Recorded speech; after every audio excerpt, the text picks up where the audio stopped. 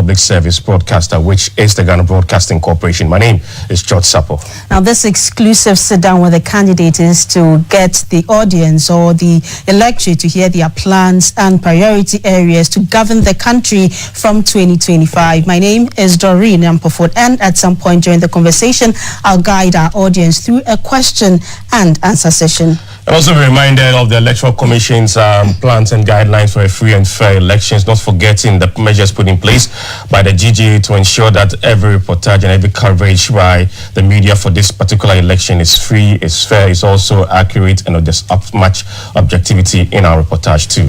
Now, we are also cautioned against promoting hate speech, prejudice, and conflict.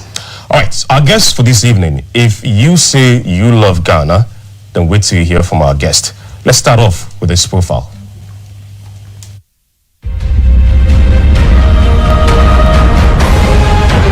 Dr. Daniel Augustus Lartey was born on the 24th of December 1957 to the astute Ghanaian politician Dan Lartey and Mrs. Sarah Rosetta Lartey, née Malm, both of blessed memory. Dr. Lartey hails from Osu and Winneba. He attended St. John's Preparatory School, Editrom Primary School, Ebri Presbyterian Boys School, Swedro Secondary School, and Accra Academy before leaving to the United Kingdom to further his education and trade. Dr. Daniel Lartey Jr. is a seasoned business development expert, finance professional, and transformative leader uniquely poised to drive innovative solutions and empower communities. With a career spanning over a decade, Dr. Lartey has built a reputation as a visionary entrepreneur, a dynamic advocate for equity, and an expert in global finance and corporate strategy. His extensive contributions to business, finance, and social advocacy position him as a forward-thinking leader ready to champion transformative change on the national and international stage. Dr. Lartey is a qualified financial consultant and private client banking expert with a proven track record of facilitating high-level corporate strategies. He has earned accolades as a business leader in the African diaspora, blending his financial acumen with entrepreneurial ventures to create sustainable value. As a property tycoon and financier in London, his investments have not only yielded significant returns, but have also created opportunities for others to thrive. He serves as the managing partner of Astor Group of Companies and Aberday's Group of Companies, spearheading diverse ventures in real estate, corporate consultancy, and community development. These roles underscore his ability to bridge local and global markets, foster innovation, and drive economic growth.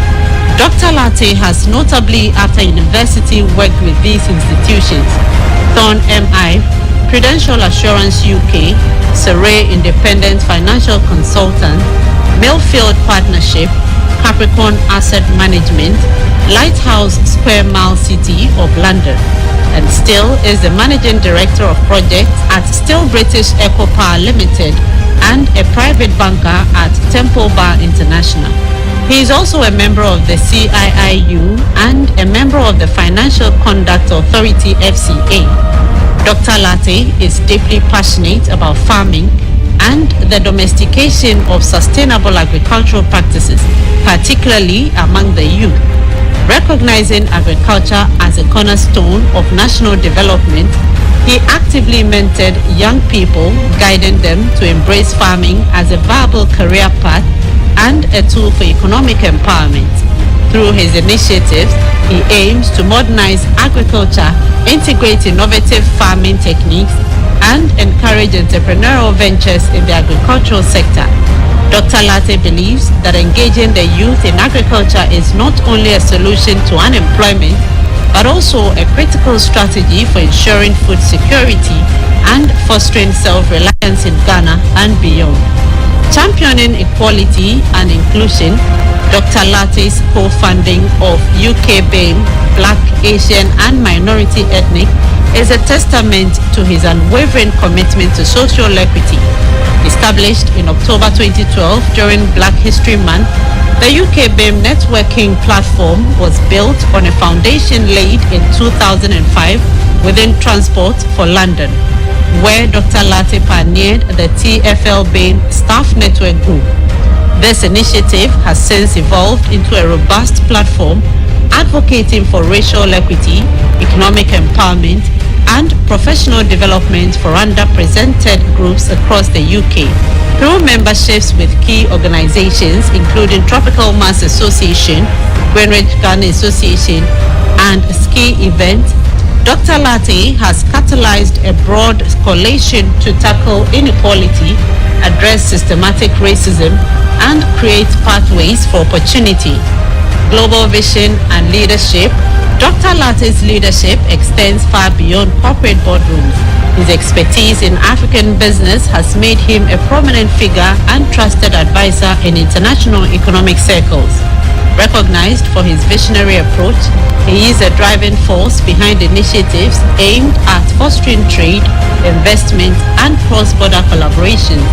A relentless advocate for economic empowerment, he has mentored and supported countless professionals, particularly women and young people, through UK BAME initiatives like Race for Opportunity, UK BAME Women, and career development for UK BAME professionals. Dr. Daniel Lartey Jr.'s journey from a financial consultant to a leader in social advocacy, agricultural empowerment, and corporate innovation reflect his dedication to driving meaningful change. His presidential aspirations are grounded in a commitment to build a nation that thrives on innovation, inclusivity, and economic prosperity. His vision is clear: to unite diverse voices, create equitable opportunities for all, and elevate Ghana as a beacon of hope, progress, and sustainable development on the global stage. Dr. Lartey's unique blend of business acumen, advocacy, and leadership positions him as a transformative candidate prepared to address the challenges of today while crafting a prosperous future for generations to come. Dr. Lartey invites all Ghanaians to join him in his mission, rallying behind a shared purpose of building a brighter and more inclusive Ghana. With a leadership style rooted in integrity, innovation, and collaboration, he is ready to serve as a unifying force for progress. Together, the future is limitless.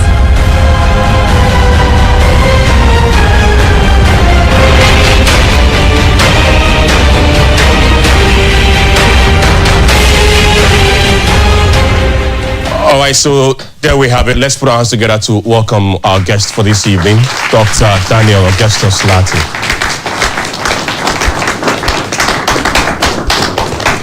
Welcome, Doc. Thank you so much. I hope you're well.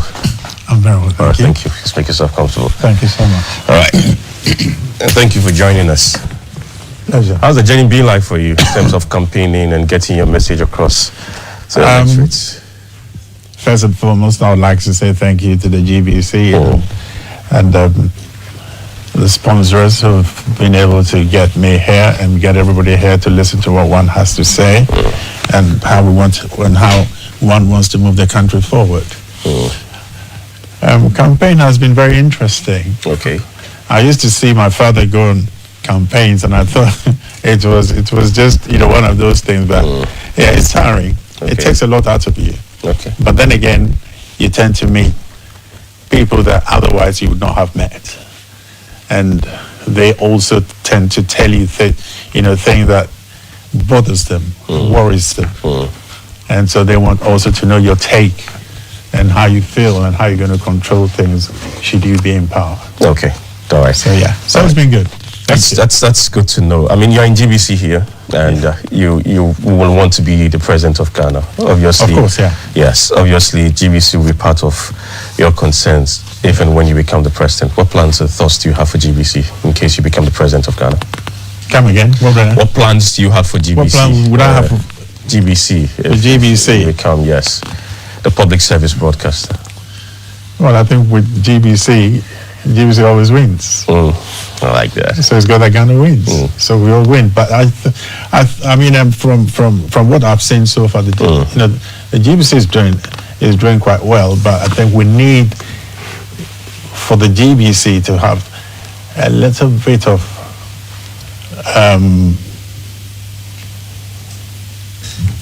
for the want of word, I don't want to say anything that's going to, but I think we need the GBC to be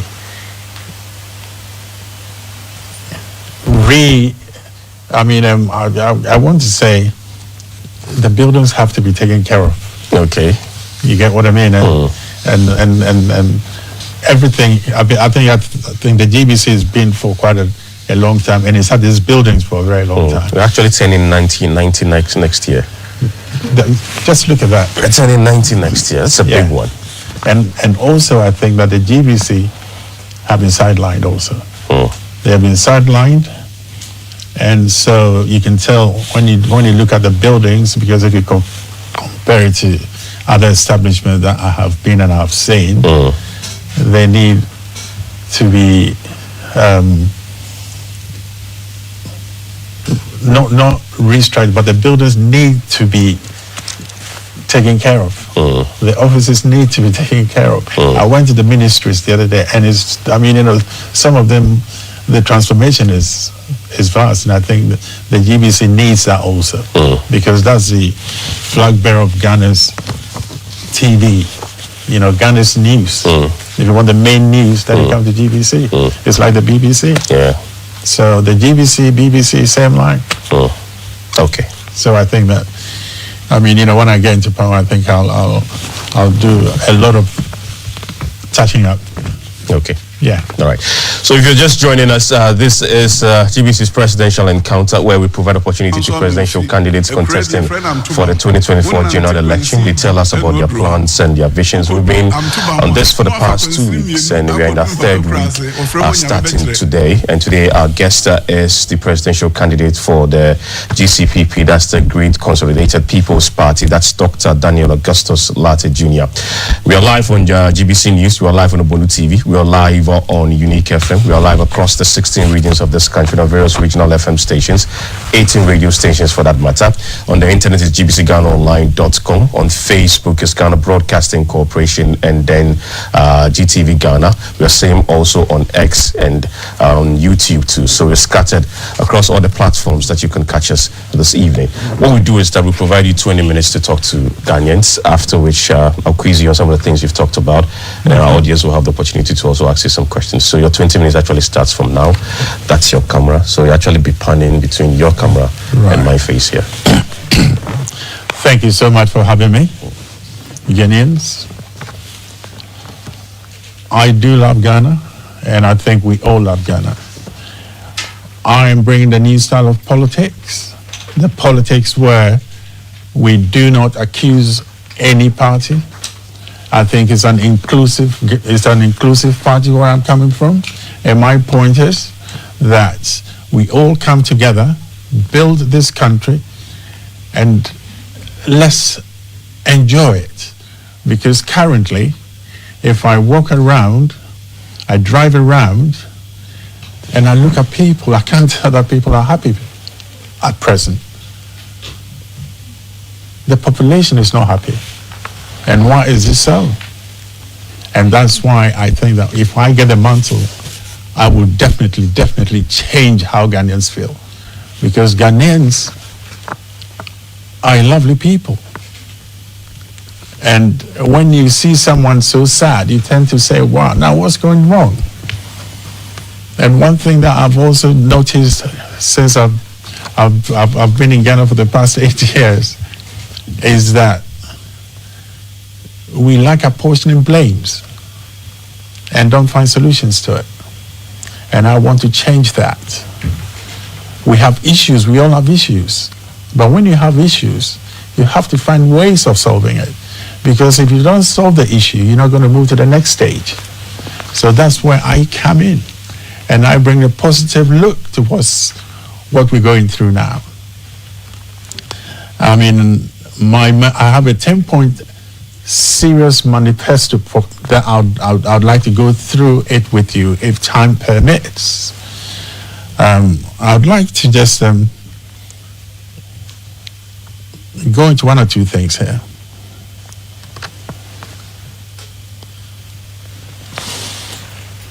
Now, as we all know, And again, I thank you for having me. And I think by the end of this show, if you don't vote for the GCPP, and you don't want to domesticize, or you don't want to be domesticated, then I think there's something wrong with you. Because I'm here to change the narrative. And I don't like using the word narrative because everybody uses it. But I'm here to change the scenario that we are in. And I tell you what, our mission is anchored on two critical pillars. That's the GCPP. And under my leadership, this is what it's, agriculture and technology are not mere buzzwords. I just would like you to know. Now, buzzwords means when somebody says something, it doesn't mean it. But the GCPP, we mean exactly what we say when it comes to domestication, okay? Now, agri and technology are the foundation upon which we will build a stronger and more prosperous Ghana. I hope that you've got what I'm saying.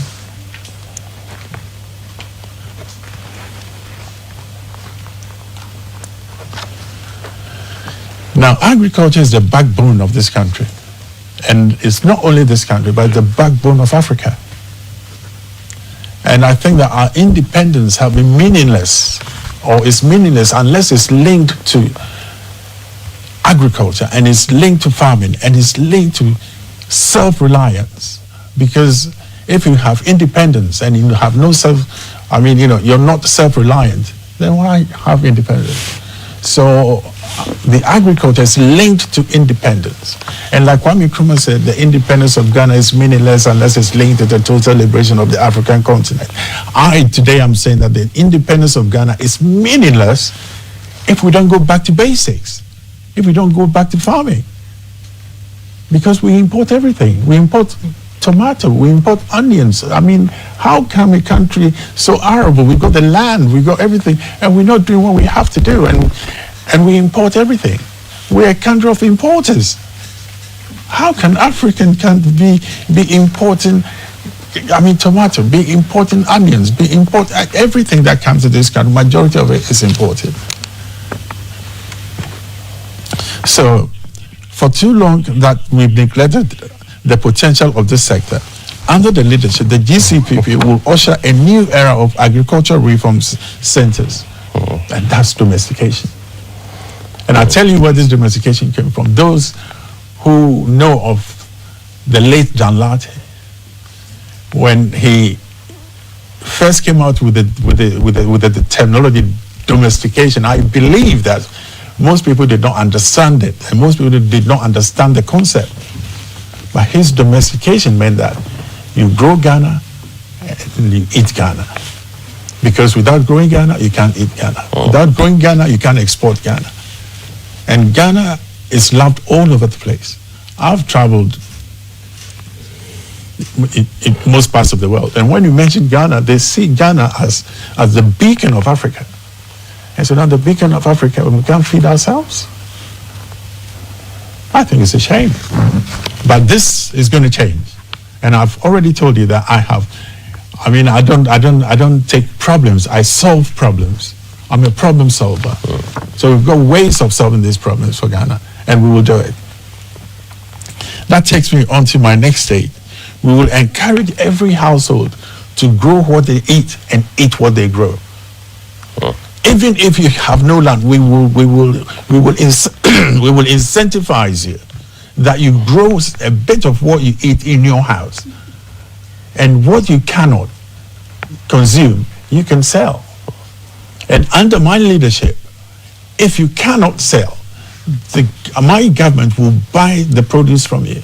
We will have cold stores, we will have silos, because by doing so, then we get foreign exchange. But currently, I don't know what we're doing. The peasant farmers are the ones holding this country. Without the peasant farmers, and I'll take my heart, I'll stand up for them, because they are the people who are holding us now. We are not doing enough on the farms. We're leaving the farms. I find it terribly difficult. I'm so passionate about when it comes to farming. And I think most people say I talk too much about farming. But without farming, if you get up in the morning, what do you think of? You think of, where am I going to get my first meal? And where does it come from? You go to farming. So every household, we will incentivize everybody to have a small farm so that you grow what you eat and you eat what you grow. I quite remember when I came, back from the UK, I was dating this young lady, and she went and told her parents that, I've met the Lartey son. They said, hey, we've got to grow what we eat and we eat what we grow. There we go. So at least we know it. And that's how I think that we should move forward. It's not going to be easy. Farming is not going to be easy. It's hard work. But like I've been saying to everyone, because I have listened to all politicians, I've listened to all of them, and we all say things, interest rate is high, inflation is high. How are you going to get that fixed if we don't go back to farming? Because farming is not fashionable. They've made farming unfashionable. But we, with the GCPP, under my leadership, we're going to make farming fashionable again. It will have a swag to be a farmer.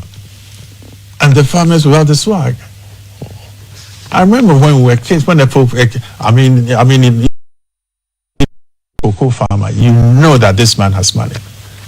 You give tremendous respect. But now, they say, he's a cocoa farmer. They think, you know what they think of? Galamsey. Is that a good thing? It is not. And this I will fix also. There are so many ways. Yes, there is a galamsey, but we keep talking about galamsey. How do we fix it? I have the solution for that. I'm not coming into this race just to be a number. I'm coming into this race to make a difference. I've already said that we're bringing a new style of politics. And this new style of politics is inclusive politics. Because we all love this country, so why don't we all hold our hands together? Get the youth behind us, because the engine of every economy in every country in the world is the youth. And you know what? Ghana, we've sidelined the youth for a considerable long time, for a seriously long time. And I think it's a shame. I feel ashamed, and I think we all should feel ashamed.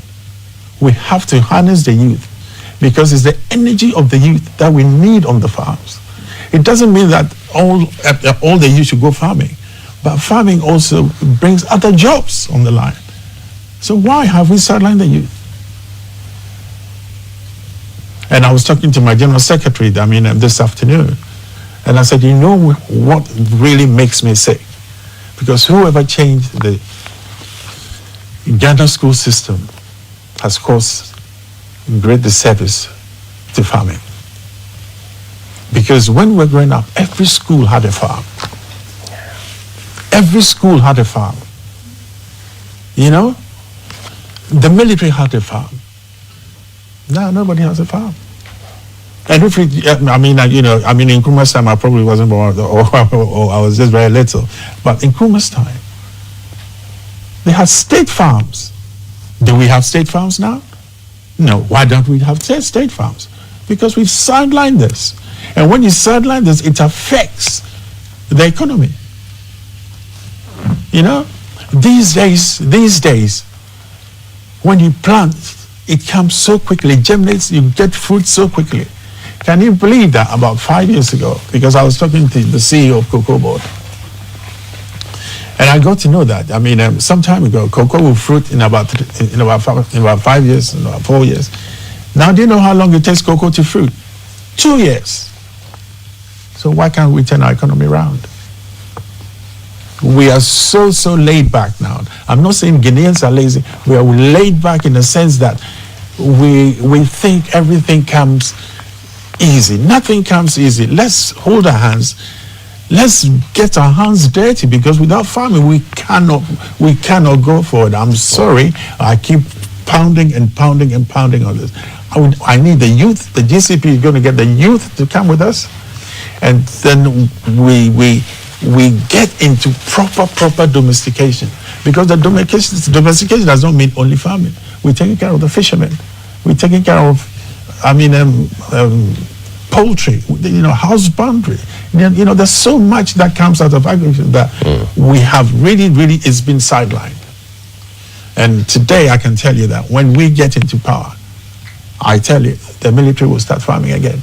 The police will start farming again. We will all go back to basics, because until we go back to basics, we can't do anything.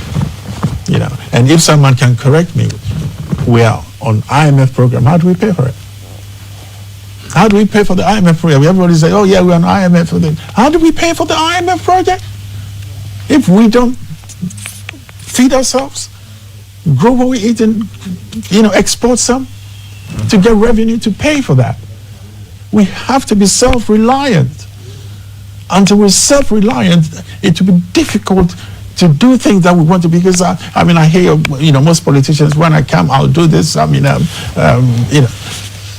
Jesus, it kills me. Without the core that is going to help us to move forward, we are not even talking about that. I mean, you know, we know that the 1D, 1F,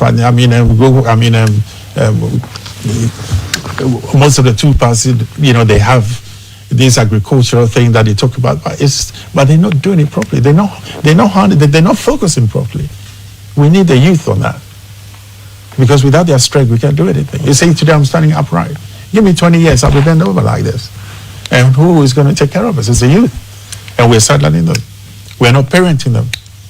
We're not mentoring them. I was at the National Association of Students Achievements Award in Ghana the other day. Was it last week or the week before? And the chap who won the Agriculture Student of the Year, I'm mentioning him because I've got financiers in town already who have the finance, who have the money. We're not, you know, going to look at like hundreds of millions. We are looking at monies that we can incentivize farmers. We can incentivize the youth to go into agriculture, because domestication is the order of the day. It's the best policy. It will always be the best policy, and there's nothing that can change this concept. And we all have to harness it. We all say it, we all love to say it, but we're not acting on it. So let's all hold our hands together, move forward, get this country into where it's supposed to be, that we can export food. We can export what we cannot consume, we export. The GCPP and its allies and friends all over the world, we will have silos. Why did Kwame Nkrumah build silos? It's not so that it will be in time for people to come and look at it. It's to store food. It's to store what we cannot eat and export them. So let's do it. And the GCPP is going to lead you. We are going to lead you. We've been hammering this for years. The old man did his best. God, you know, his soul rests in perfect peace. We've got a mantle. It doesn't have to be Dr. Dan Lartey who is spearheading domestication. I mean, everyone. You can do it. You can speak. You know, you can be the main man on domestication. It doesn't bother me. So far as this country, we are providing ourselves. We are self-sufficient, and we are exporting. So that takes me on to my next.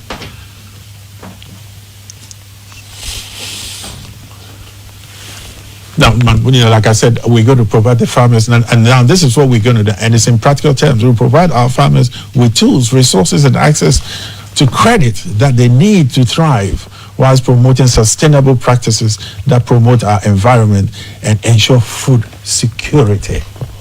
It's food security that I want for this country. Currently, there's no security on the food, and prices are everywhere. We will look at price control, because it's terribly important.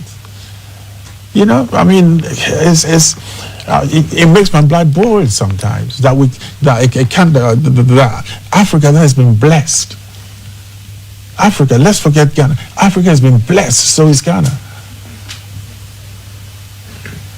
And we can't, you know, and we can't do anything. We can't do anything for ourselves. Please, let's move forward. And now that, I mean, I did mention it, now that we're living in the world of technology, I mean, why should we not be self-reliant? We've got technology to help us. You know, in the 70s when, well, I mean, I think I did mention that my father was head of government business, and and they exported maize for the first time. They didn't have that much technology. Now we have technology. Why can't we do what they did in the 70s? We can't even do in the... it's disgraceful. I'm sorry, disgraceful. Whichever government, all the governments that have been, all of them, to me, is deplorable. I feel ashamed of those governments. Because if they cannot move the country forward, if it's done in the 70s and they cannot, and we've got technology and we're still marking time. Now we're not marking time, actually. We're marking backwards. We're marking backwards because our inflation is up in the roof. What are we going to do? So if we don't become self-reliant, there's nothing we can do about inflation. Because when people are satisfied, then there's discipline. Because there's no discipline anywhere. And I'll give you an example. These taxi drivers, they show no discipline. You know why? Because they're looking for the next meal. So he has to catch you up. And then when he catches you, he has to fight with you. Because, the guy, he's hungry. And if you're hungry, there's no discipline. A hungry man is an angry man. And we're here, the GCPP, and the friends of the GCPP, we will make sure that this situation is sorted out. And I tell you, when we get into power, within 3 months, I tell you in 3 months, because and I know that within 3 months, whatever you put in the ground comes out. And the best thing also that I would want the youth to know is that my mentoring them and me putting them first of everything is when you have your first seed, you put it in the ground and it grows. You call it, hey, Charlie, come and because it gives you an excitement. And then it becomes, a crop. At the end of the day, I think we should move forward. And I'm 100% making sure that we will be self-reliant. And we will take care. You have 2 minutes. You've got to give me more than 2 minutes now. Right. And it's just like I've already said, I've been told I've got 2 minutes, and I need another 10 minutes of this. I need another 10 minutes of this because, I can tell you all laughing because we all love this country. And if we love this country, how do we fix it? Yes, we'll look at other areas of bureaucracy and stuff like that, but you fix bureaucracy and you're hungry. What have you done? You go back to square one. So let's really, really work hard because it's not going to be easy. I've got to be honest to the youth that I'm going to mentor them. It's not going to be easy. It's hard work. And if you don't work hard, you don't achieve. So all of us, we need to get our hands dirty. And when we get our hands dirty and we get the fruits at the end of it, we're happy. And like it says in the Bible, God said, there's manna here. So you look for it and make your own food. So please, let's come together. Let's have a new Ghana. Let's have a positive Ghana that we're all inclusive. Please, let's put all partisan things aside. Let's all be inclusive and build a better Ghana for all of us and our children and our children's children. All right. Thank you. All right, let's put our hands together. Let's put our hands together for Dr. Lartey. Thank you very much. Just a couple of questions, then we can move to Doreen and also move to our audience here. You talked about your father. Yeah. I also know about your senior brother, and then yourself too. Yeah. You all keep talking about domestication. Your father started this whole conversation. You think Ghanaians understand your message of domestication over the period, starting from your father to you? That's a good question, really. I think they do, but they don't know how to harness it. How do you mean? Now, they do. They know that domestication is the best policy, and domestication on its own is not under. I know that people think they understand, but I don't think they understand it the way that is meant to be understood. It means that everything Ghana should be taken care of. You eat Ghana, you grow Ghana, you export Ghana. If they do understand it, how come they are not actually listening to you? Right now, how come they're not listening to the GCPP all these years? Right now, The GCPP is not the government in power, is it? And the GCPP has not been the government. Well, listening to you can actually translate into voting you into power. Of course, and that's what I'm doing. And that hasn't happened. And I mean, we pray it happens now. With your performance over the period, Yeah. it doesn't look like it might happen. But if they do understand, at least there should be some progress in your performance over the years. Right, now let me tell you something. Yes. If the youth has been sidelined, what do you expect the GCPP to do? We are going to bring the youth on board. Now after these elections, should we win, we're going to have domestication farms. Now, it's not that's hearsay or talk shop. No, we're going to have domestication farms. And we're going to employ, I'm going to get the youth physically, we're going to employ the youth. And through the farms, other things will also trigger. The other day, I keep telling this story. I was at, ShopRite. I was going to ShopRite. And you know this guy, they run, oh yeah, I'll pack you, I'll pack you. You know that I'll pack you guys. It freaks me out. And young, strong men just want to pack you. So I said to him, you know what? I'm going to give you a job. They said, please give us a job. I said, I'm going to take you to the farm. They said, we'll do it. And then one of the guys said to me, you know what? I'll plant salad leaves for you. You never believe it. Did I say much to him? I just said, I'm going to get him a job.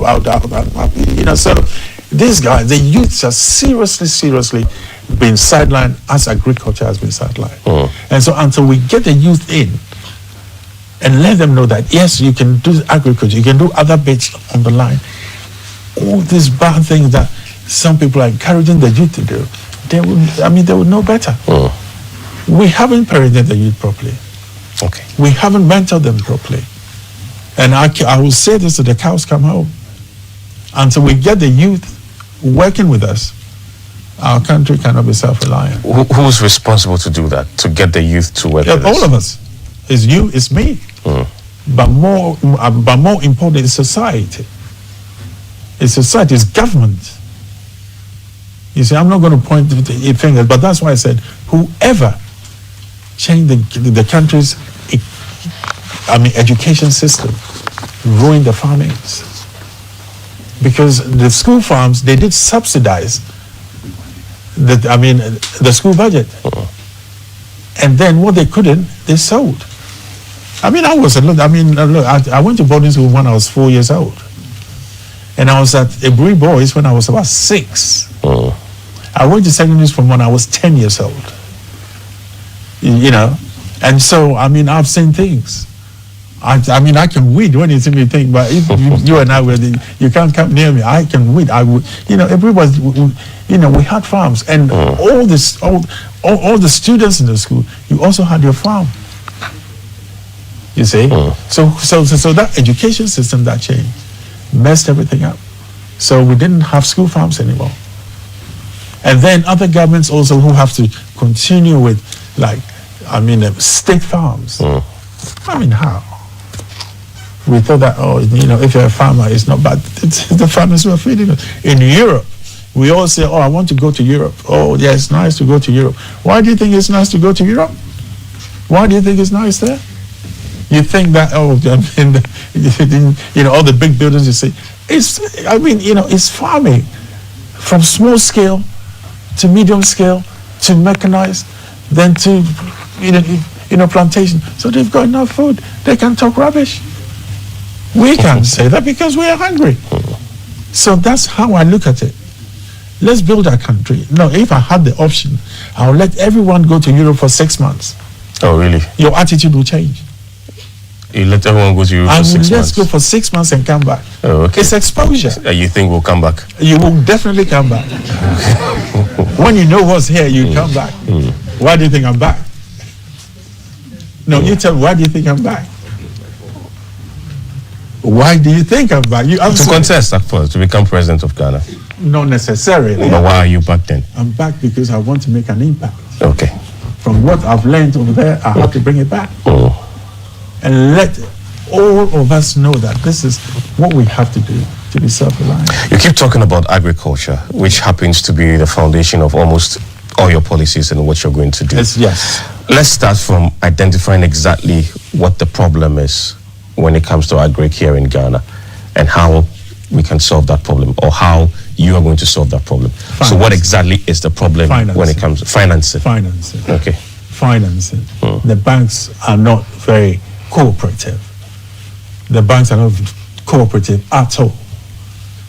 So currently I have financiers in town. I've got my American financiers in town. Oh, okay. And they're going to, finance farmers in reasonable terms. You see, because I know that people that when you borrow money, you don't have to pay back, but it depends on how the money is lent. So it's financing. And I've got, business partners from Ukraine coming into the country to set up, sunflower oil plantations and factories. I've got my partners from Poland coming into cocoa. And, so we're going to have plantation of cocoa. So it's not that I'm saying it as a wimp, and that's why I said it's not a buzzword. Because when I say something, I deliver. I have the support. The American is, I can show you this picture now. We went to, Ochenhe this 25th. And people start saying, oh, Dan Lartey is at the Brunei. There we go. But we will seriously have funds for small-scale farmers. Okay. The peasant farmers. The peasant farmers are the ones who are holding us now. So we've got to prop them up. And when we prop them up, they can also prop the youth up. Because, when I was growing up, I can't remember. You go to a family, you see the man that he's got 2 wives and 8 kids. But we didn't understand it. They're the youth. And he feeds his family, okay. What they can eat, they sell. You see? So we've got to also get that concept that when the produce comes out, those that cannot be consumed immediately, and that it's going to, rot, we just buy them. That's why I think all the governments have gone wrong. You just go and buy the tomato that is going. Store them, freeze them, and sell them for foreign exchange. All right, let's talk about energy. Do you have any plans for the energy sector? It's good that you brought it energy because, yes, I've got my what I called my, and I'm going to tell you, you'd love our energy. Now we're going to go into solar properly. Solar? Yeah, we're going to go into solar power properly. Because I think that, that's what I think. We all know we've got so much sunshine and we don't know what to do with it. But we're going to harness it.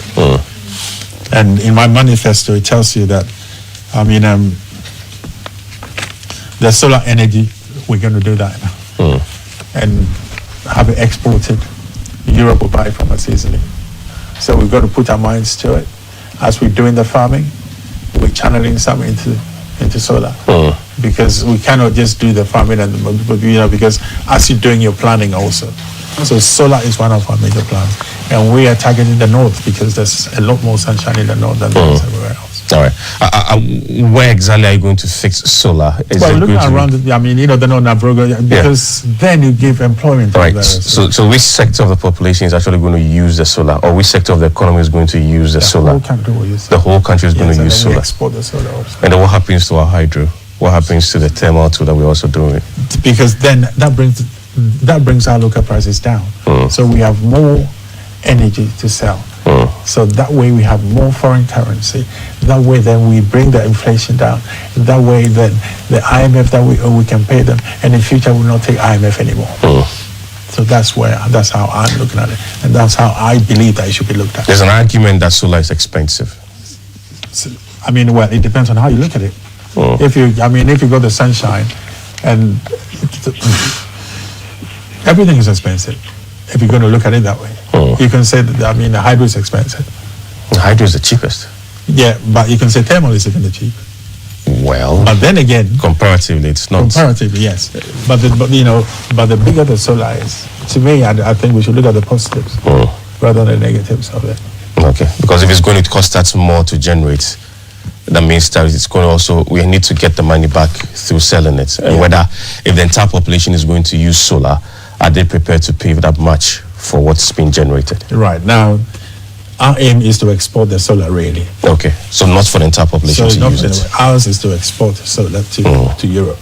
Because Europe, they need, I mean, they have solar, but it's not going to be like, like the one we have here. So we are aiming of exporting solar rather than... Okay. Yeah. Exporting solar to Europe. To Europe, yeah. Why not some African countries then? Well, they have sunshine. If they have some are struggling with power. Then we will do it. I mean, if Nigeria wants, they can come and we'll give it to them. Yeah. All right. Because the countries that you would like to export solar in terms of the power there, they don't have challenges with power. Like Europe. No, they do. They have blackouts like we do. Sometimes they do. That's sometimes, but not as frequent as we do. But the thing is, you see, Europe, I'm not going to say they're smart, but they don't like to be short of everything, anything. German buys solar. So if Germany is buying solar, why can't they sell it to the others? So, we'll export the solar. Okay. Definitely. We've done our work now on that score, so we'll sell the solar. There have been concerns about the inefficiencies at ECG. That's the company that distributes this whole power to us. Yeah. What's your plan for ECG? The electricity company of Ghana. Well, ECG, it's another kettle of fish. But the thing is, you know why ECG is struggling? Because they have no funds. Okay. They have no funds. If ECG has enough funds to do what they have to do, it will minimize the cost. But they have no. But why don't they have funds? Because at least they're giving us power, people are buying for it. Yeah, but it's because they find it difficult to get funding from abroad. Do they need funding? They do need funding. Why do they need funding? Because if they are selling effectively and efficiently, they will have enough money. No, but they need funding to expand, and they need funding to sort certain things out. I know because they've come to me for funding, so I know ECG. They came to you for funding? Because I know ECG needs funding. Okay. And you didn't give them? What they gave us was not good enough. Okay. What do you mean? What do you mean by that? You see, for funding, you got to get your acts together. And like most countries, even in Ghana, when they're going for loans, the paperwork is not good enough. So we have to be on point. We have to be on the ball when we're going to lend. When we're lending money, and also depending on the credit rating of the country, also it determines on what the interest rate you're going to get. Okay. My final question then, Doreen, will come in. It's got to do with the economy. I noticed when your profile was being rolled, you have a lot of background in financial issues and all of that. Let's start off with our debts. Our debt is very much worrying and not sustainable moving into the future. It's disgraceful. Yes. What with your background, what can you do to help us reduce our debts? Well, let's go back to basics first. Let's grow what you eat and eat what you grow. So the surplus, then we can sell. And that will give us revenue to bring this thing down. Okay. Because in 3 months, if we do what we have to do, and we are all serious, when we hold our hands together, in 3 months, we should be able to change the food situation in this country. Now, when you change the food situation, then you have excess, you have surplus, then you can start getting revenue bit by bit. And that way also, when you're going to negotiate on dropping the interest you pay on your rates, they look at that favorably. But if we can't, I've been talking about this finance situation a long time. And it's so funny because now I've come to Ghana, it's the same thing. When you're in trouble, the banks charge you more money. When you're not in trouble, they charge you less money. And I think it's when you're in trouble that they should charge you less money so that you can build yourself up. When you're in trouble, your risk is high. But then you need to guide the person to get out of that rut. But you leave that person in the quagmire, and then they keep sinking. I've been saying this from Europe. As for that, most of my friends, although they side with me, but there's nothing you can do about it. When you're in trouble, that the bank should help you, is when they push you down the tubes. It's when you're in trouble, that's when they say, okay, I'll give you X amount of interest rate so that I can come up, prop you up slowly, so that you become better. But it's when you're in trouble, I guess, and that is my Achilles heel of that. Okay, all right. I'll move over to Doreen now, and we'll move over to our guest here in the studio to ask some other questions. And I'm sure Doreen has got questions for you too. I know she has a lot. Yeah. Well, thank you so much, George, for handing over. Thank you so much, Mr. Lartey, for also joining us. I just have one question. You seem to be big on domestication, farming, agriculture.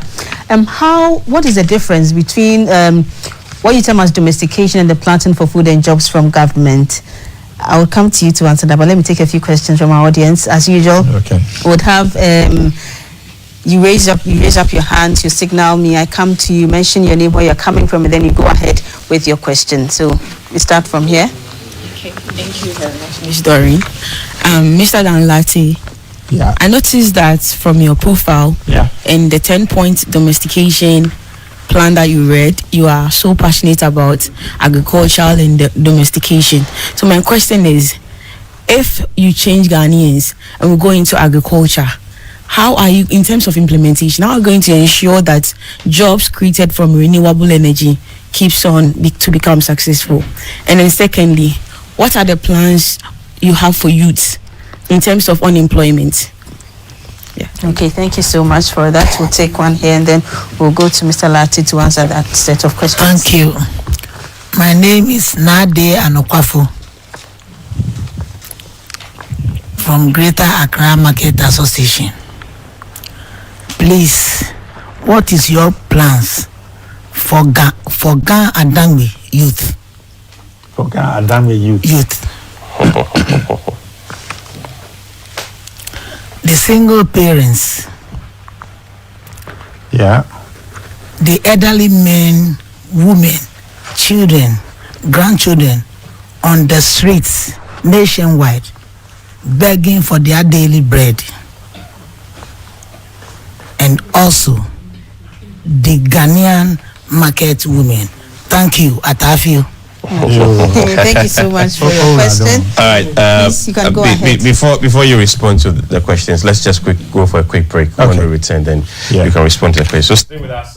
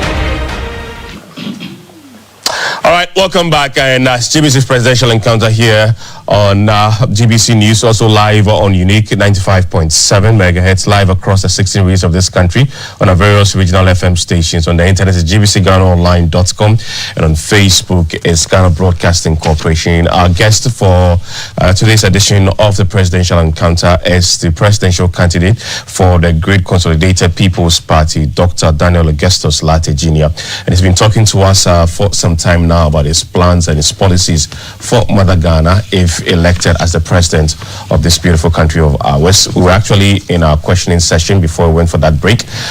So he's going to answer the first set of questions. First of all, that coming from Doreen. What's the difference between your domestication and then planting for food and jobs? Right. The domestication is an embodiment of everything. I mean, fishing. I mean, because I didn't mention earlier. I mean, poultry. I mean, the actual farming itself. Right now, and the planting for food and jobs. He said just planting for food and jobs. We're taking care of all aspects of agriculture. So we are looking at the farming, which is extremely important to us. And we're looking at the other aspects of it, which is fishing, which is also terribly important. And we're looking at poultry, terribly important. We're looking at, grazing, pigs, husbandry. So domestication is an embodiment of everything agriculture. It's not only for food and jobs. Okay, not only for food and jobs. It's not only for food and jobs. Okay. But our main aim is because, it's a family that brings the food. So. Okay, all right. A lady there would like to know about your plans for, I think, renewable energy that can help you with agriculture. Yeah. Now, I think I think she asked me something about the youth. Yes. Okay.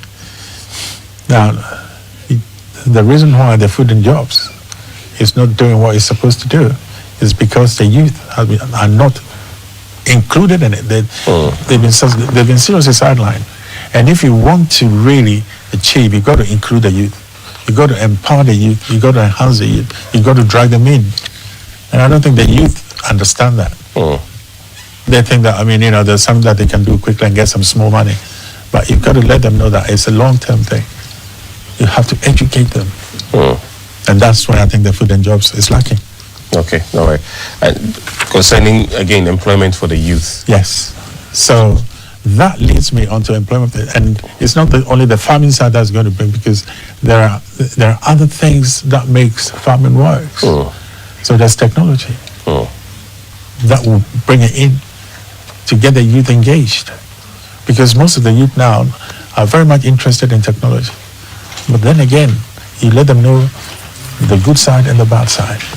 And I suggest that until we include the youth seriously in agriculture and in technology to improve our living standards, we're not going to get that far. We're not going to get that far. We're not going to get anywhere. Okay. And then from our mother here, plans that you have for the Ghanaian youth, single mothers, children on the street, and then market women. Yeah. Now we're not going to we're not going to discriminate and say this is Ghanaian, this is the fund is for all youth. We're going to engage all youth. I see them on the streets. Many wishes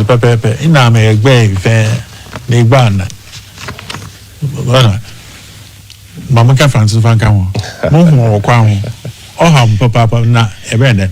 And then you should share a Jimama one. And that's why I'm here. So the youth, I've already mentioned, I'll single-handedly, mentor them, parent them, get them off the streets slowly. But I'll have to gear their energy towards domestication. Okay. And the market women? And the market women, I'll tell you what I'm doing for the market women. Yes. And I'll go to health. Okay. And that's where I think it's important. Because I'll incentivize the market women. I'll incentivize all women. All women.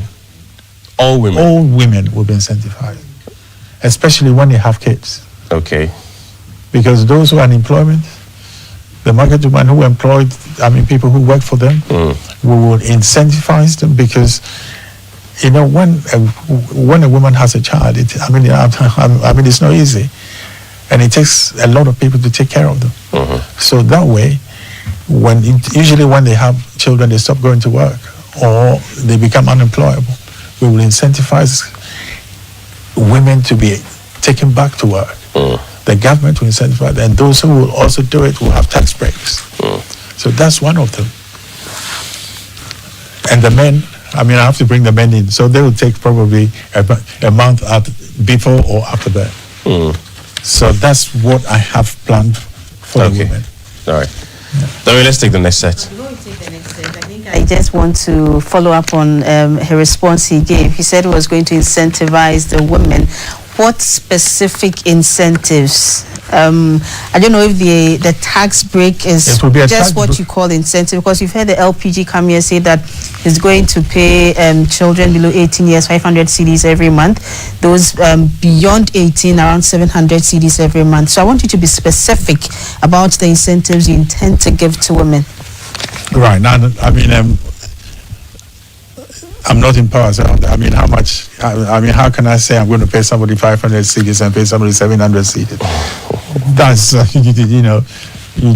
that's not my take. Okay, but you're also not in power. How come you're talking about domestication and what you're going to do with agriculture? Yeah, but when I get into power. When you get into power. Yeah. So exactly. So when you get into power, what is going to be the incentive that you're going to give them? When I get into power, then when I see the figures, when I see the country's accounts, then you'll be able to promise people. Okay. But I wouldn't promise, and then when you get into power, you can't do what you say you're going to do. Okay. Then people start lambasting you. So can you do what you say you're going to do with domestication? I'll 100% do that.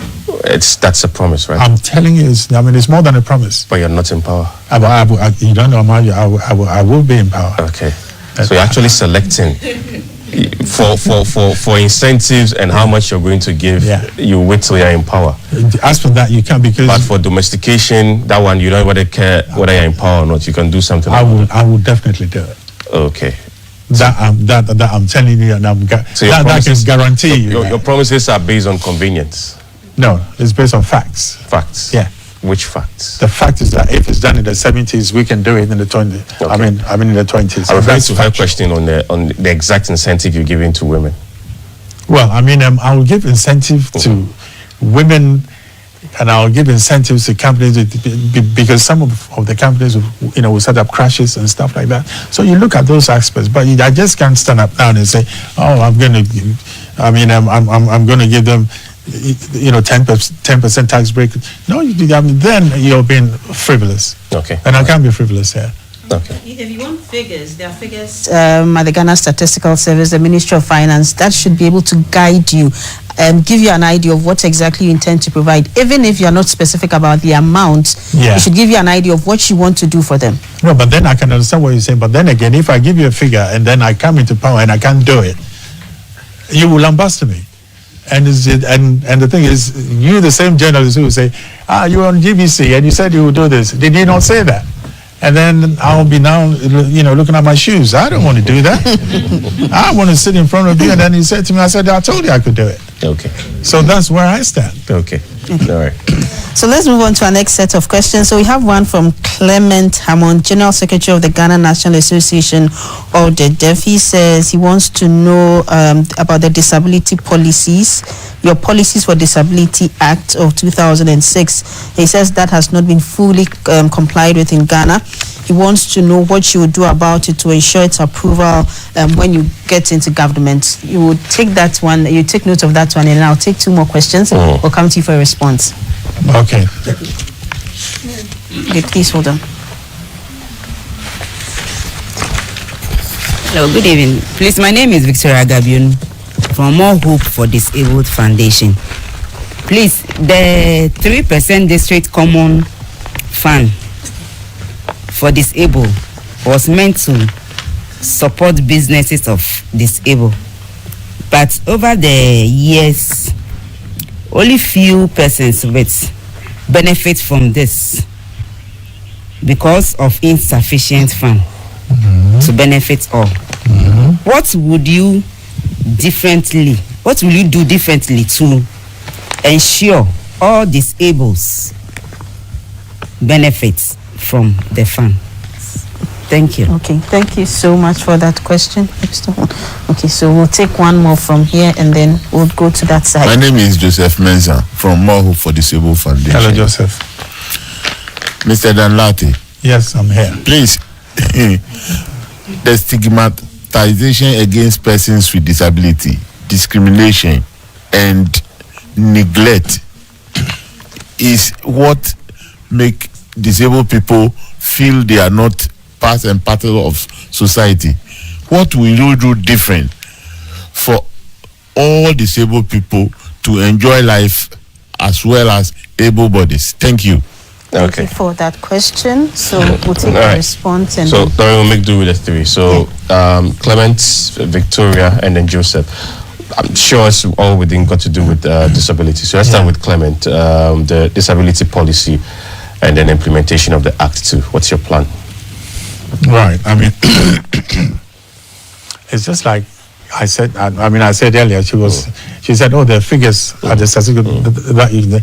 Now, the day just said what she read. They couldn't make it up. Yes, that's a 3%. They couldn't. Yeah. Mm-hmm. So it's when you empower. That's when you can say that this is what I'm going to do, and then you've got the exact figures. Then you can promise. But for me to promise before I get in is impossible.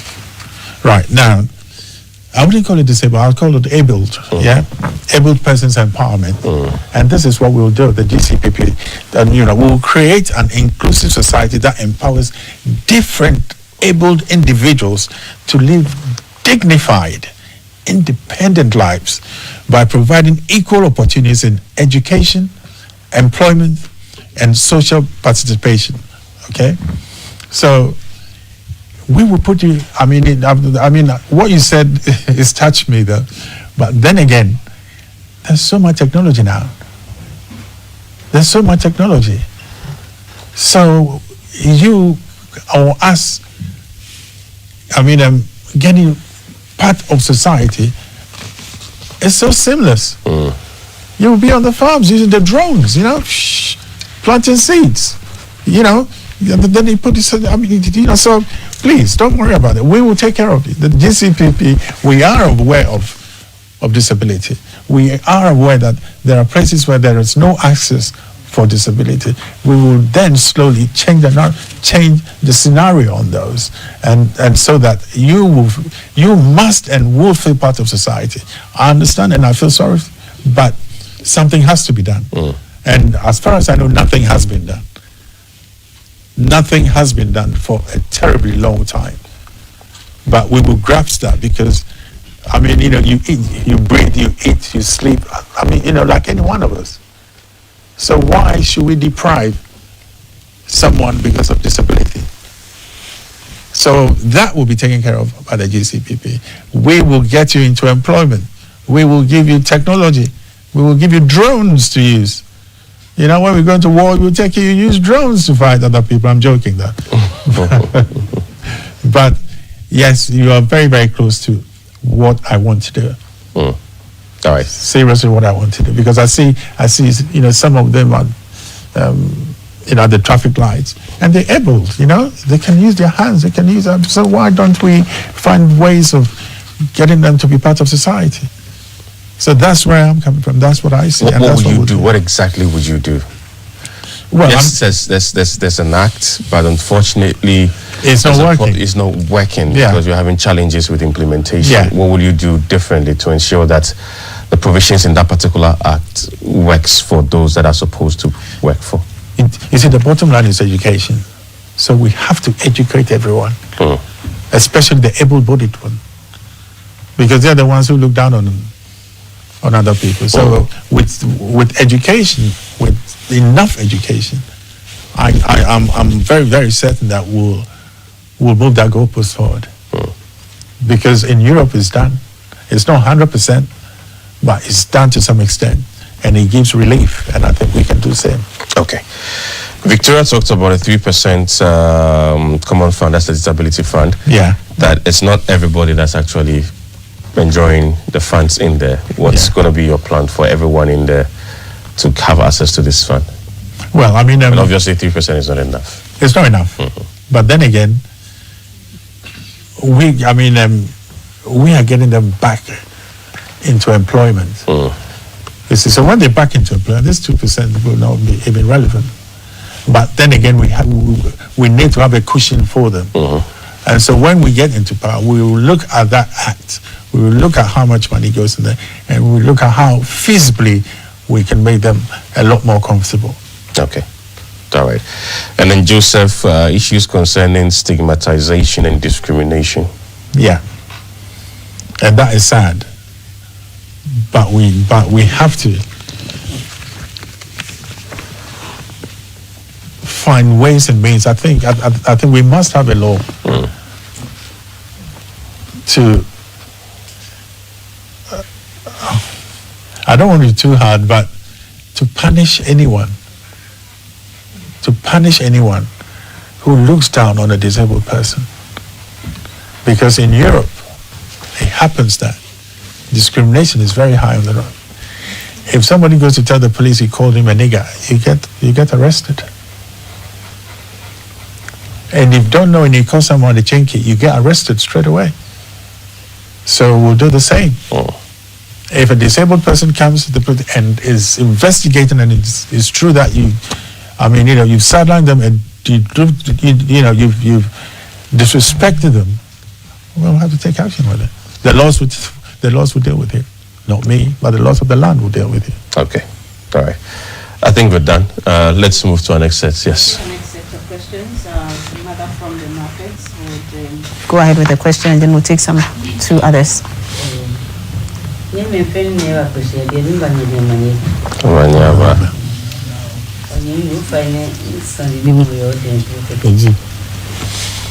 you are actually been where school or your farming, Leyland school, I'm from a plot BBB. Yeah. Make me figure meaning Nketie, make me do your, make me do a belly. George, you see? Anything will do. She can was she named Pashanke. A few and I can don. Is she punching a home me henny to school a general presby.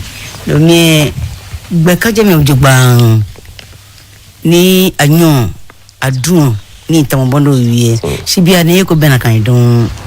Or Minta Malaki, she be an enaka afi family. Or be on fame ya school. Mo fame will be swanke a school. No more famous market a beer school. Calling with you will hale.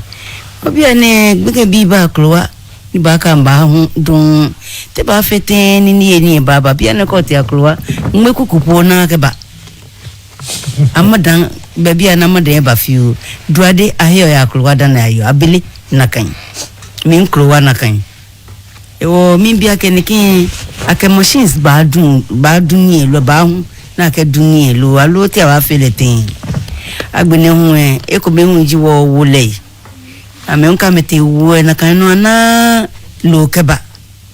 Bina ba ja uwe na ba dwei. Lo ko lo sisi lo bibi ko mena ba ho woni wo yo. Mwe ni he ko ni mi hala mo so dwei roba bibi ke dwei di enche. So wo fa ni kin te wa fite ko ni wole ke ko afuye. Ama mena ke ba ko ni wo meni wo ho. Woni ko wo ho. Okay. Thank you. So we'll take another one from this side, please. If you can. Yes. Good evening. Good evening. Please, my name is Imoro Salifo. Please, I want to know what plans do you have for private and public sector partnership and collaboration to drive economic growth? Thank you. Okay, thank you so much. So, Mr. Lartey, you would answer those two, and then we'll take some more questions. Okay. So let's start with our mother concerning. Yes, you talked a lot about farming, but I mean the lands, whether we have enough land available, because it looks like we're selling those lands, and whether we have enough hands that can actually go into farming. Yeah. Now to answer that. Yeah. Often my you can grab in you find in a square. Right. I'm going to na koton. Okay. I mean, empathy any spoon yo obayaje. Wo obaye spoon. No obayaje. Ni oblaye ni nanu chumo ka oblaye ni nanu chumo. Wo ba incentivize am. Wo ba hani amena keshi. Bani any spoon yo ne. Kames no ada ne Johnny Awa make about faith because come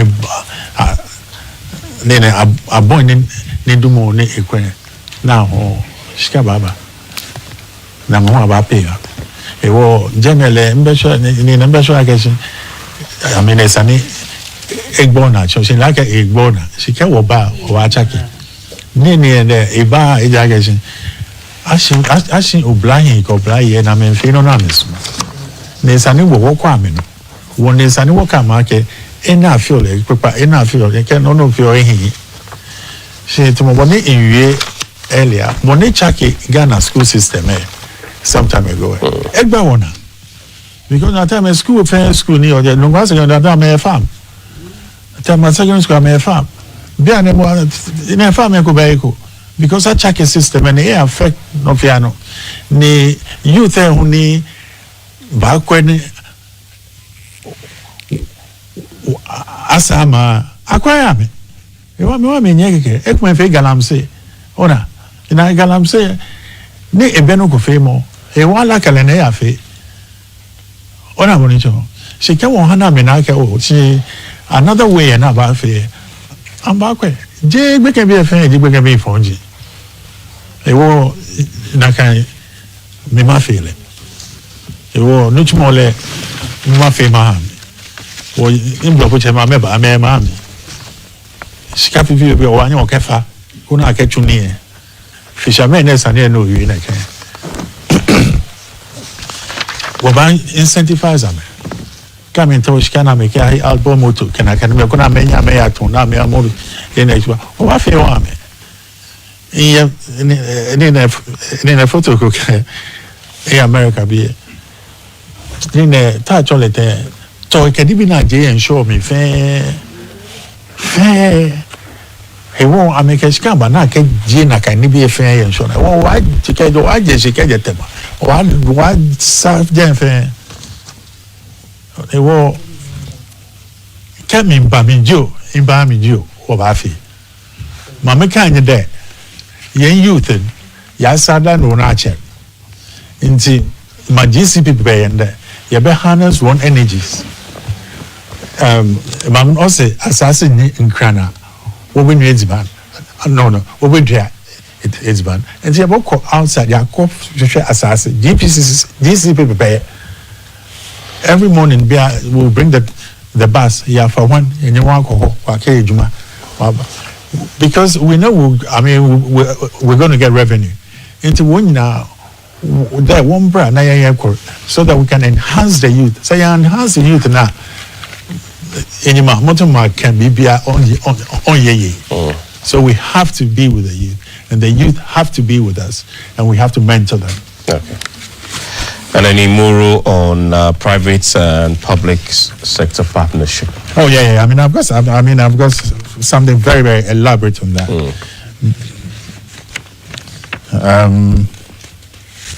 Oh, Hannah, where is that?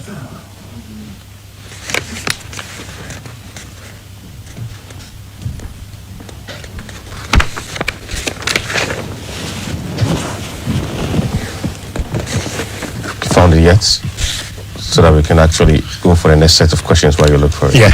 Okay. Sorry, let's go for the next set of questions while she actually. So we have a guy here. He has a question. Please go ahead, your name, where you're from. So let's hold. I think he's found it now. So let's just pick his response to that. All right. Yes. Right now.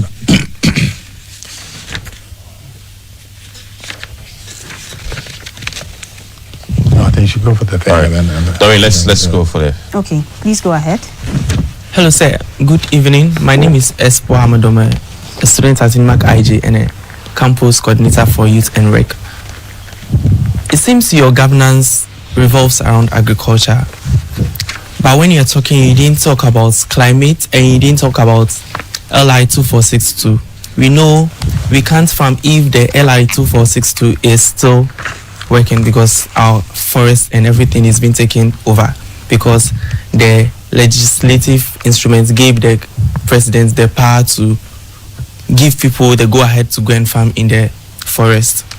Even though they said they are bringing it back to the parliament to take it off, it's been weeks now. Parliament is always doing their stuff. And even when they came, they never mentioned it on the floor. So if you've been given the nod to become the president and by then it's not been taken off, what will you do? And what's your take on like the galamsey and everything? Because we can't farm and the crops cannot be healthy if they continue to do galamsey with lead and mercury and the others. Thank you. Thank you so much for your question. Mr. Lartey, I have a question for you as well. It seems I've not heard you say so much about education. I want to hear what you have for the education sector because, I mean, other parties have said what they have for the education sector. I want to know yours. Oh, you want to know my take on your education? Your plans for the education sector. How long is a piece of string? I'll change this system to go back to the old system of Form 1 to Form 5, sixth form university. Simple. You change it to the old system? I'll change it to the old system in a second. Why? Because it's messed everything up. That's why there's no respect. Because if you recollect when I was talking earlier, I said you go to kindergarten, and then you go to then you go to primary school. Yes. Then you go to and then you junior high. No, forget junior. Then you do common entrance. Okay. So it's respect from kindergarten to primary school, respect. And then you do your common entrance, respect. Then you go to secondary school, from 1 to Form 3, there's respect there. Then you go to Form 4 to Form 5. Then you do your O levels. You go to, and then you got A levels. Then you do your 6th form. Then you go to, I will change in a second. That's why we're suffering. That is why we're suffering. You guys have not sat down and reflected and looked at it. What sort of education is this? I tell you, my kids, they just finished Accra Girls, yeah? Yes. When I was in Form 1 to Form 3, if you can give me the world map, I'll tell you where Jamaica is. I will tell you where, Australia is. Give it to them now. They will not be able to do it. So please don't come and bring that education thing to me. It freaks me out. I will change it straight away. Ridiculous. No, look, school farms have gone because of that. How come? Please don't talk to me about it. I get very cross. Okay. Our kids don't know anything. Let me still stay with you on education. Yeah, please. What's your take on the free senior high school? I mean, since you say you're going to change everything, you're going to change the free senior high school. I will change everything, buddy. You're not going to continue with the free senior high school. I'm changing the whole concept of it. Because I'll give you another example. When the Conservatives won elections in the UK. Yes. Now, English is the #1 language for the English. When they brought the table, England was number 20. Singapore was number 1. They changed the system straight away. They went to number 3. So don't bring those things. It freaks me out. So please, take what you've got. But to me, it's not good. It's not good? No. Including the free senior high school? To me, it's just not. Okay. I prefer you to have the upper 6, from lower 6 to upper 6. It makes you strong mentally. And then you go to university. That's very true. Now, how do you go to Legon and you have, a lecture with a microphone? It's impossible. Have you been there? Have you seen them doing it? A lecturer has got a microphone, yeah? He's got a mic. Yeah, then shall I stop? All right, the LI 2462, which is the actual law that allows some sort of mining in our forest reserves. It's created a lot of challenges. The galamsey. Yes, and also galamsey too. So what's your take on that particular law? What will you do about it? And what's your plan in solving galamsey? Right, okay. Now when it comes to the licenses being given for mining. I mean, I know and you know that there's a criteria that you have to follow to be able to get a license. Yes. So that's, I mean, that, I don't think that it should be revoked. And whoever says that, you know, mining license should be revoked, to me, I think is just crazy. So you think it's okay to mine in the forest reserve? No, I mean, before they give you the license to mine, they've got to make sure that you're mining at the right place. You know, the ones that are not done properly, then I can appreciate that. Is it right to mine in the forest reserve? Is it right to mine in the forest reserve? Yes. Now, I don't think you're getting my point. Before they give you the license, they've got a criteria that you have to. Yes. Yeah, and they all have to follow. So if the criteria meets it, then fine. Okay. So if the criteria meets it and it's in the forest reserve, it's fine. That is, you've got a criteria that fits. If it says the forest reserve is not included, then it's not. Okay, because we have a law that allows mining in forest reserves. Yes. Yes. And I'm asking, my question is that, is it right to mine in a forest reserve, even if the criteria is right, even if the person has whatever documentation to prove it? If the documentation is right, I mean, I'm not in government. If I come and I don't think it's right, I have to change it, then I'll do it. But as of now, I mean, you know, if something has been said and it's not right, then Parliament have to decide on it. I want to find your take on it, whether it is right to mine in the forest reserve. Well, I mean, I don't think it's right to mine in the forest reserve. That's my, that's my take. But then again, it's not only my take that's going to be taken into consideration, is it? So we look at what the criteria is for that particular, forest is reserved to be allowed for someone to mine there. There must be, there must be so many reasons, and you know, and I know.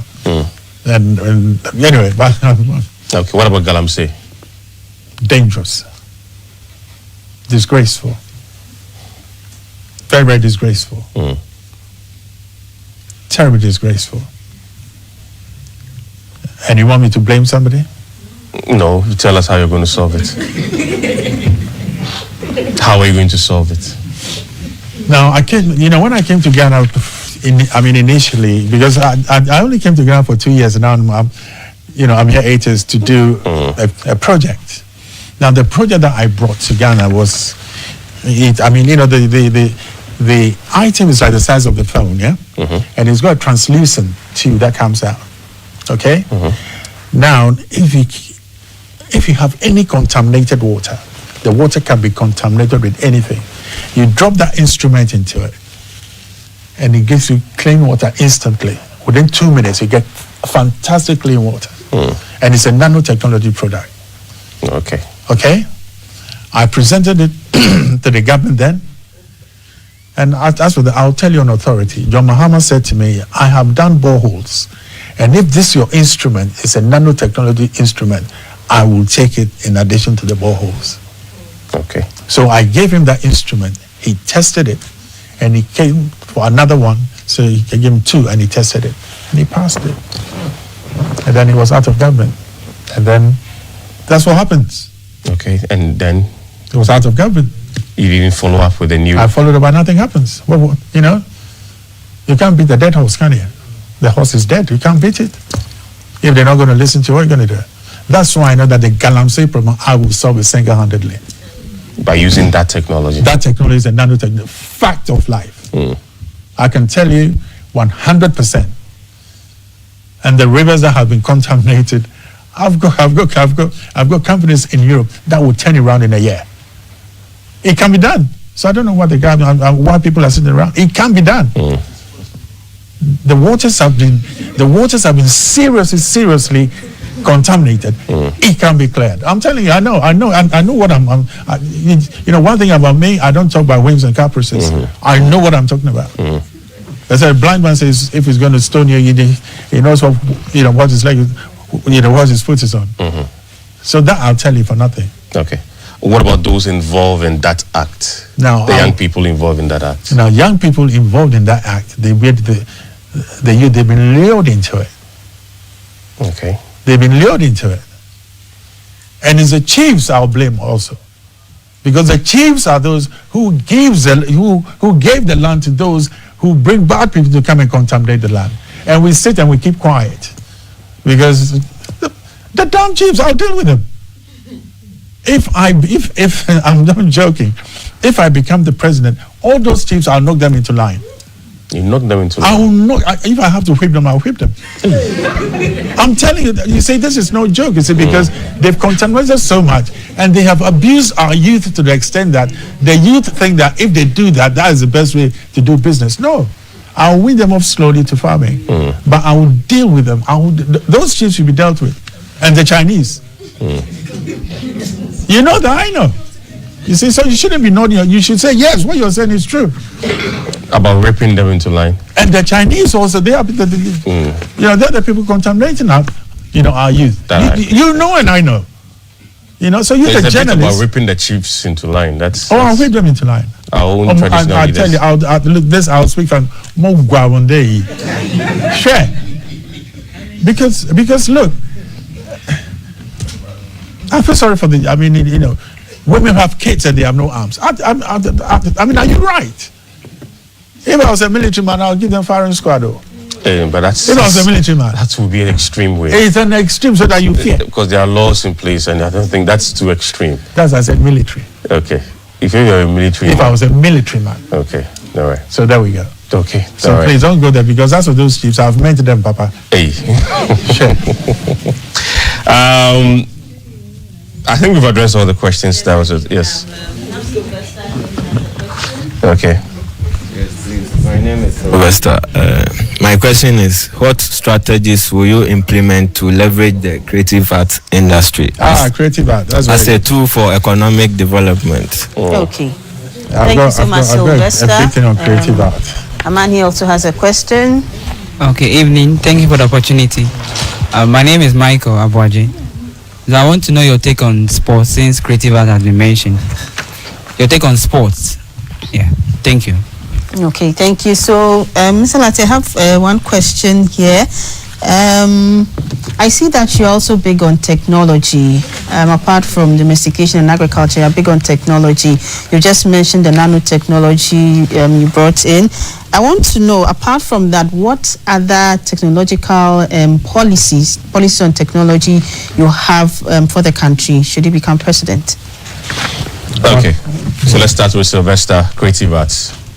Creative arts. I can tell he likes to dance. Yeah? No, but because, I mean, the arts are vital to the youth and to the economy as well. So, and I've got friends and they're like, KOD and all the others, I've got friends in the industry. So that is something that I'll seriously spearhead and make sure that Ghana is 100% on the map, especially in Africa. But I will change the name of Ghana's the name they've given to Ghana Arts, like Golly something. Oh, the movie industry. Yeah. Gollywood. No, it's not good.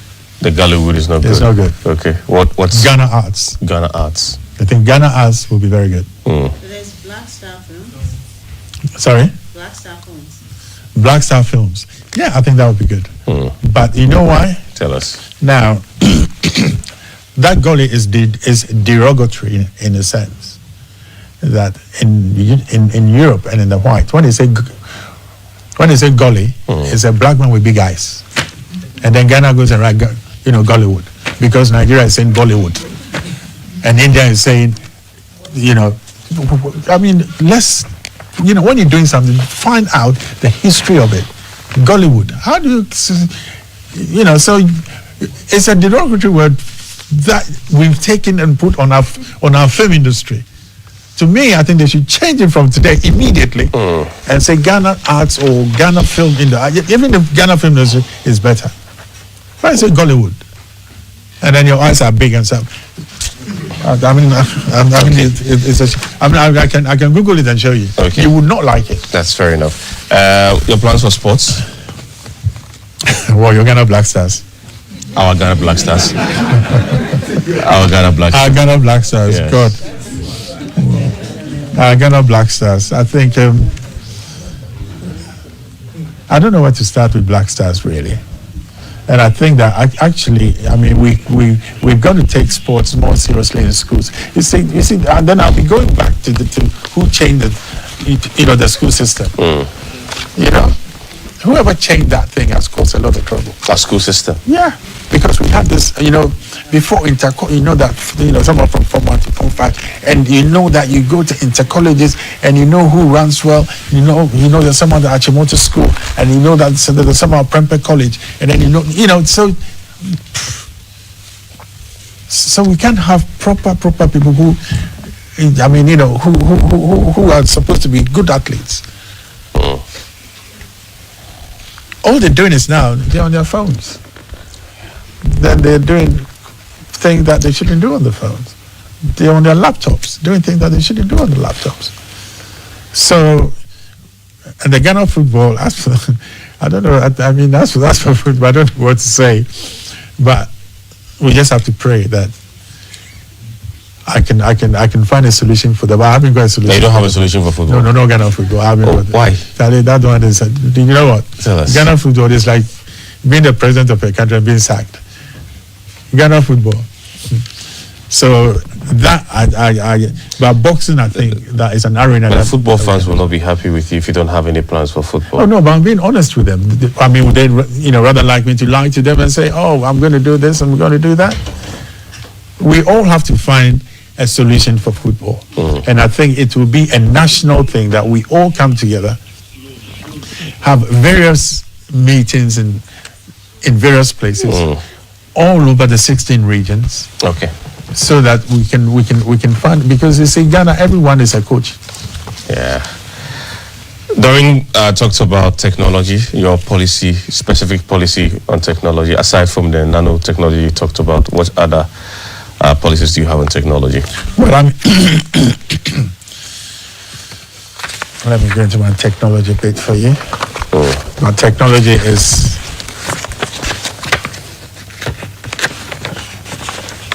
we bring new concept of farming.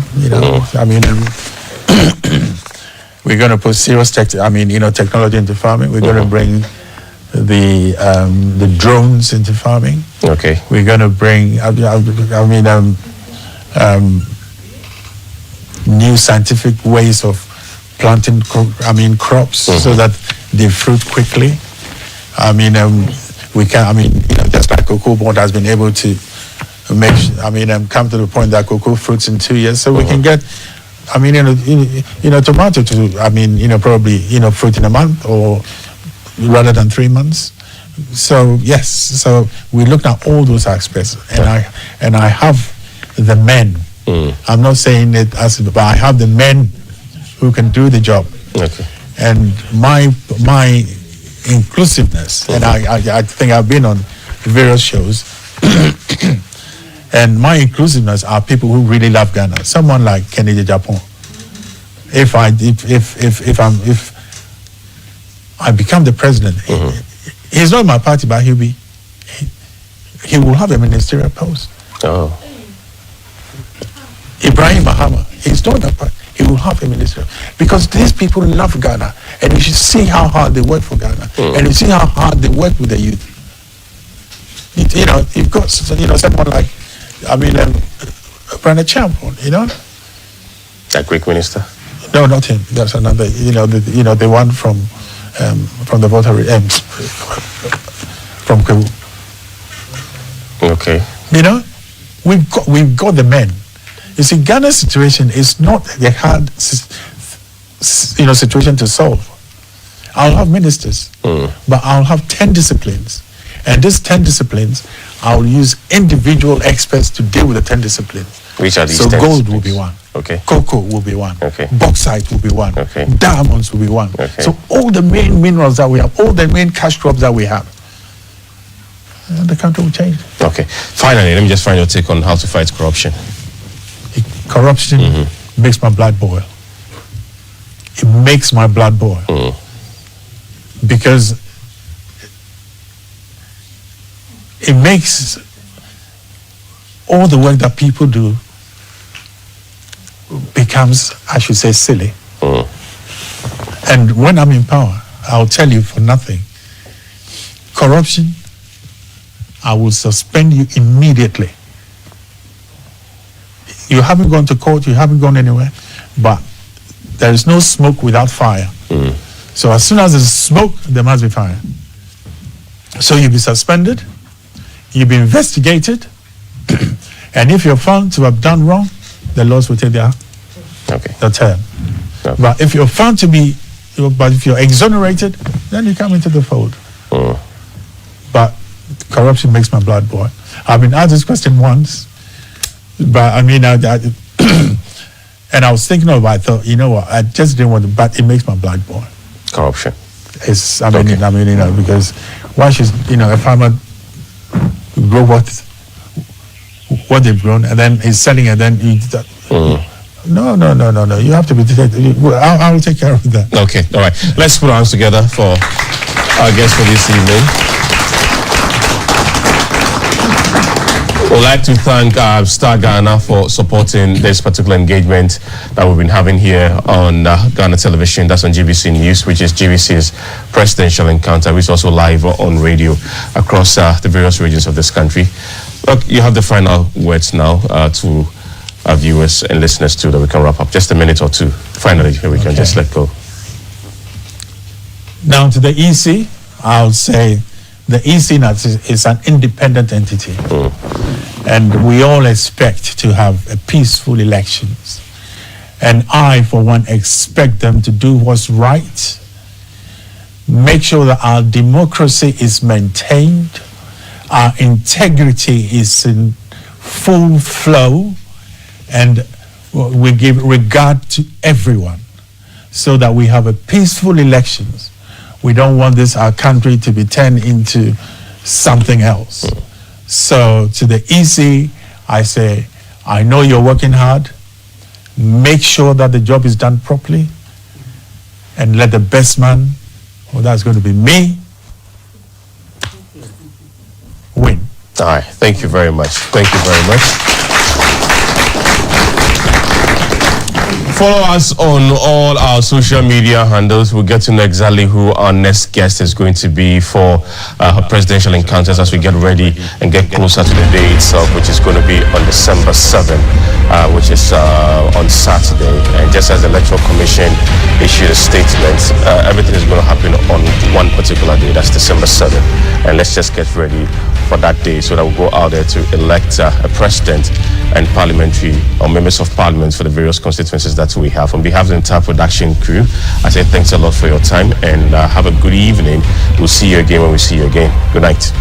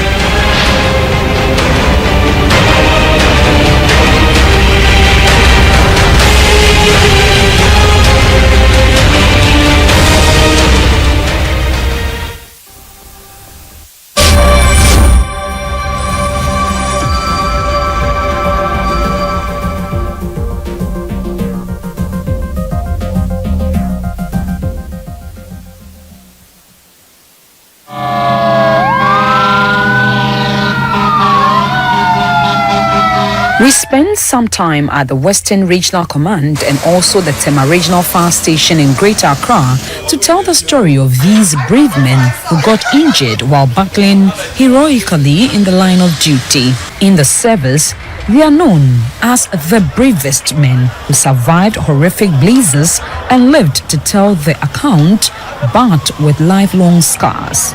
Just like the rest of us, a fireman's day begins like any other normal day. with the hope to do what one does best.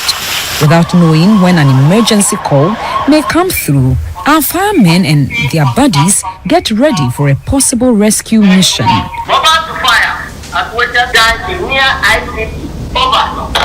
They arm themselves in their turnout gear, boots, trousers, jacket, gloves and helmet. Now the team is ready to step out. While we wait for what the day would shape out to be, I try to get to know these men a bit better. Hoped that having a day with these men will make me understand the nature of their job better. I was shocked at a point when the firemen narrated how they were involved in an accident and their recovery process.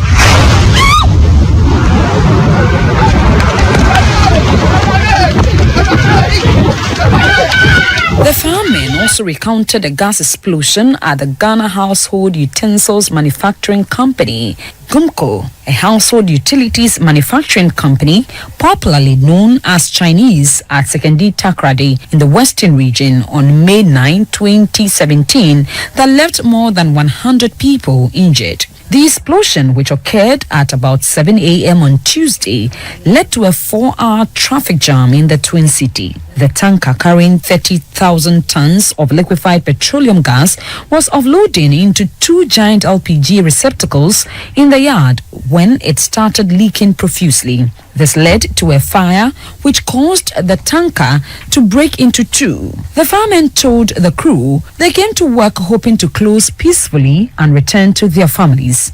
But they never made it back home that day. In fact, some of them rather found themselves in the hospital. As we were about to try to organize, all we heard was the sound. Boom! Then I can see my crewmen, everybody scattered. Someone in the gutter. In fact, I fell in the gutter. I don't know what happened, but I found myself in the gutter. Through the waves of the explosion, it was serious. Everybody was hit badly. All that I remember that I was in the Gapo hospital. The gears that we are wearing, they are all on fire. I have to be tearing my dresses off. They started rolling on the ground so that I may put the fire off. So after that, then one doctor came and sat beside me and said I should talk late for him to hear. And the doctor said, my voice has started changing, but if they keep me here for 2 hours, I'll die. So they have to make provision and fly me to the nearest ICU center. So after 5 days before I realized that, where am I? I'm at the hospital. Where is he? They say, oh no, this is what happened to you. Calm down. I stayed there. They started doing the peeling of the blisters and other because I had multiple bends. Almost about 50% of my body bent. I bent my face, my back, my limbs, my legs. The lucky I made is that I couldn't get the bend at this area where my tummy is, like it should be west. I received treatment over there for 93 days in ICU. Intensive care. I was hanged both my legs and I couldn't lie at my back because when you lie on the saw too, it doesn't heal. Honestly speaking, it is not easy. Sometimes you go to the dressing shed, you get to your tent, you tell the person, master, please go. Because what you are feeling in your body, and the kind of painkillers, the drugs that they've been giving you to, it's not small drugs. They've been giving Petadine, Tramadol, and morphine. Then diclofenac, 750. Petadine 100 before I can do dress. When they start my dressing from 8, they finish sometime 2 p.m. They took another part of my thigh to build my ear. Now my ear have been built to my skull, so they are now going to remove the ear from the skull. Now they will be doing implant that will let the hair also grow back. In the process of laying the length of hose, no, me hose our appliance no say me ko lay na so something. J host ne say me ko yi another one embra nti me di host ne man na me tane say me ko yi another one aban me dan me chi na me say sound bi boom e wo me chi dia me hu ya ne say mframa bia abọ me. It moved me from baby am gine ekọ somewhere where the car is like a bomb into me when the crowd abọ me san. Then I heard a lot of people shouting Radi Jimmy. Nti ebom me koto ho nti me to ho na me hwe na ye duty driver no so at the former or crow na me say sadia me so me crow akane so ya crow na me who say me ha say how if na echedia me da ho say me nkobio dia ya ne de wu kra me. I quite remember say you could do hospital hono blisters in the form way no omo be fire and one after the other okwa na omo de ghost abo I think say Savlon no omo de afa ukroneni so awawai ukroneni mu nia so then you see say the first layer skin eko na ka white it was too much tanka no explode you know osuna esivu manum nti me pie na me hu ye say me sanu mi no de ahia matale no so ahina mom machi no de na me she ina you be on inside we overall inside nti machi no de anhye nti me nsam yenu na mano na ehye prepare sa na ka bia mfa road no so nti afia kwanta house bia na che say the dead bodies akoba bi na With the injuries, some were scarred for life. They tell us that their deformity affected their families, as some family members had to quit their jobs to take care of them. The news team spoke to a wife and a mother of two of the victims in the Gumko gas explosion.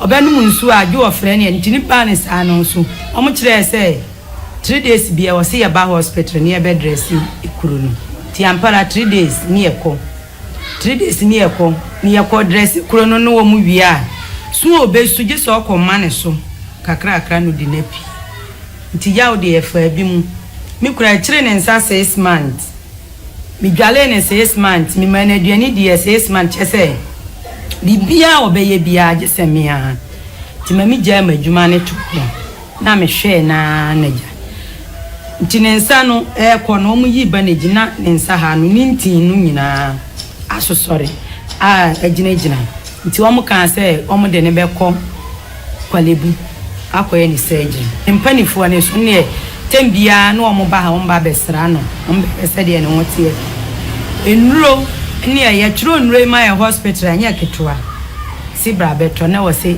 skani wo se yakobo besia ni de abeto no kwale sa mi koduru afian kwanta na mi hu san ni ameba ne da no na yesu ene eya onkoa mi yiniti ene ne yefu nkoa na omo amba ne ba bia ya banage obedi dia tisam titishe nanum na hu se member no mo brankasa no mo ko dressing room de ende yenka na ya yam sise na ndri yo mo tro na ekoto ne sister oniska kra na okobo besia na de akoto ndri kopim se receipt no beko ansa sika no aba ni enem ni ekọ ni efreme ni ekọ nti edra nyumra na adwo no na me ma befie na ne junior bread di nachi ono nso akoda ne ho amrache 4 to 5 na me mekọ no no nso aba sa nti hospital there ye bre ye fam a kopem 2 months 2 weeks exactly and sana na me yado no yi ye ni ebe fi nti sorry a ni ekọ dressing sa ene na chi no amom wa na te se better fry what training some say sana na chi e shefa ye ni sahu mark na de wo ho na nan ha nyina ko si no tu nyina nti e pride o pray na me as a mother and then the sister and then the brothers are ya share nso de ya so ya brave pa nti e pray ni nyina chi no mo anyine to chino no mo fa no e share ni uniform manage sanse obreya na me adom omo afa ni dwume. Some rescuers in Tema also shared their story with the team. 2005 September, it was a Sunday morning, and then there was this distress call, an accident on the motorway, which we proceeded. When we were going, 207 bus crossed us, and then we suffered an accident. my kneecaps medically was broken. That is what I know, whether a ligament or what. But I was in POP for about 4 months. From my waist, it was only my toe that was showing. Okay, I couldn't do anything. I have to be carried to and fro. And then when the POP was removed, I realized it wasn't still okay. I have to go back. They did a surgery on the knee and it was fixed again. I was again in a POP. So about a year, I couldn't do anything on my own. As a man, there are things I can't do. As you see me standing here, so strong. But I can't play football anymore. I used to be a good footballer, but I can't play football anymore because of my knee. I can't mount this fire engine anymore because of the height. My knee, I cannot do it. I can't run anymore because of my knee. So this is the problem that I have now. As you see me standing here, it's difficult for me. And then looking at me aging now, I sometimes feel so afraid of that when I get to around 60, 70, how would my life be like? Can I be able to walk well? You know, when you are aging, things go down, so you slow down. So that has been my problem. 4 bars involved in an accident on the motorway. So we were called to go to the scene to save lives. On approaching the accident scene, as most of the cars were slowing down, we realized a car just bumped into our front. So our driver started applying brakes. It was drizzling at then, so when he applied, it just veered off the road. As for me, what I saw was I was in the hospital. The news broke down that I was dead.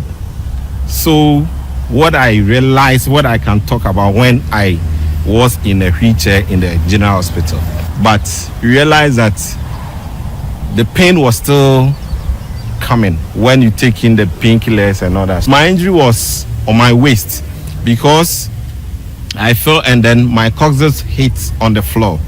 So when I went to the hospital, I was supposed to do a surgery on the coccyx, but I was so fortunate to have a good doctor that managed it up to a level that the pain came down. So now it's on and off. That is when the cold start setting in and all that.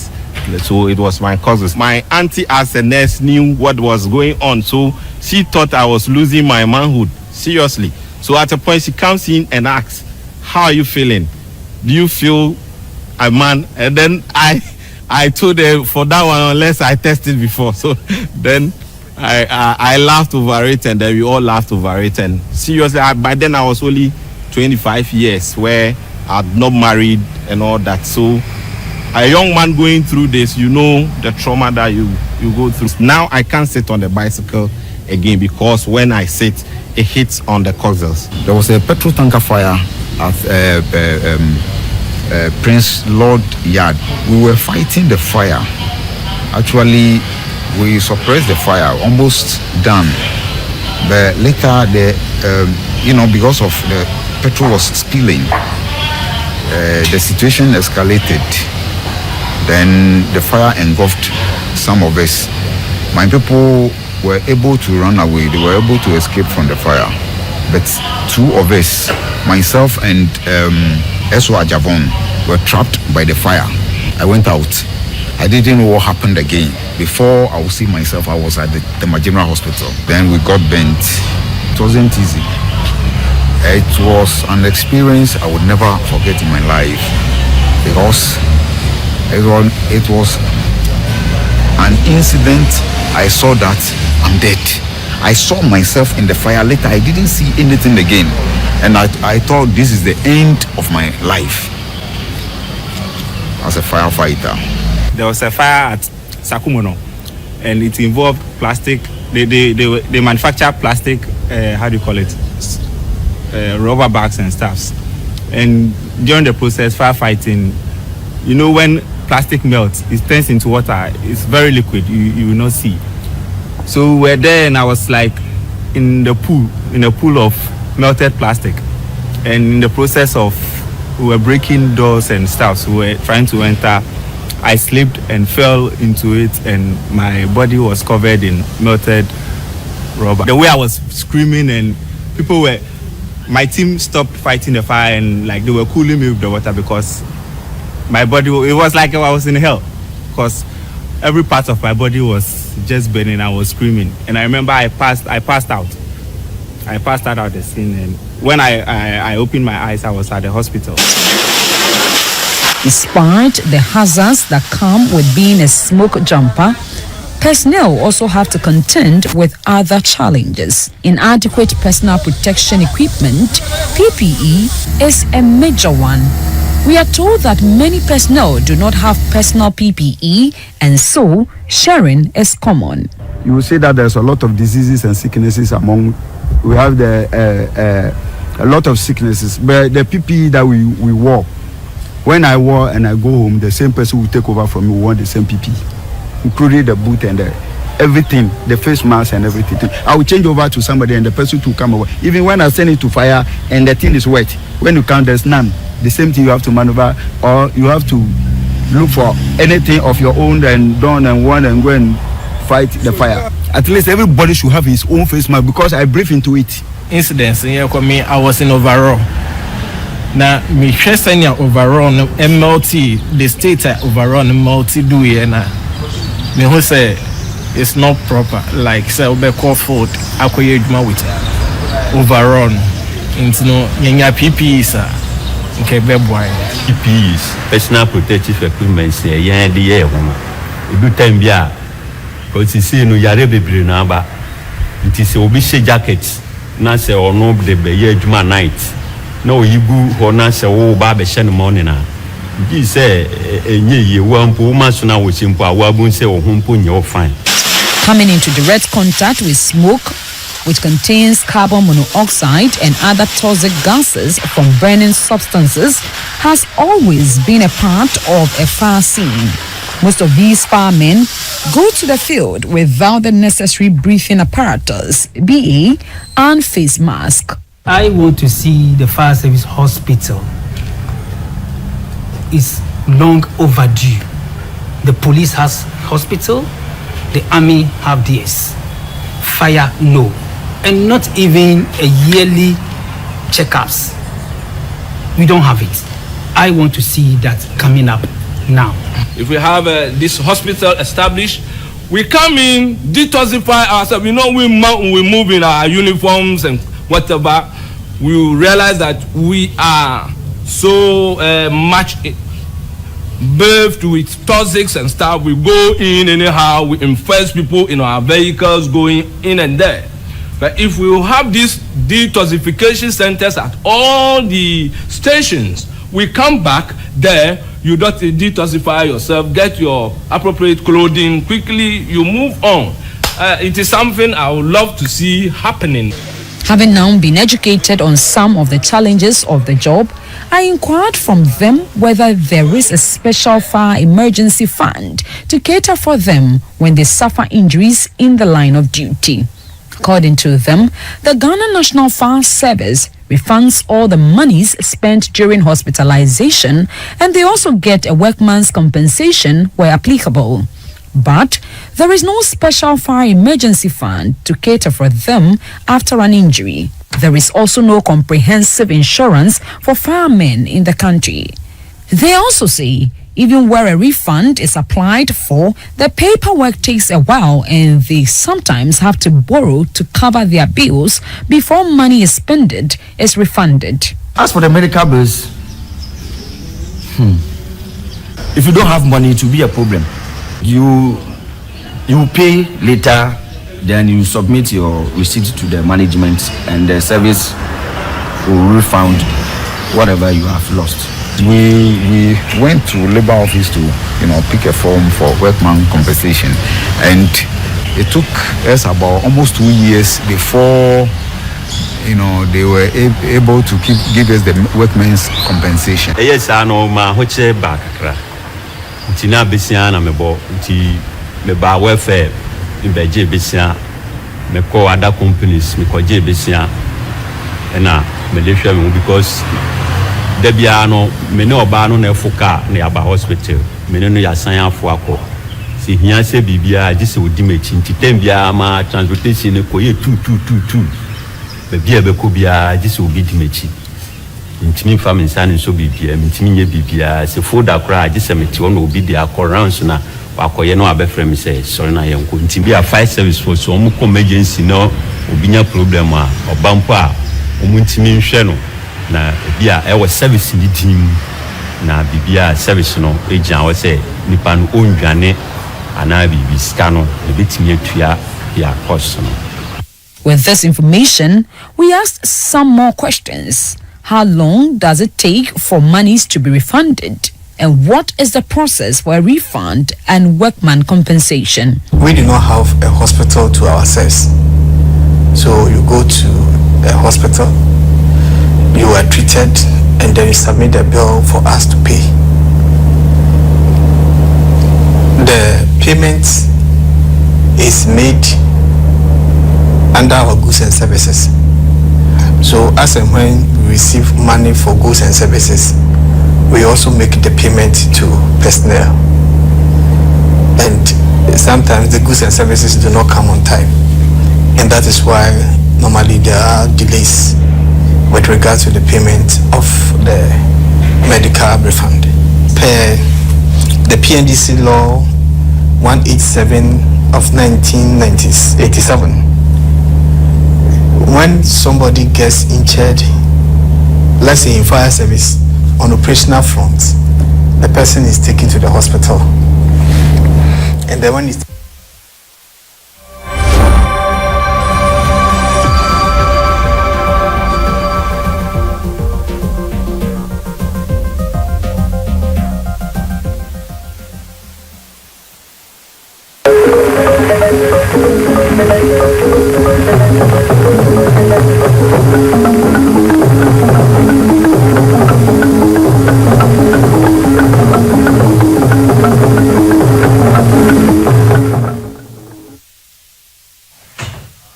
Coming up on News Tonight, Vice President Bawumia inaugurates 1,072 housing units, cuts sword for additional 800 units.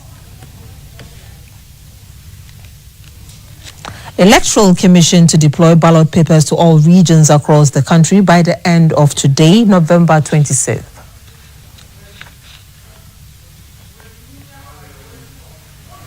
And 10 children killed in Mozambique election protest.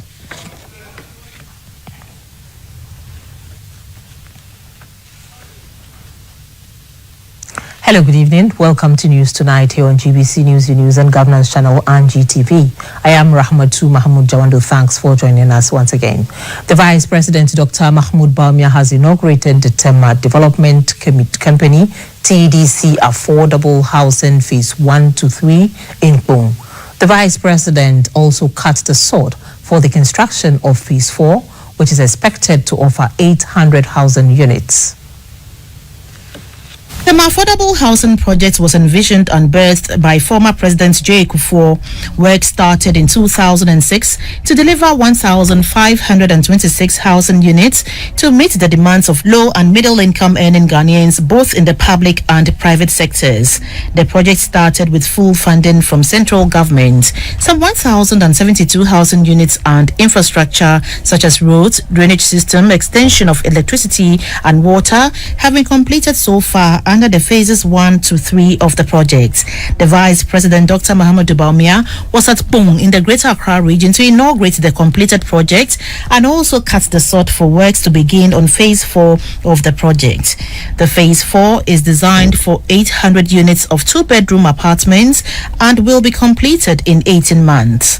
The board chairman of the Tema Development Company, Mr. Kofi Brakun, said TDC has in the last 8 years made a lot of progress with the completion of housing projects in Tema and TDC's operational areas. The managing director of TDC, Madam Alice Oforiata, said the company is prepared to invest in the housing sector to meet the growing demand of Ghanaians. The Minister for Works and Housing, Mr. Kojompon Nkrumah, enumerated the various housing projects completed so far. Mr. Vice President, through the State Housing Company, we have so far initiated work on at least 800 homes, some of which have already been completed and handed over to Ghanaians.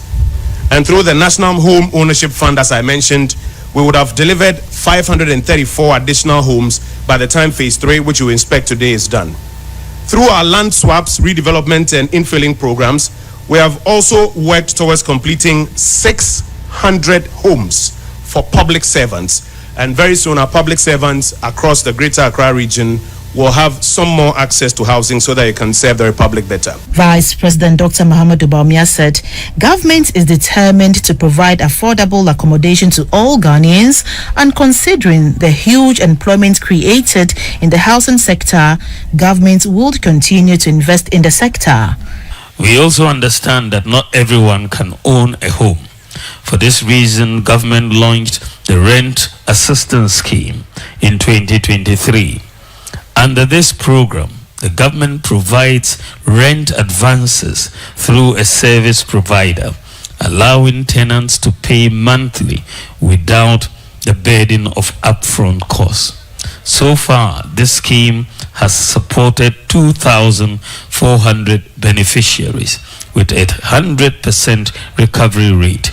This clearly shows that this initiative has not only been successful, but represents high prospects for sustainability. The Vice President, Dr. Muhammadu Bawumia, also inspected another housing project in Tema Community 22. Get ready to shift gears and take a trip down memory lane. Ebri, not far from Accra, is a nice place on the mountain. In our next story, we are taking you on a journey through the ages as a stunning collection of vintage cars goes on display. For the organizers, this is a unique exhibition showcasing some of the world's most iconic vintage cars. Sit back and let's rev your engine as we tease car lovers with all on full display up on the Ebri Mountain as a remarkable collection of antique automobiles takes center stage. Through the magic of television, we take you on a tour of this incredible exhibit. It was interesting to meet quite a number of people with an affinity with old cars. They have different reasons for their love for yesteryear wheels. This is 1963 230 SL. The SL stands for Sports Light. It's convertible. It's got a hard top and a soft top. And it's a car I want to use every day. So I've put in the modern gear to make it run every day. And for owners of these spectacular cars, you've got to be passionate to keep the spirit of vintage motoring alive. The Gold Coast Classics, a vintage antique and classic car club, held its 2024 car show at Ebri. The event brought together members of the club and dozens of car lovers who were thrilled to a spectacle of a wide range of classy and classic vintage cars, with some as old as 61 years.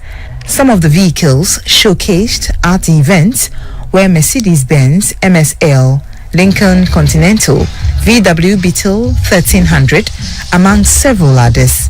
One of the exhibitors at the event, Andrew Mingle, had this to say about his classic 1963 VW Beetle 1300. The year 1963 model 1300. I restored it. It was a full vehicle that I just turned into search it. I bought it about 10 years ago. I just refurbed it. Another exhibitor, Kwesi Dako, was there to show off his 1970 Buick Wildcat. It's a V8 7.5 liter. I thought it was actually pretty. When I first got it, I knew I was going to pay a lot for fuel, but surprisingly it's pretty good, especially if you always fill the tank. Ebri is not all in for art and craft sales. The serene nature of this location has a lot more to offer. More than 135 volunteers have been trained in the Guan district of the Oti region. They are to complement the work of the Ghana National Fire Service in fire prevention, awareness and fighting. The training was facilitated by Accelerated Rural Development Organization ADO, a non-governmental organization involved in rural community development in Ghana. The project has trained 132 fire volunteers, of which 50 are women, in Likpe, Bala, and its surrounding areas. The volunteer groups would lead in the crusade against fire-related activities through education, sensitization, and mobilization of the community ahead of the eventuality of fire anywhere in the Guan districts of the Oti region. The project aims to build climate-resilient ecosystem through reduction in carbon emission within the Guan district and re-engineering ecosystem services and livelihood support along the Togo Plateau portion of Ikuapim Togo range of the Guan district in Ghana. The OT Regional Rural Fire Coordinator for Dambai, ADO1 Stephen Agoto, charged Ghanaians to prioritize fire safety issues as the Harmattan draws near. He noted that this is critical in preventing avoidable fires. The Christmas is getting closer. The Harmattan season is also coming. People are going to travel from Accra, Kumasi, and all over to the village. So it is going to make the village more than before. So whatever they do in here with fire, they should be very careful about it. We are praying that the whole Ghana must hear this and then follow it, and it will help us, and then we enjoy the Christmas festival and then the election that is coming, so that nothing will happen to us. The Executive Director of Accelerated Rural Development Organization, Mr. Pascal Benson Atiga, told GBC News that the initiative also aims to better the lot of rural dwellers through skills transfer. Accelerated Rural Development Organization, with assistance of Gower Street Foundation and New England Biolabs Foundation, believes that under the one district, we are ensuring that we are putting out fire to ensure that our livelihoods are safe, our nature is safe. And so far, that is what we have done. Last year and this year, there's a difference. We have improved upon the equipment we gave them based on the challenges they shared with us. And we are hopeful that next year it will be better.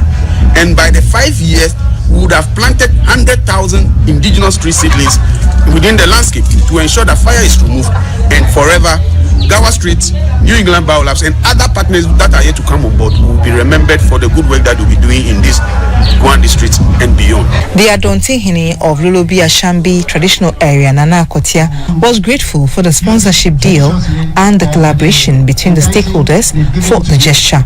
He said this will help sustain their farms and forest.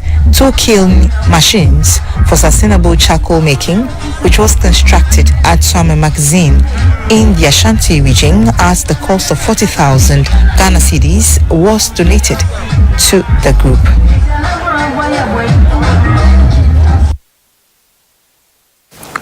With Ghana's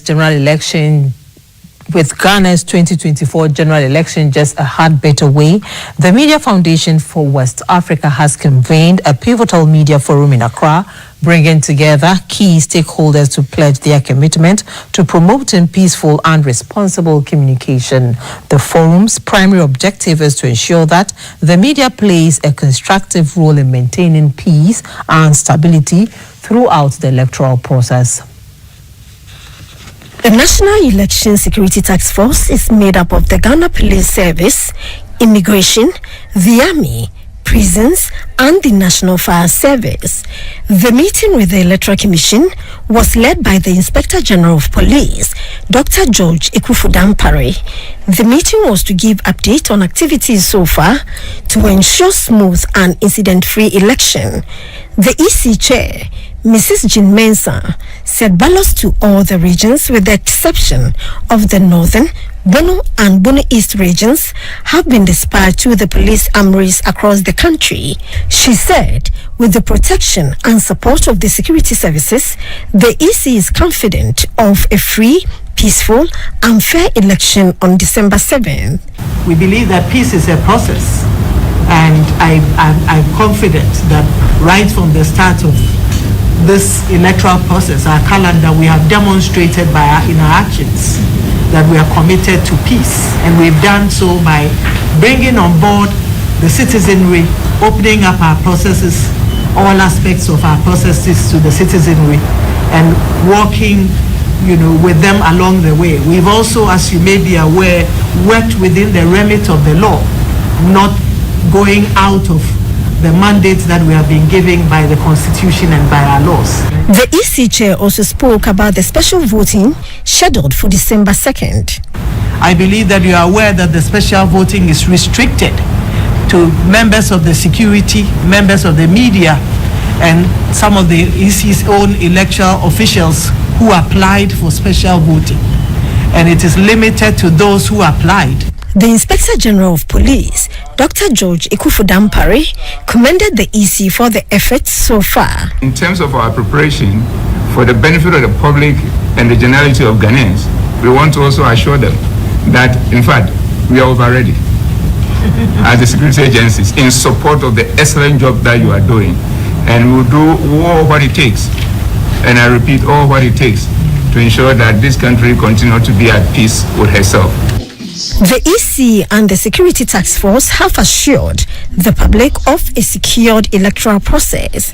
From the headquarters of the Electoral Commission, Hagar Owusu, GBC News, Accra.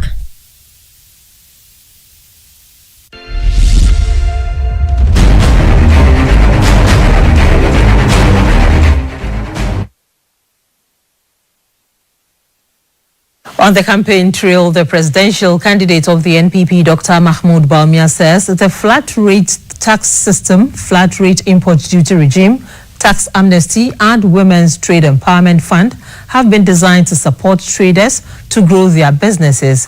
When he addressed traders in the Abosokai in Accra, Dr. Bawumia said these policies, supported by the cheaper electricity prices, would help businesses to expand.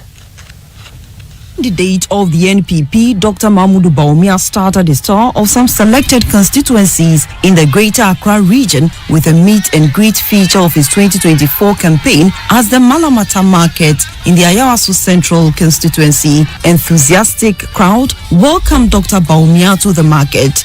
Dr. Bawumia, who was in the market to sell his campaign message to the traders, moved from shop to shop and table to table to interact with them. Some of the market women could not hide their joy when they saw Dr. Bawumia in the market. From the Malamata Market, Dr. Bawumia and his Possibility campaign team moved to the Nsawama Doedri constituency to visit the Hebron Prayer Center. The prayer center is embarking on a 21-day prayers and fasting to intercede and pray for the peace of Ghana, especially the December polls. According to the leaders of the prayer center, the prayer and fasting is an annual feature to seek God's face for the leaders of the country, the people, and the prosperity of the nation at large. Addressing the congregation, Dr. Bawumia said he believes God wants to use him as a conduit to bring transformation to Ghana. Mimi Gidi said, we shall say there, Nyame, Bible mu, OUC Cyrus, Ebua Israel for. Mimi Sumigidi said, Nyame, Obetime Yusu Dr. Bawumia, Abua Ghana for, Ewa Ghana ha. He promised to introduce policies that will make life easy for Ghanaians. Miss Remo Mpaibo, Samon Taimechi, na inema ye no yenye free SHS no. Member be bon by maybe be ebe kaho edi ahoto abregana funyina. The next port of call for Dr. Bawumia was Abosokai, a spare parts hub in Accra. The spare parts enclave is home to about 15,000 people. Most of the shop owners at Abosokai are importers of spare parts. Dr. Bawumia's visit to the enclave was to interact with the leaders on various policies he intends to introduce to support traders and importers. Dr. Bawumia told them he will grant all businesses tax amnesty and introduce new tax reforms. With the new import duty regime, with the spare parts, Ghana, a 40-foot container, flat rate, also a 20,000 series, a 20,000 series, a bedua, ubetria, 20,000 series flat, Dr. Bawumia urged them to vote number 1 on December 7th in both the presidential and parliamentary elections.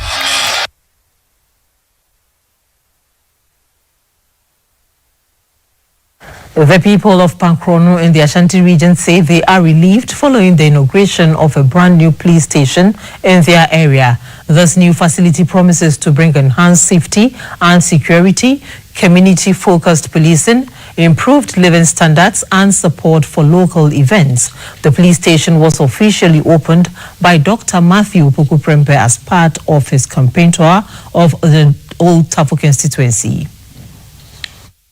The 2024 NPP running mate was on the streets, visiting markets and town squares where they connected with traders and passers-by, urging them to re-elect the NPP for continued growth and development. The Old Tafo constituency, established in 2004, has consistently backed the NPP.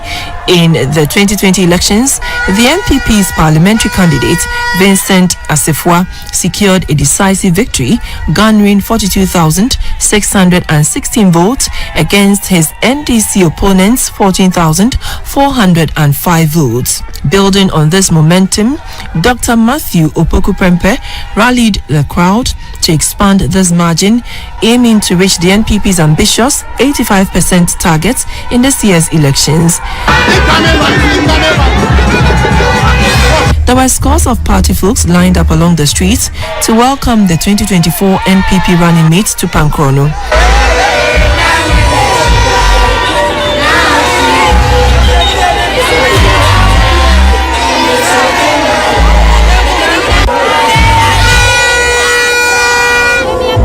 Dr. Matthew Opoku-Prempeh, joined by traditional leaders, officially opened the newly constructed Pankrono police station, complete with 2 police cells, a watchroom, and an administrative office. Notably, the facility was funded by Mr. Vincent Asefua, the Member of Parliament for Old Tafo. In a show of support, Dr. Opoku-Prempeh endorsed Mr. Asefua's re-election, urging constituents to retain him and allow him to continue his commendable work in the community. Nursing student, and I teacher student, nursing kadeba, I was so full of so,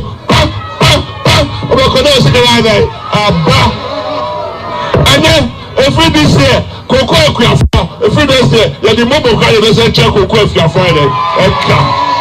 It was today, I didn't know about the true, and I didn't know about the true, and that's a Baba. Babu Babu,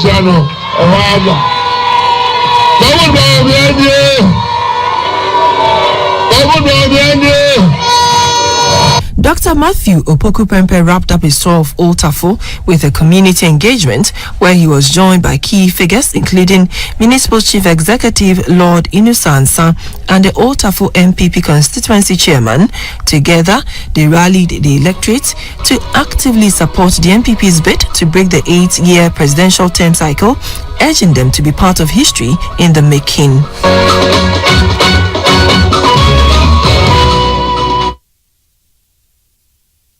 As Ghana stands at the crossroads in electing a new president and parliamentarians, the First Lady, Mrs. Rebecca Akufo-Addo, is making a clarion call on all to rally behind a visionary leader who has what it takes to take Ghana to greater heights. During her campaign trail to the Dudu and Lejokuku constituencies, Mrs. Rebecca Akufo-Addo entreated the constituents to vote for continuity of good governance and effective policies that will improve lives come December 7. Mrs. Akufo-Addo asserted that the NPP has proven beyond reasonable doubt it is unparalleled ability to manage the economy massive developments. Of Abublushi in the Dio constituency, the First Lady's message was clear: unity, progress and opportunity for all Ghanaians. As a staunch advocate for women's empowerment and youth development, she passionately urged the residents to vote for the aspiring NPP NP for the area, Abdul Manaf Soa and Dr. Mamudu Baumia, whose policies promise to build on the achievements of the current administration. Afina won pafai nyecho anya echo keba na kegbe fi o ko ni bi papa ni bon eyo wo mi kenye ka wokwe nye wo ba fi mi wo keba anye ni money banye chano ni waya wo yin di Dr. Baumia na obetumi atra Nana Akufo-Addo ejuma so anye sa ya na yenim ni ya starti yana yɛbɛtumi atoa so na yɛakɔ yɛn nim. Dr. Baumia nyami na ɔde no abɛkyɛ yɛn wɔ Ghana. Nyɛ dwane bi kpakpa na afei aha nyɛ bi ɛfɛ nneɛma papa MPP abɛyɛ. Mamu yɛ mfi o, mamu yɛ mfi na yɛn toa so.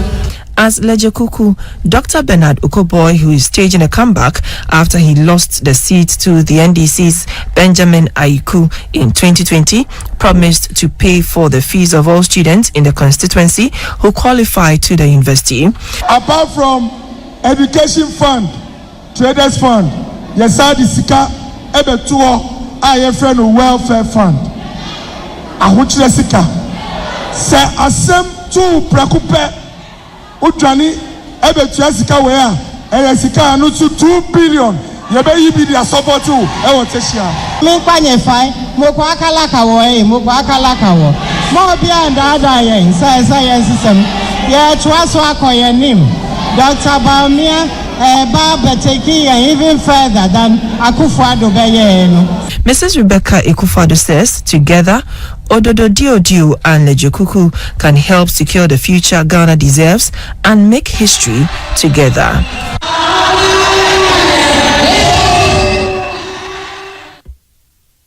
The people of Kudula in the Tamale South constituency now have access to clean drinking water. Leader of the New Force movement and independent presidential candidate Nana Kwame Bediako has inaugurated a new borehole for the community, an intervention to address the community's long-standing challenge of relying on unwholesome pond water.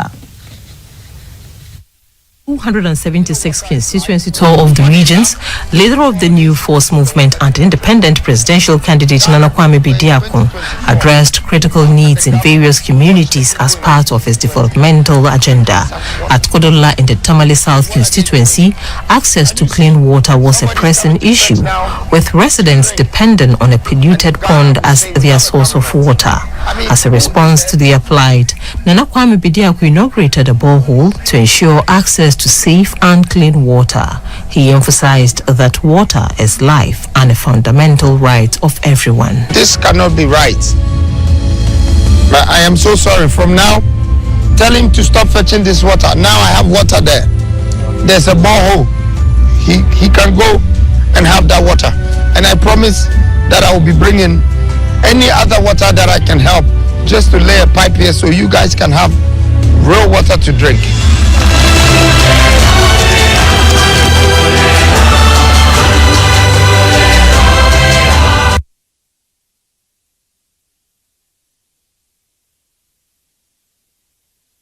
And now to the Western region, where presidential candidate of the National Democratic Congress, NDC, Mr. John Mahama, has reiterated his call for the Electoral Commission to dismiss individuals it has appointed as presiding officers and their assistants for the 2024 general election. According to Mr. Mahama, these individuals have been identified as card-bearing members of the governing New Patriotic Party, NPP. Addressing a mini rally at Sekondi in the Sekondi constituency, on the first day of his Mahama for Change 2024 campaign tour of the Western region, Mr. Mahama expressed concern that such appointments undermine the credibility of the upcoming polls. He warned that such actions could raise doubts about the fairness and transparency of the election process. Mahama intensified his Mahama for Change 2024 campaign in the Western region, bringing the party's transformative vision to key communities including Wassa East, Dabuasi, Kojokrom, Sekondi, and Kwesi-Mintim. Addressing enthusiastic supporters along the trail, Mr. Mahama outlined policies from the 2024 Resetting Ghana Manifesto, emphasizing his commitment to rebuilding a resilient economy, creating sustainable jobs, and improving infrastructure to meet the needs of every Ghanaian. Addressing a mini rally at Sekondi within the Sekondi constituency, Mr. Mahama warned the Electoral Commission to dismiss the 65 card-bearing NPP members it has appointed as presiding officers and the assistants for the 2024 election.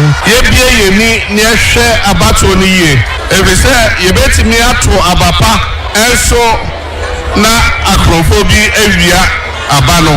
My whole video be from Gomoa East. omonya recording say abra isi efa enkrofo ombehwe abatu ejuma no MP baako ene omopenifo de omo members MPP for baako 65 e de koma isi penyin bi ene odi omo ka ho it is a say nipa no ene ti police station a wojidi say obema abatu na ye frinchem etina de bia ye ka say there is a collusion between the EC and the MPP to rig the elections. And we have that evidence from Gomwa East. Nipa 65 now. I was so muyomo. Now I'm going to perform for better about one ano. So na Jabuso. Omo hu nipa bia. Omo ye MPP for. Omo kuta MPP card. Yem pene emma obie CCA. Dr. Mahama assured the youth of increased employment opportunities, including recruitment into the security services. He also denied claims that those already recruited and in training would be dismissed. MPP for police for Umbeto Aba 2nd December. Yes, special voting. Your police for Omo Depot. Omo Babe Rap Police. I just said recruit for. Omonenam and Omokachom says, NDC by Ibeyi Obedi. The person may mount Marisha Musa and Yanokre. Yantisa Omoba, and only a year recruitment. Military and police on the Pamumina. Entina Oma Jom say, Yea to say Omo. It's Yea Ba, yes, Yabesa. It's a Nema Omunina Risha Musa. Oma Yafa Omuno. Amuko through recruitment. Yeba yempa momo. Ombeto aso. Yesu yebefa yenipa na yesu ya maomo amuso abesom. Residents of Lower Manyakrobo are set to experience a significant boost in their economic activities thanks to their brand new market facility. The Minister for Local Government, Mr. Martin Ejie-Mensah, officially inaugurated the newly constructed 188-unit lockable market, highlighting the government's commitment to enhancing the lives of Ghanaians through strategic infrastructure development. Manya Market initiative is set to revolutionize trading activities in Odumasi Krobo and surrounding areas. This modern market features 188 lockable units, providing a secure and organized space for traders to operate. Funded under the Ghana Secondary City Support Program, this project aligns with the government's vision to upgrade urban infrastructure and boost economic growth in municipalities. The program also encompasses the development of essential infrastructure such as roads, stormwater, drains, transport terminals, sanitation facilities, and pedestrian walkways. Minister for Local Government, Mr. Martin Ejie-Mensah, was grateful to the World Bank for its decade-long collaboration with Ghana on urban development, pointing at the market's potential to transform local commerce and community life. What is important is to make sure that we manage these projects well. They've been built to last us a lifetime, and whether it will be so achieved depends on how we maintain these facilities. The minister charged the municipal chief executive and assembly to maintain the facility for maximum benefit, cautioning that the ministry would not tolerate negligence in this regard. He applauded the traditional leaders and local stakeholders for bringing the project to fruition. For GBC News, Yaira Lawe reporting.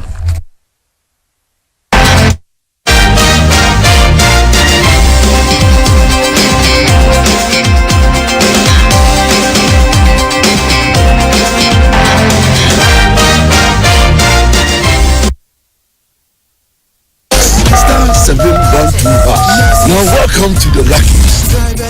And now with me at home ticket. You can buy for yourself or your loved ones. Mommy, who's here? You're buying for me, right? Or no, who else? Buy tickets for others. Love you, boo boo. Maybe straight to option 4. Now you need to buy tickets worth 50 Ghana to follow. Yes, you can buy random or preferred tickets. I've seen random tickets. Listen, if you buy the random tickets, The system chooses a random number for you. But if you buy the preferred, you get to input your own preferred 5 digits. Buy. Now follow the prompts. The luckiest. The luckiest is regulated by the NLA on the Caritas platform, not for persons below 18 years. T&Cs apply.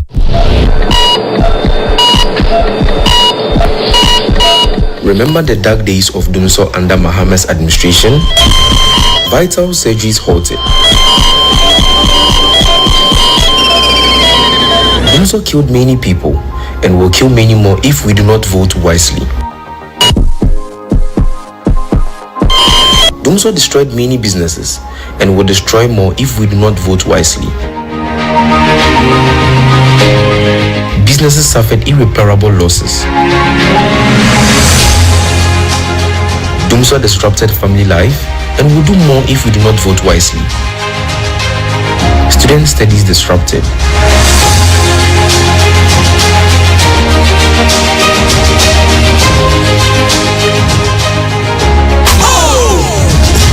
MPP's era has seen stable power supply. Never again should we return to Dumso. Let's keep the lights on. Vote wisely. Esoroho. Vote number 1 on the ballot.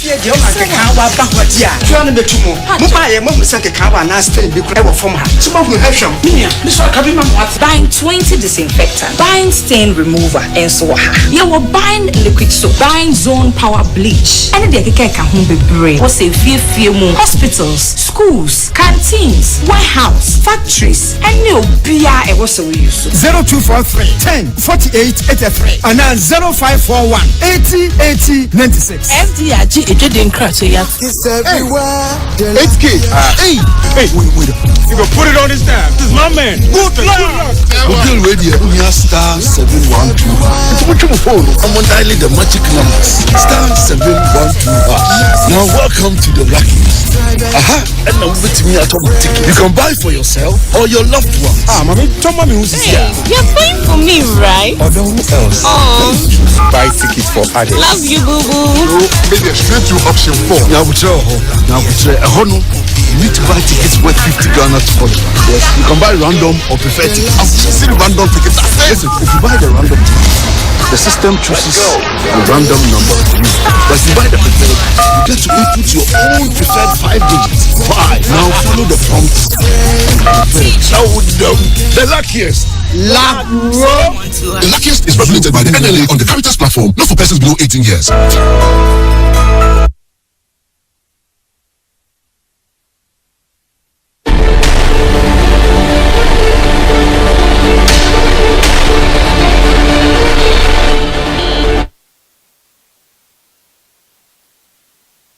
Welcome back. Let's talk business. The General Secretary of the Ghana Mine Workers Union, Mr. Abdul Mumin Bana, is urging President Akufo-Addo to assent to the new labor bill before leaving office on January 7, 2025. Speaking at a national executive meeting in Accra, Mr. Bana said over the last decade, there has been a drastic decline in work, especially in the mining sector. Hence, in honoring the enormous contribution of workers to the Ghanaian economy, the president should dedicate his assent as a parting gift to all workers across the country.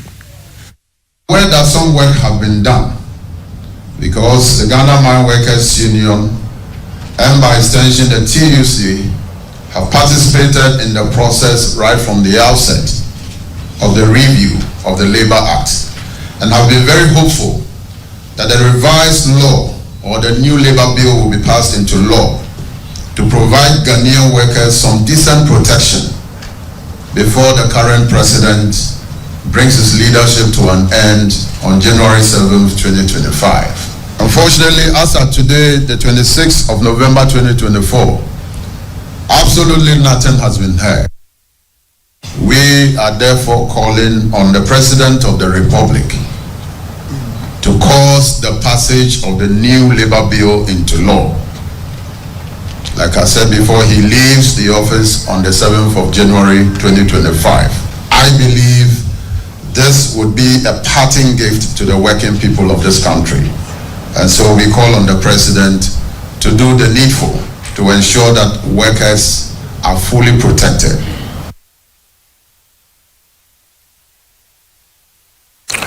From the next academic year, all 87,000 wards of cocoa farmers in tertiary schools will enjoy free residential accommodation and utility facility user fees. The chief executive of the Ghana Cocoa Board, Mr. Joseph Boahene Edu, said this when he interacted with cocoa farmers in the Ashanti region. The Ghana Cocoa Board, led by the Chief Executive, Mr. Joseph Boahene Edu, is undertaking a tour of cocoa growing districts in the country to interact with cocoa farmers.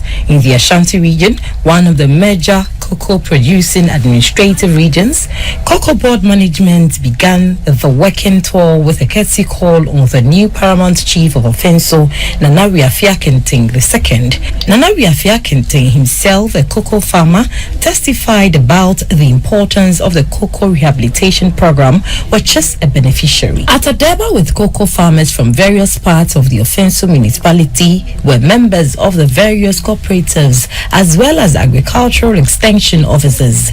The Chief Executive Officer of Cocoa Board, Mr. Joseph Boahene Edu, reminded the farmers of the best cultural practices such as periodic pruning to allow for aeration of the farm, moderate shade from trees, application of organic manure instead of inorganic fertilizers, as well as the use of the motorized slashers rather than the use of weedicide, which has health and environmental impact on both the farmer and the land. Mr. Boahene Edu announced that from next week, all contractors on Cocoa Roads project will be paid their monies for construction to resume. Afedi emuasa kra me emuasa pagya sonko kra emuasa ye deyie enti no amasisi amno kasei da payway ene nasukina no ye tua contractor for neka enti enche bia ombeba ababe ye adwuma Cocoa Rosa covid babe say yesikasem ema yedigu onyina no sesia no ye san be pagya mu biem na ye wie akwan ni nyina. At Odumasi near Konongo in the Asante Achim Central Municipality, Mr. Boahene Edu announced again that 40,000 out of the 70,000 hectares of moribund cocoa farms rehabilitated through an African Development Bank facility has matured and will soon be officially handed over to the original farmers to maintain and increase production to the overall national yield. The Cocoa Board CEO disclosed that Cocoa Board would be serving about 2 billion Ghana cedis in what would have otherwise been payment of interest on the syndicated loans since the resort to the new domestic funding model. This fund will now be used to support wards of cocoa farmers at the university from the next academic year. The Cocoa Board management team ended the Ashanti regional tour with another interaction with cocoa farmers in the Asante Achim South municipality at Jaso, where the CEO expressed satisfaction with the success of the artificial pollination exercise, which is also contributing to youth employment and yield per hectare. Mr. Boahene Edu urged the farmers to adopt and sustain the improved farm practices in order to increase their yields. At all the debats, the farmers presented gifts to the Cocoa Board CEO in appreciation of his leadership in Ghana's cocoa production during the almost 8 years of his appointment. Let's now have the interbank and commodity prices for the day.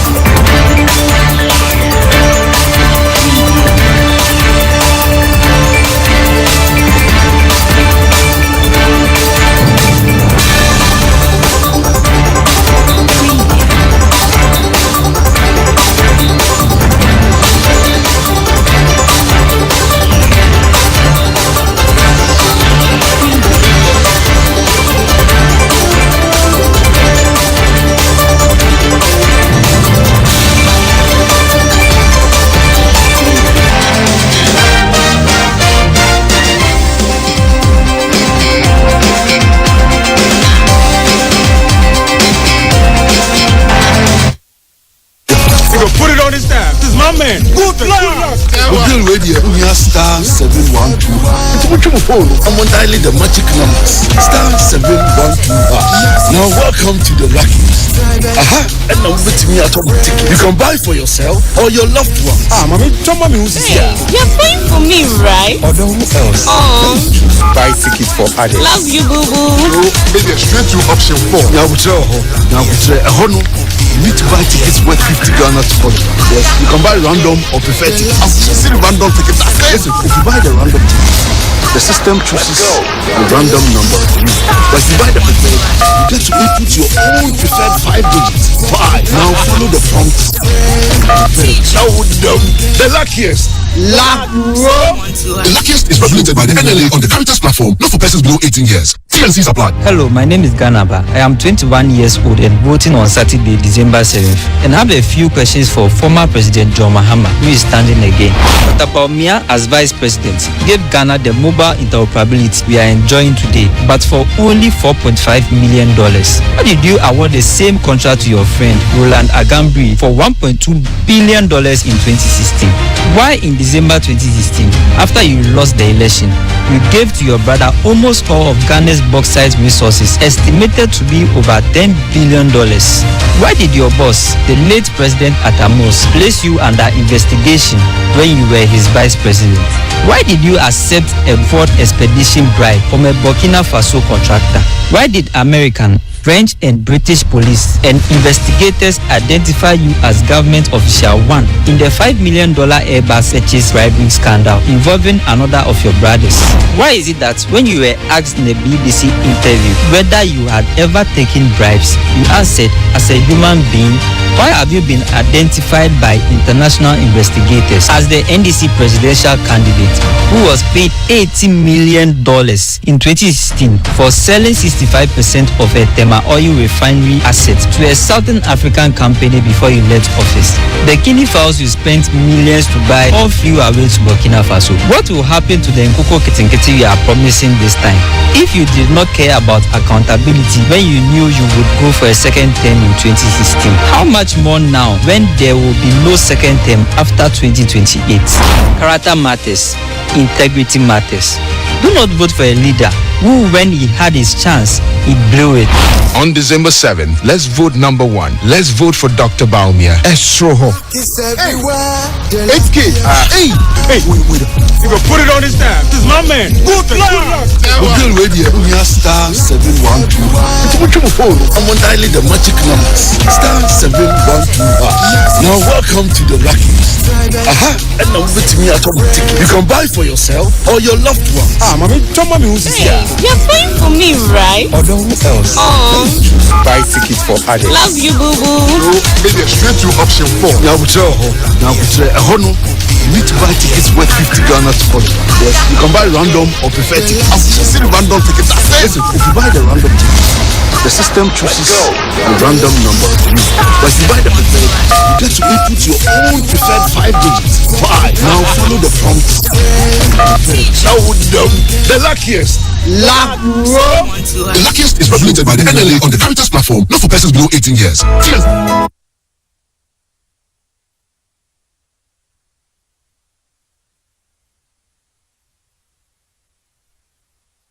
Welcome back. Running mate of the National Democratic Congress NDC, Professor Nana Jeno Pokuajuman, has urged Ghanaians to vote out the new Patriotic Party (NPP) and elect Mr. John Mahama in the upcoming December polls. She described Mr. Mahama as an experienced leader capable of resetting the economy. Speaking in the Central Region during her 3-day Resetting Ghana campaign tour, she emphasized the NDC's vision for economic recovery, infrastructure development, and social progress under Mr. Mahama's leadership.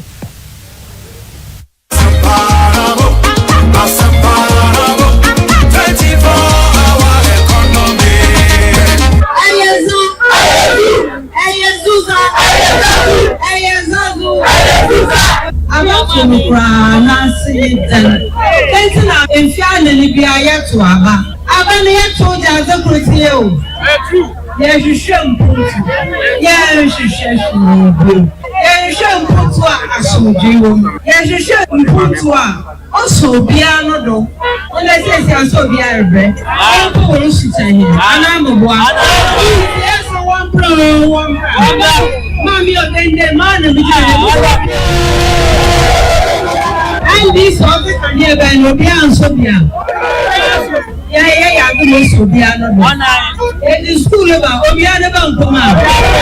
Obiana Baku. The hospitals, I am what I am. Obiana Bakwa.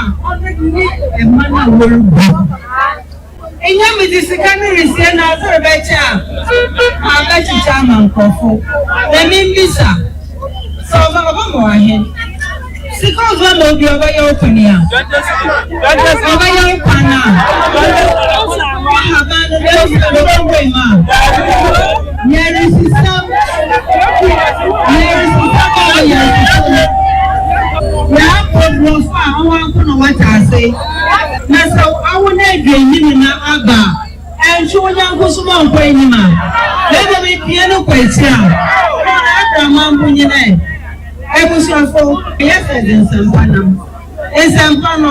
Apprenticeship program on here. And the hair young man wants to follow up for breaking Nazi 24-hour economy.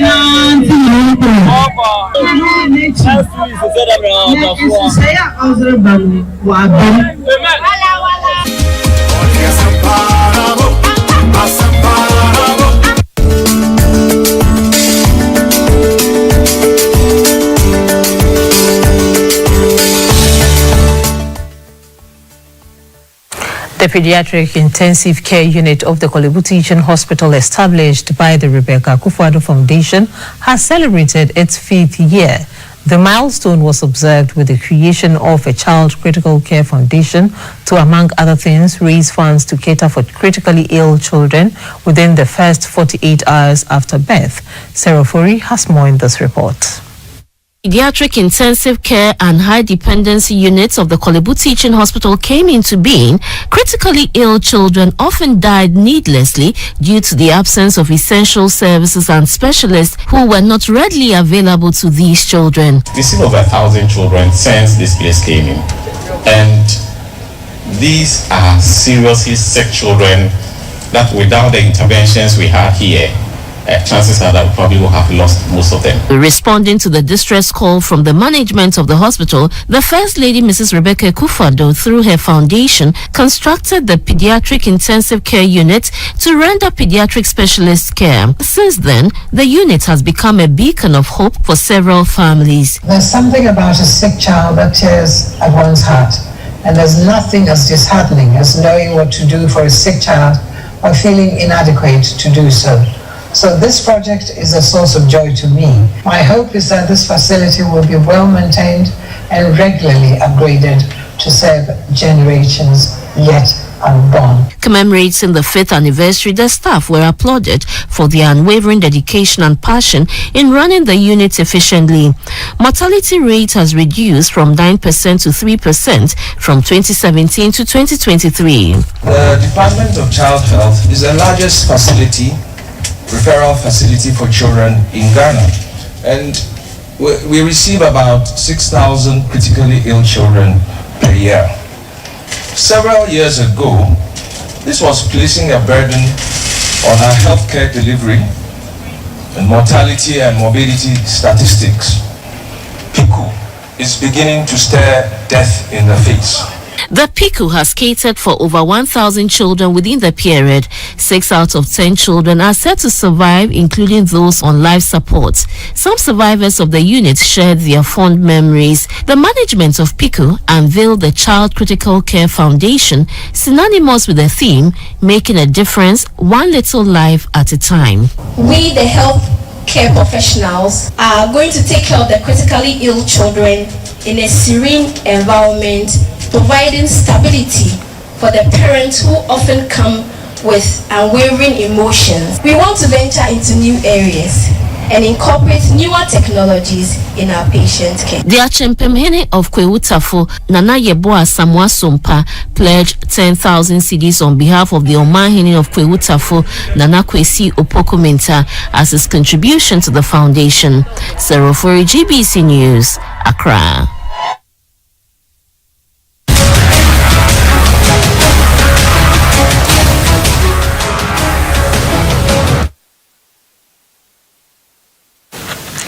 Reports from Mozambique say security forces have killed at least 10 children and injured dozens of others while trying to suppress weeks of protest following a disputed presidential election.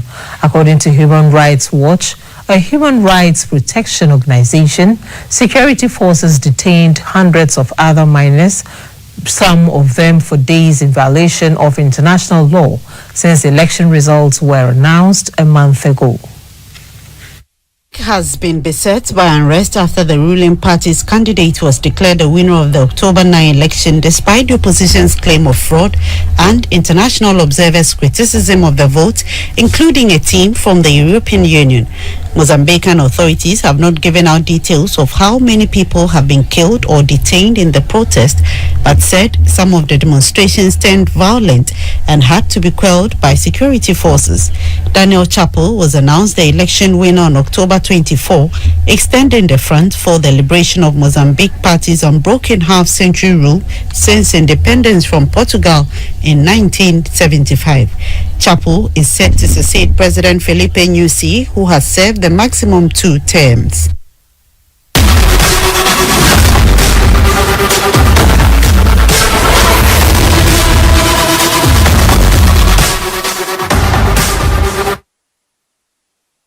And sports, the Right to Dream Academy has unveiled its 25th anniversary monument and launched the school's magazine. With the tagline 25 years, imagine what is next, the Grand Derby has been held to culminate their 3-month-long celebration. The Right to Dream Academy, established in 1999, combines football training with rigorous academic curricula to create opportunities for underdeveloped youth. The academy has gained international acclaim for producing leaders in sport and other fields, including national football stars such as Kudus Mohammed, Abdul Majid Waris, Kamaldeen Sulemana, Usman Ibrahim, and Ernest Nyama. At its 25th anniversary Grand Derby, the school's magazine was launched and the 25th anniversary monument unveiled. The managing director of Right to Dream Ghana, Mr. Alexis Yedu, said their No Child Left Behind policy has ensured 99% of students achieve excellence on the field or in their academic pursuits. The bottom line is that we are carrying a No Child Left Behind policy here.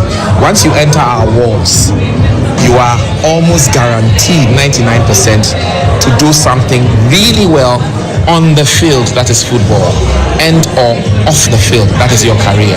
If you look at the wall, you see the Kania symbol, light, right? Kania symbol. Now what we tried to do was to put up that symbol, the same Kania symbol, but we made it in 25 pieces. The 25 represents the 25 years that Right to Dream has been. 25 years of legacy, 25 years of entrepreneurship, of pain, of victory, of investment, 25 years of excellent nurturing of talent on and off the field. This also represents another 25 years of that. The Director of Sport and Wellness Directorate at the University of Ghana, Dr. Austin Lugutera, said Ghanaian officials should embrace the Right to Dream Academy's unique model of combining sports and education to harness the nation's abundant youth talent. We expect something big from Right to Dream. I just think that 25 years they've done so marvelously well, and sometimes always said that like in our local palace I've grown it from, they have shown within the past 25 years that they have produced so many people, great talents, and I can imagine how the next 25 years is going to look like. They are filling the big gap that is created within our system in Ghana. They are hidden in their own corner, are producing huge people and imparting lives to people who fit not only in Ghana but who also fit in the world. A graduate of the academy and current player for the San Jose Earthquakes in the Major League Soccer,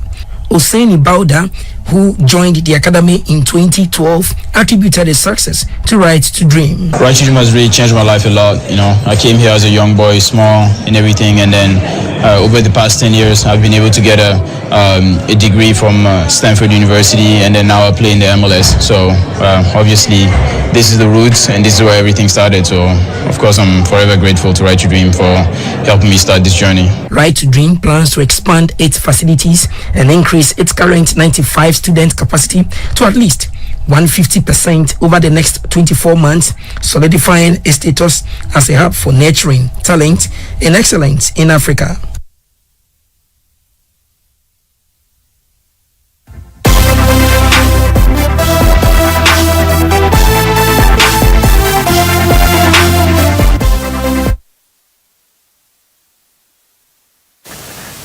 In entertainment, pupils of La Anglican Basic School in the Ladadekotopon municipality in Accra have received school materials and toiletries from a Jamaican dancehall musician, the world-acclaimed Grammy-nominated Queen of Dancehall, reggae artist Madame Grace Latoya Hamilton, popularly known as Spice, partnered with MYO Global to make a donation.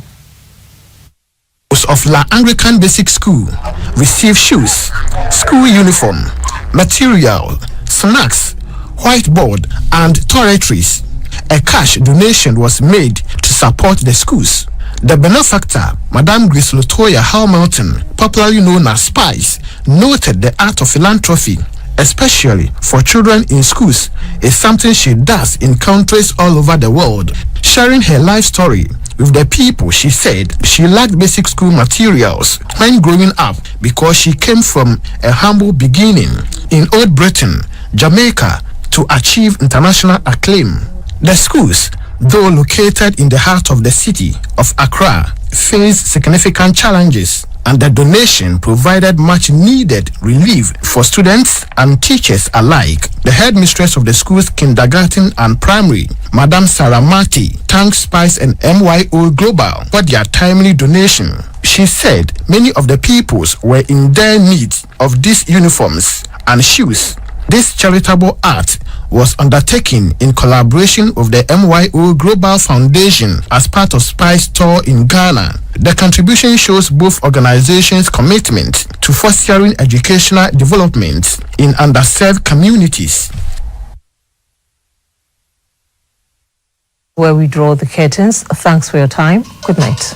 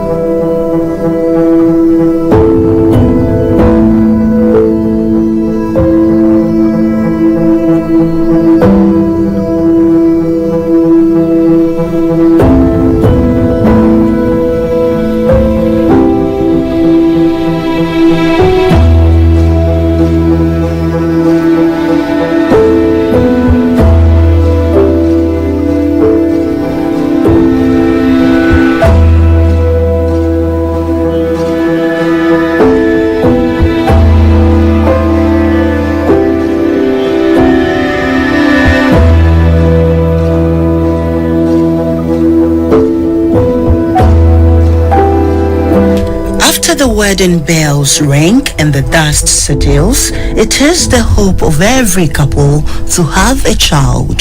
The gleaming joy is evident when the woman finally takes in seed. No one knows what the future holds for the unborn baby, the couple, and family. Some children may be born with some deformities which can be seen right at birth. Others grow to a certain stage before their disabilities become visible. Children with special needs are highly vulnerable to discrimination, abandonment, abuse, exploitation, injury, and death, since they are largely dependent on the support of others to meet their basic needs.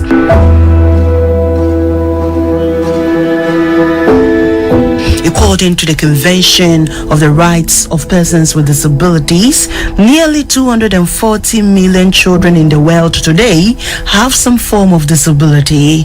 Children with disabilities are a highly diverse population group. They include children who were born with a genetic condition that affects their physical, mental, and social development, those who sustained a serious injury, nutritional deficiency, or infection that resulted in long-term functional consequences, or those exposed to environmental toxins that resulted in developmental delays or learning disabilities. It is important to note that parents of such children often must brace themselves to take up caregiving as a full-time job. The total neglect and stigma parents of children with special needs face is deafening. Loneliness becomes the order of the day. Many a time, society, family, and spouses often overlook the mental, physical, and emotional needs of these caregivers. With or without support, some parents are putting in their best foot for their children with disabilities. These parents are often unable to tell their heart-wrenching stories of overcoming the stress, societal neglect, and their struggles in automatically becoming caregivers. So I buckled my shoes, picked my notepad and pen to reveal the sad realities and unspoken conditions of some caregivers in the capital, Accra. After combing every nook and cranny of Accra, I made a stop at Oyibi, where I met with Madam Hannah Waji, a caregiver in Accra. Hannah's story is one of hope, faith, and perseverance. As the saying goes, man proposes, but God disposes. This saying holds truth for Hannah. She had dreamt of a brighter future and created a mental picture of how her ideal family should look like after her wedding, but as fate will have it, life happened. Hannah took in seed, and upon delivery, her first child was born with a developmental condition. According to Hannah, after a series of tests, doctors confirmed that her child, Aram, is suffering from cerebral palsy. This sad reality changed her life entirely. Hannah talks to me about how it all unfolded. I got to know Aram had a condition called cerebral palsy when she was 9 months old as a baby. So before then, her neck wasn't stabilizing. People were saying, oh, your child's neck is not stable. But I didn't even understand because I was a first-time mom. So I went for inoculation, 9 months inoculation. I saw another mother with a 9-month-old. But I realized that that mother's child could sit and could stand, but Aram couldn't sit. So that got me thinking. So I went back to the hospital to find out what the problem was, and that was when I was given the diagnosis that she has a condition called cerebral palsy. As a first-time mother, Hannah had a scanty information on Aram's condition. To her, Aram's condition was more of spiritual than medical. Her assumption on Aram's condition was normal, judging from the societal perspective. In dealing with the reality, Hannah went through the phases of self-denial, rejection, and anger. But after a careful thought of the whole situation, she braced the odds, accepted her fate, and set the ball rolling. She began scouting for every information on cerebral palsy to enable her to provide the necessary care for Aram. I first said no. I rejected it. I denied, no, it can't be possible that I will have a child who have gone through all the things I need to go through, go to the hospital, take your folic acids, do everything. Possibly something spiritual was happening till I started decided to learn about what the cerebral palsy was and to find out what has happened. And in my research, I realized that she got neonatal jaundice. The doctors explained that there's a substance called bilirubin that babies have that needs to be broken down, and hairs couldn't break down, so it went to the brain, which injured the brain. It took Hannah 2 years to finally accept that she has a child suffering from cerebral palsy. It took me a while to be able to accept it because it came with a lot of hospital visits, therapy, people telling you all kinds of things. There's a lot of advice in the initial stage. Go here, go there, it's spiritual, doctors say that, so many things. So it was very overwhelming, the amount of information I was getting from people. And it took me a while to be able to settle down, to know what to do and how to be able to navigate the situation. Hannah Waji is a practicing journalist and the online editor with the Ghana News Agency here in Accra. Knowing the stressful and difficult nature of journalism, one would wonder how she has been able to navigate through being a mother with a child with special needs, family, and her career. The first thing was to try to find a support system. Some systems that could be there for me so that I could live my life. One was my husband, who also is on the journey with me and could stand in for me when I couldn't be there. The others was the parent support group that I built.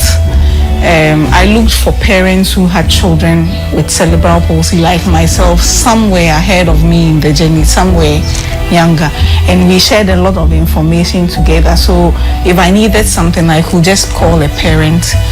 The other thing was to try and build the support system we need, so getting a caregiver, and it's been a journey with caregivers. According to Hannah, Aram's condition did not only affect her career, but her family was badly hit. My social life has been greatly affected. I wasn't a socialite, but I like to go to church. I like to meet people and other things. All those things changed because you have to be home with your child. You have to be there to feed her and all other things.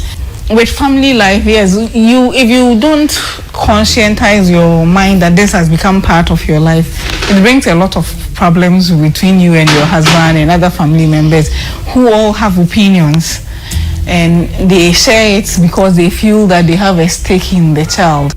Even though there are provisions within the law for inclusive education, putting Aram into school became a struggle as most schools were not ready to accept a child living with disabilities. Initially, I thought you could just take her to school and anybody will take, but it turned out not to be so, because she comes with an extra load of work. So children her age will be going to toilet by themselves or feeding themselves and playing, but she will need someone who attends to her in details, and the schools are not ready to take on that task.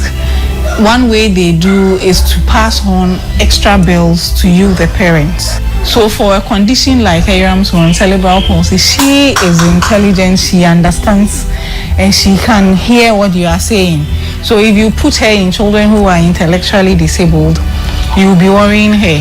So she needs mainstream education, and yet people are not ready to learn and accept her. Shockingly, all efforts to enroll Aram in 8 different schools proved futile.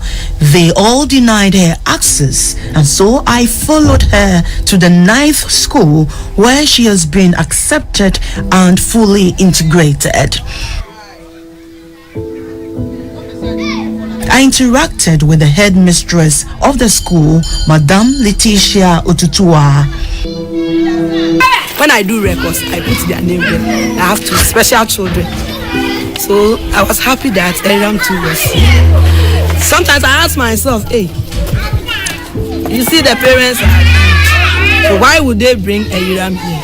But when Aram came to this school, I could see that Aram is always happy.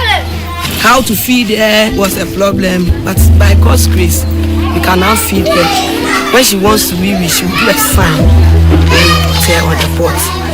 Hannah has authored 2 books, The Unexpected and Near Divorce. According to her, these books were motivated by her journey with Aram.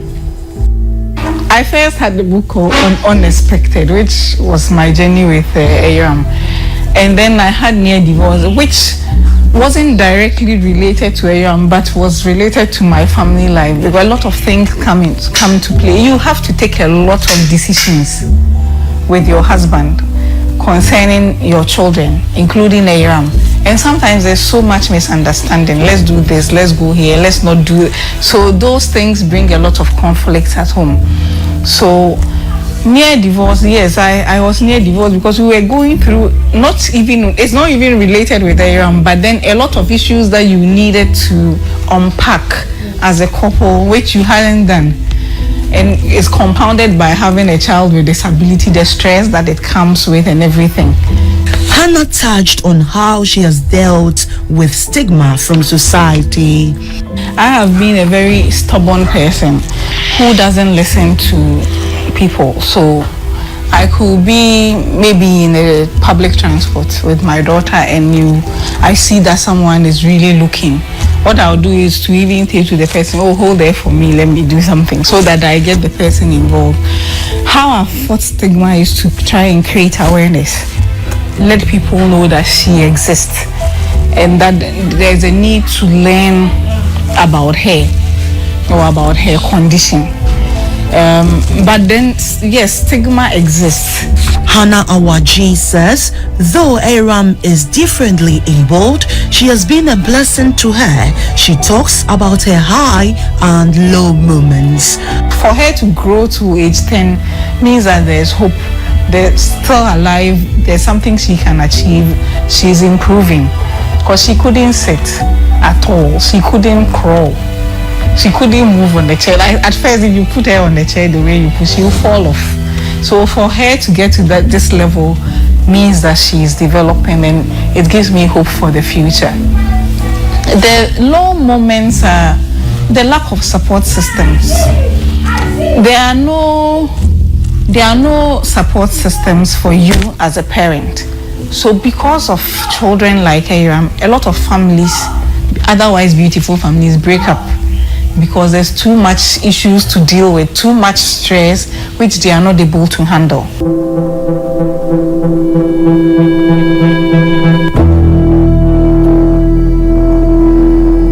From Hannah's residence, I headed to meet another family still within the enclave. Meet 45-year-old Michael Hagbe. Michael is a husband to Madame Vida Tosu. Life was beautiful until the birth of their first child. Since then, it has been pain and agony for the past 16 years. Their story of pain began when their only child, Precious, was born with a developmental condition. Now 14 years old, Precious is still unable to sit on her own, talk, or even walk. This means Precious needs someone to watch over her with every second that passes by. Fortunately for Precious, her parents are giving her care with the little they have. For For the past 14 years, Mr. Michael Hagbe has been moving from one hospital to the other, but doctors are still unable to detect the actual medical condition his daughter is suffering from. According to him, doctors suspect Precious may possibly have cerebral palsy. Time here Medina Alpha Hospital. I was told my child did not cry during delivery. We were asked to go to the Ridge Hospital, where she was put into an incubator. We were discharged after some few weeks, but I later saw some changes in her development, and we went back to the hospital to seek the doctor's advice. So we sent her back to Ridge Hospital, and the doctor refers to Kolebu. Mr. Hagbe was a wood carver with a wood processing company, but lost his job some few months after his marriage ceremony. Since then, life has been difficult for them. They live in this uncompleted building. Poverty is now the order of the day since he is unable to work. Michael often takes up the caregiving duties to give his wife a breathing space. He says the little money they get is often spent on the medication and food for Precious. The family sometimes sleeps on an empty stomach.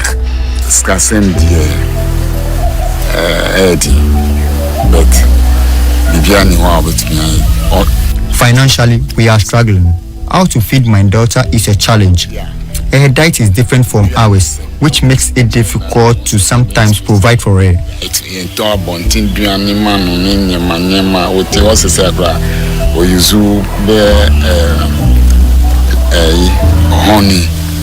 Stigmatization is one of the battles Michael is faced with on daily basis. He recounts the continuous pressure from family and friends on ending their daughter's life to enable them to live their lives fully again. There was a time we were at a compound house at the other house. A certain lady told me that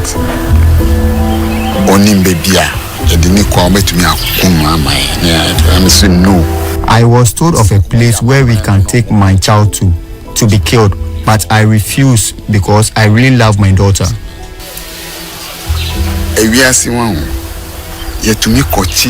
Monkey at the next cage, and you seek out to Kwedu, how much more me blood?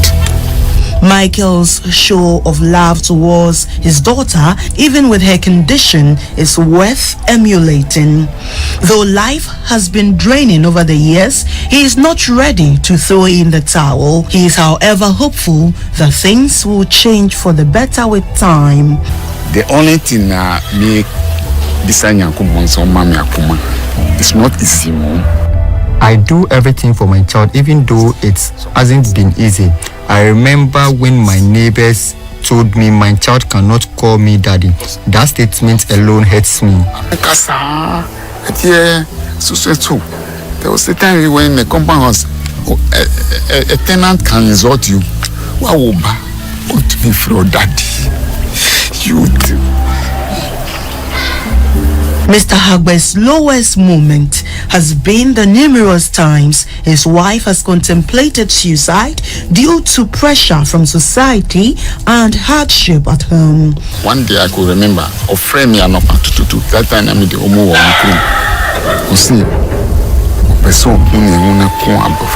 My wife nearly committed suicide because of our girl's condition, but I encourage her. I always take care of the girl to release her from distress.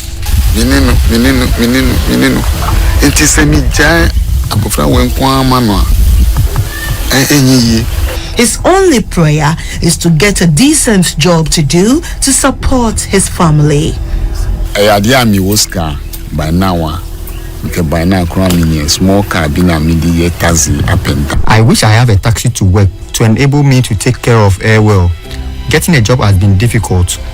Ghana koye se adwuma potia obeye se se a problem. After talking to Michael, I then engaged Madame Vida Tosu in a conversation. All I saw was a broken woman who is almost giving up on life. Her inability to work, to fend for self and family due to her daughter's condition is eating her joy away gradually.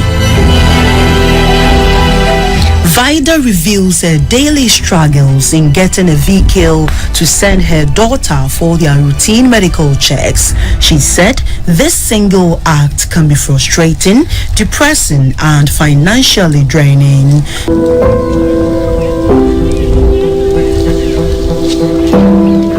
She explained that their family's survival is hinged on her walking miles to cut firewood to sell anytime her husband takes over the caregiving job. I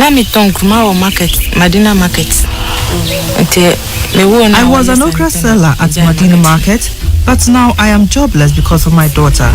For now, I cut firewood to sell.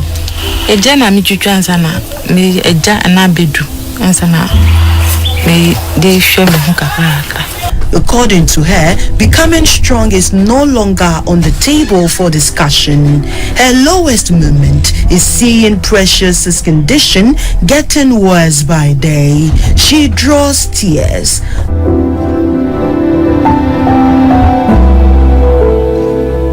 Vida Tosu has a wish.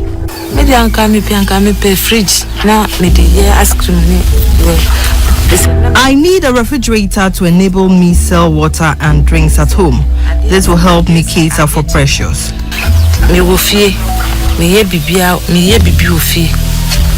To understand Aram and Precious's condition and how their parents can help in their well-being, I headed to the Greater Accra Regional Hospital where I met with Dr. Yvonne Brew, a pediatrician.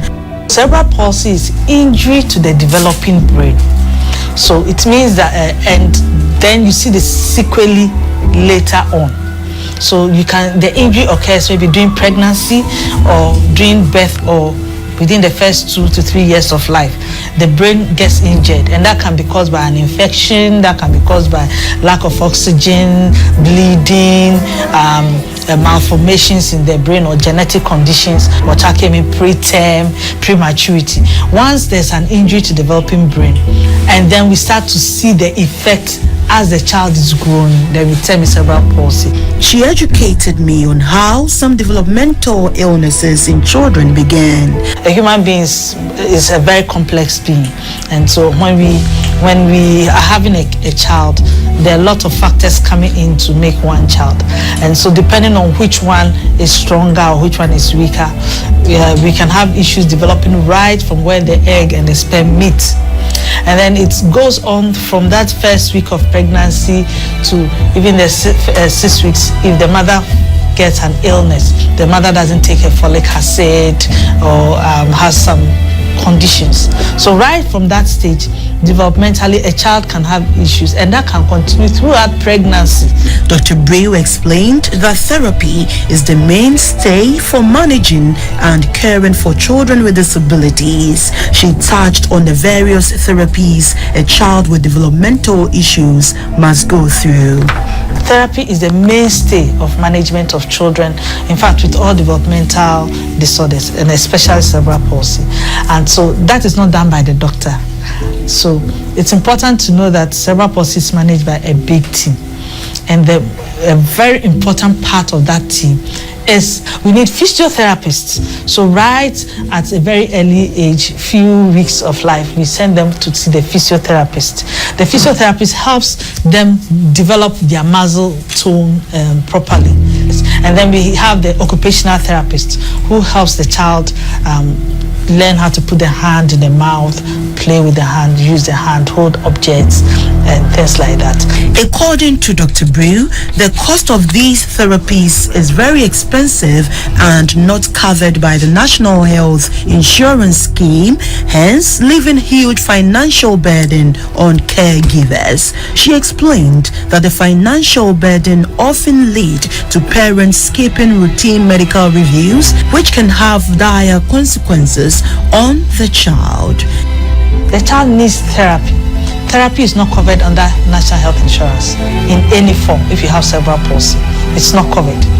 So the parents will have to pay for all therapies requested. If you need speech therapy, if you need physiotherapy, if you need occupational therapy, you need to pay cash for them because it's not recognized under health insurance. If a child does not respond to the spiritual treatment or management as prescribed, the next thing is then do away with the child. And so the parents are under a lot of pressure to throw the child back into the river where the child came from or to give something to kill the child. Now, the parents need to have all that support when they come to the hospital that my child will be provided for. That support is not there. Aside the medical financial burden parents with differently abled children face, they also go through serious emotional and psychological torture in finding answers to how these parents and caregivers can be supported. I made a stop at the Department of Psychology at the University of Ghana, Legon, and met with Professor Adote Anum. The provision of the physical care itself many times can be difficult. It takes an extra time to get ready to go for any event. It means you arrive at that event late. It means that getting in and out of a car or a trotro or something always will be a challenge. So the burden is heightened just by having a child with special needs. So all these are stressful events that causes parents or caregivers to need psychological support. Professor Anum touched on the various forms of psychological needs parents raising children with disabilities should be given. Psychological support is supposed to provide parents with extra resources. They provide parents with, for them to identify their inner strength, some strengths they didn't know they have, that helps them cope with the situations. So generally, when we talk about support, psychological services will be to improve the parents or the caregivers' knowledge and expertise in dealing with the child and dealing with their own emotional health. He explained that such caregivers go through stress on daily basis raising these children. He revealed that unmanaged stress can have damaging effects on the affected child and the entire family. He added that it is therefore imperative to provide stress management activities for these caregivers. I don't think there's an easy way out.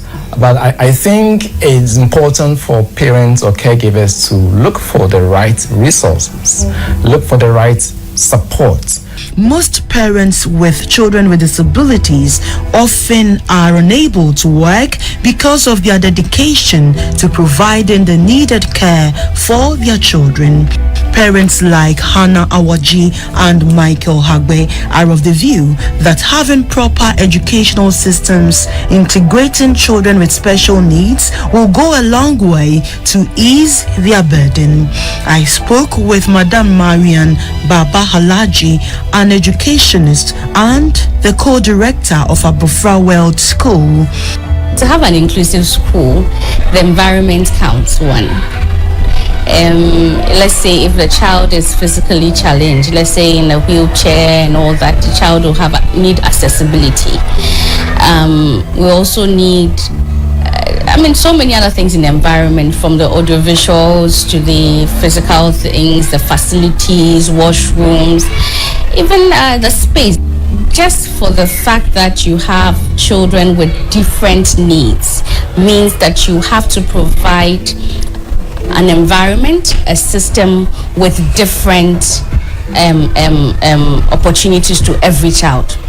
You see, so it makes it challenging, it makes it difficult, but then you have to find a way around it. And so we come to the consensus of sharing that responsibility with our parents, and sometimes other organizations also come in to support. Marian explained that Ghana has made strides so far as caregiving is concerned. However, there is still a huge gap to be covered to enable Ghana to meet international standards. Caregiving to children and children with disabilities as a nation, I mean, it's okay, but like we write in the reports, or we used to write in reports, there's more room for improvement. We shouldn't just put together the policies, but even ways of implementation, even with the schools, with hospitals, with the welfare institutions. We have to go the extra mile. In Ghana, most parents often assume the role of caregivers without any form of training or assistance. This, according to experts, is an error and should not be encouraged. Caregiving is decent work that we need to pay attention to and encourage people to take it up as a profession. But we haven't done that. It becomes a big burden on families. Your options as a parent is very limited. You either have to stop working and stay home with your child, which makes you, for me, will make me very depressed and everything, or you continue working at the risk of opening up your home to take strangers who come in. You don't know them, sometimes no form of training, you have to train and all those things. So it's something we need to pay attention to. Not having a center with trained resource persons means that, one, there's a likelihood of abuse, right? And we teachers or caregivers at those places might be doing things they may not even know it's abusive or it's not right. Government needs to come out clearly on what should be done if a child is determined to have a disability. It's the government's responsibility to determine how the child develops, not the parents, because the parents are overwhelmed. They can't work, they can't go anywhere. Children, sometimes parents have to lock children up in the room to just go to the markets. This is distressing. According to the World Health Organization, the availability of appropriate support systems for caregivers enables them to perform their respective roles effectively. It is for this reason advocates are calling for the provision of information, financial support, encouraging respite care, and training programs for caregivers. They believe this will go a long way to equip them to overcome the many challenges associated with caregiving.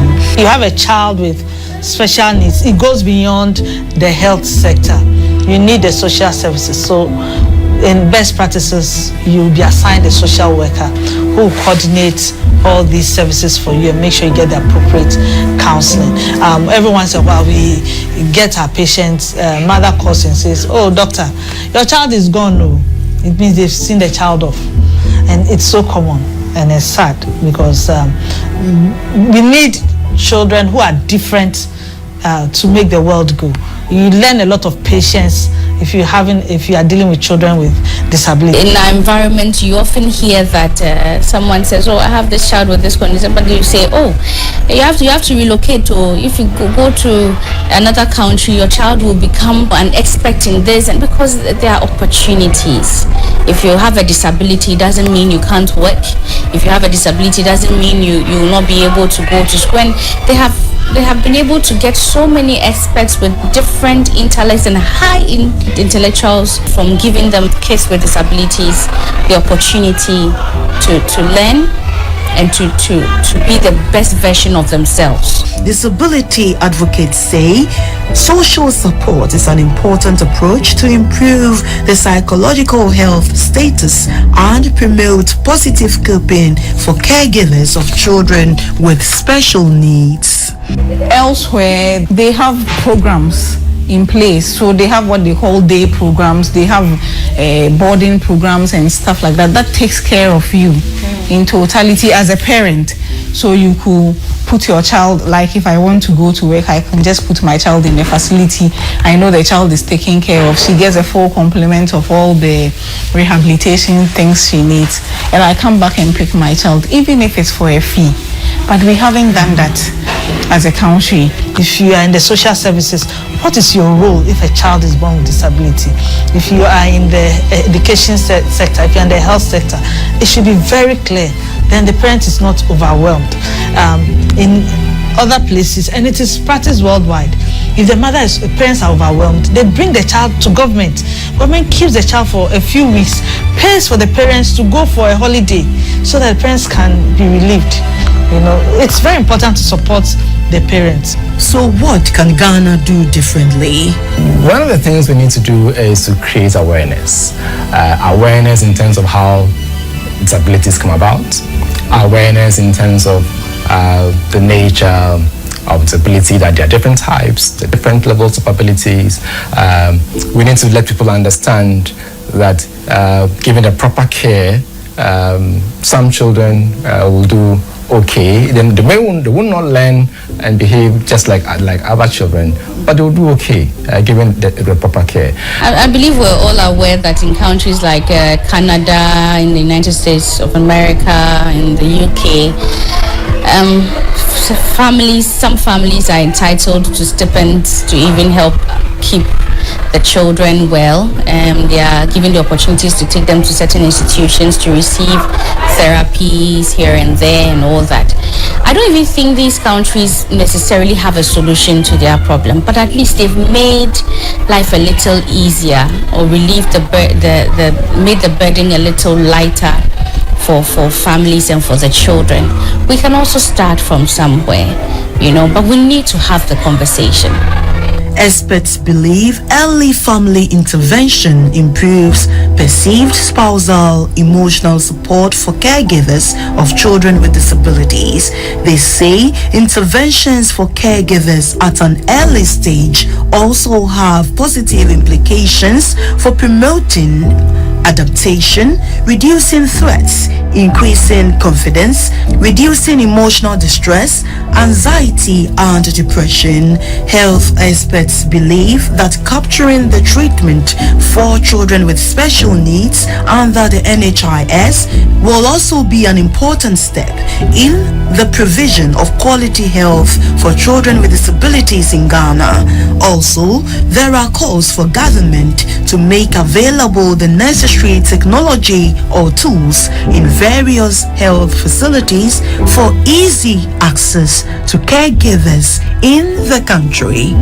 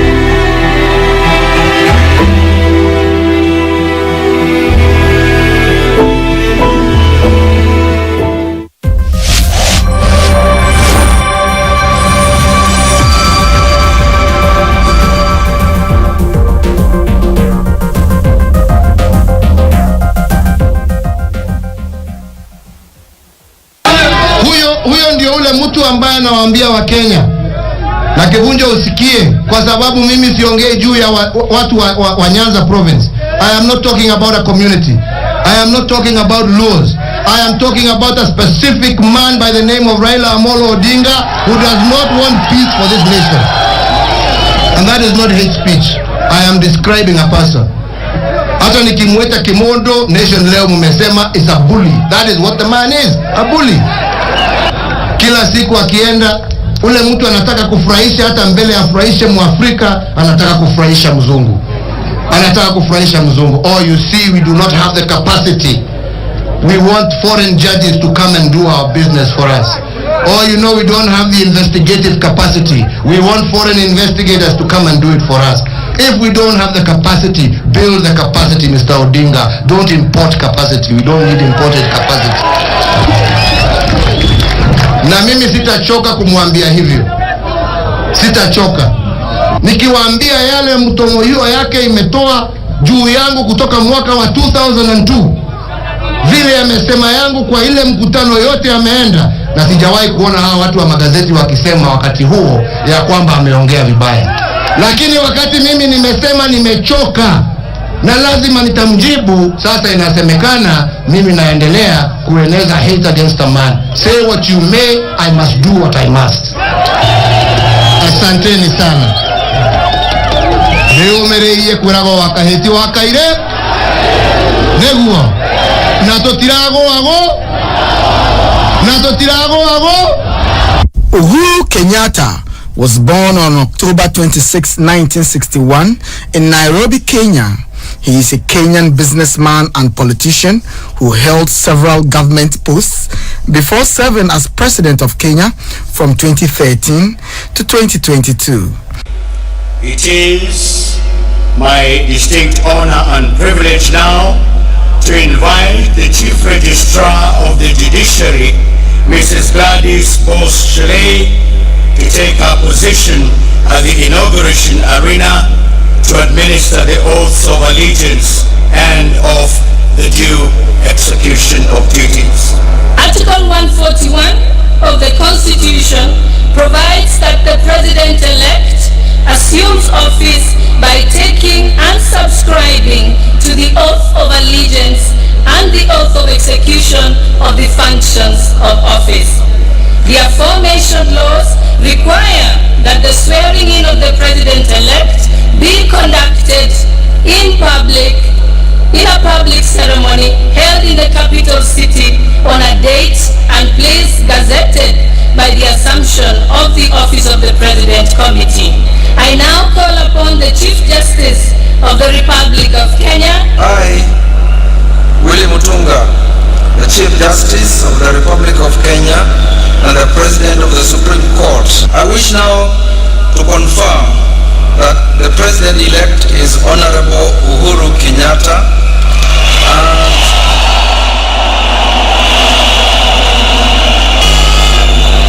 it is now my humble duty to call upon His Excellency the Honorable Uhuru Kenyatta, the President-elect of the Republic of Kenya, to take his position in readiness to take the oaths of office. I, Uhuru Kenyatta,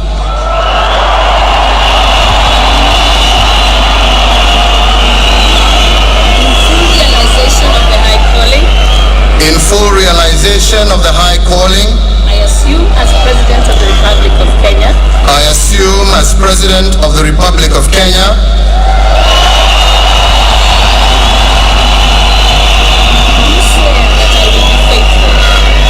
do swear that I will be faithful and bear true allegiance to the Republic of Kenya.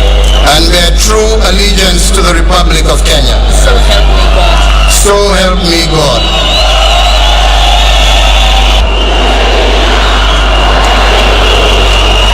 Asante sana. Anakabidhiwa viapo ambavyo anaapa na kuweka sahihi siku ya leo.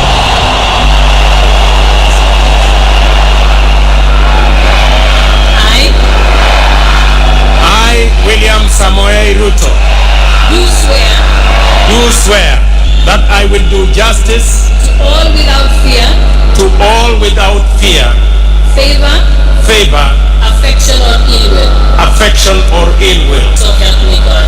So help me God.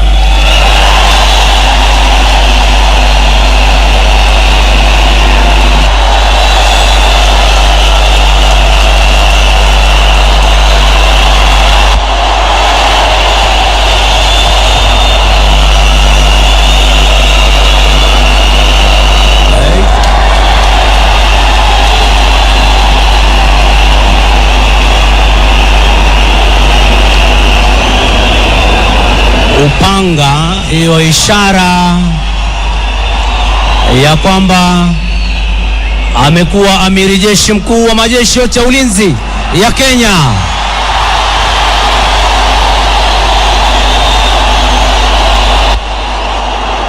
Haya, tumshangilie kwa makofi, shangwe na nderemo. Asanteni. Amekabidhiwa pia nakala ya katiba ya Kenya. Haya, makofi mazuri.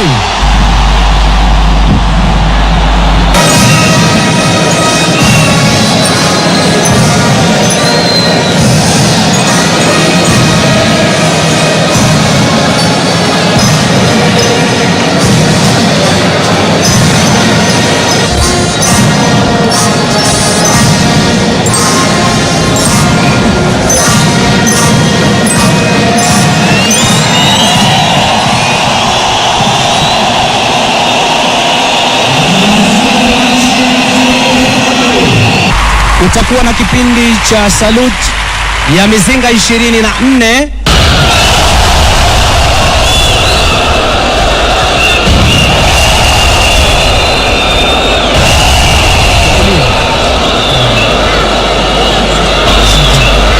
Sasa bendera iliyoshushwa ya Mheshimiwa Mwai Kibaki inapelekwa hivi sasa kwake Mkuu wa majeshi ya ulinzi ya Kenya Generali Julius Karangi, ambaye ataweza kumkabidhi rasmi Mheshimiwa Mwai Kibaki bendera yake ya urais anapoenda sasa kupumzika.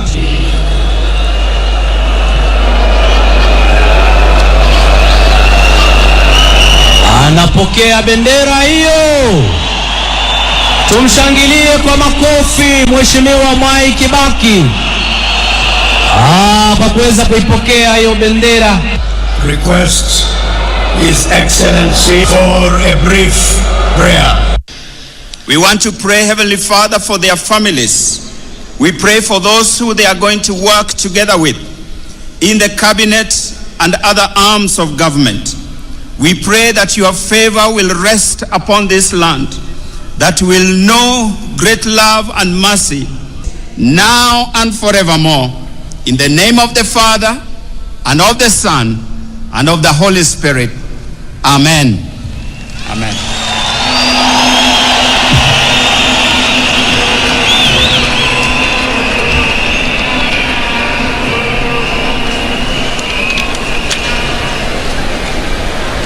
Basi hivi sasa mkuu wa gwaride hii anakuja kumwomba kwa heshima amiri jeshi mpya ambaye ametawazwa siku ya leo ruhusa ya kuiondosha gwaride. Sasa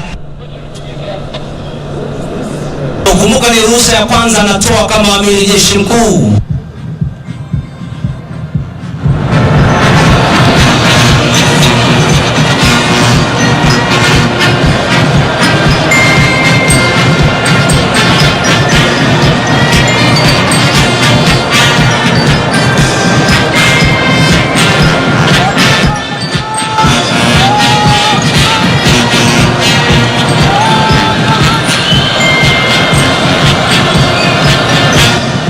Been in politics now for the last since 1994 to date. So some people look at me and say, oh, huyu mtu aliingia tu siasa, aliletwa tu na kikombe. Hawajui kule tulianza. Tumeanza zamani. I accept the choice of the people, and in particular now concede that Mr. Mwai Kibaki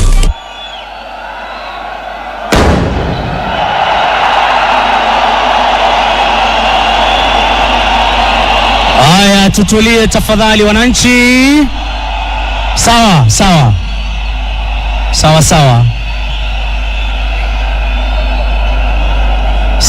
Tutulie tafadhali.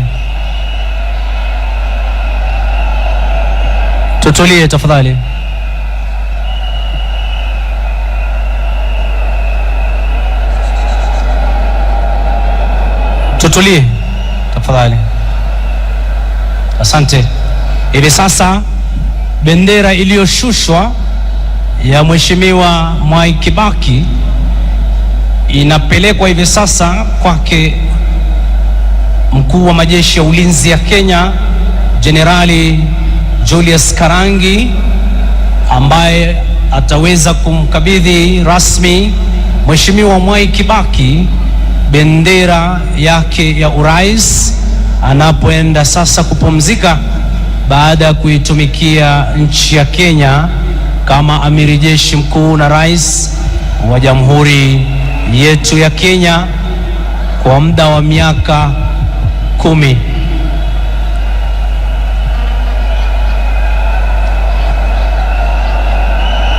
Anapokea bendera hiyo. Tumshangilie kwa makofi Mheshimiwa Mwai Kibaki kwa kuweza kuipokea hiyo bendera baada ya kuitumikia Kenya kwa muda wa miaka 10 kama rais. May I most humbly now request His Excellency to be joined together by Honorable Ruto and their wives for a brief prayer. Na kabla ya hiyo hivi sasa the son of Mr. Jomo Kenyatta, Kenya's first president, Uhuru was raised in a wealthy and politically powerful Kikuyu family. He attended St. Mary's School in Nairobi, where he played as a winger for the school's rugby team.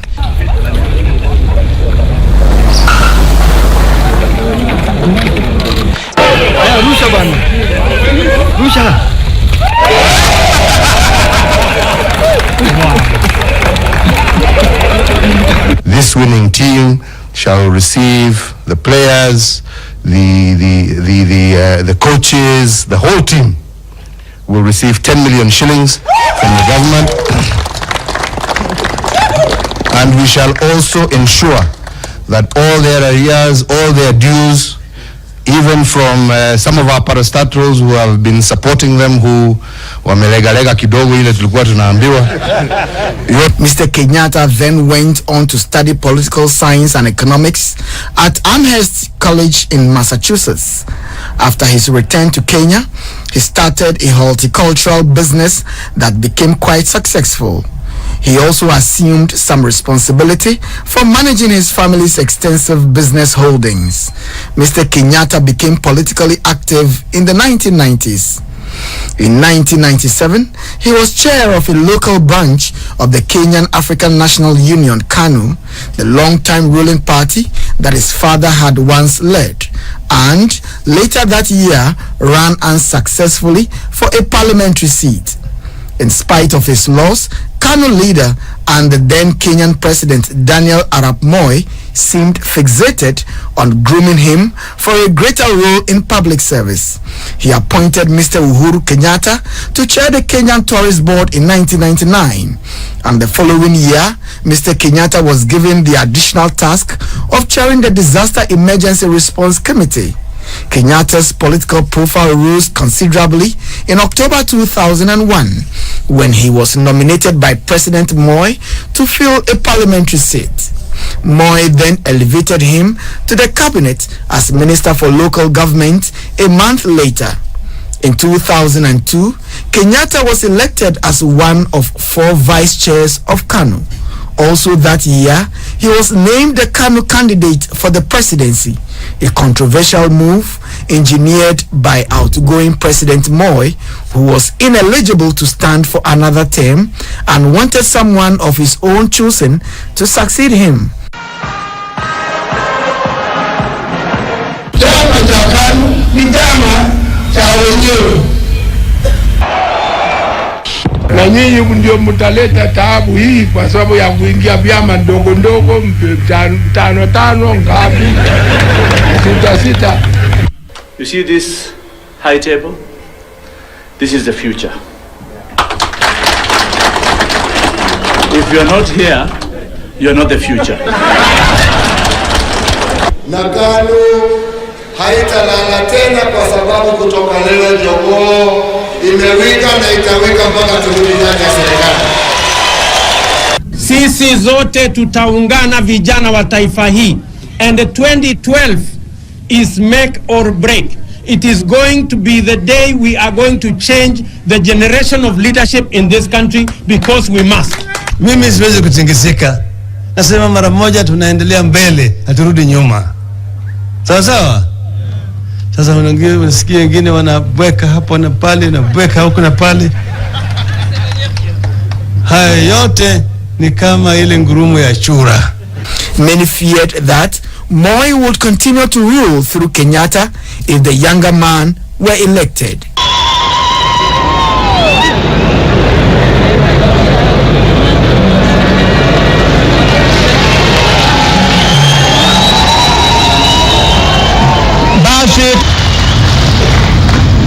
Bali na hiyo vile vile Honorable Uhuru Muigai Kenyatta for the coming general elections.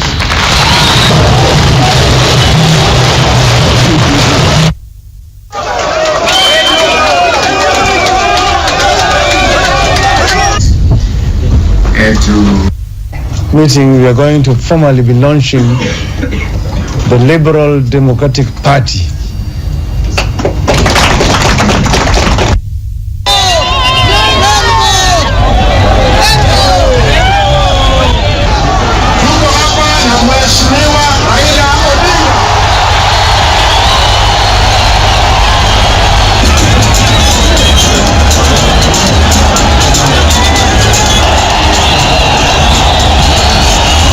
Mr. Moi's machinations backfired, however, as some KANU members bristled at the lack of debate within the party regarding Kenyatta's selection as Moi's successor, and they left KANU to support opposition leader Mr. Mwai Kibaki, who handily defeated Mr. Kenyatta in elections held in December 2002.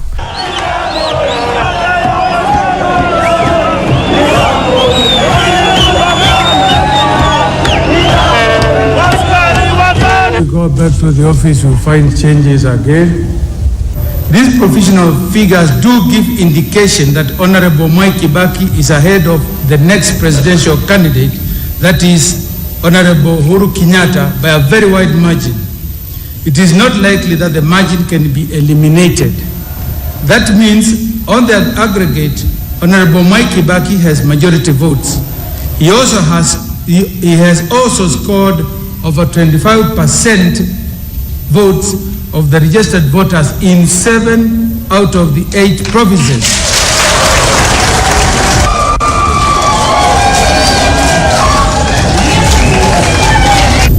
The Electoral Commission therefore declares Honorable Mwai Kibaki the President of Kenya.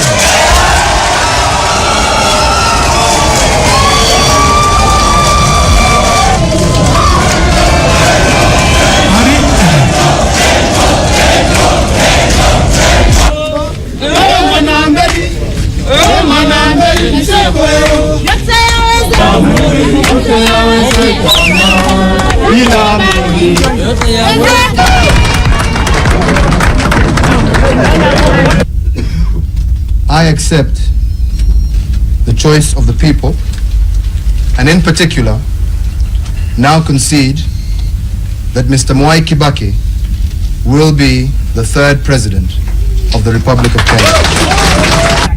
Are you a little bit relieved that you didn't win this election? You'll do better next time. Oh, yes. Absolutely.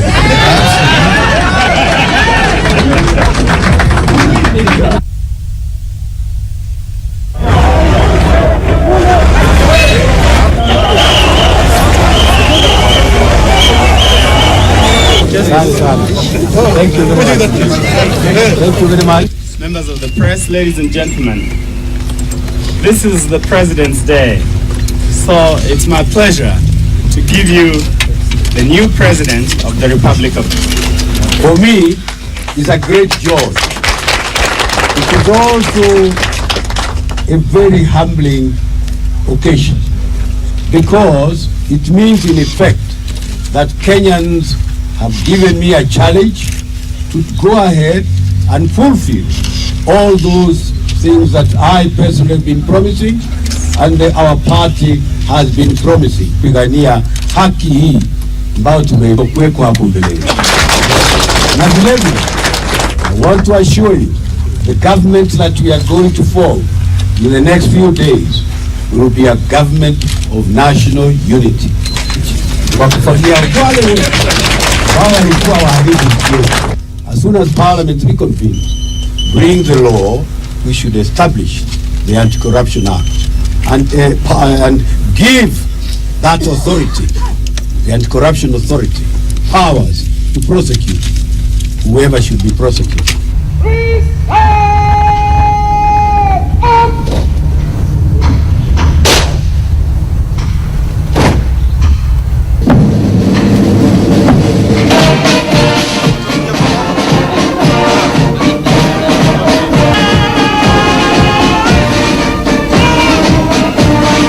Mr. Kenyatta then assumed the position of leader of the opposition in parliament. Mr. Kenyatta's star continued to rise within KANU, and he was elected chairman of the party in 2005. In the run-up to Kenya's next presidential elections held in December 2007, Mr. Kenyatta again threw his hat into the ring, but he withdrew his candidacy a few months before the election and opted instead to back Mr. Kibaki, who was running for re-election against Mr. Raila Odinga and several other challengers. When the election results showed that Mr. Kibaki had narrowly defeated Mr. Odinga, the outcome was rejected by many of the latter's supporters and was followed by weeks of widespread violence along ethnic lines, with Kikuyu, Kenya's largest ethnic group, being both instigators and targets of violence.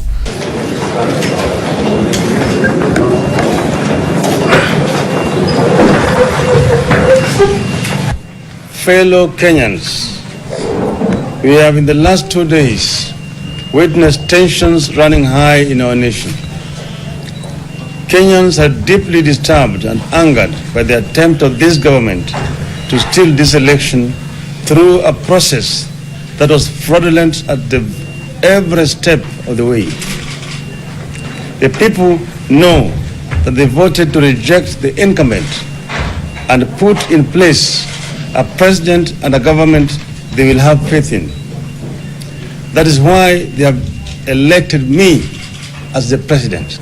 And therefore ask that this current exercise and impasse can only be resolved through a national recount in Nairobi under the full glare of media watchfulness and the involvement of election observers. Only such a process will assure Kenyans that this was a credible election. Finally, I wish to appeal to President Mwai Kibaki to acknowledge and respect the will of the people of Kenya and honorably concede defeat. End of statement.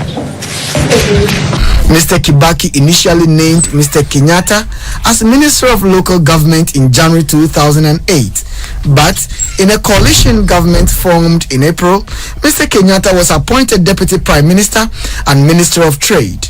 The next year, he was moved from the Ministry of Trade and became the Minister of Finance.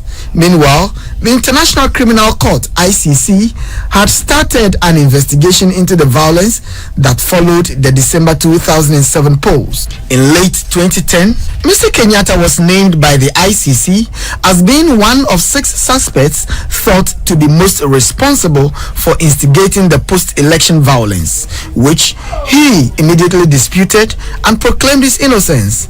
In January 2012, the ICC announced that 4 of the 6 suspects, including Mr. Kenyatta, would face trial. They were charged with committing crimes against humanity. The charges included allegations that Mr. Kenyatta had helped mobilize and fund Mungiki, a Kikuyu criminal gang, in the group's attacks on Odinga supporters in the aftermath of the disputed election. Shortly after the charges were announced, Mr. Kenyatta resigned as Minister of Finance but remained in his post as Deputy Prime Minister. Did you tighten relations between Mungiki? I have always publicly condemned and stated that I have no association whatsoever with Mungiki. Yes, but Mr. Peter Kagwanja say that you normally do that. You publicly distance yourself from the Mungiki, but covertly request their support. The person who is best placed to answer that question is Professor Kagwanja. Yeah, Peter Kagwanja is today working for you, so it's more complicated. What was going on that day? A crackdown again on this particular sect, and they blame that crackdown on the government. And me Party at the time. They associated myself with the problems that they were experiencing. Do you think that the Mungiki, for some reason, because they one day decided to support you and then you rejected, or for other reasons, consider you a traitor? I have no link, no association with Mungiki. I have no idea why they would give false witness against myself. But has someone like with the authority like Mr. Musaura, for instance, can authorize a person to go in the State House? The person who has the authority is either the president himself or the State House Controller, and that is based on my own experience as a cabinet minister and somebody who has also grown up in that building at one stage. And you think the President Kibaki called the guards to inform who can go and who cannot? Your Honor, no. It is the State House Controller who informs the head of security who is coming and with whom and at what time. Do you have enough money to distribute this amount? I wish I did have that amount of money. I would be a very happy person, Madam President. So you say you can know this money? To distribute around in cash? No, Madam President, I don't have. Can you describe to the court the amount of your patrimony? This goes a little bit too far, Mr. Prosecutor. But, Madam President, we understand the person is very wealthy, and he just said he has not enough money to provide 100 millions. In your answer to your defense, you say you were not aware of a plot to rig elections. Can you be more specific? Do you know now if there is a plot to rig elections? I said I was not aware of any plot to rig the elections of 2007. A commission of inquiry was put together, and that commission, which is the only report I can go by, clearly indicated there was definitely no evidence of any rigging, especially at the National Tallying Center where I was at KICC. If you consider is politically responsible or also criminal responsible? I believe that he who bears responsibility is he who is the leader, and the leader was Raila Odinga. He was the leader.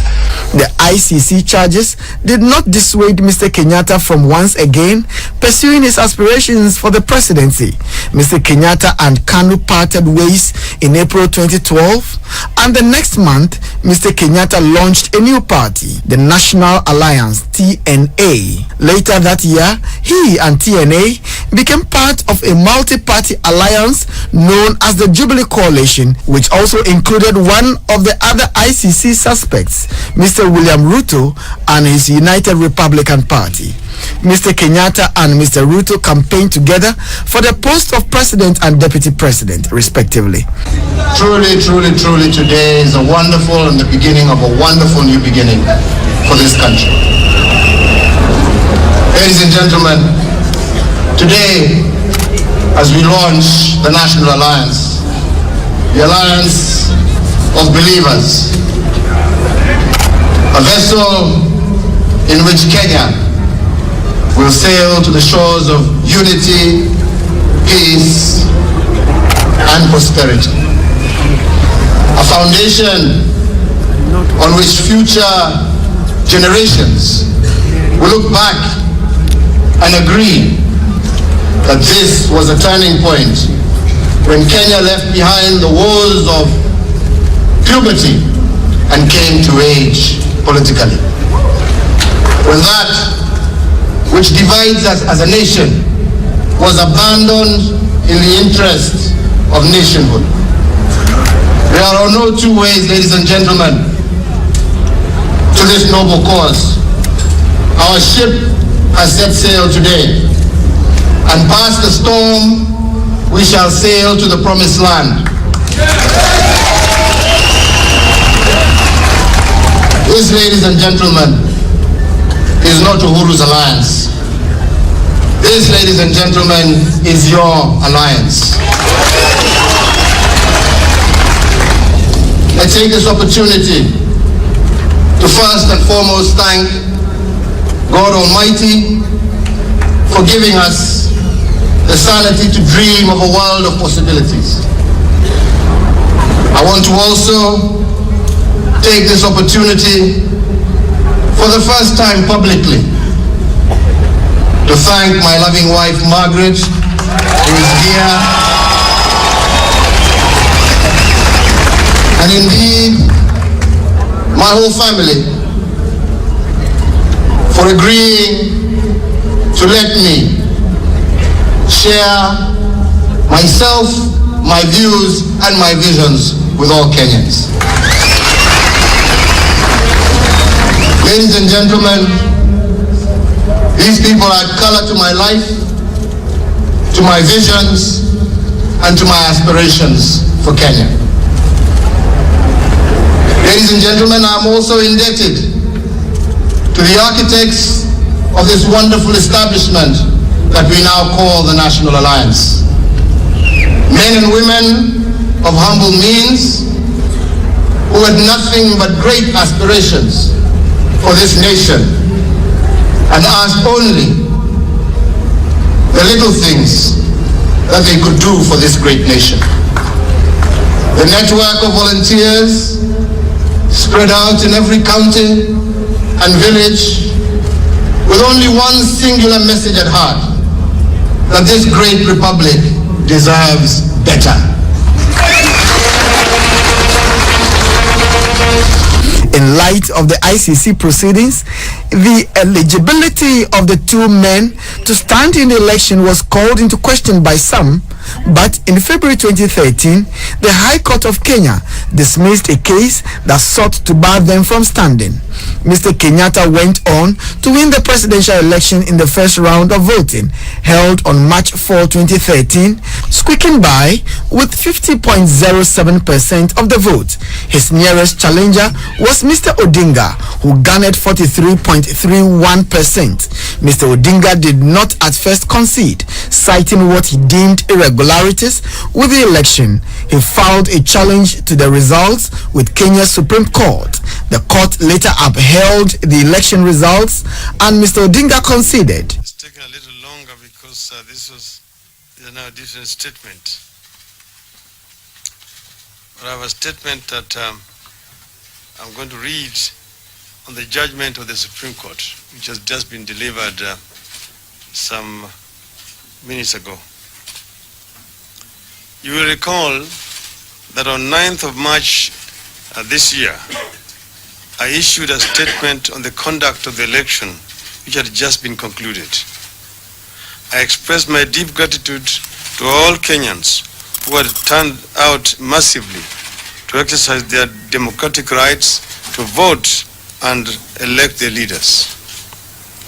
I, however, express my dismay that contrary to the expectations of Kenyans, we witnessed the failure of virtually every instrument the IEBC had deployed to ensure free, fair, and transparent elections. I outlined such failures with the concrete examples of the anomalies that all of us witnessed.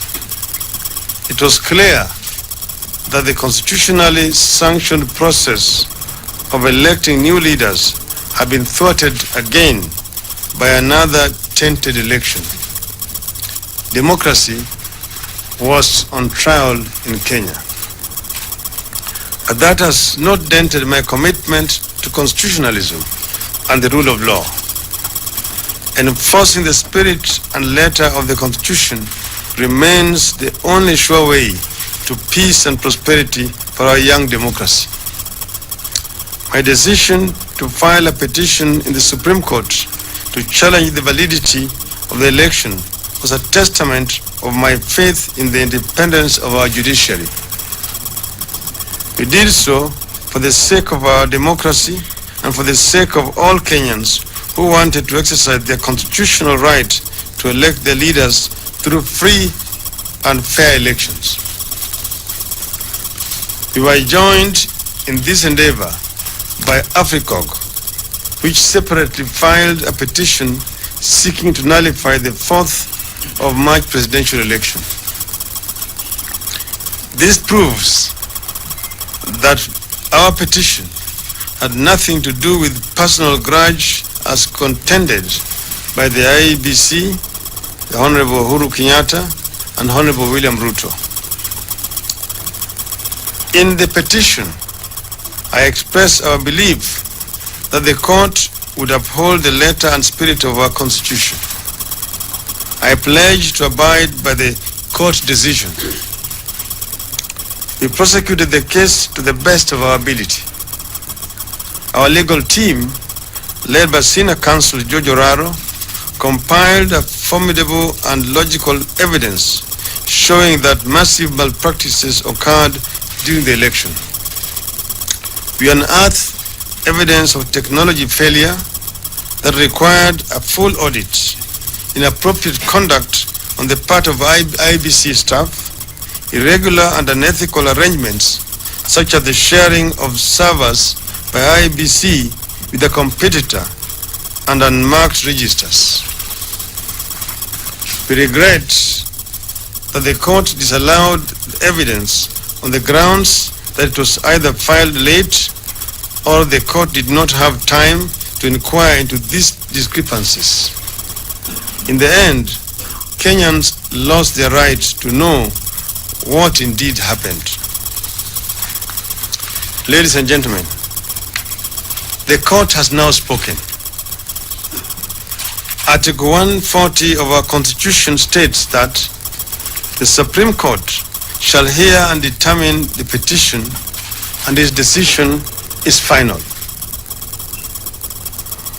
Although we may not agree with some of its findings, and despite all the anomalies we have pointed out, our belief in constitutionalism remains supreme.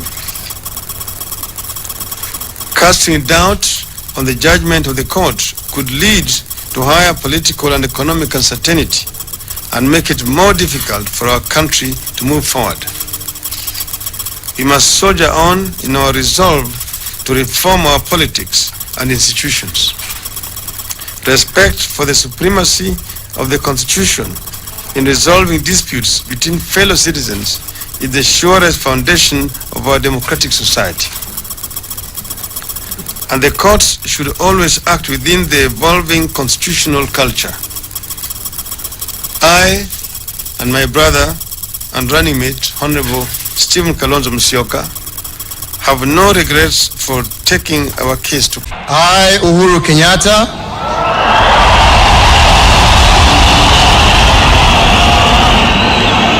In full realization of the high calling, in full realization of the high calling, I assume as President of the Republic of Kenya, I assume as President of the Republic of Kenya,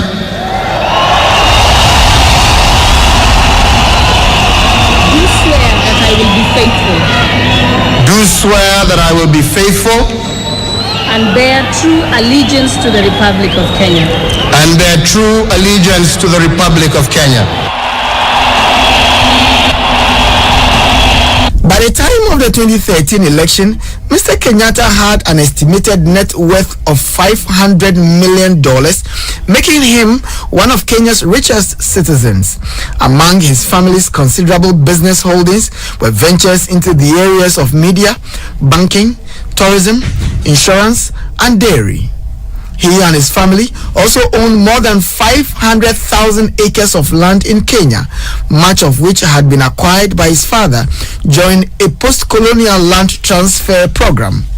Their real estate holdings made the family one of the largest landowners in the country, where land ownership disputes were a long-standing source of resentment among people whose families had been displaced during the colonial era. As president, Mr. Kenyatta had to deal with the increasing threat from Al-Shabaab, an Islamic militant group based in neighboring Somalia, and angered over Kenya's military involvement against them in their country. In retaliation, the group launched a number of deadly attacks on Kenyan soil. Domestically, Mr. Kenyatta presided over the implementation of a new government administrative unit of countries, which replaced the previous unit of provinces, as well as Kenyatta's fielded complaints of poor government, corruption, and insecurity, Mr. Kenyatta continued to face charges at the ICC. Although the trial of his deputy president, Mr. Ruto, began in September 2013, Mr. Kenyatta's trial was repeatedly delayed. The defense claimed that there was not a strong enough case against him and that the charges should be dropped, while the prosecution complained of a lack of cooperation from Kenyan officials in gathering evidence. In December 2014, the ICC prosecution dropped all charges against Mr. Kenyatta, claiming that the Kenyan government had obstructed the ICC in the gathering of critical evidence and citing the widespread intimidation of its witnesses, both of which had hampered the prosecution's case. ICC judges formally approved the withdrawal of charges and terminated the case proceedings in March 2015. They say 1 down, 2 to go. We're nearly there. And I'm sure that they will also do their part to engage. So let me not Chokesha you too much. I'm very keen to run home to my wife right now and see, tell her what's happening. And anyway, I'm very excited, by the way. So they noted, however, that ICC prosecutors could reinstate charges at any time if there was evidence to support such a course of action. In preparation for the 2017 elections, the parties that constituted Mr. Kenyatta's Jubilee coalition dissolved and then reformed as one political organization, the Jubilee Party. In September 2016, Mr. Kenyatta was the flag bearer for the new party, with Mr. Ruto again serving as his running mate. In the August 8, 2017 presidential elections, Mr. Kenyatta was re-elected with more than 54% of the votes. His nearest contender was again Mr. Odinga, his time representing a coalition of opposition parties called the National Super Alliance, NASA, who trailed him with about 45%. In a stunning turn of events, however, Mr. Kenyatta's re-election was overturned on September 1 when the Supreme Court nullified the results of the presidential poll and ordered a new election, which was to be held within 60 days. The ruling was in response to a petition that Mr. Odinga and NASA had filed with the court, alleging that the results of the presidential election had been manipulated and were therefore compromised and should be nullified. Declaration is hereby issued that the presidential election held on 8th August 2017 was not conducted in accordance with the Constitution and the applicable law, rendering the declared results invalid, null, and void.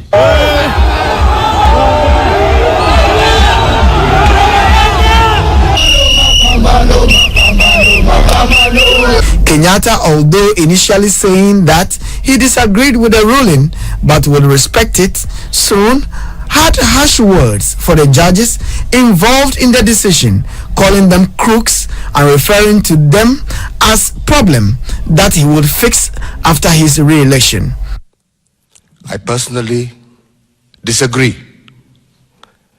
with the ruling that has been made today, but I respect it as much as I disagree with it.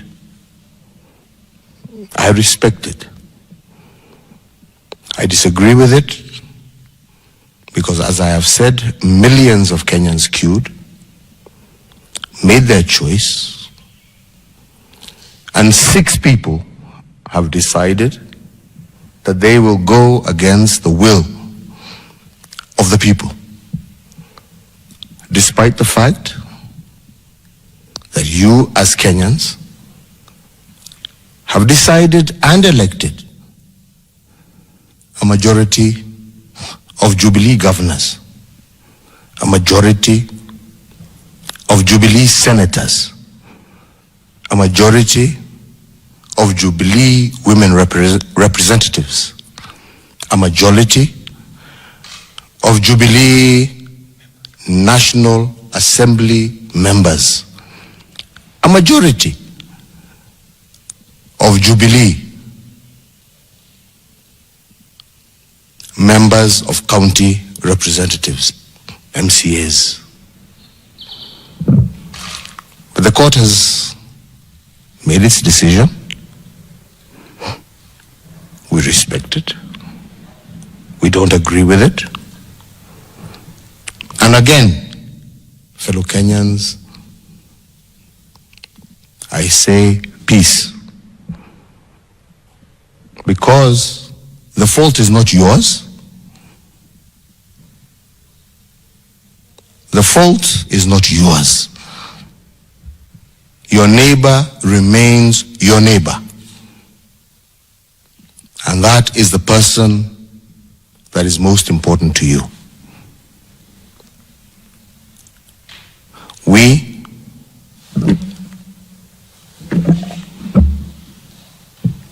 are ready to go back again to the people with the same agenda. No change. Same agenda that we delivered to the people.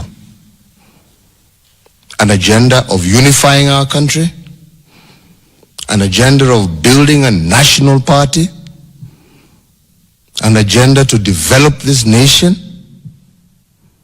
The Independent Electoral and Boundaries Commission, IEBC, scheduled the date of the new election for October 17, but after the Supreme Court released its detailed ruling on September 20th regarding the specific reasons it had annulled the August presidential election, the IEBC pushed the date back to October 26 in order to provide the commission with more time to address the shortcomings cited by the court. The ruling criticized the conduct of the IEBC and noted many concerns with the vote tallying and transmission process cited by NASA that the judges felt had affected the validity of the election.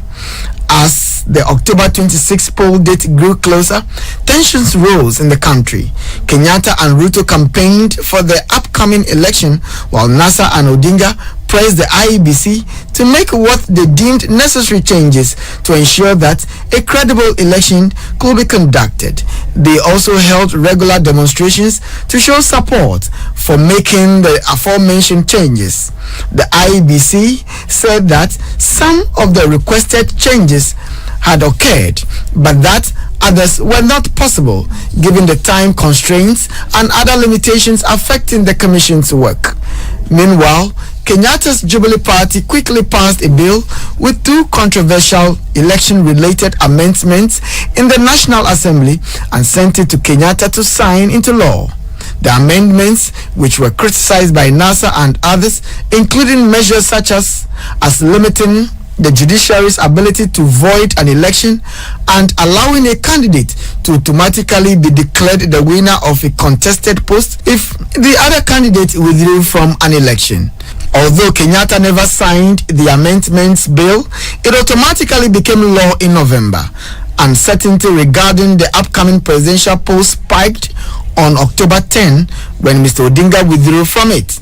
Although Mr. Odinga believed that the IEBC would now need to abandon the poll and call for fresh elections to be held in 90 days, Mr. Kenyatta insisted that the presidential election will take place on October 26 as scheduled, with the IEBC appearing to agree with him.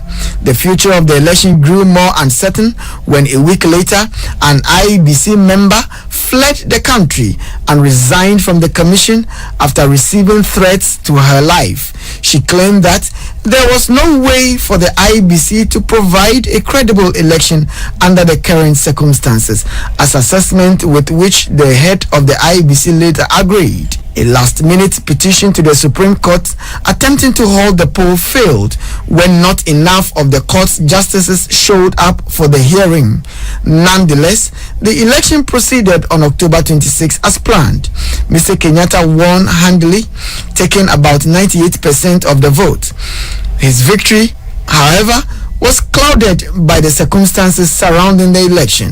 Odinga's withdrawal, a call by NASA for Kenyans to boycott the poll, and the fact that voting was unable to take place in some NASA-dominated areas for security reasons, all of which led to a low turnout that was less than half that of the August election. As was the case with the August election, the validity of the October poll was challenged, though this time NASA was not one of the parties that filed petitions with the Supreme Court. The court dismissed the challenges and upheld Mr. Kenyatta's victory, paving the way for him to be sworn in for his second term on November 28, 2017.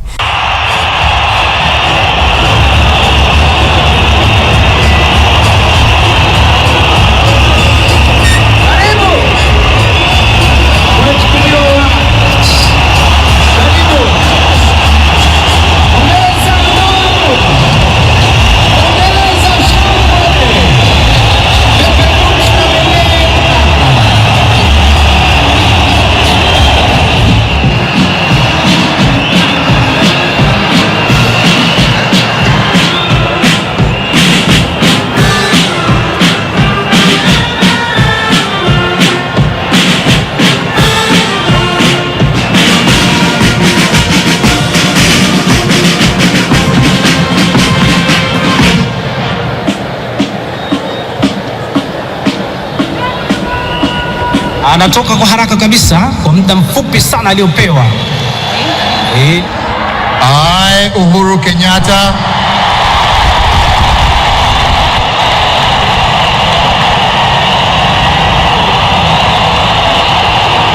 in full realization of the high calling I assume as President of the Republic of Kenya. I assume as President of the Republic of Kenya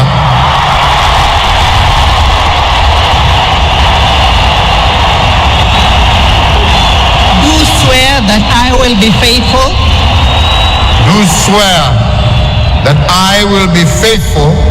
and bear true allegiance to the Republic of Kenya, that I will obey, preserve, protect and defend the Constitution of Kenya, as by law established, and all other laws of the Republic, and that I will protect and uphold the sovereignty, integrity, and the dignity of the people of Kenya. So help me God.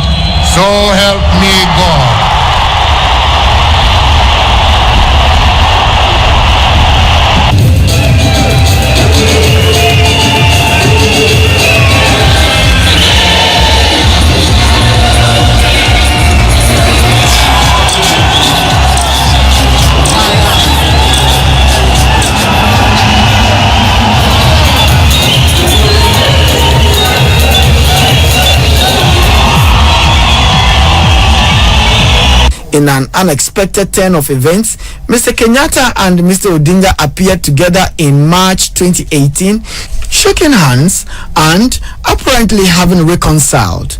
After the handshake, as it became known, the two collaborated on the Building Bridges Initiative BBI, a task force that met with citizens from all walks of life in Kenya to identify the country's primary challenges and then recommended solutions. In November 2019, the BBI released its report and recommendations, including many that would allow for a greater sharing of power among Kenya's many ethnic groups. The recommendations were incorporated into a constitutional amendment bill which passed in both houses of parliament in May 2021. As we plan ourselves for the future, our future cannot be dictated by the forthcoming election. Our future must be dictated by the prosperity, stability of our nation and the well-being of our people. We have to look into ourselves and challenge our readiness to make the changes that will allow our institutional reforms to work. So long as we remain divided, acrimonious, selfish, and corrupt, no amount of institutional reform will better our lives.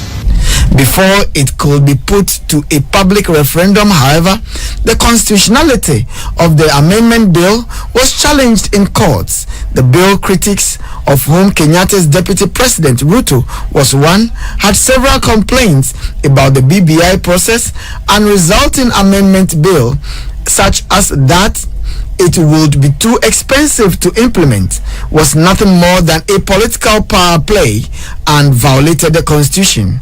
Indeed, the bill was struck down as being unconstitutional in both the High Court and the Court of Appeal that year.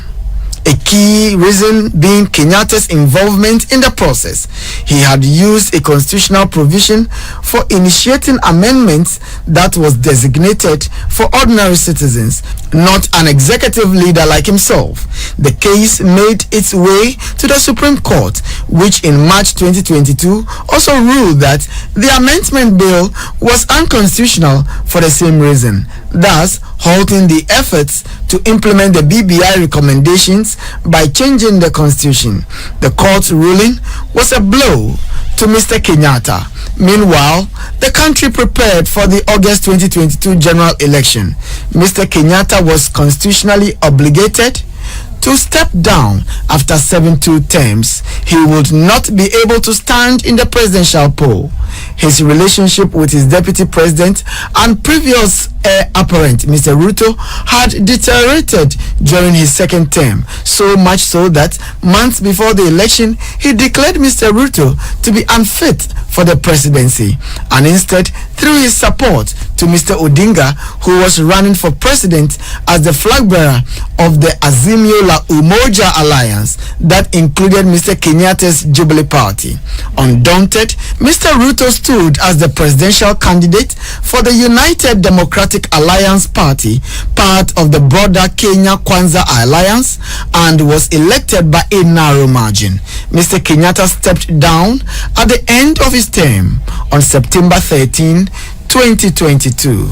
Rais wa nne anayeondoka ofisini, Mheshimiwa Uhuru Kenyatta, Rais wa Jamhuri ya Kenya na Amiri Jeshi Mkuu. Tumpongeze kwa makofi Daktari William Samoei Ruto. Karibu. Karibu.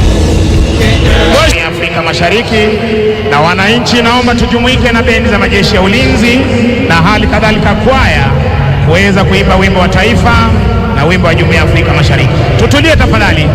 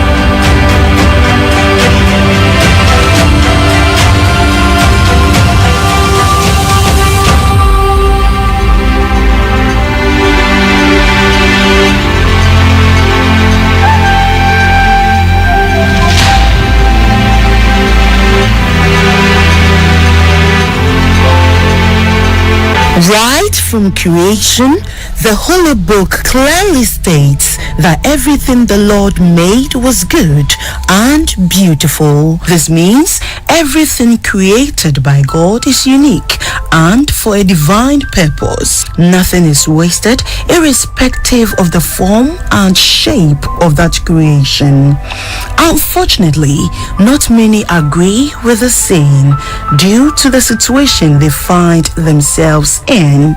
Some came into the world without legs, arms, and others with a defect in the eye, brain, or even the bone. Would you say they are not beautifully created due to their condition?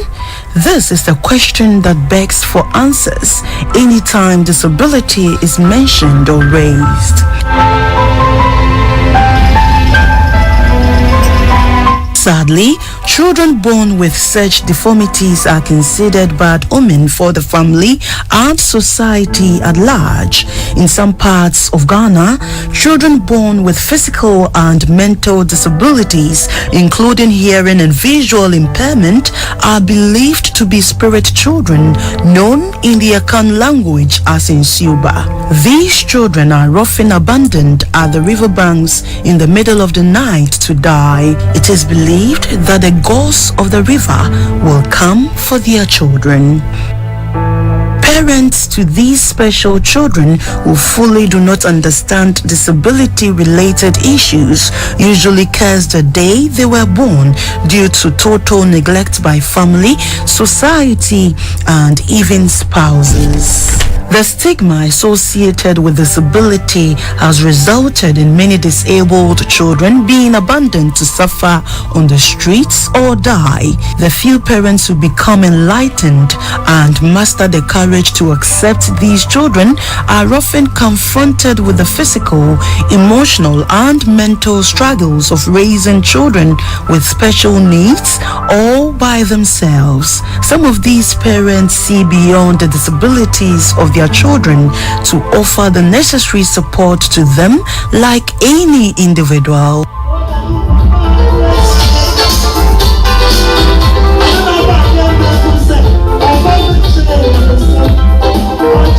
It has almost become a norm seeing a good number of persons with disability on the streets who have taken to begging for alms to survive at will or forced. Others who want something better for themselves also struggle to find some menial jobs to do to eke a living.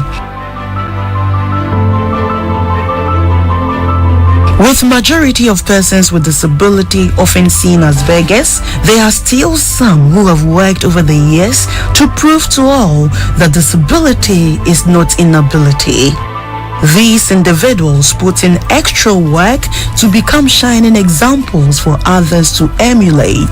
In my quest to keep highlighting the abilities of physically challenged persons, I met Dr. Godson Ahunto, a lecturer at the University of Ghana, Legon, who is visually impaired. The 56-year-old lecturer describes disability as follows. If you ask me, it is anything that serves as a barrier to the functioning of any part of the body that is considered normal for everybody. And here in this case, it could be just a part of the body, your arm, your eye, your hearing, and so forth. Though Dr. Ahunto was born with a sight challenge, he was unaware of his condition.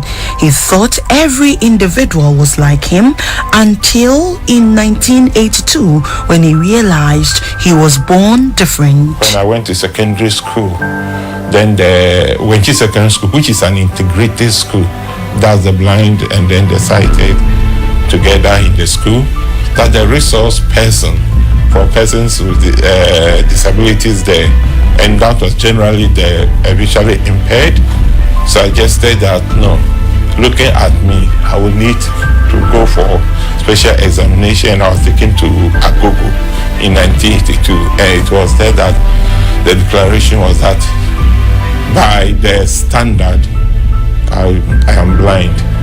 When news of his disability was revealed to him, he took a decision to become the best version of himself. He tells me his disability never discouraged him from rising to the top, even though he was the only person among his siblings with some form of disability.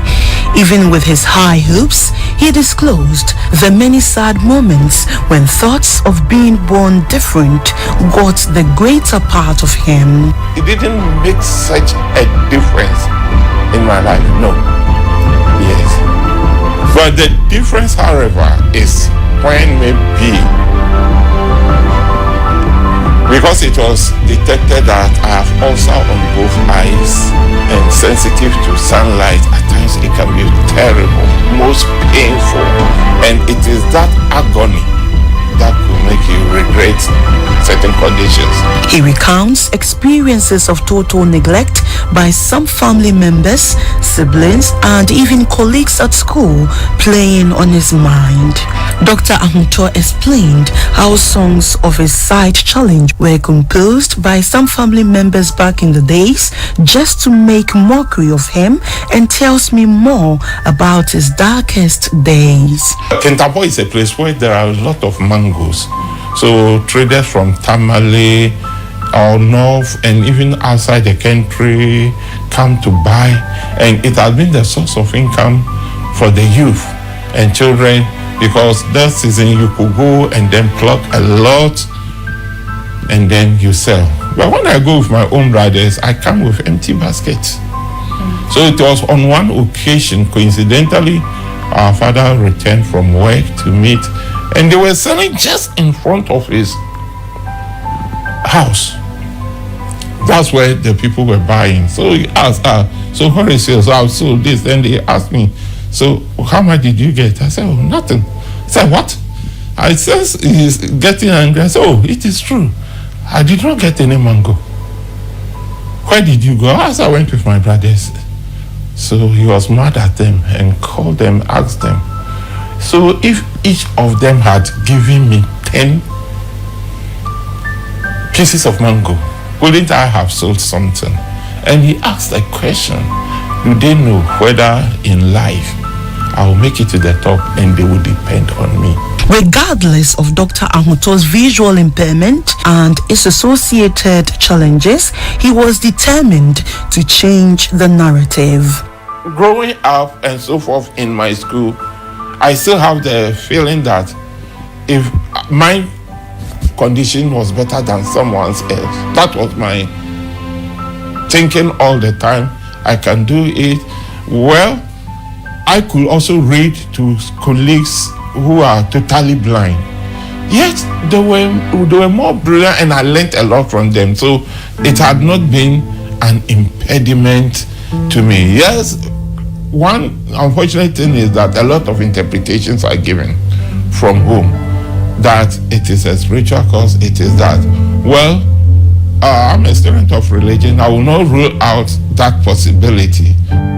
His quest to erase the notion that persons with disability are handicapped and cannot rise to the tops in society was unrelenting.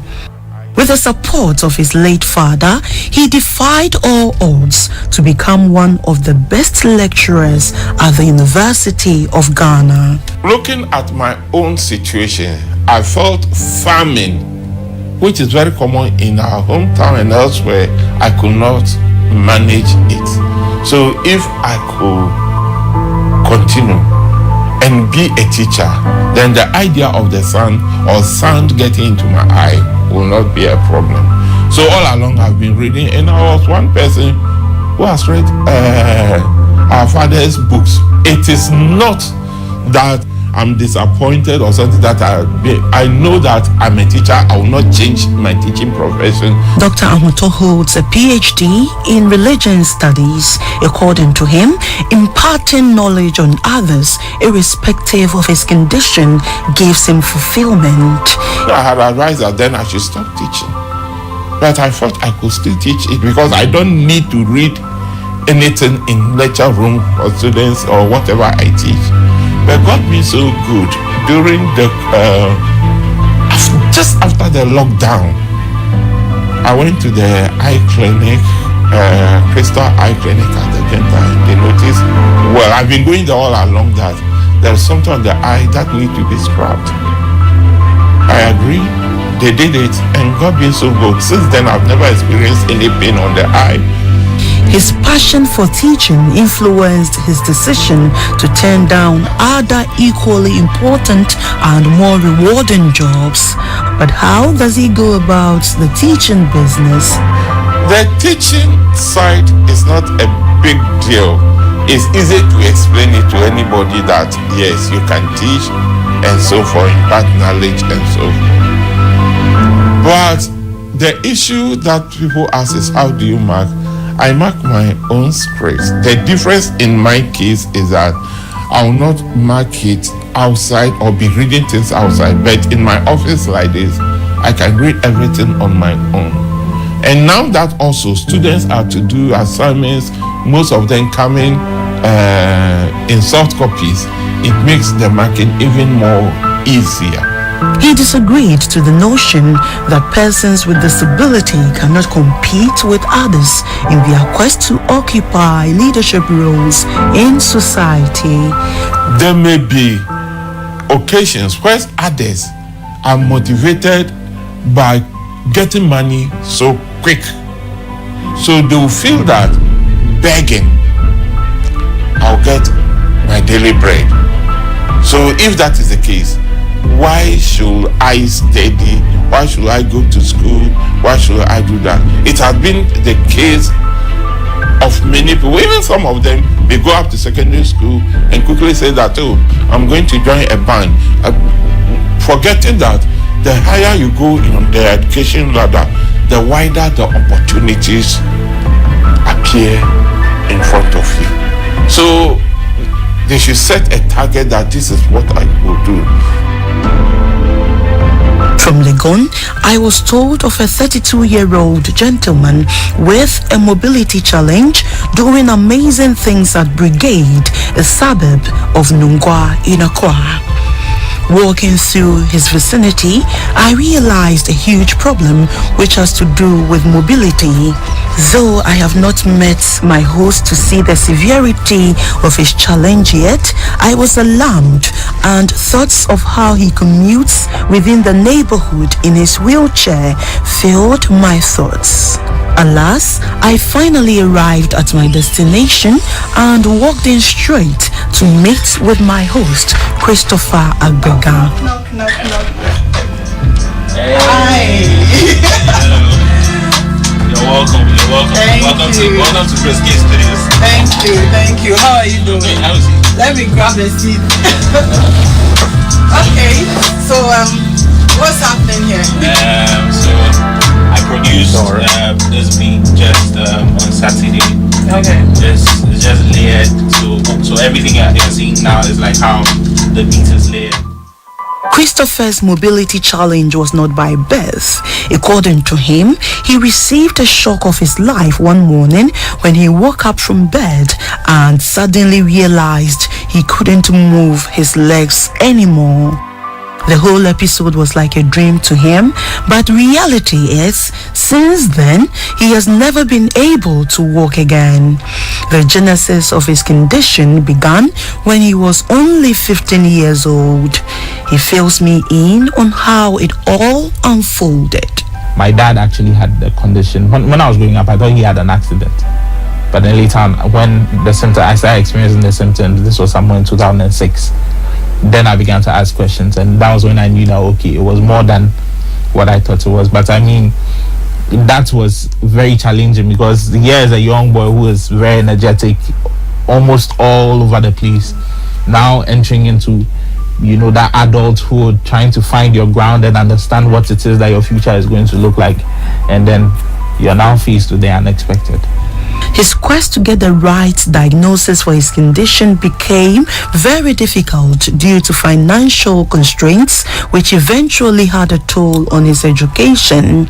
That notwithstanding, he has strived to further his education with the limited resources. Christopher has a professional certificate in broadcast journalism from the African University College of Communication in Accra and another from Global NCD Alliance in Switzerland. Christopher chronicled how he battled with his health for 9 years, switching between hospitals before finally getting to know that his predicament was hereditary motor sensory neuropathy. He struggled with the reality of his mobility challenge for many years before finally accepting to live with the condition. I'm the only child of my parents, so you can imagine like all the trauma and everything, and it was very daunting. Like it was emotionally draining, especially because it took me 9 years to get my diagnosis because of money. When you go to Kolebu, they're like, do an MRI scan. You can't do it. So you see, you are dealing with a condition where you don't even know what the condition is, but you are dealing with it. So emotionally, how then do you even manage? You are smiling small, you're in your corner, you are sad. You know, it was a mixture of everything. Determination, resilience, and the never give up attitude pushed him to overcome the many challenges aimed at stopping him from shattering the glass ceiling. He saw his abilities with time and pursued it with passion. My course at AUCC, for example, the class was on the third story of the whole the building. It was difficult, but you see, sometimes if you take that step, help will come. So I used to have help from my friends who would help me up the stairs and down, and they did it for 3 months straight. Nobody complained. The fact that I was around and they would see me in class was their joy. You know, so for me it wasn't easy. There were times where I wasn't able to follow through with some of the things I wanted to do because I'm dealing with something. And one thing about a neurological condition too is that it presents itself differently every day. You can be very strong today, tomorrow you are down. Some of Christopher's challenges include difficulty in accessing public facilities, access to transportation, among others. He explained that his convenience comes with extra financial cost. My convenience comes at an expense, unfortunately. I am not able to use public transportation. Let me start from that. I can't use a trotro. And so I have to rely on either a taxi or the online transport services like Yango, Bolt, and Uber. And that alone comes with its cost. How I've been able to get through all of that to this very point, I think, is just to the glory of God, because there are times where I don't have it. So how then am I able to go to work, you know, and then go and work and fend for myself? If you don't work, you don't eat. See, one thing about living with a disability is you always want to be independent. Juggling through many jobs to survive has been the order of the day for Christopher. I got a job with Preacher, and that has been so helpful because I get to do it from home. You know, less physical outside activity. I can be more efficient from home. So that was it for my advocacy journey and the work I do for the Global and Ghana NCD Alliance. It is advocacy for me is a life thing. It's part of my life. As long as I live, I need to be an advocate. I have to tell the story so that a lot of people know what others are also going through. So for that is something I do out of will and passion. Even though he is not in good standing financially, begging on the streets is never an option. He believes since he has life, there is still hope to break through one day. Why I don't beg on the streets is I don't think I would be fulfilled if I do that. I've begged before, not on the street, but there was a day I was so stranded and it was so bad.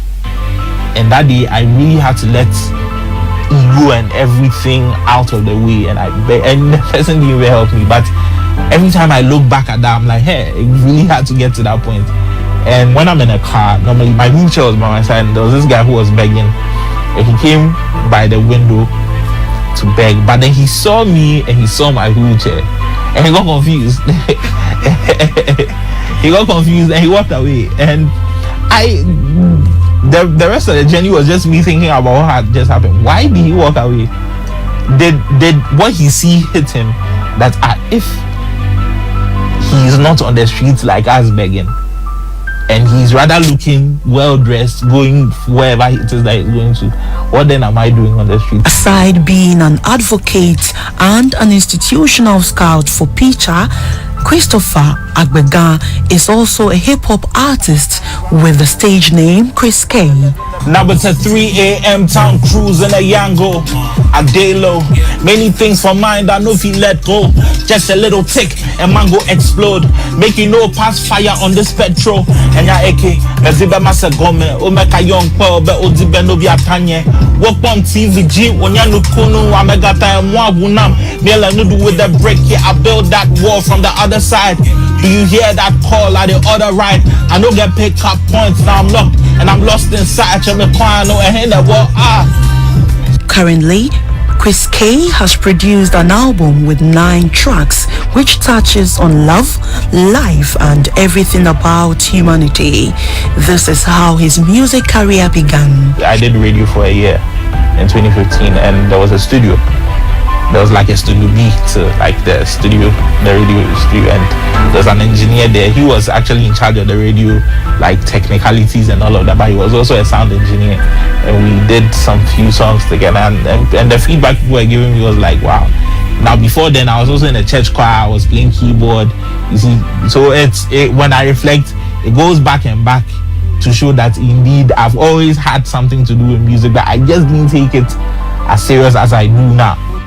It is a known fact that the showbiz industry is highly competitive, but Christopher is optimistic that he will soon become one of the best music makers in the world. I consider myself like a man running with men on horses, right? Like it's a level playing ground. There's no favoritism or partiality here, so it's either you're good or you're not good. And if I'm going to perform on a stage with the big names in our industry, that is what I look forward to. It means that my product has to be as good as theirs. It shouldn't be subpar and then they listen and say, oh, because he is a person with disability, so we allow him. No. So that was the beginning. But then as time went on, people started really embracing me for how good I was. They hear the music, then later on they see me. So you see, it's no longer the inspiration part again. Like they hear the music and they see me and they are blown away that, oh, so you actually did a song. Wow. The difficulty in accessing most of the music studios to record his songs forced Christopher to put together a mini recording studio at home. And this is where his creative prowess in music kick-started. Show me love and stop all the politics. If you want my vote, say the truth or the opposite. Power is blinding, numbers are rational. You for do better with catch international. Show me love and put an end to the pretense. By default, our heart is on defense. I ghost out on weekends for more bread. I miss church. Access to capital to fund and promote his music is a major challenge for Christopher. I stay true to my game cause I'm genuine. You ever see this kind of dude? Man, I'm rare to find. I found meaning to this life. Yeah, I'm so defined. Man, then you cook daddy dude. Level bumlo. All I'm a cat. Now, oh, one I sue back overdose. I just come through. Truck it, man, on you go. And yeah, get all about me. I'm a better female. Economically, people with disability like Chris K finds it difficult to even access loans from financial institutions to enhance their living standards because of their low income earning capacity. Despite this, he is not ready to bury his dream. He touched on his high and low moments. You don't know what exactly is going on with you, but you are living with it. You understand? It's like you sleeping and there's something under your bed always making noise. You don't know what it is, but you are expected to sleep comfortably when the thing is under your bed. How do you live? That was my situation for 9 years until a good Samaritan got me to a hospital. They took my sample, worked on it before they finally found my diagnosis, and this was a 9-year period. So for me, I think that was my lowest moment. For my highest moments, it's a number of things, but I'll say in general, it's just the fact that I'm able to still live, because there's been times where I thought it was the end. Generally, the level of participation by persons with disabilities in politics is very low in Ghana. Christopher was worried about the low representation of persons with disabilities at high positions in the country. He emphasized that the perception of society about persons with disability is the major reason many PWDs do not get the opportunity to serve in certain high and public positions. In 2009, the National Council on Persons with Disability was established. Its mandate is to formulate, propose, and evolve policies that would mainstream persons with disability in the national development process. The Council is to ensure that the various policies formulated will be geared towards improving the livelihoods of persons with disability across the country. Madam Amano Biadodu is the Senior Program Officer for the Council. Everybody has a right, including persons with disability. So persons with disability a lot of times, get the sidelining. So the Council was formed to make sure that they also fall in line so that everything that individuals without disabilities are going through or getting, they would also get their equal parts. So between the various ministries and agencies, we liaise, to make sure that if a person with disability needs maybe education and the person is not getting the education, we can be like a betweener to make sure that the person is getting the right education. With the detailed information given on the Council's core mandate, life should have been better for persons with disability in Ghana. But sadly, quite the opposite is seen. The rights of persons with disability are infringed upon on a daily basis, with discrimination amongst them still increasing. Most people are of the view that the National Council for Persons with Disability are either sleeping on the job or have turned a blind eye to the plights of PWDs across the country. But Madame Amanobia holds a different view. We are very, very much in existence. Like I said, development of policies and other things, a lot of time has to go through Parliament. We have to get approval from Parliament, you have to get approval from the ministry under which you work, and you have to get approval from the various agencies that you deal with. So sometimes it becomes a process that one has to go through. And a lot of times our people, they don't have the patience to wait. Somebody would come to you with an issue and expect that right there and then the issue is resolved. But then you have to let the person know, well, yes, we can do this. And now we will have to go through the various institutions in order to get what you need. According to Madame Amanobia, her outfit has been working hard to empower, cater, protect, and ensure inclusion at all levels for PWDs through the various interventions put in place by the Council. In Ghana, a lot of persons with disability are not schooled. Not because they don't want to, but because sometimes parents don't understand that they can send their children to school to learn. So a lot of them end up in the informal sector, right?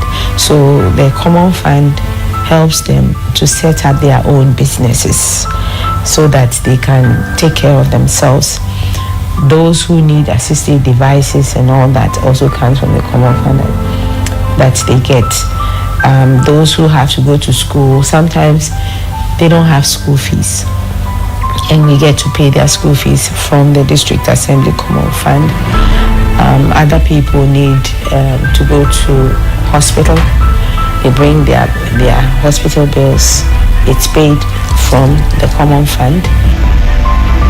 It is estimated that more than 1 billion people, about 15% of the world's population, have some form of disability.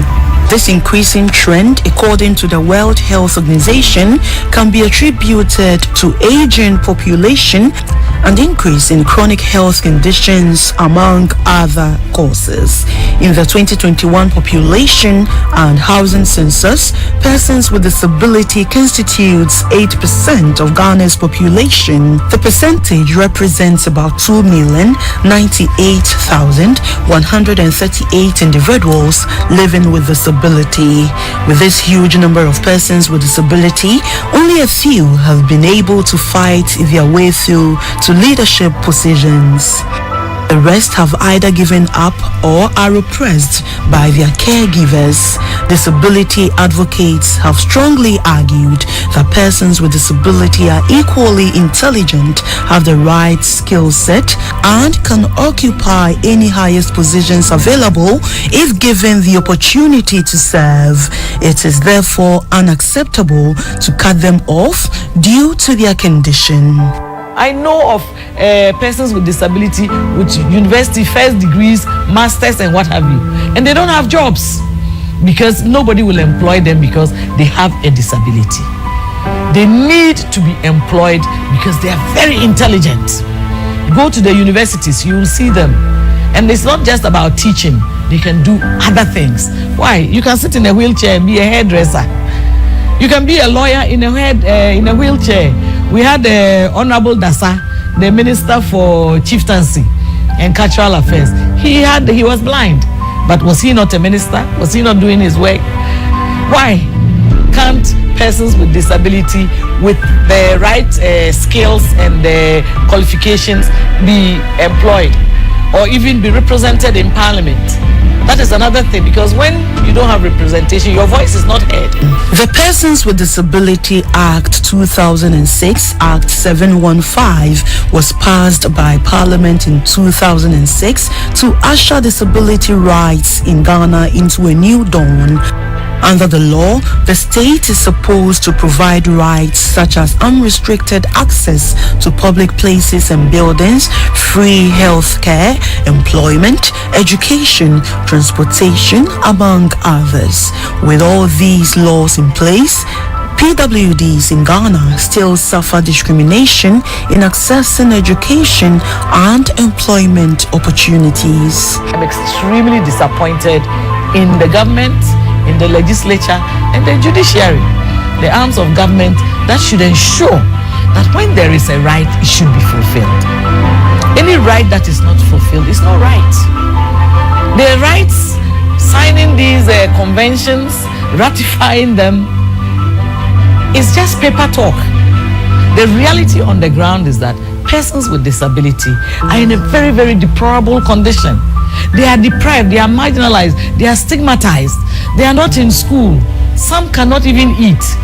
You will see people with mental issues lying on the street or alongside the pavements as if they don't belong to anybody.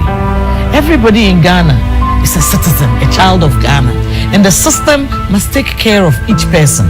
Since adopting the UN Convention on Protecting the Rights of PWDs 16 years ago, not much has been achieved. In terms of education, there are many barriers inhibiting persons with disabilities to harness their full rights to education from the kindergarten level through to university. Interestingly, how most of the school structures are built alone is enough to deter PWDs from being enrolled to acquire the needed knowledge which will propel them to participate fully in national development and compete favorably with others in all sectors of the economy.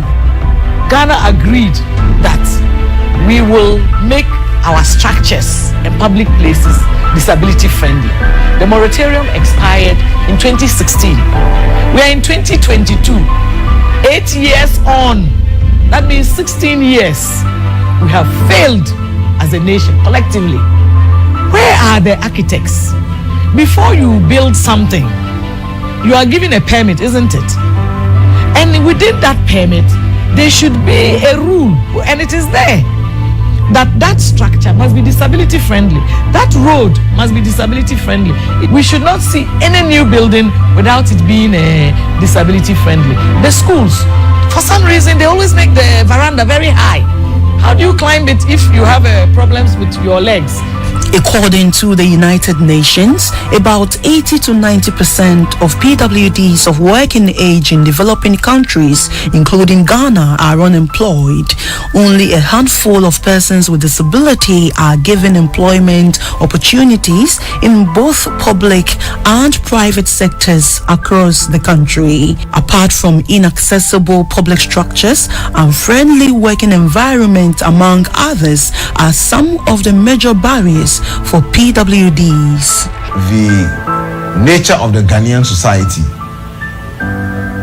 the manner in which the physical environment is built, is a hindrance to persons with disabilities. It excludes persons with disabilities from easily participating. Stigma with regards who persons with disabilities are is another issue. Stigma brings up the need for persons with disabilities to be set aside or shunned. That makes it difficult for them to come into mainstream society to work on an equal basis with others. Some employers have the misconception that employing persons with disability brings bad luck to their organizations. Most employers often do not think that persons with disabilities have the capacity to work on an equal basis with others. Where they are of the view that persons with disabilities have the capacity to work, some of them have the perception that it costs a lot more to employ a person with disability than to employ a person without disability. Others think that what it takes for them to employ a person with disability is not even available on the Ghanaian market. And an example is, most employers think that to employ a blind person, you need to possibly buy a specialized computer that is not even available on the Ghanaian market, or you need to be able to read and write Braille as an employer or as colleague employees before you can bring on board a person who is visually impaired or blind. Most employers are not aware that blind persons who are literate today are able to work using the normal computer once you install a screen reader application. Where then is the inclusion clause policymakers have been talking about? A full inclusion of persons with disabilities in global development by 2030 is not achievable for me, because as we speak, we have been implementing the SDGs from 2015, September 2015, that it was adopted, right? How many years down the line? We are 7 years down the line. And look at a place like Ghana. Ghana is nowhere near being close to even 50% inclusion of persons with disabilities in all that we do. Can Ghana achieve this within the next 8 years? No. There is a place where if you are a person with disability, you are not allowed to be a chief. You are not allowed to take part in certain activities. They won't even vote for you. We don't even have one single person in parliament who is a person with disability. At the assembly level, you have a few, but in parliament, there is nobody. And that is despicable. Persons with disability are 3% of our population. And if we are leaving out this group from our representation, what are we telling them? Persons with disability are citizens and they have human rights. A communications law lecturer at the Academic City University, Mr. Spencer Boateng-Mensah, outlined measures employers are to put in place before employing any person with a disability. It is up to you, the employer, to provide a contract, just like you would do for any other person. You will provide a contract and describe the job, that a person is going to do, the working hours, time the person needs to report, the amount of money the person is supposed to receive, salary or remuneration, and all of that. That is the basic thing that you have to do. And then, of course, you go ahead to make the environment disability friendly for the person. Despite the existence of the Disability Act 2006, persons with disabilities are continuously marginalized. Article 715 of the Constitution of Ghana gives PWDs the right to live with their families or participate in any gathering open to the public. It frowns on subjecting PWDs to differential treatment in a residence. It says no person or employer shall exploit or discriminate against a person living with disability. There are calls for authorities to ensure that employers who fail to comply with this constitutional provision are made to face the full rigors of the law to serve as a deterrent to others. The non-employment of persons with disabilities ought to be an action or an act that will be penalized.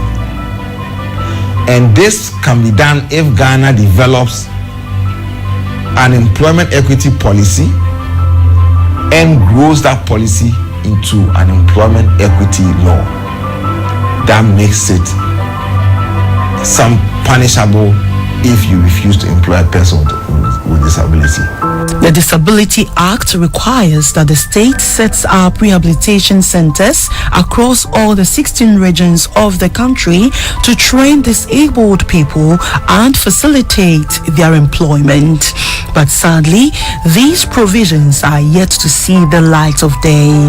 When you look at, for instance, the opportunity to get persons with disabilities rehabilitated to return to normal life after acquiring disability. You have rehabilitation centers that are currently located in about 9 regions out of the 16 regions of Ghana. Unfortunately, these centers are poorly skilled and poorly staffed and poorly resourced generally.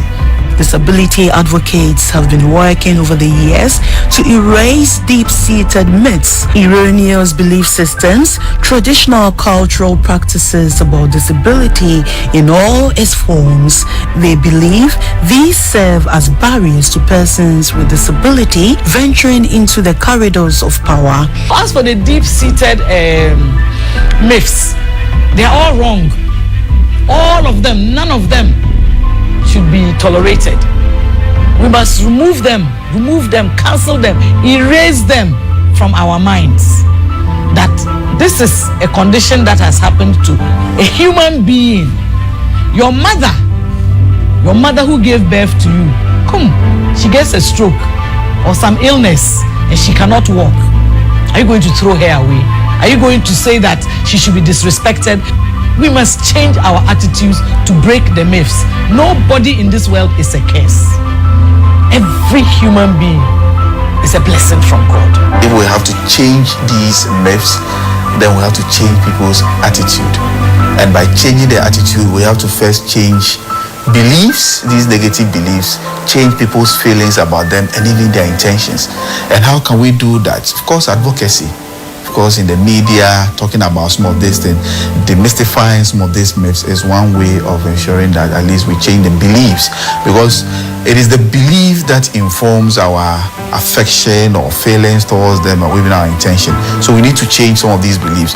We also have to change attitude through the educational system so that we try and ensure that there's proper integration within the educational system. We go to school with the same people, they receive the same attention, the same care, the same treatment. We don't see them as special people and leave them out. In Article 272, paragraph C in particular, it talks about the role of the National House of Chiefs or the House of Chiefs in actually doing this.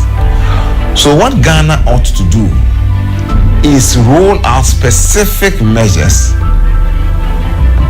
that makes it punishable for people to perpetuate negative cultural practices concerning persons with disabilities. Over the years, there have been several interventions such as laws and policies aimed at reducing the long history of discrimination against people with disabilities. Ghana adopted the National Disability Policy in 2000 as a further step in protecting rights of persons with disability, but for over 2 decades, stigmatization of persons with disabilities is still pervasive. We need a proper office which is staffed with proper professional psychologists so that we can care for such one, because these people suffer a lot in terms of the stigmatization they go through. So there's a lot of anxiety. Their self-esteem is even low because nobody is really speaking well of them. Nobody think that they are good to do anything. So their self-esteem is very low. So many of them, you find them on the street, is because they don't even think that they have what it takes. Any form of discrimination is unacceptable. And for that matter, discrimination against persons with disability is equally unacceptable. So at the workplace, if a person with disability is discriminated against, it is embarrassing to all of us as a state. It's embarrassing to all of us as Ghanaian people to have this happen in this country around this time, where every other countries are also trying their best to eliminate all forms of discrimination against anyone. Disability education is an important part of social development that should be revisited to help children learn more as they grow and build an understanding of their environment. Many people are of the view that awareness creation in parents living with persons with disabilities is key in creating a better future for them. We have to increase the sensitization. Media houses and the churches and other public fora must be used to increase awareness on acceptance that it is okay for somebody to be a person with disability, so that you cut out the marginalization, you cut out the stigma, the discrimination. All those things are our collective responsibility of making them feel that they are recognized. Disability advocates have argued that it is about time Ghana put together a database documenting names and qualifications of persons with disability across the country. They believe this, if properly done, can help give the necessary support and include PWDs in any available opportunity or job offers to provide a level playing field to compete with their fellow abled persons. The other thing we need to have is a database where we will know that at the district level, the regional and the national level, these are the persons with disability with this type of qualification or profession, that if you're looking for them for employment or to participate in any activity, you can go to that database and pull them up. If you consider the Labour Act, Section 45 would require that government establishes an employment center, public employment center, which will go ahead to register all persons with disabilities who are capable to work. And then this center would then go ahead and find jobs for them. But as I speak with you now, I do not know of any public employment center. The Sustainable Development Goal 10 strives to reduce inequality within and among member countries by empowering and promoting the social, economic, and political inclusion for all, including persons with disabilities. Goal 11 also calls on member states to provide access to safe, affordable, accessible, and sustainable transport systems for the vulnerable in society, and this includes persons with disabilities.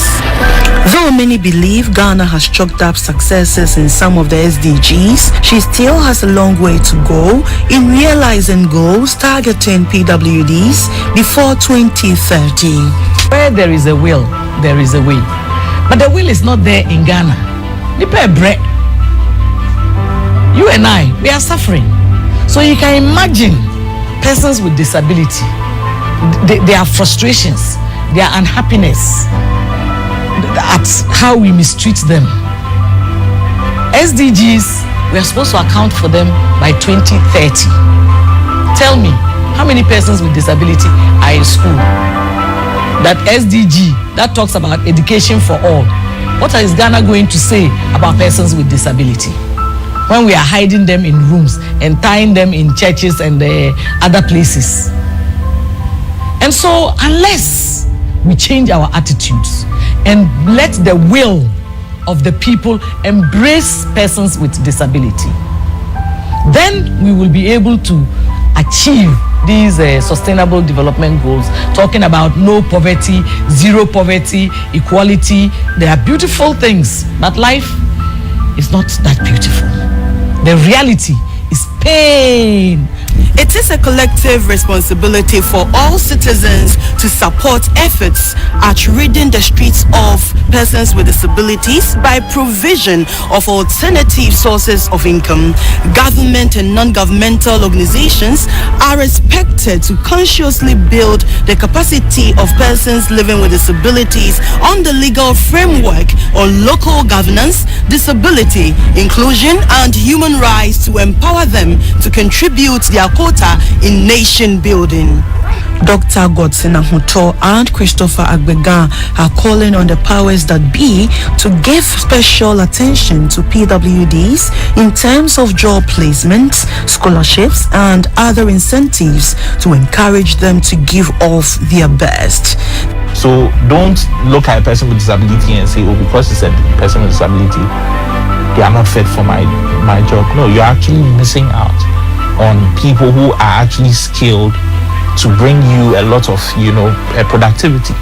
So as an employer, you need to look beyond. You need to broaden your mindset and understand that persons with disabilities are very efficient. Once you have them in a space and you give them the needed tools, they are going to work for you. There is a word of advice for all. You could have a child with disability tomorrow. If you don't fix the road, where do you expect the person, your child, to pass? If you don't fix the schools, where do you want your child with disability to go to? It's a collective effort. We all have to come on board to make sure that persons with disability access their God-given rights. The laws are there. I'm not here to say that we should make this law. The laws are there. What we need is enforcement. So within the educational system, we should enforce the laws to ensure that persons living with disability, they can access classrooms and actually have interesting interaction with their classmates too as well. The same way within the workplace too, we should also ensure that all the workplaces, they have the systems and facilities to ensure that it is easier for persons living with disability to actually access the workplace and also work productively. An American author, Elaine Dalton, once said, "If you desire to make a difference in the world, you must be different from the world." The above quote resonates well with most individuals, including persons with disabilities. Dr. Godson Ahuto and Christopher Agbega are blazing the trail in their respective careers and contributing to national development irrespective of their disability. It is for this reason they are calling on persons with disabilities to strive to acquire the needed skills to push themselves to the top, no matter the obstacle. Dr. Ahuto and Christopher say ensuring that people with disability are well oriented in life calls for innovative solutions and law enforcement. There are also calls that the National Council for Persons with Disability under the Ministry of Gender, Children and Social Protection must be well resourced to properly monitor and evaluate the implementation of disability policies in Ghana.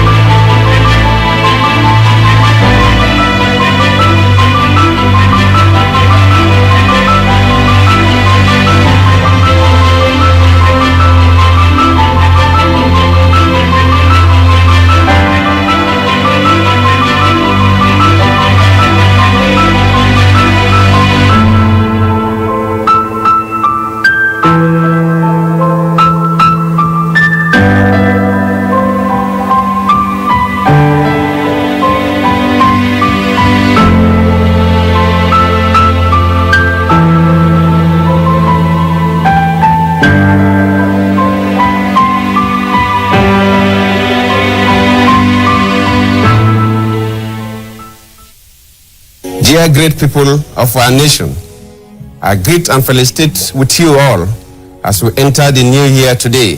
A new nation is being born because of the foundations we have all laid, working together for the good and progress of our dear fatherland. I join you all in thanking God Almighty, who has brought us this far, for continually bestowing His grace upon us and for guiding our great nation safely through all the challenges of the past year. This year, I reaffirm my commitment to work to ensure a secure future for our dear country and the generations yet unborn.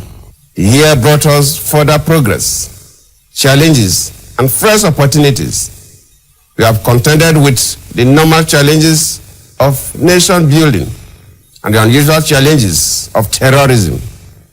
But we have continued to vigorously confront those who seek to destroy the bonds of unity that hold us together. On this first day of the new year, I want to pay special tribute to the gallant officers, men and women of our armed forces and other security agencies who have been in the forefront of the war against terrorism and violent extremism in our country and sub-region. I also commend all Nigerians who have remained vigilant and cooperative with our security agencies in the fight against the common enemy. We are re-equipping and repositioning our armed forces to enhance their capacity to win the ongoing war against terror and insurgency. Goodluck Ebele Ezekwe Jonathan was born on November 20, 1957 in Otuoke, Nigeria. He's a zoologist and politician who served as vice president from 2007 to 2010 and president from 2010 to 2015. Jonathan, of the Ijaw ethnic group and a Christian, was born and raised in the region of the Niger Delta in what is now Bayelsa State. He attended Christian primary and secondary schools in the area and later attended the University of Port Harcourt, earning a BS in zoology in 1981, an MS in hydrobiology and fisheries biology in 1985, and a PhD in zoology in 1995. During his university education, he also taught at River State College of Education from 1983 until 1993. He then served as an assistant director at the Oil Mineral Producing Areas Development Commission, a now defunct government agency, from 1993 until 1998. Mr. Jonathan's political career began when he became involved with the Nascent People's Democratic Party (PDP) in the late 1990s. He was elected Deputy Governor of Bayelsa State in 1999 under the party's banner.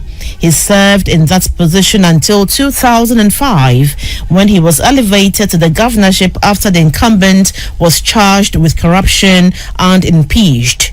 In 2007, he was elected to be the vice presidential running mate of the PDP's presidential candidate, Mr. Umaru Musa Yar'Adua.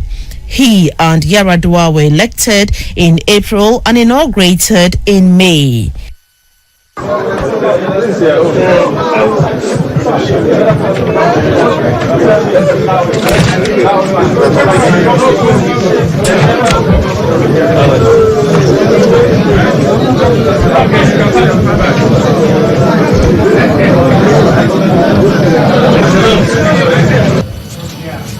The contest has come and gone. So must our differences dissipate in the cause of the greater good of moving our dear nation ahead. Especially, I wish to thank my worthy opponents in the presidential election. Our collective goal is to live for our children a Nigeria better, stronger. I've extended a hand of friendship to all my colleagues who contested with me in this election. And I want all Nigerians belonging to other political parties to join hands together with the People's Democratic Party to work hard in moving this country ahead. As Vice President, Mr. Jonathan engaged in efforts to negotiate with militants in the Niger Delta who were fighting against petroleum companies operating in the Delta region, but otherwise he largely remained in the political background. Children in every society is at the heart of their well-being and development. Anything short of that will end in failure of the family as an engine of survival of the community.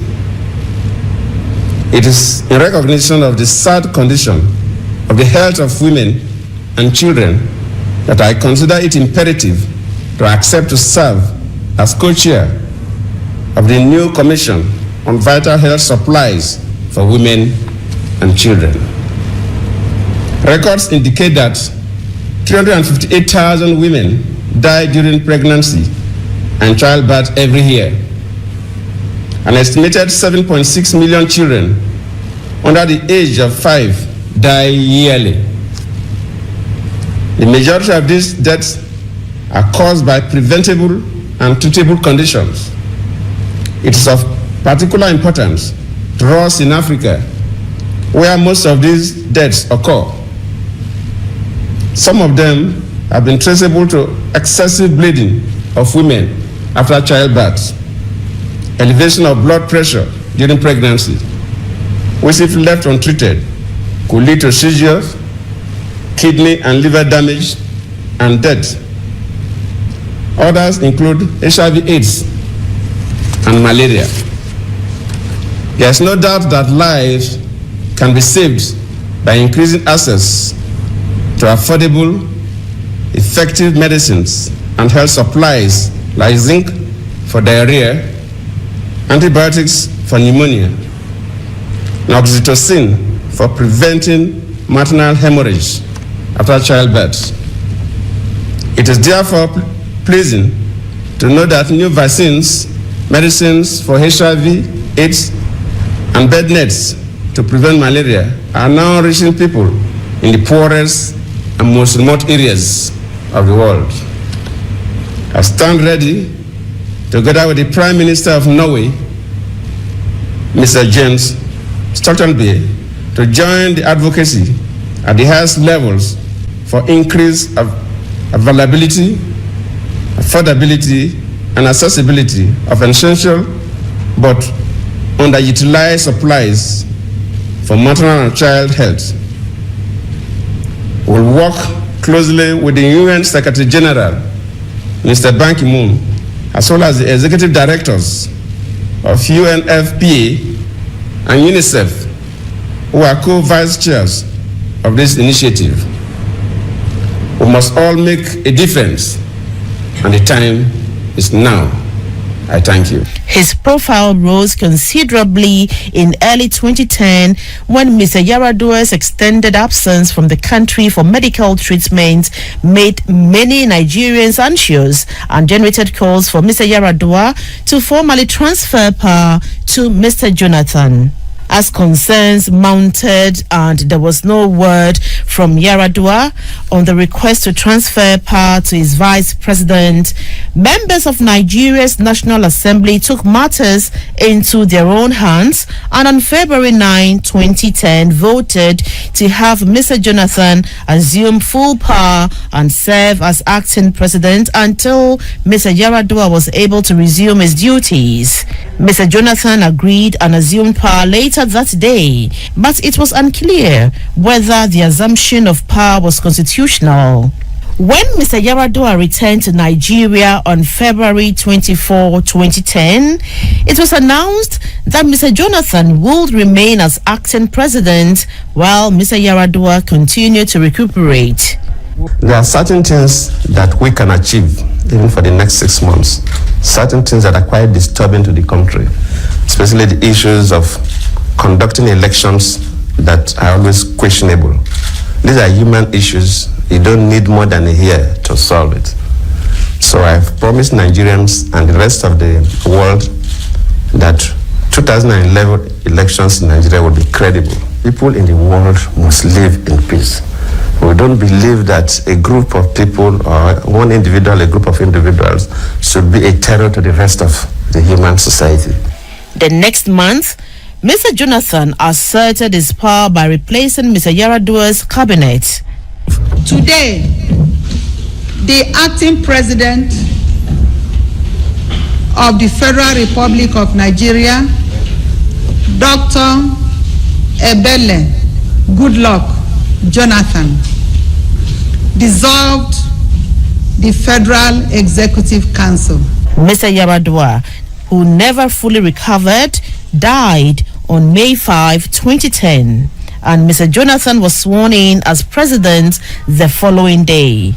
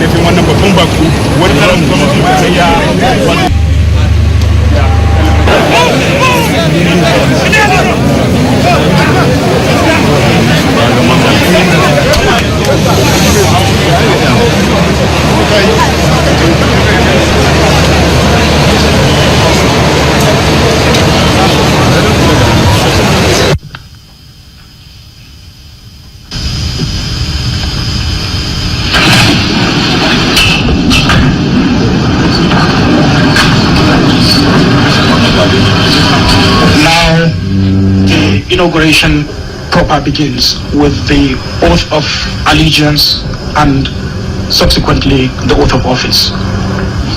Administered by the Chief Justice of Nigeria, Justice Aloysius Ketenalo.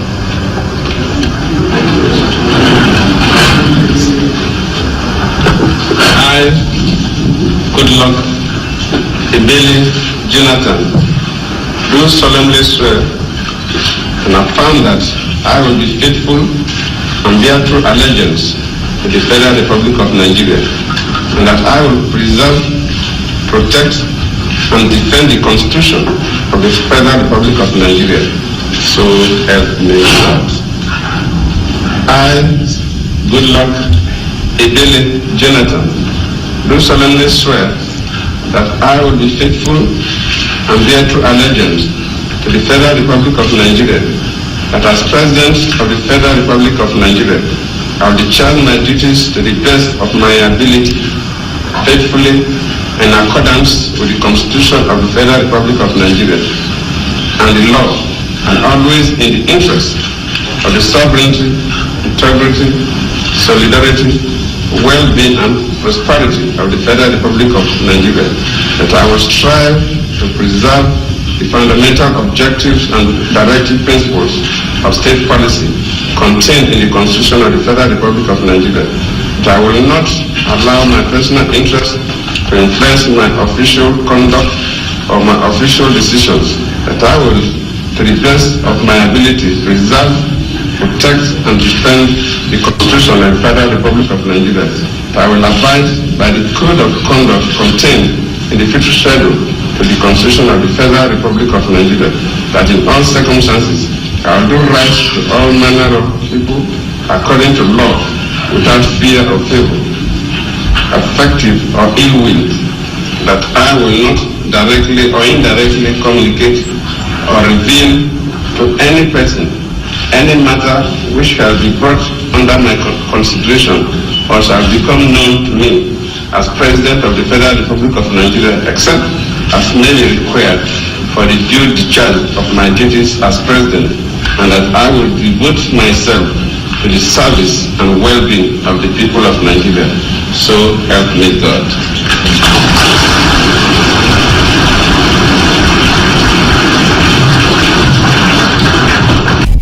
Mr. Jonathan vowed to continue his involvement in the Niger Delta peace negotiations and declared his intentions to reform the country's oft-criticized electoral process, as well as tackle corruption and deal with the country's energy problems. There was much speculation as to how Mr. Jonathan's unexpected term as president would affect the PDP's unofficial policy of rotating the presidency between candidates from the predominantly Christian South and the predominantly Muslim North. Jonathan's declaration in September 2010 of his intent to stand in the 2011 presidential election immediately generated controversy, as many argued that the Northerners were still owed another term in office.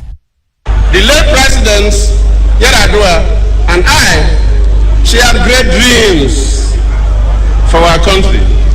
We talked together to realize those dreams in order to justify the confidence Nigerians repose in us.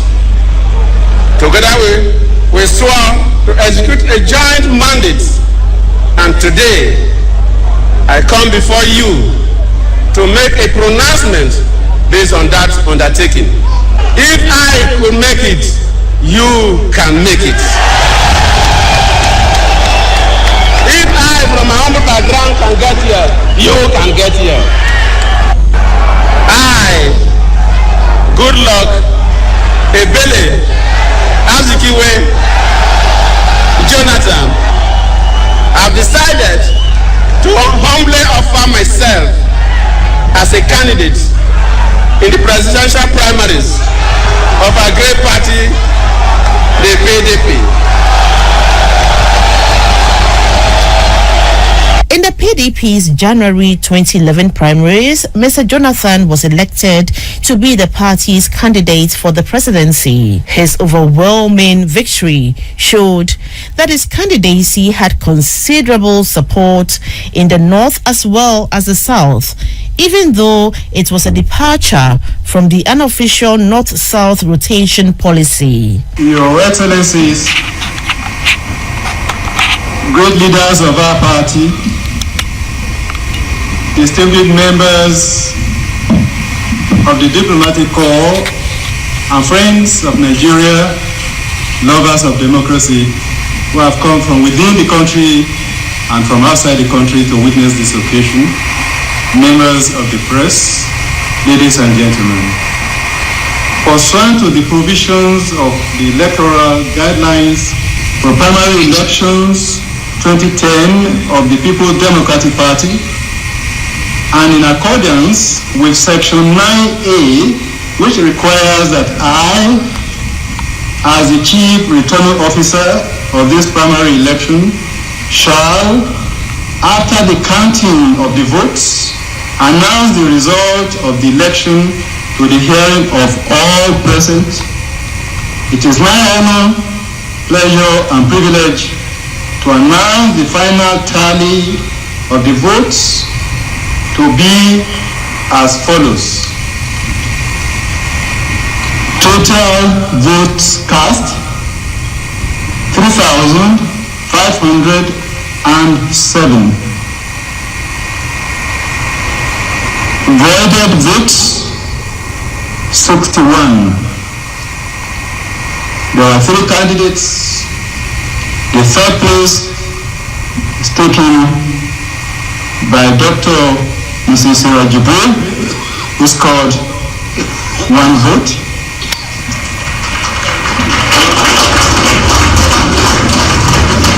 His Excellency, the former President of the Federal Republic of Nigeria, the Vice President of the Federal Republic of Nigeria, Atiku Abubakar, scored 805 votes. The current President, Dr. Goodluck Ebele Jonathan, scored 2,736 votes. I, Professor Tunde Adeniyi, Officer of the Federal Republic, therefore declare Dr.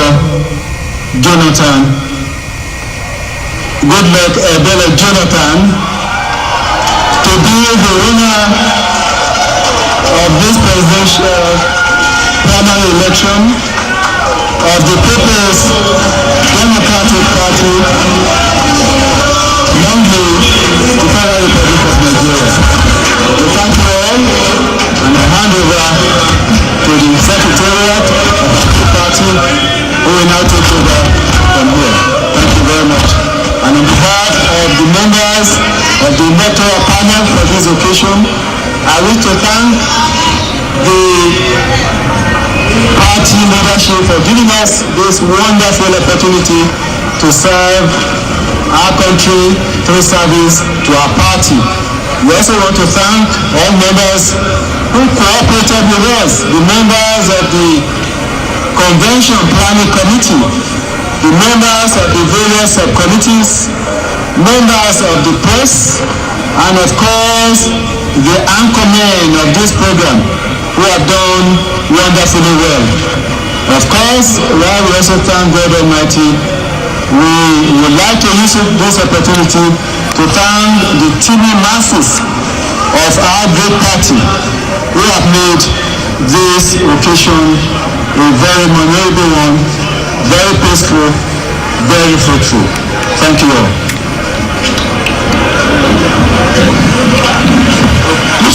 Ladies and gentlemen, I'd like you to please put your hands together for men. Mr. Jonathan was also victorious in the country's presidential election held on April 16, 2011. He won about 59% of the vote, securing an outright victory and avoiding the need for a runoff election. By the powers conferred on me by the Constitution and the Electoral Act, I, Attahiru Muhammadu Jega, hereby certify that I was the returning officer for the presidential election held on 16th day of April 2011. 2. That the election was contested. And 3. That the candidates received the following votes. 1. Nuhu Ribadu of ACN, 2,079,151 votes. 2,079,151 votes. Peter U. Wangu of ADC, 61,682 votes. 61,682 votes. 51,682 votes. Ibrahim Shekarau of ANPP, 917,012 votes. 917,012 votes. Lawrence M. Adedoyin of APS, 23,740 votes.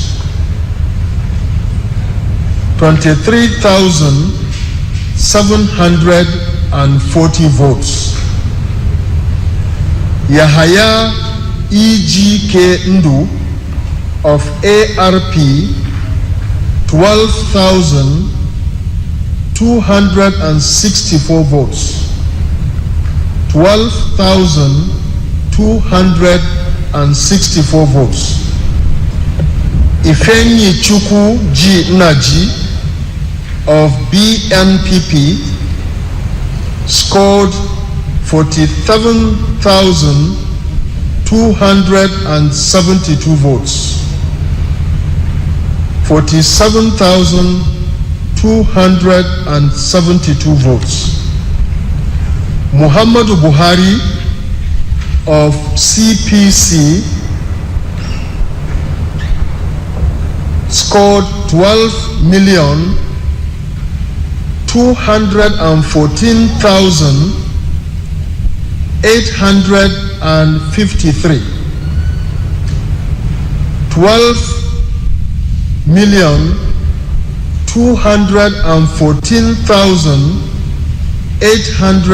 12,214,853 votes. Christopher O. Okoti of Fresh scored 34,331 votes. 34,331 votes. Ambrose Owuru of HDP scored 12,023 votes.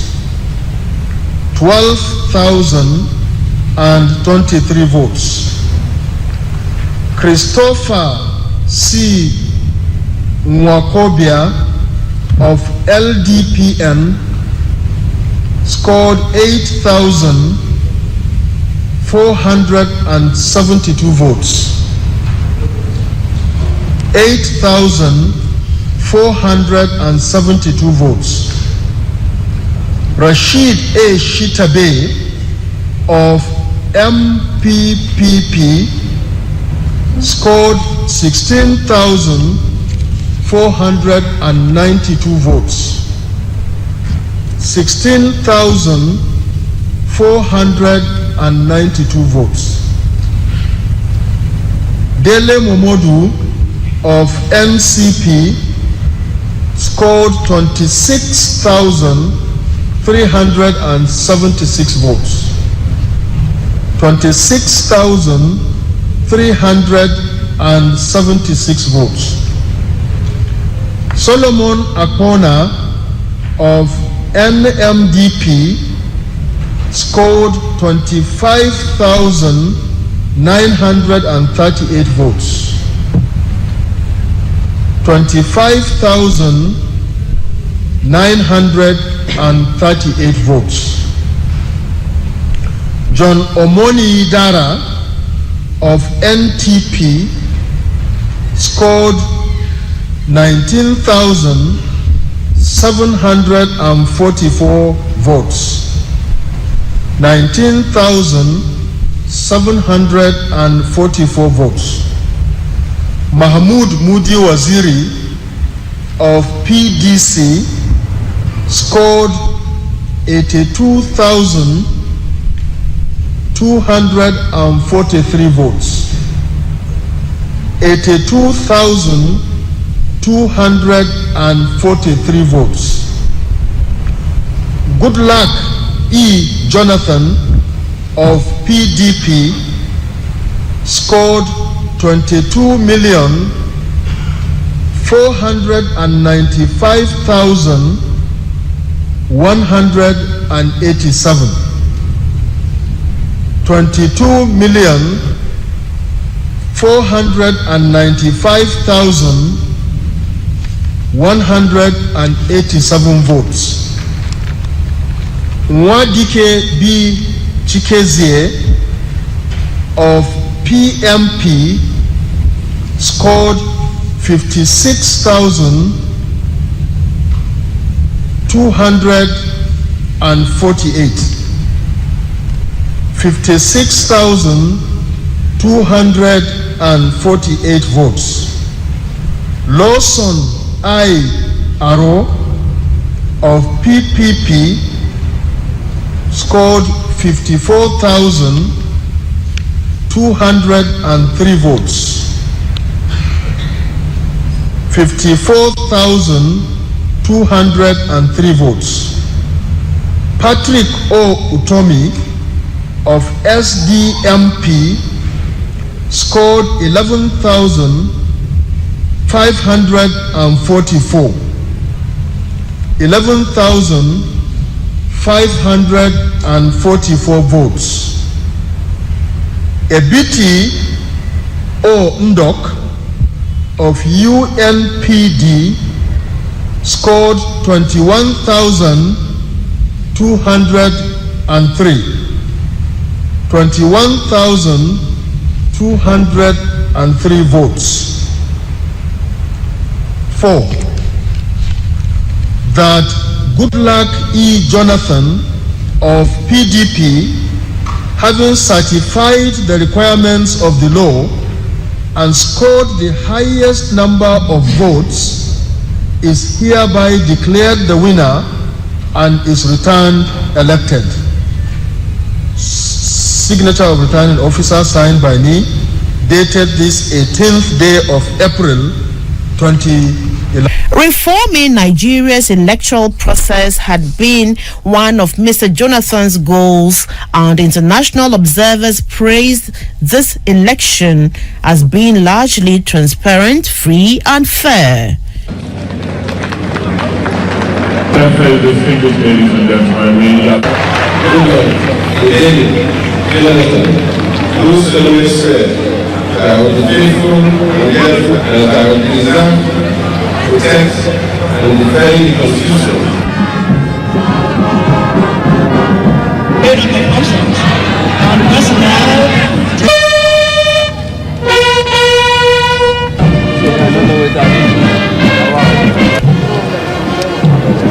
Mr. Jonathan's first full term as president was dominated by an insurgency primarily in the northeast, led by the Islamic militant group Boko Haram.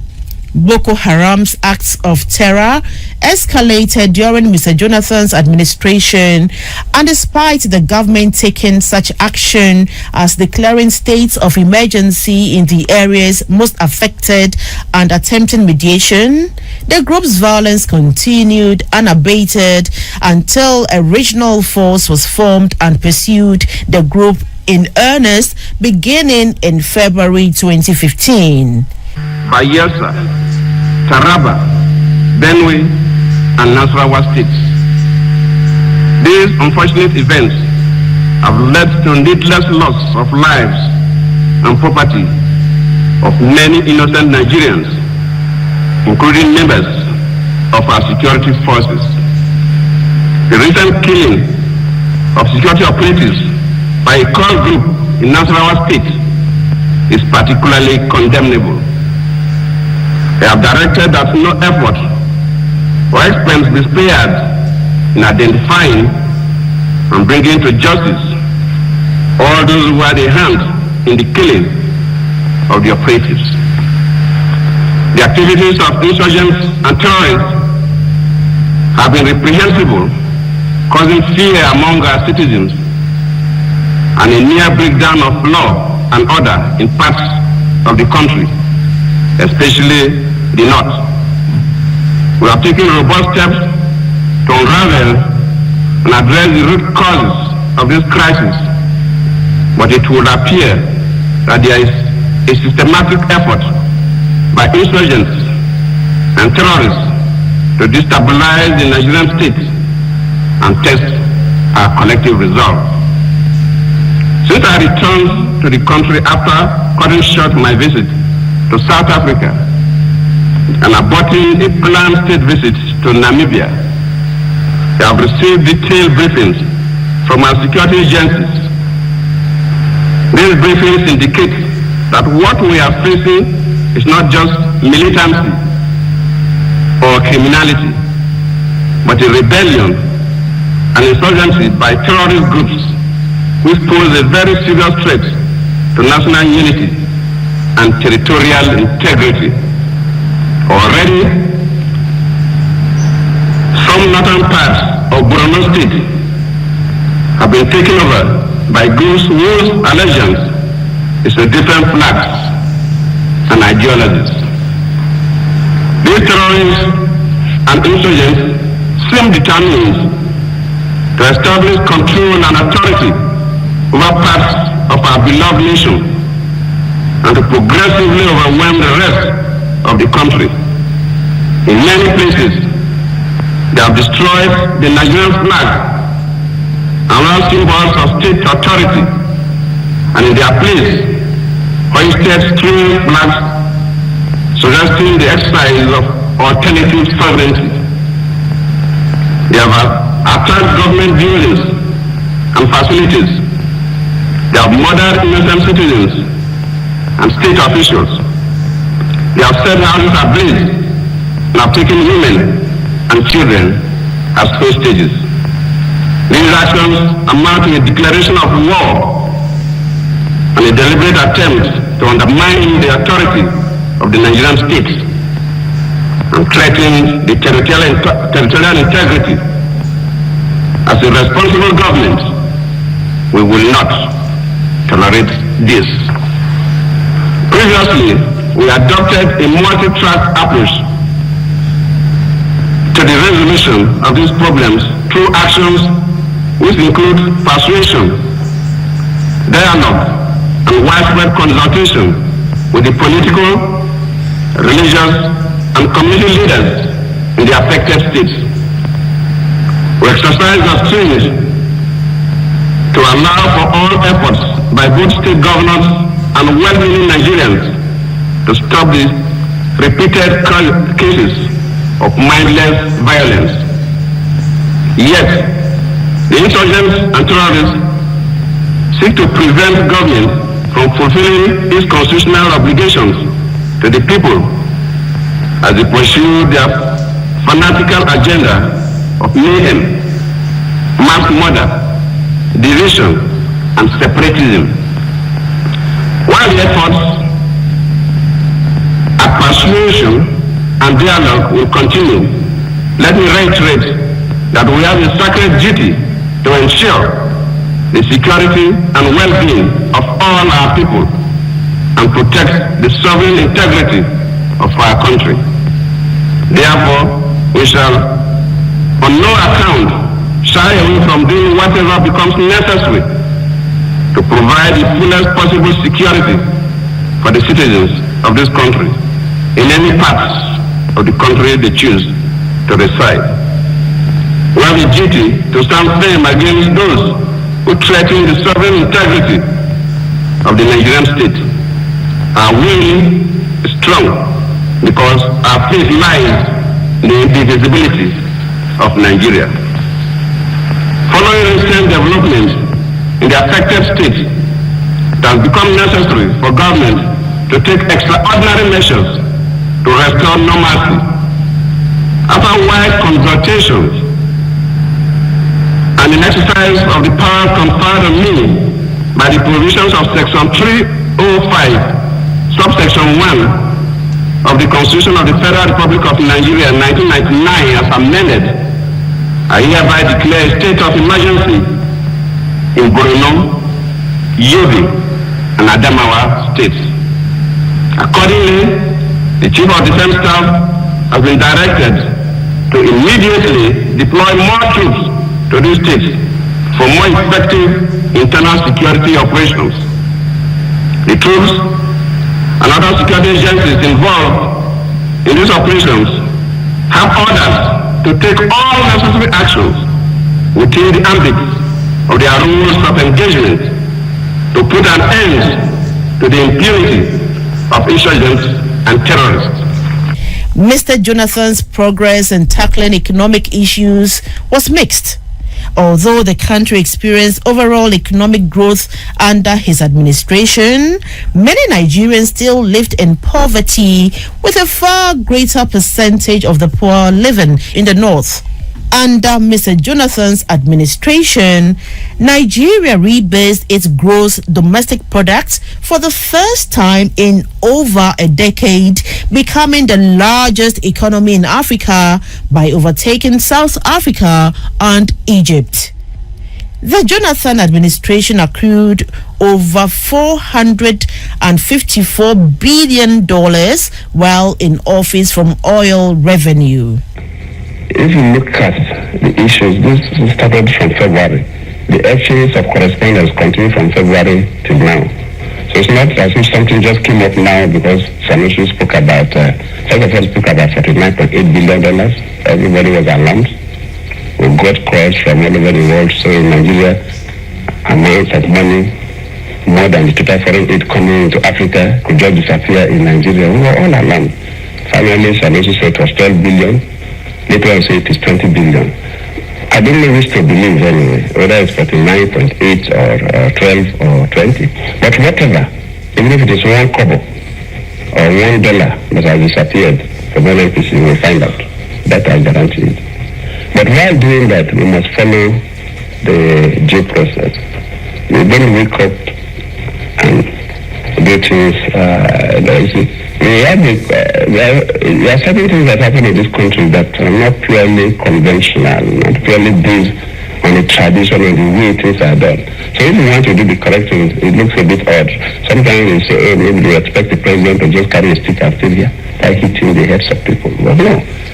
If you say that you will not follow due process or you will not follow rule of law in handling matters that affect the citizens of this country, Mr. President will be the greatest beneficiary. But citizens will suffer. So whatever we do, we must follow the rule of law, we must follow the due process. There are processes that are required to audit ministries. There are processes that are required to audit parastatals of government. There are processes that are required to audit companies wholly owned by government. You can have a conversation with the Auditor General of the Federation. So nobody even mentioned the Auditor General of the Federation in these matters. You are a journalist, go and interview him. I don't want to say much, but I can tell you that even if $1 or we are talking about 20 billion. $20 billion is a lot of money. So no, but even $1 billion is about 160 something billion naira. That can create a lot of jobs for Nigerians, can provide significant infrastructure for this country. So no president will accept that $1 billion should disappear, whether it's an NNPC or any revenue agency. So Nigerians will watch out. And nobody is covering anybody or group of persons. The Jonathan administration oversaw the construction of new railways in the country, including the Abuja-Kaduna Railway, and conceptualized high-speed rail projects. Construction and beautification of many federal roads in the country, including the Lagos-Benin Expressway, Abuja-Lokoja Expressway, Enugu-Abakaliki Expressway, Onitsha-Owerri Highway, and most parts of the Enugu-Port Harcourt Expressway. Also, the construction of the second Niger Bridge between Onitsha and Asaba to relieve the pressure on the old Niger Bridge, which was completed in December 1965, and the construction of airports across the country. The Akano Ibiam Airport in Enugu was upgraded into an international airport, directly connecting the southeast region of the country to the outside world for the first time since independence. Enugu's uniqueness as a gateway to the southeast region, the home of entrepreneurship in Nigeria, ably justified the upgrade of this airport to international status. With this new status, the millions of enterprising people in the region will no longer need to make connecting trips to Lagos or Port Harcourt or Abuja or Kano for their foreign business travels. On 2nd August 2010, Mr. Jonathan launched his roadmap for power sector reform. Its primary goal was to achieve stable electricity supply in Nigeria. The Power Holding Company of Nigeria, which acted as the nation's electricity provider, was broken up into 15 firms, with Nigeria handing over control of state electricity assets to 15 private bidding companies. The Nigerian government contracted for the services of CPCS Transcom Limited, a Canada-based consulting firm specializing in transportation and energy infrastructure projects, to act as a transaction advisor for the handover of state electricity assets. That commitment is that this project was started, the privatization of the power sector. We want to liberalize it to a level where we will not go backward. We're in the transitional phase from 100% control of the power sector to 100% control of the private sector. This interface needs to be properly midwifed and managed, and that will not take us too long.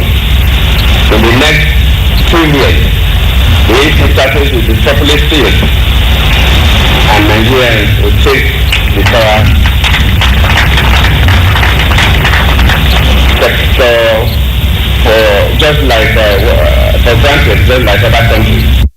Historically, the Nigerian power sector has been plagued by blackouts.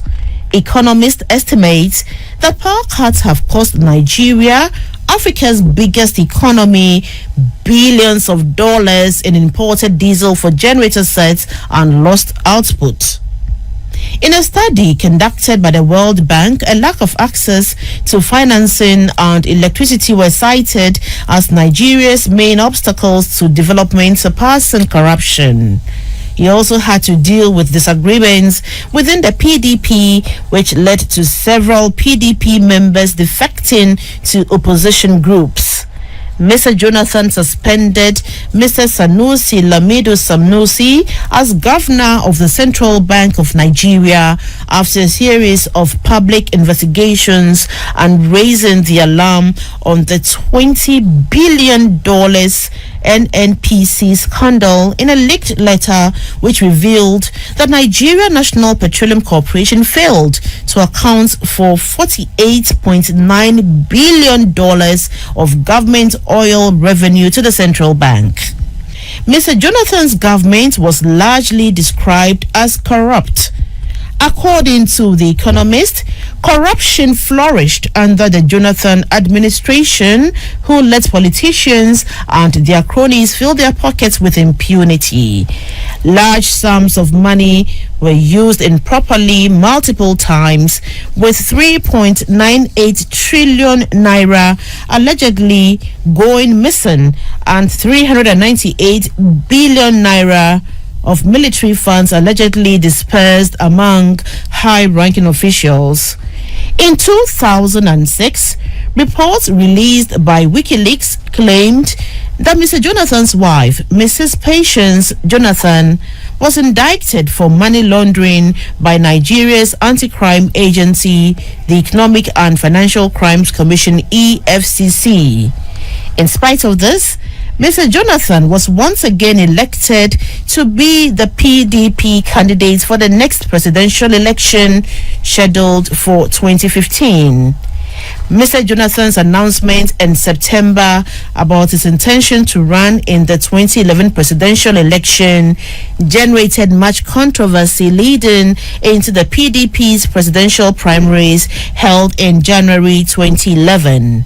However, his overwhelming victory over his closest challenger, Northerner and former Vice President Atiku Abubakar, showed that Mr. Jonathan had considerable support, even in several of the northern states, and in spite of the fact that his candidacy would be a deviation from the party's unofficial rotation policy. Your Excellencies, great leaders of our party, distinguished members of the diplomatic corps, and friends of Nigeria, lovers of democracy, who have come from within the country and from outside the country to witness this occasion, members of the press, ladies and gentlemen. Pursuant to the provisions of the electoral guidelines for primary elections 2010 of the People's Democratic Party, and in accordance with Section 9A, which requires that I, as the Chief Returning Officer of this primary election, shall, after the counting of the votes, announce the result of the election to the hearing of all present. It is my honor, pleasure, and privilege to announce the final tally of the votes to be as follows. Total votes cast 3,536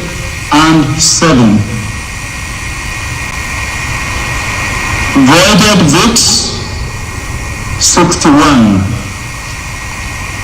There are 3 candidates. The third place is taken by Dr. Mrs. Jibril, who scored 1 vote.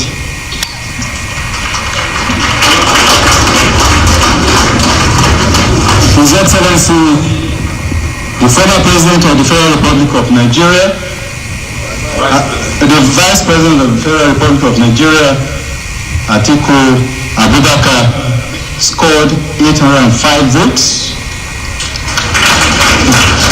The current President, Dr. Goodluck Ebele Jonathan, scored 2,736 votes. Professor Tunde Adeniran, Officer of the Federal Republic, therefore declare Dr. Jonathan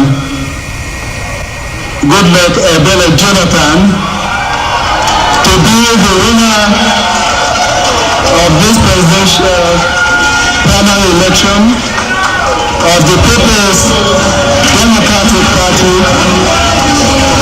Long live the Federal Republic of Nigeria.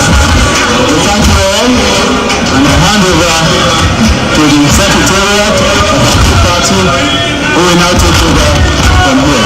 Thank you very much. Mr. Jonathan was victorious in the country's 2011 presidential election, which was deemed largely free and fair by international observers. By the powers conferred on me by the Constitution and the Electoral Act, I, Attahiru Muhammadu Jega, hereby certify that I was the returning officer for the presidential election held on 16th day of April 2011. 2. That the election was contested. And 3. That the candidates received the following votes. 1. Nuhu Ribadu of ACN, 2,079,151 votes. 2,079,151 votes. Peter Yu Wangu of ADC, 51,682 votes. 61,682 votes. 51,682 votes. Ibrahim Shekarau of ANPP, 917,012 votes. 917,012 votes. Lawrence M. Adedoyin of APS, 23,740 votes. 23,740 votes. Yahaya E.G.K. Ndu of ARP, 12,264 votes. 12,264 votes. Ifenyi Chukwu G. Naji of BNPP scored 47,272 votes. 47,272 272 votes. Muhammadu Buhari of CPC scored 12,214,853.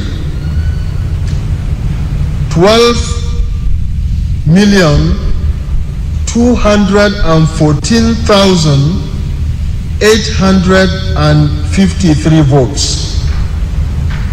Christopher O. Okoti of Fresh scored 34,331 votes. 34,331 votes. Ambrose Owuru of HDP scored 12,023 votes. 12,023 votes. Christopher C. Nwakobia of LDPN scored 8,472 votes. 8,472 votes. Rashid A. Shitabe of MPPP scored 16,492 votes. 16,492 votes. Dele Momodu of NCP scored 26,376 votes. 26,376 votes. Solomon Akpona of NMDP scored 25,938 votes.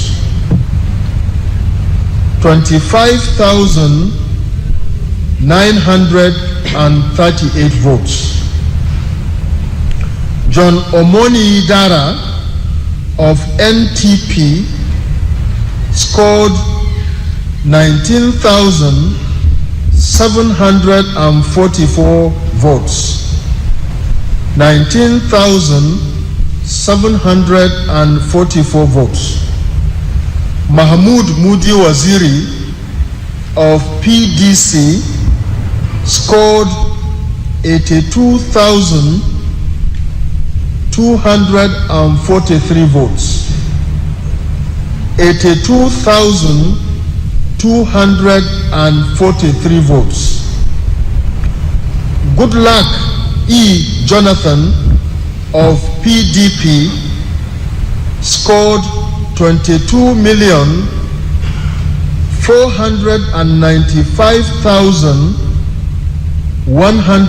22,495,187.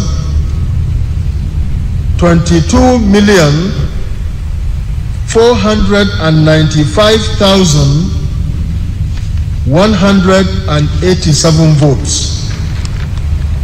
Nwadike B. Chikezie of PMP scored 56,248. 56,248 votes. Lawson I. Aro of PPP scored 54,203 votes. 54,203 votes. Patrick O. Utomi of SDMP scored 11,544. 11,544 votes. Ebiti O. Ndok of UNPD scored 21,203. 21,203 votes. 4. That Goodluck E. Jonathan of PDP, having certified the requirements of the law and scored the highest number of votes, is hereby declared the winner and is returned elected. Signature of returning officer signed by me, dated this 18th day of April 2011. As the 2015 elections grew closer, the long-time ruling party found itself in a weaker position. Infighting had resulted in several members leaving the party. Mr. Jonathan's administration was under fire for not doing enough to combat corruption or to eliminate the threat from the deadly Islamic insurgency led by Boko Haram in the northeastern parts of the country, and many Nigerians felt that general living conditions had not improved.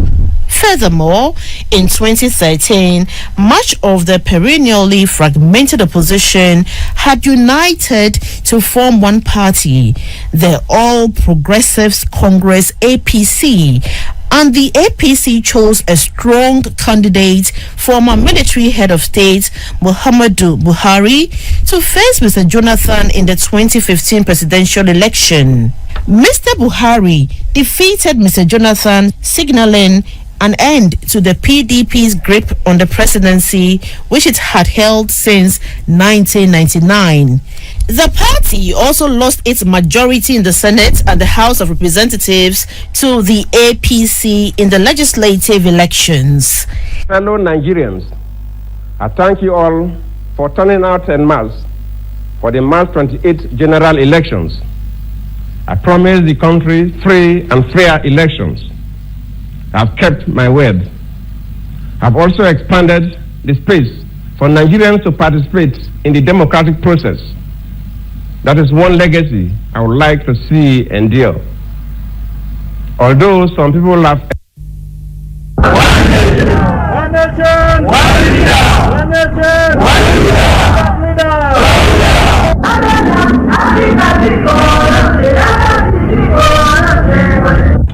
Smith is a rebel. He will always remain a rebel. He will go down in history as a rebel, a killer, a murderer. The only reason why he's still there is that he's white. That's the only reason why he's there. If Smith had been black, the day he declared UDI, he would have received British troops that have arrested him and charged him with treason, tried him, and hanged him. But because he's white, he's of British stock, he has remained where he is for the last 13 years. Killing Zimbabweans, killing Mozambicans, killing Botswanans, killing Zambians. And he has been allowed to get away with it.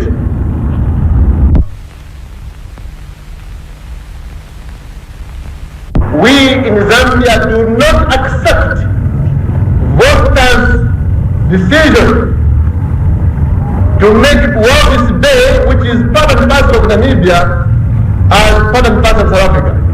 We don't accept that. Indeed. That is daylight robbery. He is, of course, what is here? What else is he? But a robber. We don't accept that, and we urge the international community. I'm surprised that there has been not much reaction from the people that influence decisions of that man. They've kept quiet. What Bay belongs to the people of Namibia. Full stop. Nothing more.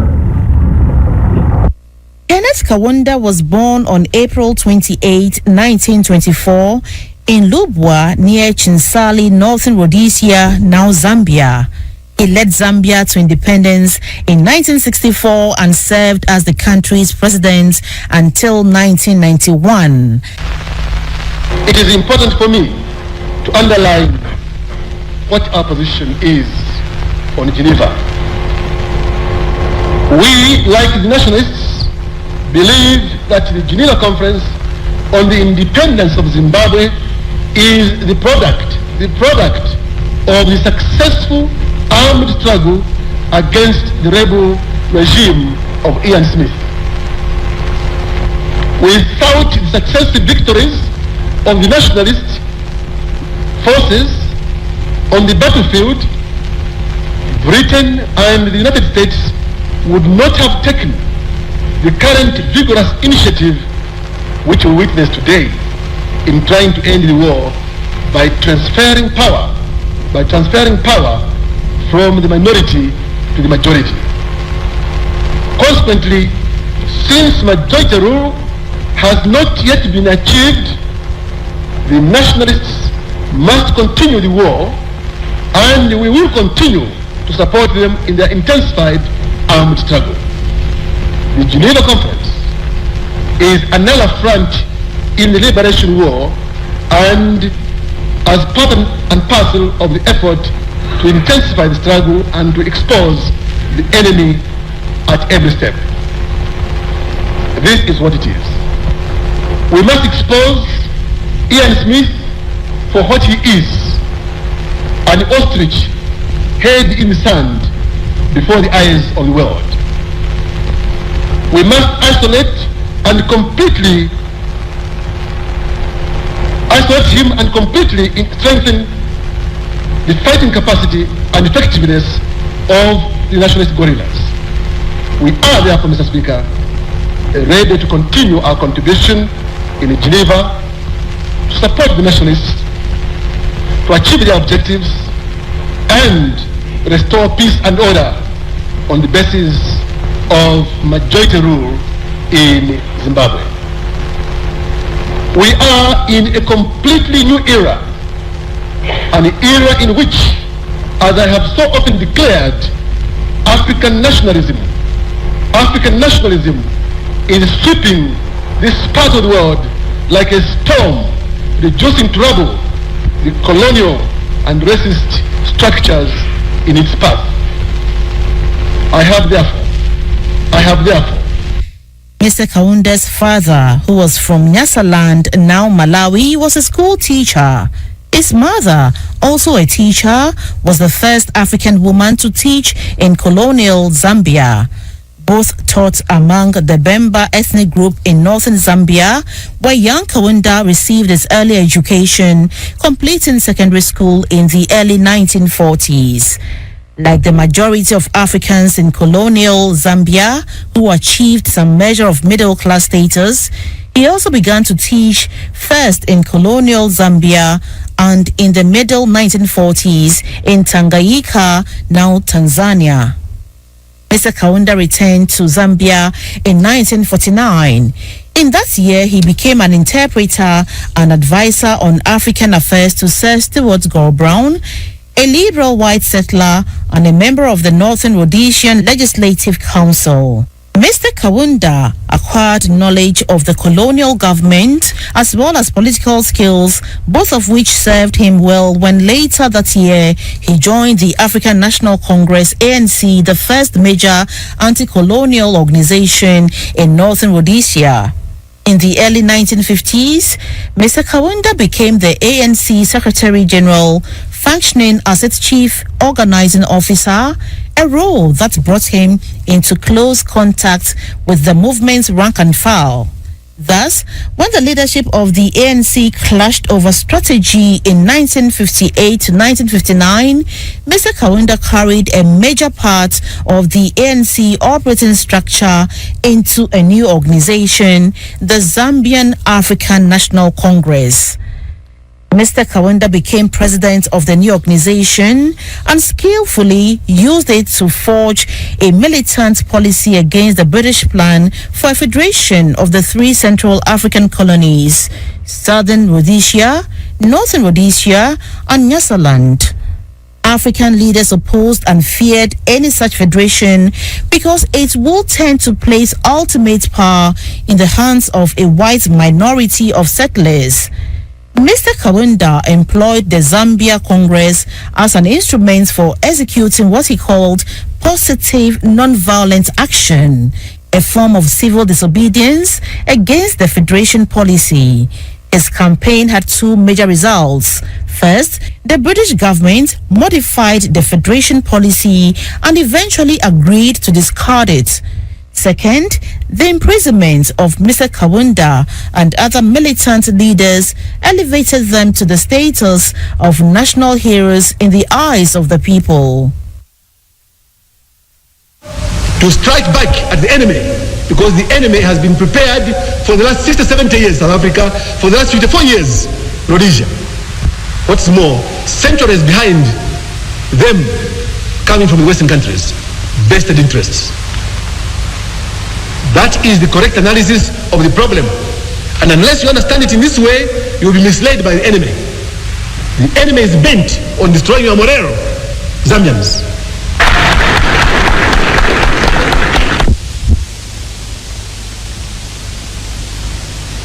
We in Zambia are peaceful people, peace-loving.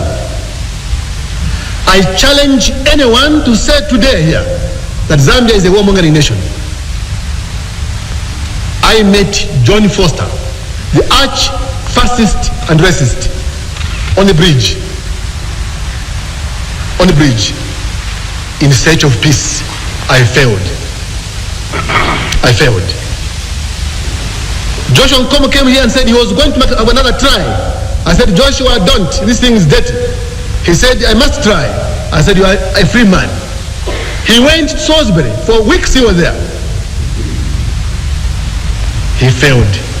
He was in search of peace. Ian Smith has come here. And I knew I would be subject to misunderstanding by my colleagues in frontline countries, by my colleagues on the continent, by my colleagues and others in the whole world. I have allowed Smith to come here on a number of occasions in search of peace. But I'm a man with a conscience, clear conscience. God is hearing me. I can never sell out Africa. Never. Not me. Not these boys here. Not these girls here. We are men and women of principle. We have done all these things in search of peace. But it has to be genuine peace, based on sincere, genuine majority rule. Anything else, you can kill us. Zambians will be born out of our blood. We'll continue to fight. We are such a people.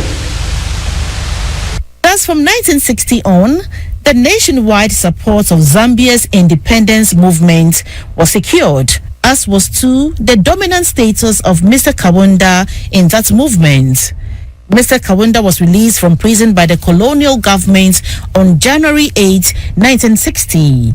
At the end of that month, he was elected president of the United National Independence Party, UNIP, which had been formed in October 1959 by Mainza Chona, a militant nationalist who was disenchanted with the older ANC. The UNIP enjoyed spectacular growth, claiming 300,000 members by June 1960. But I'm a man with a conscience, clear conscience. God is hearing me. I can never sell out Africa. Never. Not me. Not these boys here. Not these girls here. We are men and women of principle. We have done all these things in search of peace. But it has to be genuine peace, based on sincere, genuine majority rule. Anything else, you can kill us. Zambians will be born out of our blood. We'll continue to fight. In December 1960, the British colonial authorities invited Mr. Kaunda and several other UNIP leaders to participate in discussions on the status of the three colonies at a conference in London. Early in the following year, the British government announced that formal decolonization of Zambia would commence. The first major elections leading to final decolonization were held in October 1962. The constitutional proposals upon which the election was based provided the European settlers in northern Rhodesia with a disproportionate share of the votes. Yet, the two major African parties, the UNIP and ANC, gained a majority of the votes. The UNIP was the winner, gaining 15 of the 37 seats in the new Legislative Council. And in the past, but we feel that the reward of the honey is now ours to share among our own people. When we look back the path which led to this conference room today, we cannot entirely forget, but we can certainly forgive the days of our imprisonment and the occasions when many of us have been subject to personal indignities and hardship because of our political ideas. These unhappy memories have served only to broaden our minds, just as fruitful labor builds the body. And let me repeat, Mr. Chairman, we have no place for bitterness in our minds or in our actions. Like other African leaders, Mr. Kaunda faced many complex post-independence problems, especially the issue of tribalism. He succeeded in continuing to negotiate on this issue, saving Zambia the trauma of tribal civil war. Nevertheless, inter-party political violence occurred during the elections of 1968, in which Mr. Kaunda and his party were returned to power.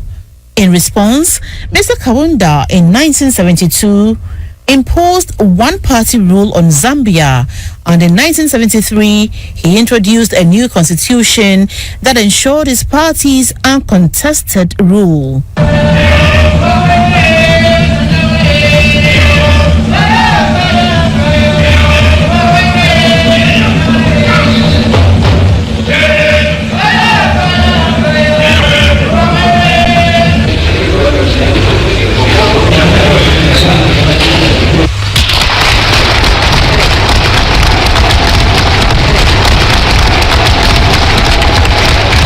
By the conscious decision of the people of this nation, Zambia will soon be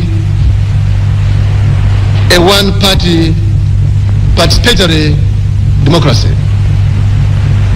This is why the deliberations of this National Council are so important. Our decisions should be a milestone and a driving force. In the 1970s, Mr. Kaunda's government acquired a majority interest in the country's copper mining operations and undertook to manage other industries as well.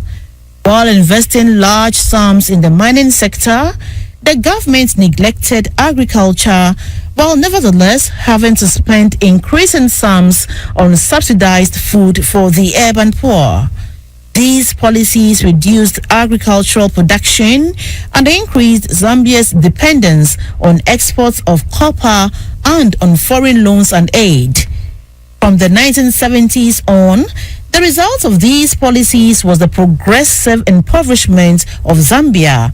Unemployment rose, living standards steadily declined, and the provision of education and other social services decayed. Under the British for over 70 years, we never became capitalists. Never. We have remained humanists.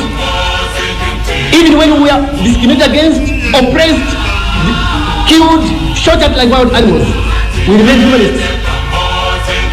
I remember distinctly in 1958, at the height of the Federation, when Zelensky coughed, that was the law. We came out of the constitution of the party, it was humanistic.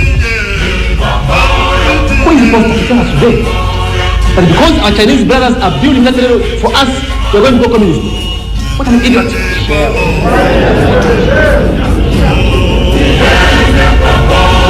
We respect the thinking of Chinese people. We respect them.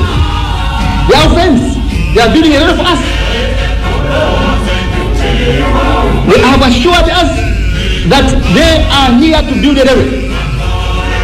They are building these roads in Zambia. At no time have I heard of a Chinese man interfering with our politics here. No. In foreign affairs, Mr. Kabunda led other countries of Southern Africa in confronting the white minority governments of Rhodesia, now Zimbabwe, and South Africa. Imposed economic sanctions against Rhodesia in the 1970s at great cost to his country's own economy, and in the late 1970s he allowed Zambia to be used as a base by black nationalist guerrillas led by Mr. Joshua Nkomo.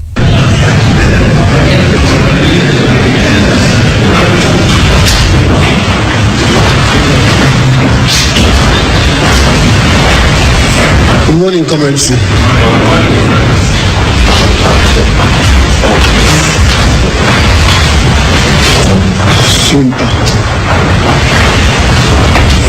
Shouldn't we sing that great hymn?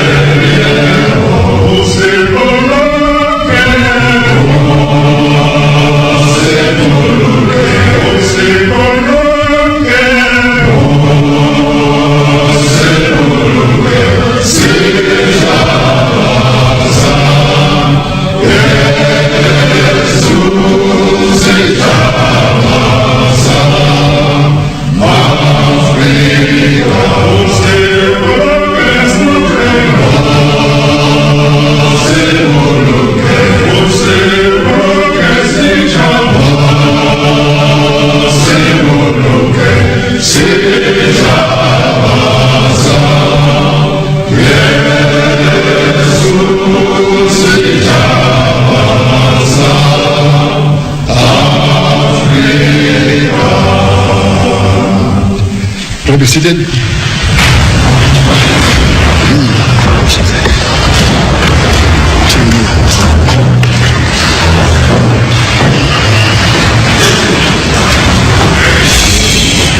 Shouldn't we really bring these two comrades in front here?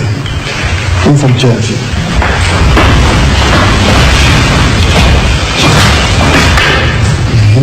Comrades, come round here. Come Treasure General.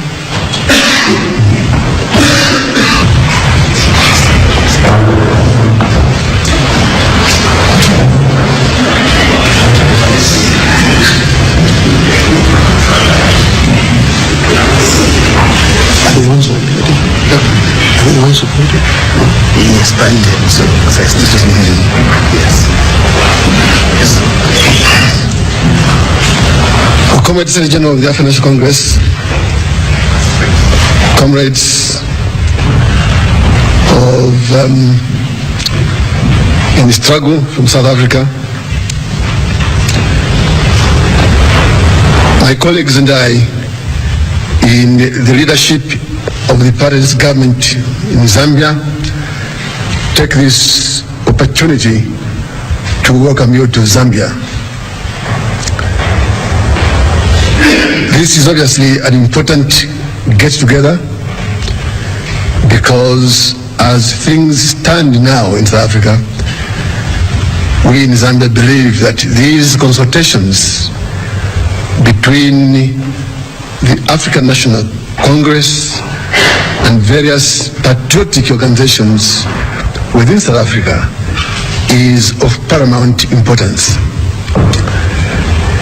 Any oppressor, any exploiter survives on divide and rule policy. If one who is arbitrarily in power can manage to divide the people he is exploiting, he certainly will not stop at anything to keep them divided. Your power, therefore, your strength, therefore, depends on this unity for which the African National Congress we know has always stood, for which your own organization we know has always stood. So you do us great honor by coming to Zambia to consult with the leadership of the African National Congress. Your country is going through a very, very difficult time. I said to Mr. de Klerk when I met him in Livingston, one of our towns, but I believed he was a sincere man. I believed he was an honest man. But I did not know whether he was going to assess, analyze the problems of apartheid as the black man sees them and feels them. I did not know whether he was going to analyze the problems of apartheid as the colored man sees them. I did not know whether he was going to be able to analyze the problems of apartheid as this. Will he be able to prescribe the right prescription for medicine? That remains to be done. I did say also, so indeed he has allowed mass rallies. He has released some of our comrades from detention.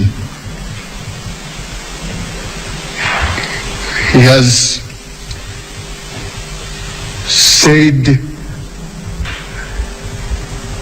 a number of institutions were now open to all races. A most welcome thing. But we know that doesn't solve the problem.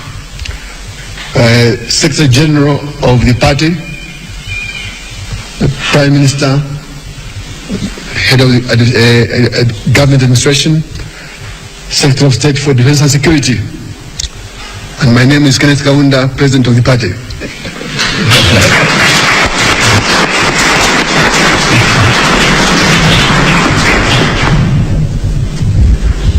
We bring you together here, comrades, only to have a meal together very quickly, so that as you go back to your country, do know Zambians support your cause because it is a just cause. And looking at the audience here, our audience here, just as we know of the African National Congress, it is truly multiracial or non-racial. We welcome this very much indeed, because man is not important because of his color. Man is important because, in our view, he is made in the image of God, and no one has the right to defy that. So, comrades, welcome to Zambia. I hope you have been feeling at home, because this is your other home. Thank you very much indeed.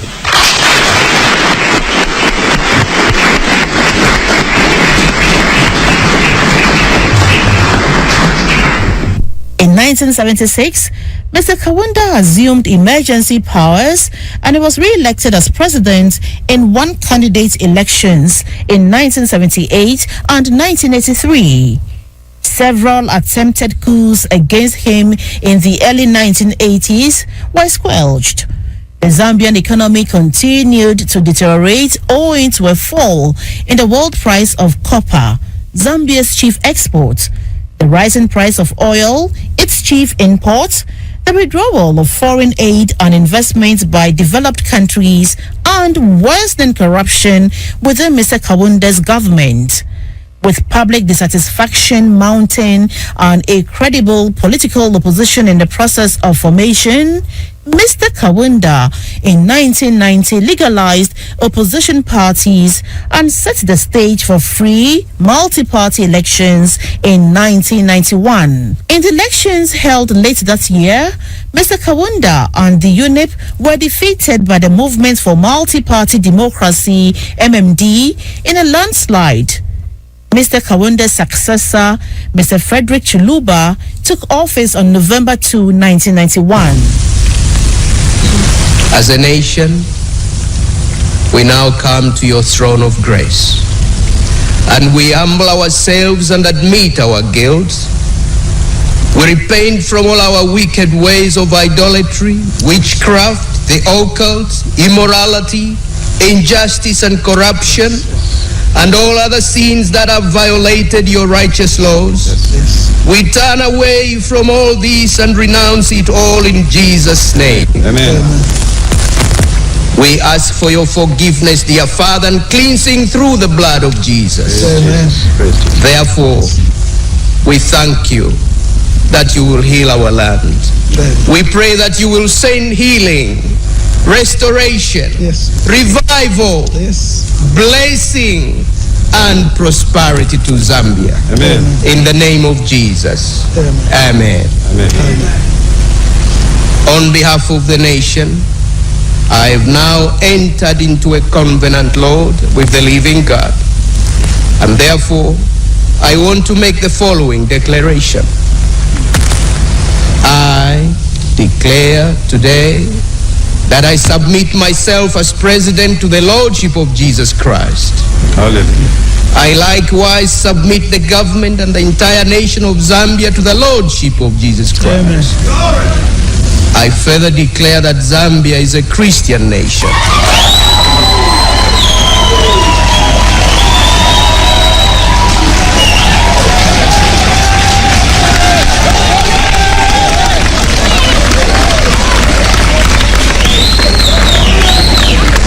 That will seek to be governed by the righteous principles of the Word of God. Righteousness and justice must prevail in all levels of authority, and then we shall see the righteousness of God exalting Zambia. My fellow Zambians, let this message reach all civil servants in all government departments. The time of corruption and bribery is over.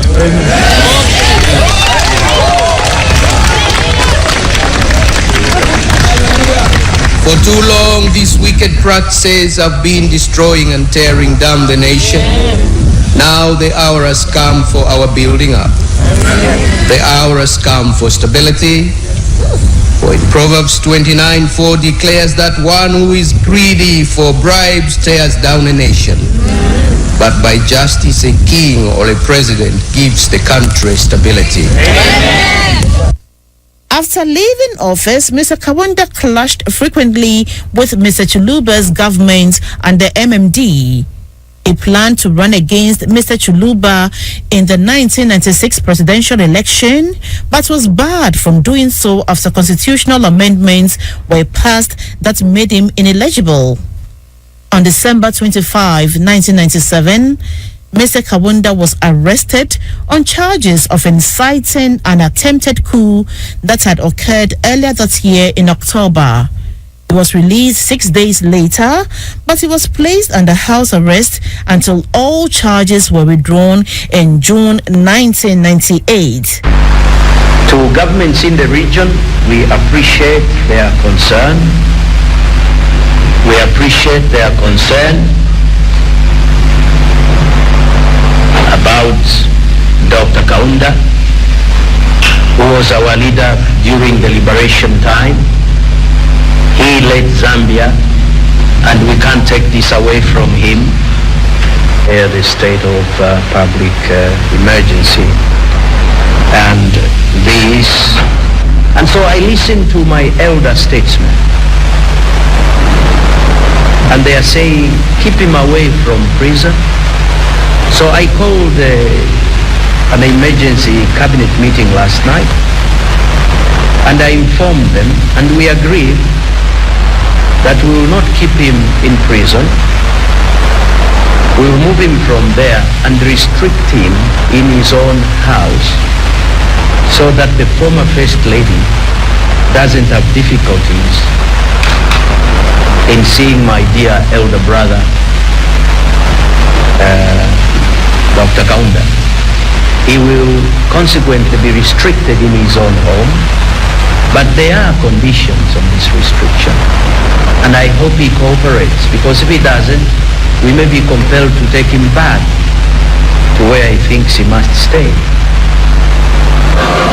The next month, Mr. Kaunda announced that he would resign from his role as UNEP's president once a successor was chosen. However, the lack of agreement regarding his successor caused a rift within the UNEP, and ultimately, Mr. Kaunda did not resign until 2000. In March 1999, a judge ruled that Mr. Kaunda should be stripped of his Zambian citizenship because his parents were from Malawi, and furthermore, because of the fact that Mr. Kaunda had held office illegally for most of his period in government. Mr. Kaunda mounted a challenge, and his citizenship was restored the next year when the petition that generated the court's ruling was withdrawn. In 2002, Mr. Kaunda was appointed the Balfour African President in Residence at Boston University in the United States, a position he held until 2004.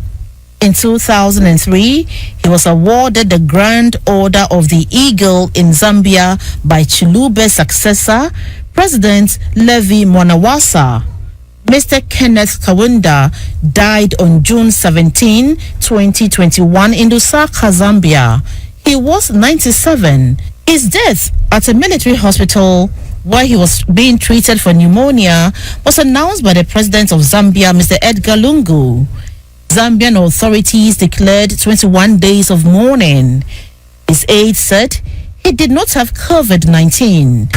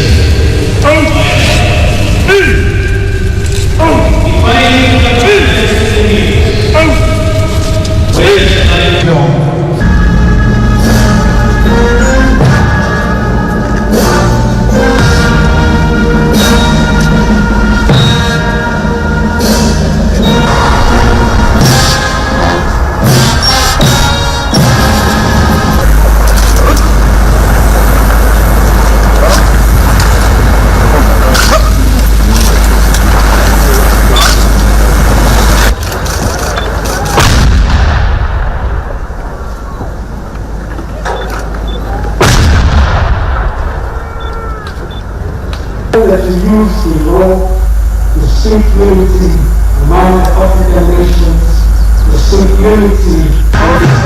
Mr. Kaunda, popularly known as KK, was a strong supporter of efforts to end apartheid in South Africa. He was also a leading supporter of liberation movements in Mozambique and what is now Zimbabwe. In later life, Mr. Kaunda turned his attention to the first fight against HIV after one of his sons, Bazuzio, died from an AIDS-related disease. Mr. Kaunda dominated the politics of his southern African country for a generation beginning in the mid-1960s. He was an impassioned orator who could bring an audience to its feet and to tears, a former school teacher who quoted Lincoln and Gandhi, and a physically striking man who brushed his hair to stand at attention so that it added inches to his 6-foot-tall stature. Mr. Kaunda outlived many of his peers among the so-called frontline leaders who had sponsored Southern Africa's guerrilla wars, becoming a kind of elder statesman. But in his later years, his counsel was rarely sought. Indeed, at the end, he seemed something of a throwback to an era of titanic racial and geopolitical struggles, of which many younger Africans born after the demise of white rule had little memory. In one of his last major public appearances at the funeral of Nelson Mandela in December 2013, Mr. Kaunda recalled his own history in the fight to end apartheid, launching into a version of song that had once been his rallying cry, Tiende Bamozi, which means let's go together or let's pull together. But this time, when he reached the chorus, his listeners did not dutifully sing along as they had in the past.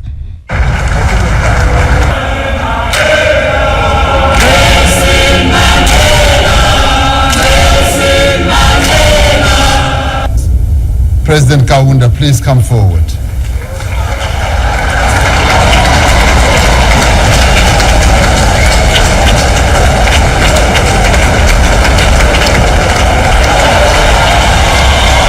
Who is Nelson Mandela? Who is he? How do I see him?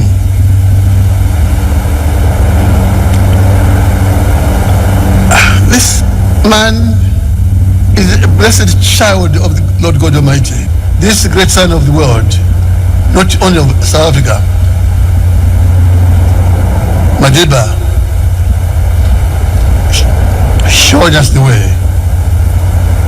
Whether you're white, black, yellow, or brown, you're all God's children. Still, Madiba, our leader, is Madiba sent to us by God, our Creator.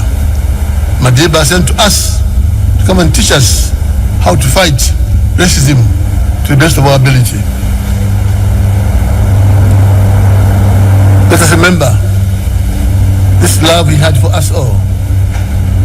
Without that, we can't succeed. Mr. Kaunda espoused what he called African humanism, a vague political philosophy of his own devising that extolled private initiative while promoting welfare state programs and a spirit of community. He saw himself as an advocate of the rule of law and democratic principles. Yet in a country of many tribes, he banned all political parties except his own, saying that national unity was best achieved through one-party rule. By and large, Zambians did not object. His popularity remained high despite his many misjudgments in economic policy. Many supporters saw him as a minor deity. They chanted, quote, God in heaven, on earth, Kaunda, end of quote. Biblical parables and the hymns he had grown up with laced his speeches. On the days, he liked to reach for a guitar to accompany himself and with his rich baritone lead his followers in song. His audiences would fall silent and raptured as he evoked a humiliating or sorrowful memory, like one of his father, a Presbyterian minister who was forced to sit on a plain wooden bench in church while white ministers sat on cushions.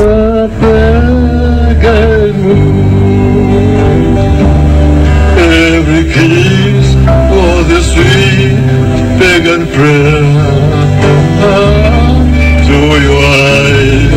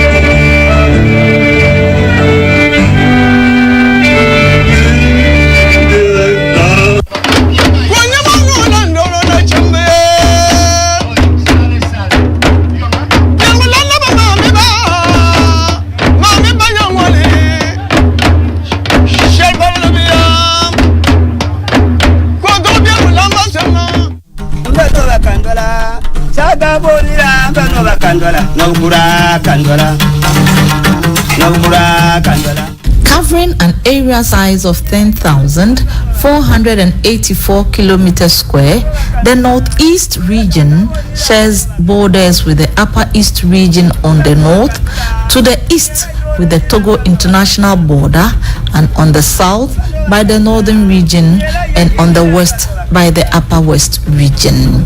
The region is part of the 6 regions of Ghana created under the presidency of Nana Addo Dankwa Akufo-Addo. It was created from the Northern region in December 2018 after a referendum.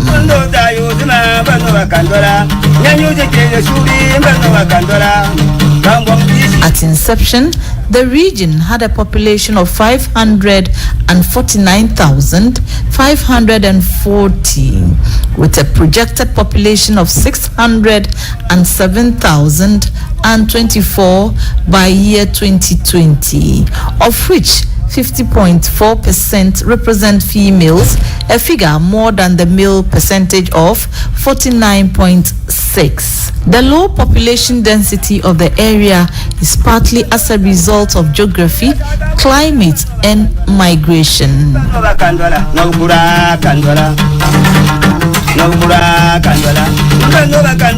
I don't for any moment want to blame those who decide to go to the south. I don't blame them because I know the situation on the ground. I think that our peculiar circumstances is an issue of orientation, the love for material things. 750 communities make up the Northeast region, which is divided into 6 districts: Bumprogu, Nagbanduri, Charponi, East Mamprusi, Mamprugu Mokduri, West Mamprusi, and Yonyo Nanswa.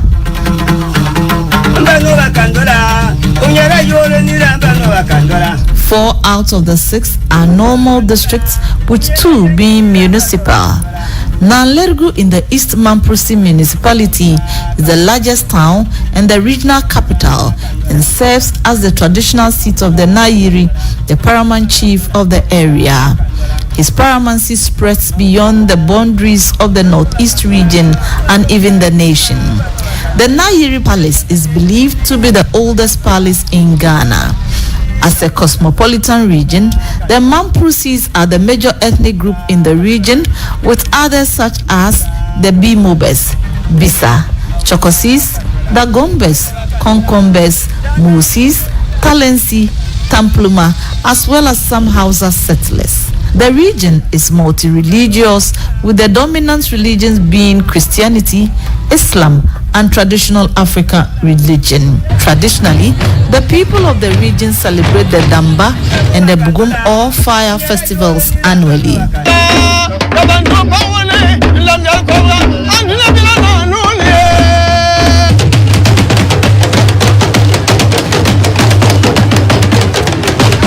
Economically, more than 85% of the active population are agricultural.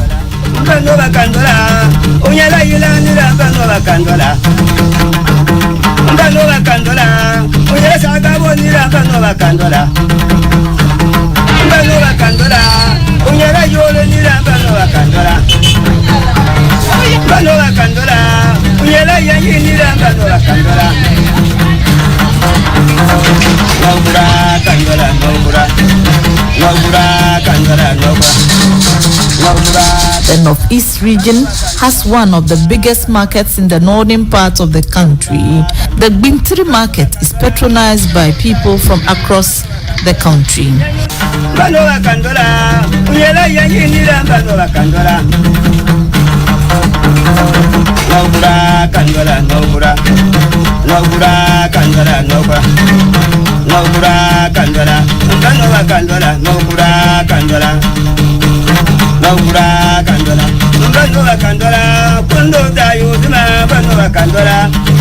Bintiri also has a Bible translation center. Due to its proximity to the Sahel and the Sahara, the northeast region is much drier than southern Ghana. The region's vegetation is made up of mostly grassland, especially savanna, with clusters of famine-resistant trees such as baobabs or acacia. The area experiences its dry season between December and April, whilst the wet season is experienced between June and November and has an average annual rainfall of 750 to 1,050 millimeters or 30 to 40 inches.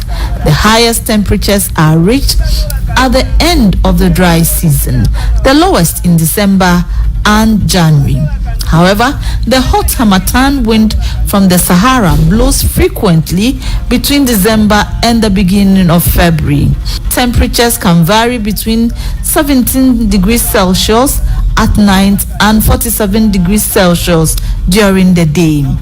Vice President Dr. Alhaji Mahmoud Bawumia, the immediate past Minister of Local Government and Rural Development, Hajia Alima Mahama, the immediate past Deputy Minister for Food and Agriculture, Dr. Sagri Bambangi, current Minister for Sports, Mustafa Yusuf, the Member of Parliament for Waliwali constituency, Hajia Zuwera Larba Abdu, former Minister, now Professor Nabila, and the first ever Ambassador at Large, Dr. Edward Nasigri Mahama, are some of the prominent natives of the region. Educationally, the Northeast region has a total of 444 crèches, nursery and kindergartens, 501 primary schools, 186 junior high schools, and 12 senior high schools. If you look at the school like this building was kept up in the 90s and it's still serving as one of our blocks. This is just one of the recent one, and the school is in a double stream. So we have A and we have B. We don't have a library. This dilapidated building over there we are using as our library currently. And the PTA of the school also thought it wise to come out with some funds to put up this uncompleted building that is standing behind us here.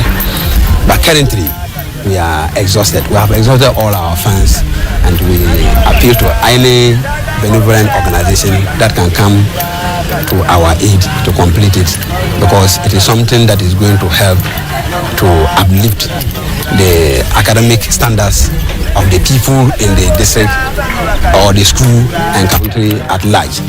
Education is critical to the development of the human resource of every community. The teachers still sit under trees. They use the trees as their offices. Now that they have attained the status of a region, it is their plea and wish that they will be given befitting offices where they can interact with their students or peoples well. As it stands, they are at the mercy of the weather. When it rains, they have nowhere to sit. And when the sun is too hot for them, your guess will be as good as mine. We have not been getting funding from any other bodies apart from the school fees. There's no funding that comes from any other place apart from us. Government, we have not received any support from government. And we wish if we could receive support from government, this school wouldn't have been the way we have seen it. The only girls' school in the region is located in East Mampushi, the Gambaga Girls Senior High School, Gagish, an initiative of the immediate past Minister of Local Government and Rural Development, Hajia Alima Mahama. So she brought it. She initiated it, funded it, and the government took over the run of the school. So it was a special thing from her. So if you look at it, she took it like a baby. It's a personal thing. Whenever she's doing anything like Ramadan like this, She has to go there, entertain them, do so many things. When they are vacating, she will find things to go entertain them. When they are reporting to, she will do same. She said, I don't know, because of two more girls, she wouldn't have been where she is. So she will want to see more girls. Most of the time, when you look at it, the boys always get schools outside the district or the municipality, but the girls will remain. So I think it was intended to make sure that the girls that would have fall out from school will gain an opportunity to go to the school. It's helping, because when they are going to take admissions, almost 60 to 70% of them will be locals, and they're all girls. So that has improved, and it has come to complement her initiative of establishing the nursing training. So this time, every house has a nurse.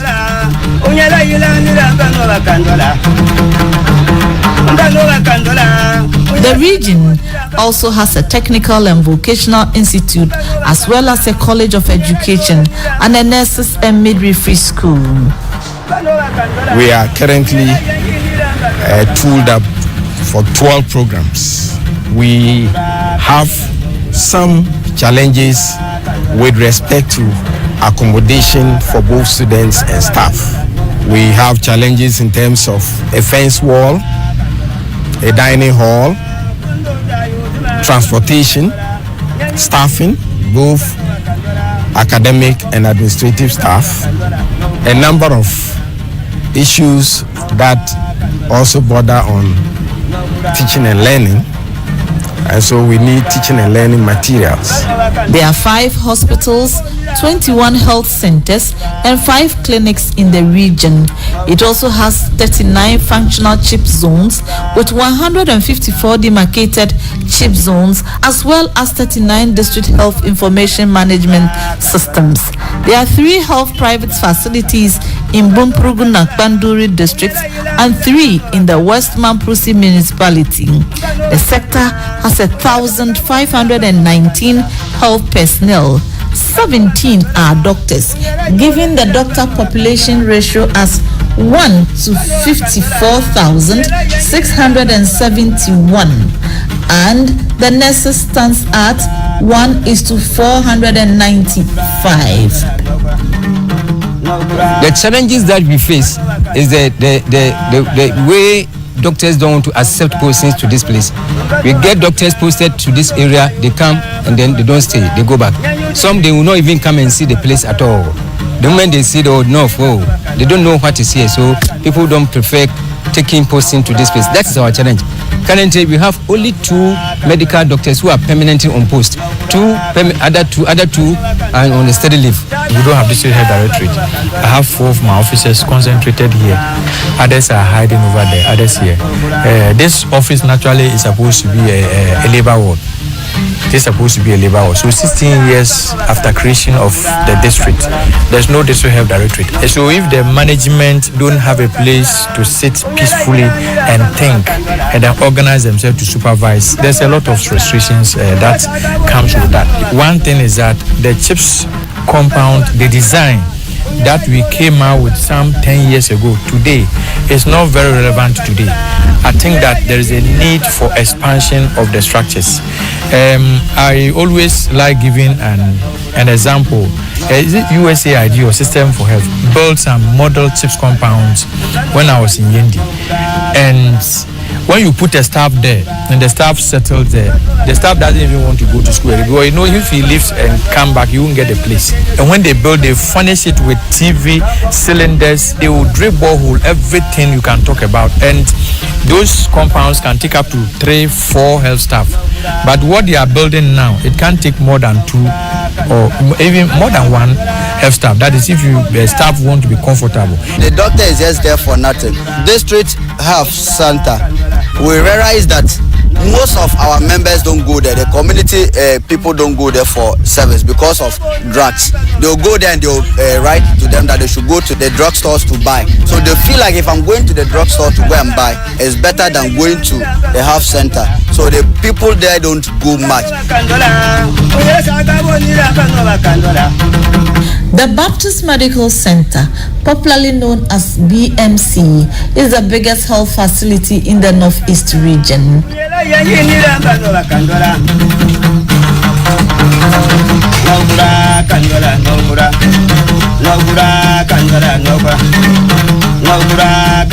We are viewing the black water, the feed from Burkina Faso, descending down. And this moves directly down to where they are constructing the Balongo multipurpose dam. So anytime the Burkinabe authorities open the Bakri dam, the water flows in and then it takes its feed through this direction. This is part of the dam, the river where we have some fishermen doing their fishing activities.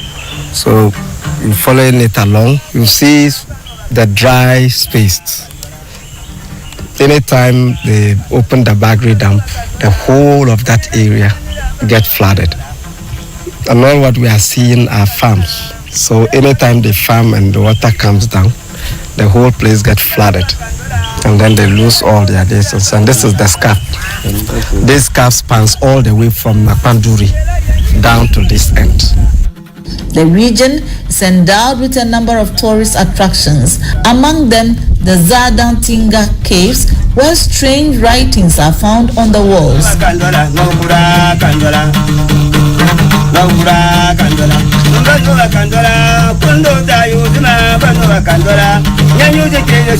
The writings are said to be unreadable and called the writings of God by locals. This wall was built by one of the paramount chiefs of Mampuru. He was called Najaranga. And in those days, because of wars, enemies attacking them, this wall was built around the 16th and 17th century. It started from the northeastern part of the town through the west to the southern part of the town. But the eastern part, the wall didn't cover there because the Queen Mother, who told the chief or the king of the area not to build the wall around the whole community, because she had powerful warriors, soldiers to protect the eastern part of it. That is the Queen Mother of Dindani. The materials used in building this wall were honey, cow milk, shea butter, and some water. And during the construction of the wall, anyone who was found lazy, being lazy, was executed and put on top of the wall to form part of the wall. And they had a main gate which they will open around 6 a.m. and use locks to close it around 6 p.m. It was as high as 7 to 8 feet, very high. Human being could not climb over it. You see that structure in the form of a cable car there. They built that one for the caretaker to stay and watch over the wall. This chief had only 2 male sons. I'm saying 2 male sons, not 2 children. He had many children, but the male ones were only 2. So this chief, in order to preserve his name in history, he decided to put up this wall. But according to the tradition and customs of Mampuru, if you are deformed, you cannot inherit the skins. And unfortunately for this chief, the 2 sons, both sons, they were both deformed. One was challenged by one eye, he was blind by one eye, and the other had one of the noses blocked. So in order to maintain his name or for people to remember him, he decided to put up this wall.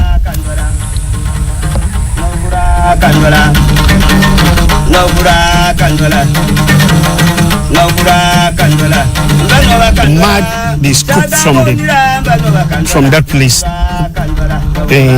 that developed or into the dump. So the dump wasn't there. We have some of their graves, some paramount chiefs' graves beyond the dump here. The Mamprises migrated from Fadangruma around Lake Charles side, came through the Upper East, today Upper East region, settled in Boku, and then moved to Pusga, where their leader, Nabewa, he didn't die like that. He just vanished onto the ground. We have a place called African map, a stone naturally designed as what African map. We have Bimoba dance. When they use their attire and come out, people always happy to see them.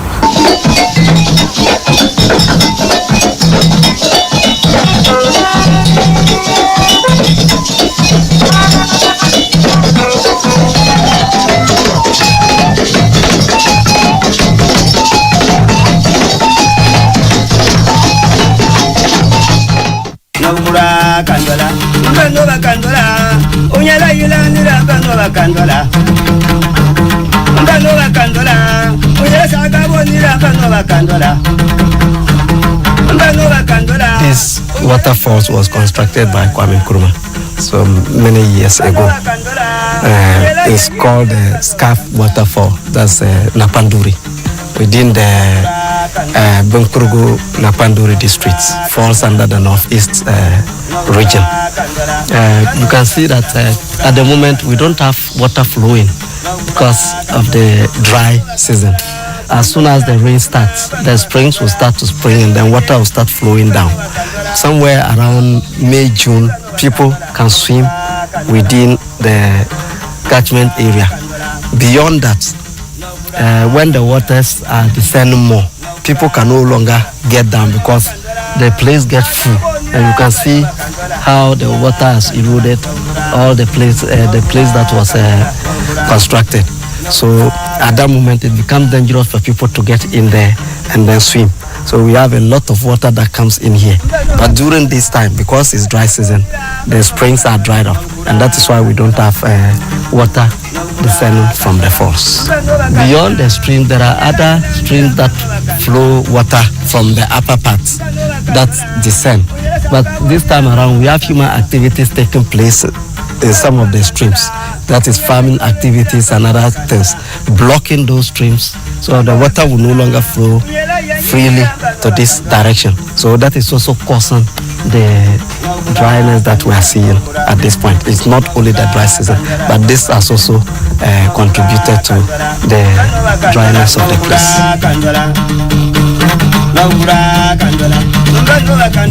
To Yagaba side, you have the Hippo Sanctuary at Zamwara. And then we believe that the Nairi Palace, which gave birth to Dagbon Bewa, is the oldest palace in the country. Because Bewa is also far older than the Ashanti Kingdom. The Bunkurugu Napanduri district hosts the Kwame Nkrumah guest house, which unfortunately is fast deteriorating.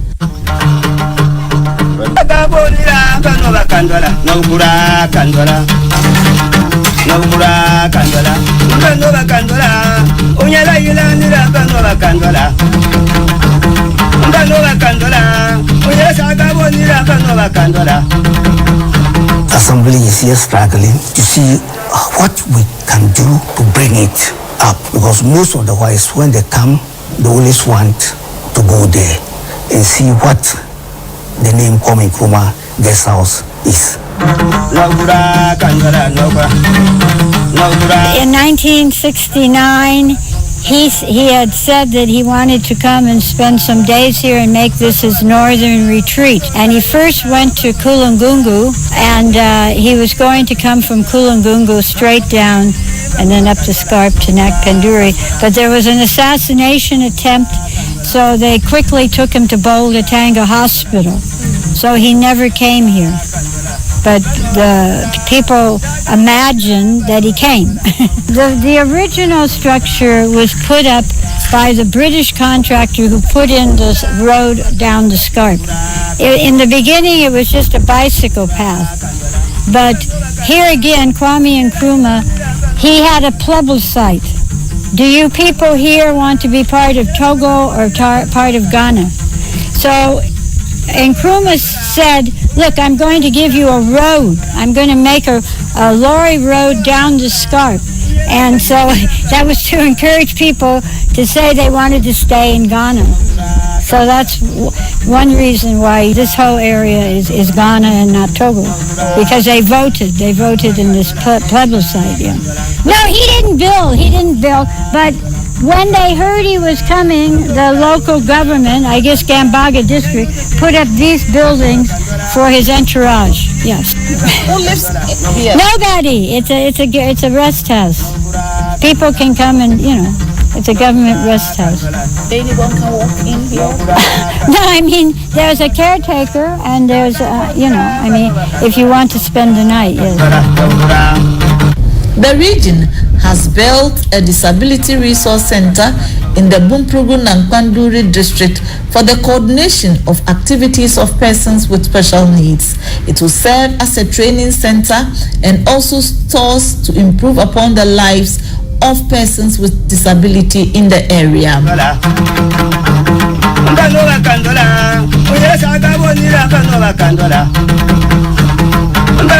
A witches' camp established in the 1900s and the local prison built of mud in 1847 are located in Gambaga in East Mamprushi. Gambaga local prisons, it was actually a collection point for the slave trade. Kwame Nkrumah wasn't a slave, but because of the political tensions in the 1950s thereabout, Nkrumah fell victim. But when you're fighting against a superior, punishment obviously would come in. So I think the punishment the British as at that time wanted to give to Kwame Nkrumah was to throw him to a place that nobody will hear about him. So maybe to them, they saw him more or less as a slave. And also situated in Gambaga is a GBC radio and TV transmitter station.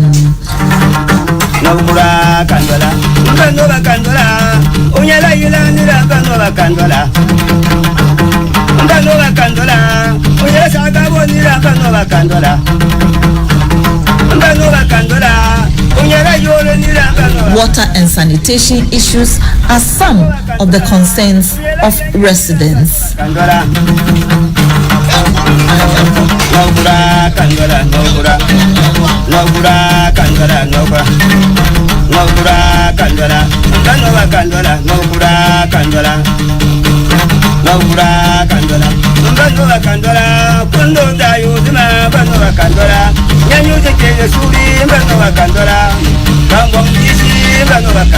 Aha no mo di bola ne betugu e no mo ko toilet nso wa opamu mo nso so a obia nko nti ye ben pipe nso wa pipe o ma ye pipe wa nso so ya ha ye ni pipe ye ni nsuo wa ye bre won nsuo sa ye ni nsuo a ye yusu wa ye pamu mo pa nso so mo mpre ebi kura tini be gina oba ye me kura ka ho eze si an ye pensuo e na bola no esre mo a mo mo njae bola no aha se ene toilet no mo ba wa ha o mo njae o mo toilet mo jai ha se nti so mo twem a obi ampamu anka o mo ba na ye pamu mo a anka we nyina emba nti se yenko a ye ben ha no yenko a na ye pamu nso kura no mo o mo fie bi kwati mi bisa ye sai aha nye ye kurum. The water is not equitably distributed throughout the region, and there are some places you go, you not get access to water. And for us over here, we used to have water flowing frequently, but because of the roads, the town roads, they cut most of the pipes. So for several months, we went without water. You would have to trek, you would have to access boreholes. At times, you have to go to the streams for water. The region is confronted with a myriad of challenges in all spheres. This necessitated their calling for separation from the northern region. Most of our villages, we need potable water and hospitals. Today, when people are traveling from, let's take Dagbentri to Nalergu, Bumpurugu to Nalergu, Langbinsi to Nalergu, that is where the big hospital is. if you are not lucky, before you even get here, anything can happen. To ensure rapid development, the Nahiri released 250 acres of land for the construction of the major decentralized offices.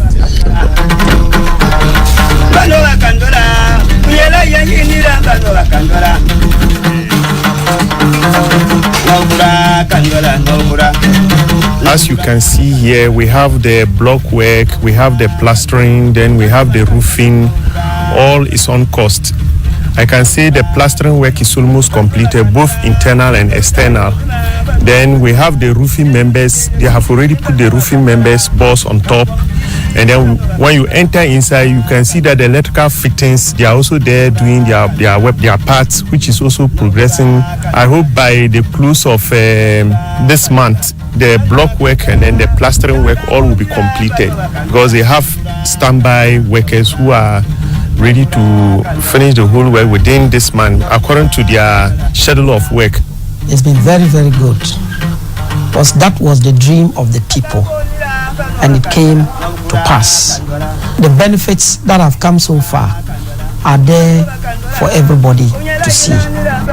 It's been almost 2 years into the life of the Northeast region. A number of development projects are underway, and of excitement to both young and old is the road network speedily taking shape.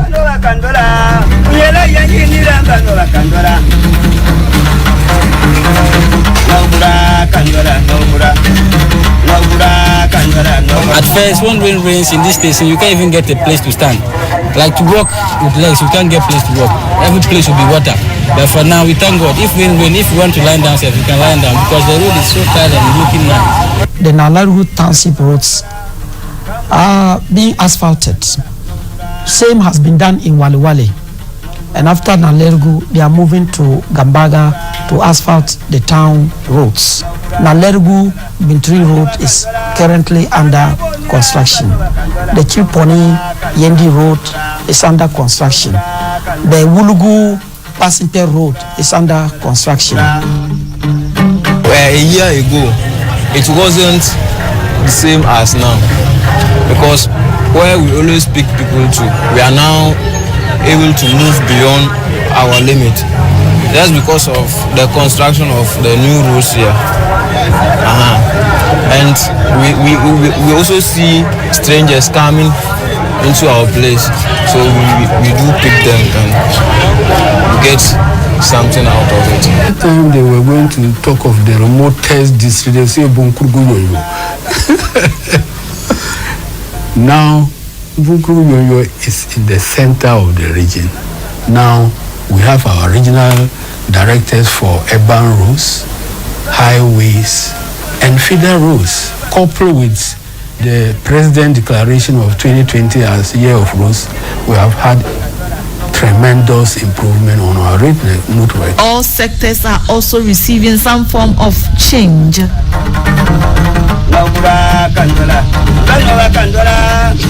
The construction of the one district, one factory for the Chapani district, also at the roofing stage, we are blessed to have a warehouse. Under the Northern Development Authority, there is some ongoing and even completed projects that are going on in the district, such as school infrastructure, which we delivered some just last month. We also have chips compounds. We go to Chere, Kablani, we have a chips compound which is already completed, and that very soon the nurses are going to move in. There are some other ongoing ones at Tiakasu. There's one also ongoing at Nansoni. They are building a nurses' quarters for nurses to be able to stay and then deliver quality health care service. The one village, one dam. Hitherto, we had people who join, so to say, political parties, and they will go out there seeking to be elected into various political positions. Because relatively the place is not that known, they go at the end of the day, they don't get the opportunity. But since we joined the new region, we have had the opportunity of having representatives at the regional level. Water was a very big challenge. 2020, President came in commission the water project in Gambaga and Adelgo. We now have small water, town water system running 24 hours in these two big towns. And then the region also brought a number of mechanized boreholes and also hand pump boreholes.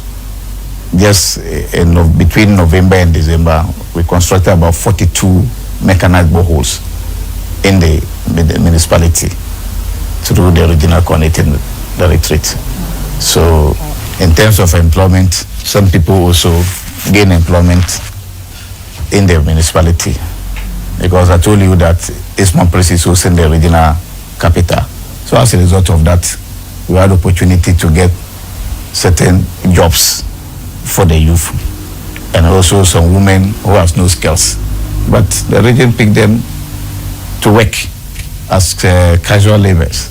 Some of them, even we got cooks, because the secretariat also set up that catering system, and people were employed to be rendering catering services in the region. There is a pressure on the limited resource facility that we have because of the influx of officials.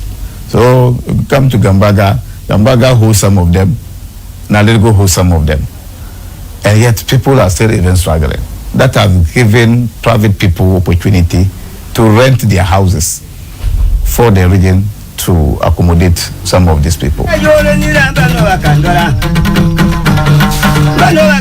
you go to Bumprugu Secondary School, I always tell the students that Bumprugu Secondary School can compare itself in terms of infrastructure to that of Tamale Secondary School, Ghana School, and others, the big names. Because this, we never had it, but this time we are getting it. Bumprugu Napanduri district, we got feeder road, so that the regional office is going to be stationed in Bumprugu. So I know with it, had it not been because of Northeast region, we wouldn't have gotten search. And the offices is almost completed. And that of the bungalows, they are finished with the bungalows. So this all development coming to the new district, the new region, and for that matter, Bumprugu Napanduri district is getting their share out of it. The roles that they are working on, I can tell you on authority that we have not less than 60 of the youth working with the contractors. So if so many projects, or if more projects are brought, youth can get their idle hands doing something, unless you are lazy. And if you are not lazy, you get something doing. Because they have taken some as laborers, they have taken some as surveyors, they have taken some as security. It's reducing the youth employment.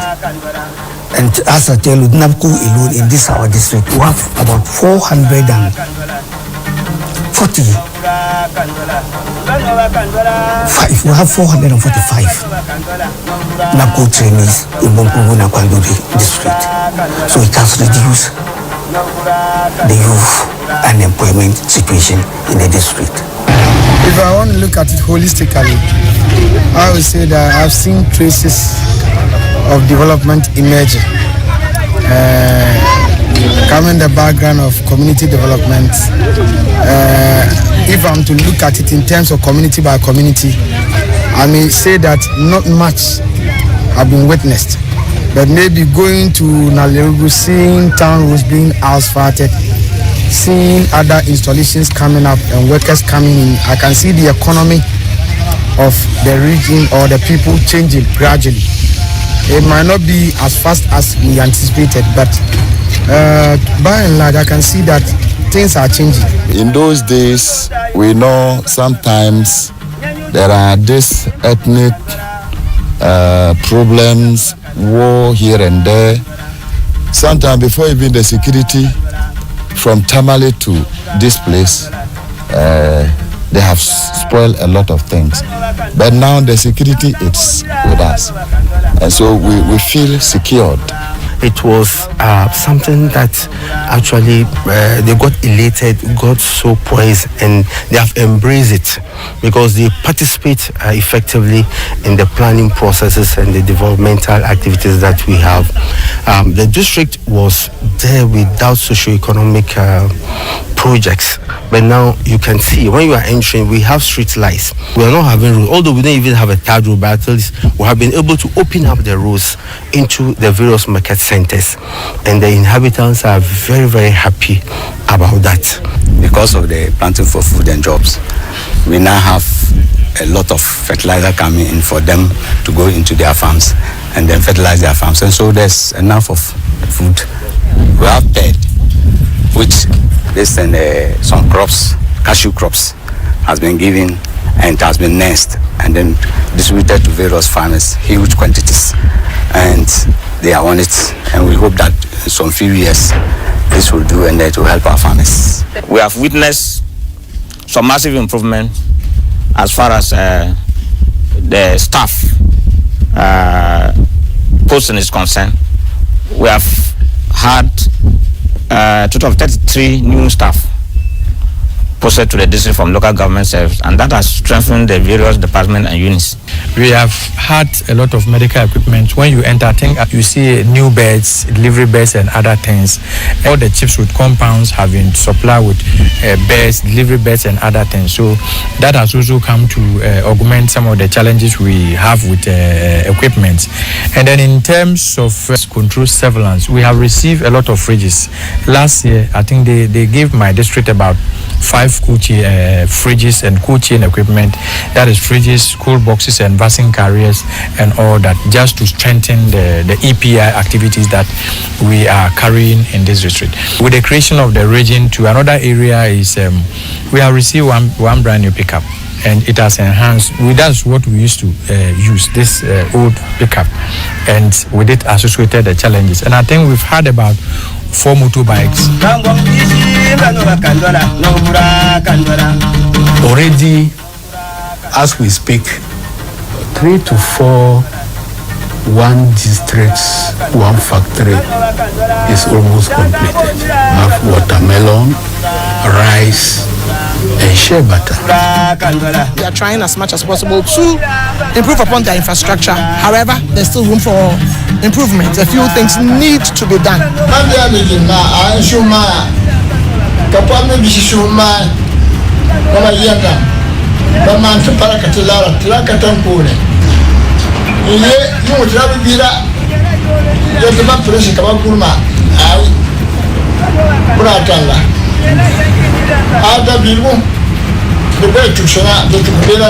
The achievement of the region is very grateful because all the major towns in the region have experienced some development projects in the area of roads,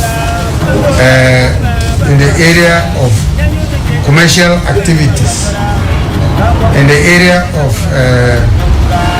job opportunities.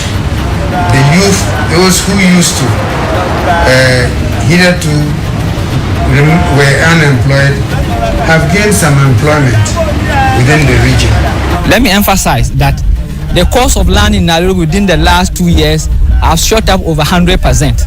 Where you could get land around 300, it's been now going around 5,000, 6,000. In other areas, you may get a piece of land, just a plot size, at 10,000 Ghana cedi. If we want to attract investment into the region, the cost of land should not be so forbidding. That will be a disincentive, and nobody will want to come. So I even think that those who want to do business, commercial lands, should go at a fee that is reasonable, that will entice people to want to come, because they hold the money and they want to come and invest. So if we want to sell land as if we were in Accra or Kumasi, then people may as well just decide that they will remain in the south, look for the land there and invest. The region has some investment potentials.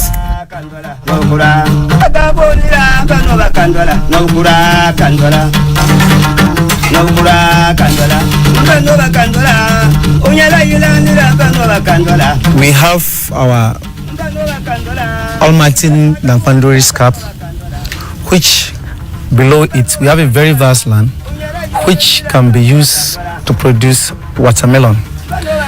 We're already doing it, but on a smaller scale. And thank God, within the Northeast region, they are establishing a factory at Walawali, watermelon factory at Walawali. So if investors can come, it is not too cumbersome to acquire land in the Bunkrugu and Nampandori district. It will be easier to produce watermelon at the below the Nampandori's Cap and then send it to the factory at Walawali. Secondly, with below the scap, we have sea sand we know. People are doing a lot of construction now. You can decide to invest in block molding and other things so that people can easily, instead of coming to fetch the sea sand, mold and other things, you can sell, whether normal blocks, design blocks, or whichever. Also, currently, Mineral Commission have given concession to one company to explore for limestone, which I know currently is ongoing in the Bunkrugu and Nampandori district as well as Yiyo Naswan district.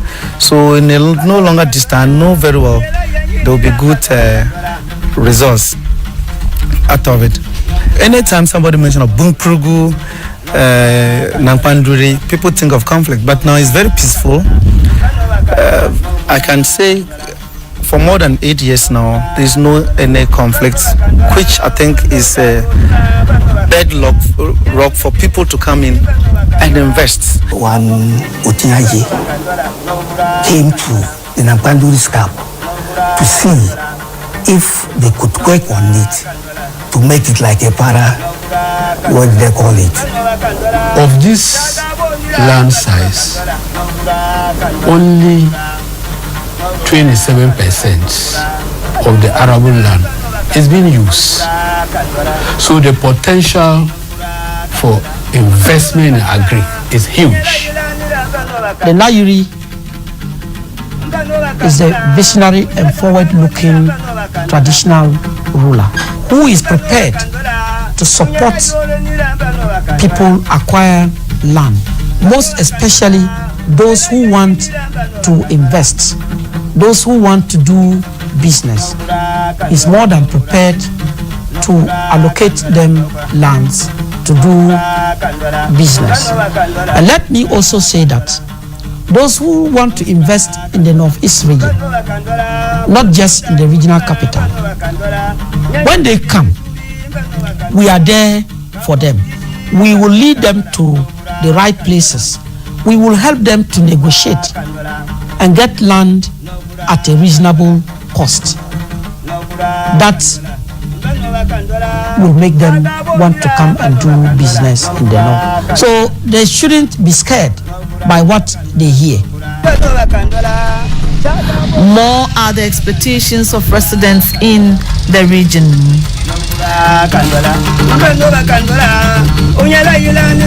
I learned they are upgrading our transformers and other things. So I want to urge or encourage the government to push his personnel so that they will move things faster, because electricity is life. It anchors every aspect of our life. Our food is being grounded by these corn mills. Our welding, most of the activities, our business activities are being carried out by electricity. The pace or the speed at which the work is going on is very slow as compared to how we want to move, because personnel must come and work for the upliftment of the region and other activities. Creating this particular new region, we are anticipating that at least our bishops will create a diocese here. And in the diocese, we have a lot of development. Where you have a bishop, there are a lot of development. So when you look at the diocese, all this education, this particular school is a Catholic school, we have a health center just there that is helping. And then for a place to develop, we need education and then we need health.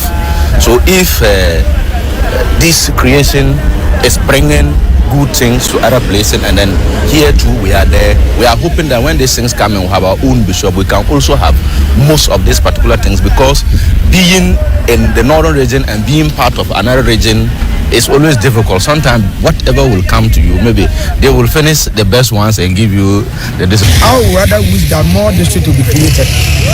Like where I'm speaking from, Wintri, I would have wished that it be created as a district. Because there is a wide catchment area still under East Mampusi. And if you are looking at where it starts, from my perspective, it's too wide to be one district. So it's making the development not going as fast as we are anticipating. To acquire land in Nalegu, the right people to ensure that the proper things are done in terms of surveyors, land commissioners, doing all that is needed to ensure that all those processes in land acquisition and utilization, as I speak, as far as I can remember and as far as I move and hear from my friends in town, there's none of such. So it is an important call that we are also putting through your medium again, calling on land commission, calling on all those stakeholders, including the coordinating council people, to come and rally support around to ensure that land acquisition, utilization, and the planning of the region, especially the capital, should be something that should be a prime of interest to ensure that we have a unique capital that does not emulate the likes of the big cities as we have them now. Because if you don't take the proper planning at this stage and you allow everything to sprawl, it will get to a point where you have to come and cause so much demolition, which will also bring cost into the development of the town. Going forward, we would want to see the centralization of the offices in Nalerugu. As things stands now, the region has been created, but most of the institutions are not fully operational in Nalerugu. So we still have to go to Tamale for some of them. But we are seeing things cropping up, and we hope that it continues. Our young men and our young girls who has finished school will be very happy that if they get jobs to do, so to minimize armed robbery. Most of our ladies, when they don't have work, some become pregnant and other things, and boys too, they go into scamming and be on drugs, misbehaving. So that would have been one of my best. Since 2015, 2016, this secondary school has been abandoned for a number of years. So we're appealing to the government and then the MPs and the who are matters to the projects to stand on their feet to give a favor. If we look at things, the whole of UU National District, we will have only Namo Senior High School. If we look across, our eye is on this secondary school. So we are pleading the government to do well and finish up within maybe 1 year. When it comes to the district assembly level, the number of staffs are limited. And then even office space, we don't have enough office space for staff to sit at the offices to work on. Within offices, we also have infrastructure challenges, such as some of the instruments or equipment that can facilitate our work. And then when you come to the communities, out of the 115 communities we have within the district, at least we can count the number of communities that have or that are connected to the electricity. At least 7 of them. Out of 115 communities, we have about 7 communities that are connected to the national grid. He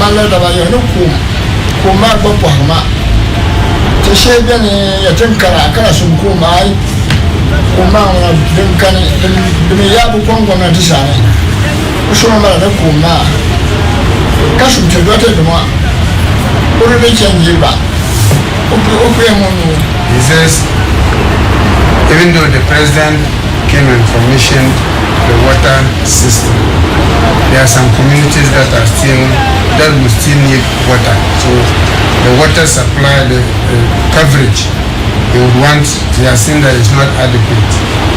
And so if they can increase that. Also, accommodation facilities for workers and offices, even though they are constructing some, there need to be some improvement in that area. Some of the staff are not all here because of accommodation, both office and residential. So that is a challenge. Peace and tranquility are all that is needed for the expected developments. The major problem now is how to prosecute the development agenda. Government alone cannot do it. There needs to be a partnership. I'm appealing to the people of the Northeast region. Let's rededicate ourselves to the cause of developing this young region. Let's stay committed. Let's show interest in what happens at home. There is no place better than home. So our technocrats, the educated elites in Ghana and outside, we need you. We may not want you to be physically present in the Northeast region, but we need you to invest your resources at home. We need you to share the rich depth of experiences you have chalked over the years. We need you to come and motivate the young people to know that yes, they have a future, and that when they work hard, they can achieve their vision. I also want to appeal to the youth, the chiefs, and everybody that the litany of conflicts we have across the Northeast region will certainly apply the brakes on our forward march. We may have our differences, but we can only win when we sit to resolve these differences. It is not when we pick arms to fight each other. That certainly is no solution. And posterity will not have any kind words for us. With the fast pace at which development projects are springing up, it is an indication that the gates to the Northeast region are widely open for investments. Pick up your phone and dial 037, the regional code, and bingo. Connect with the movers and shakers of the area with your business agenda. Bano bakandola, uyela yanyinira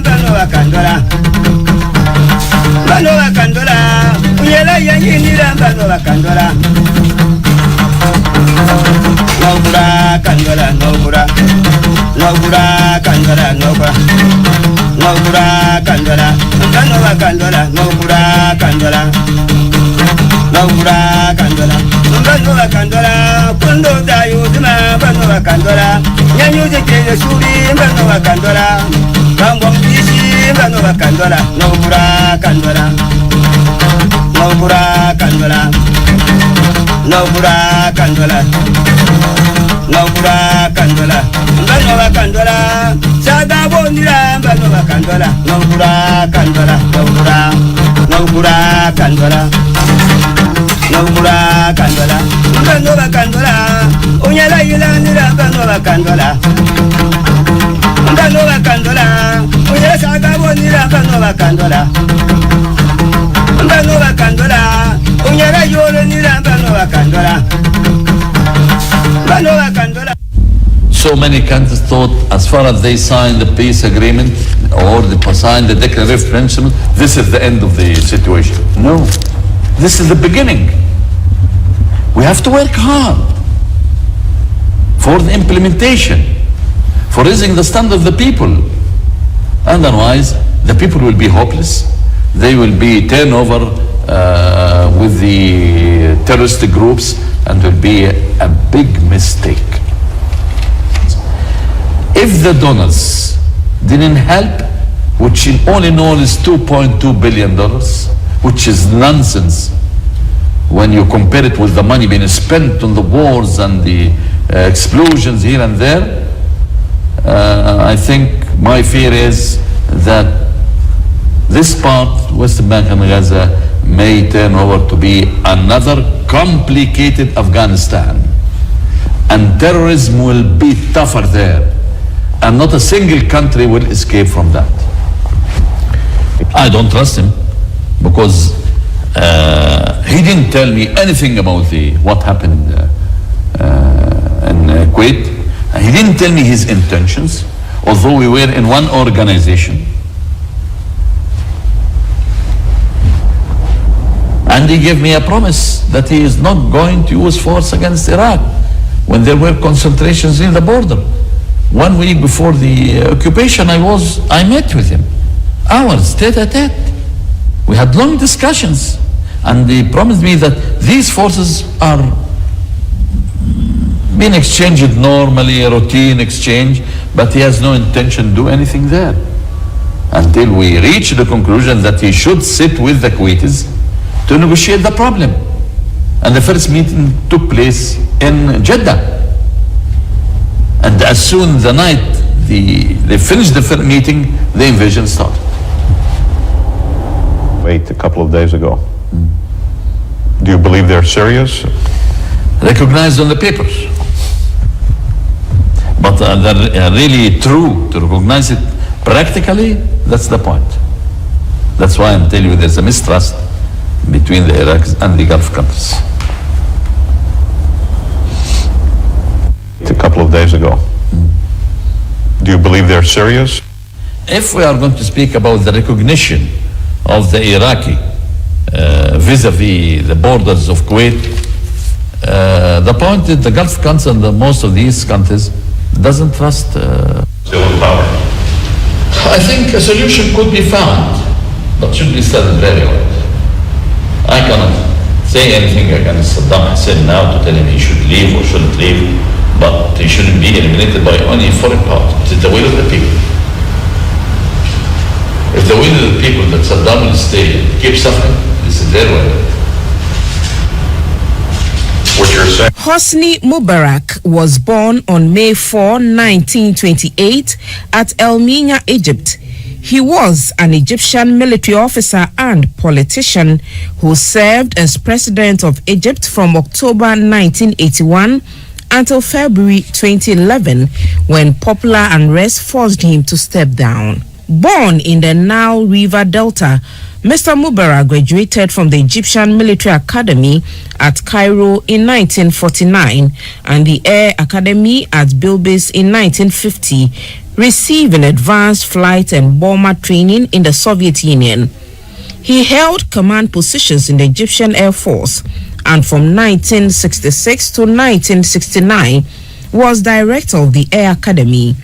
In 1972, President Sadat appointed Mr. Mubarak chief commander of the Air Force, and in this capacity, he was credited with the successful performance of the Egyptian Air Force in the opening days of the war with Israel in October 1973. He was promoted to the rank of Air Marshal in 1974. In April 1975, Mr. Sadat named him vice president, and in subsequent years, Mr. Mubarak was active in most of the negotiations involving Middle East and Arab policy. He served as the chief mediator in the dispute between Morocco, Algeria, and Mauritania over the future of Western Sahara.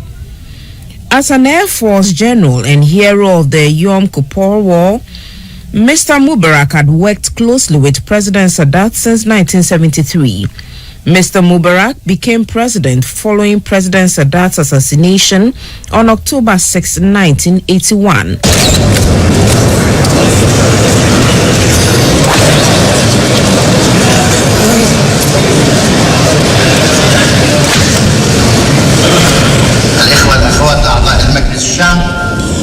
وصلتني رسالة من السيد نائب رئيس مجلس الوزراء ووزير الداخل 1,367,904 صوتا مقابل 149,650 صوتا، وذلك على التفصيل المبين في الجدول المرفق.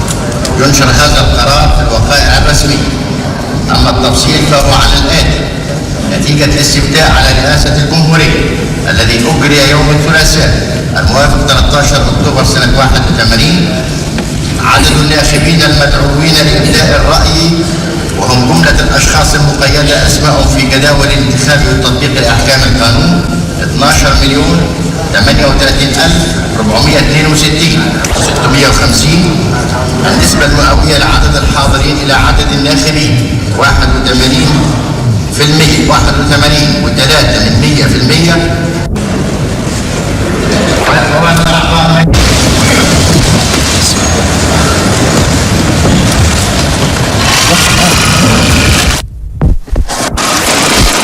كلنا أمل في مستقبل مشرق بعون الله. نستفيد في موقع الصدارة من هذا الجيل في الحرب والسلم على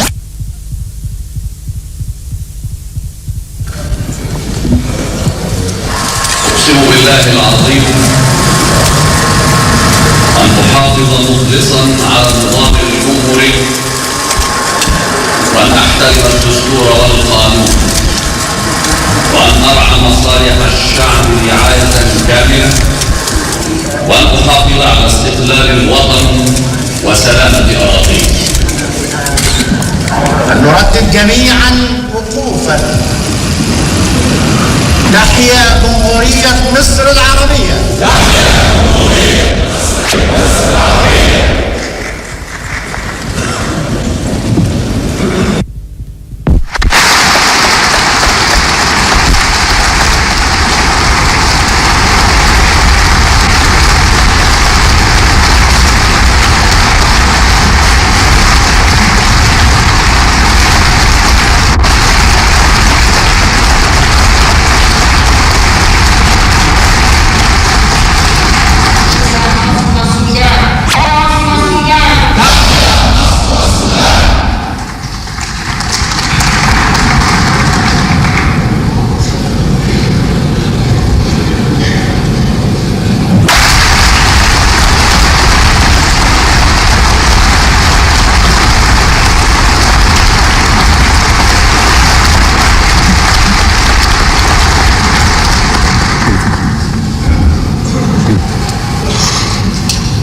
بسم الله الرحمن الرحيم.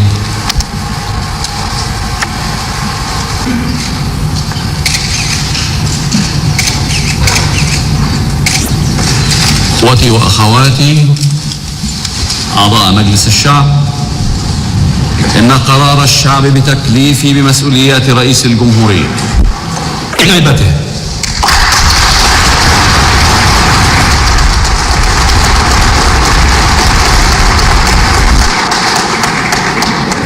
لقد صدر لي الأمر من الشعب مصر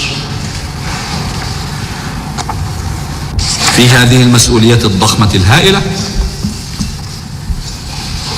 بمبادئ وأخلاقيات القائد والمعلم والزعيم محمد أنور السادات.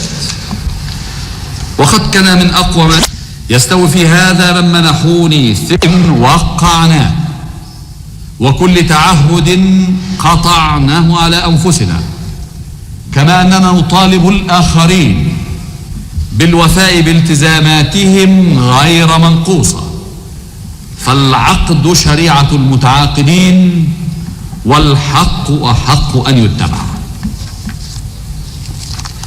إن مصر الدولة، مصر الشعب، ماضية في طريق السلام الدائم والشامل المؤسس على الإطار الذي تم التوصل إليه في كامب ديفيد، والمؤسس على معاهدة السلام بين مصر وإسرائيل.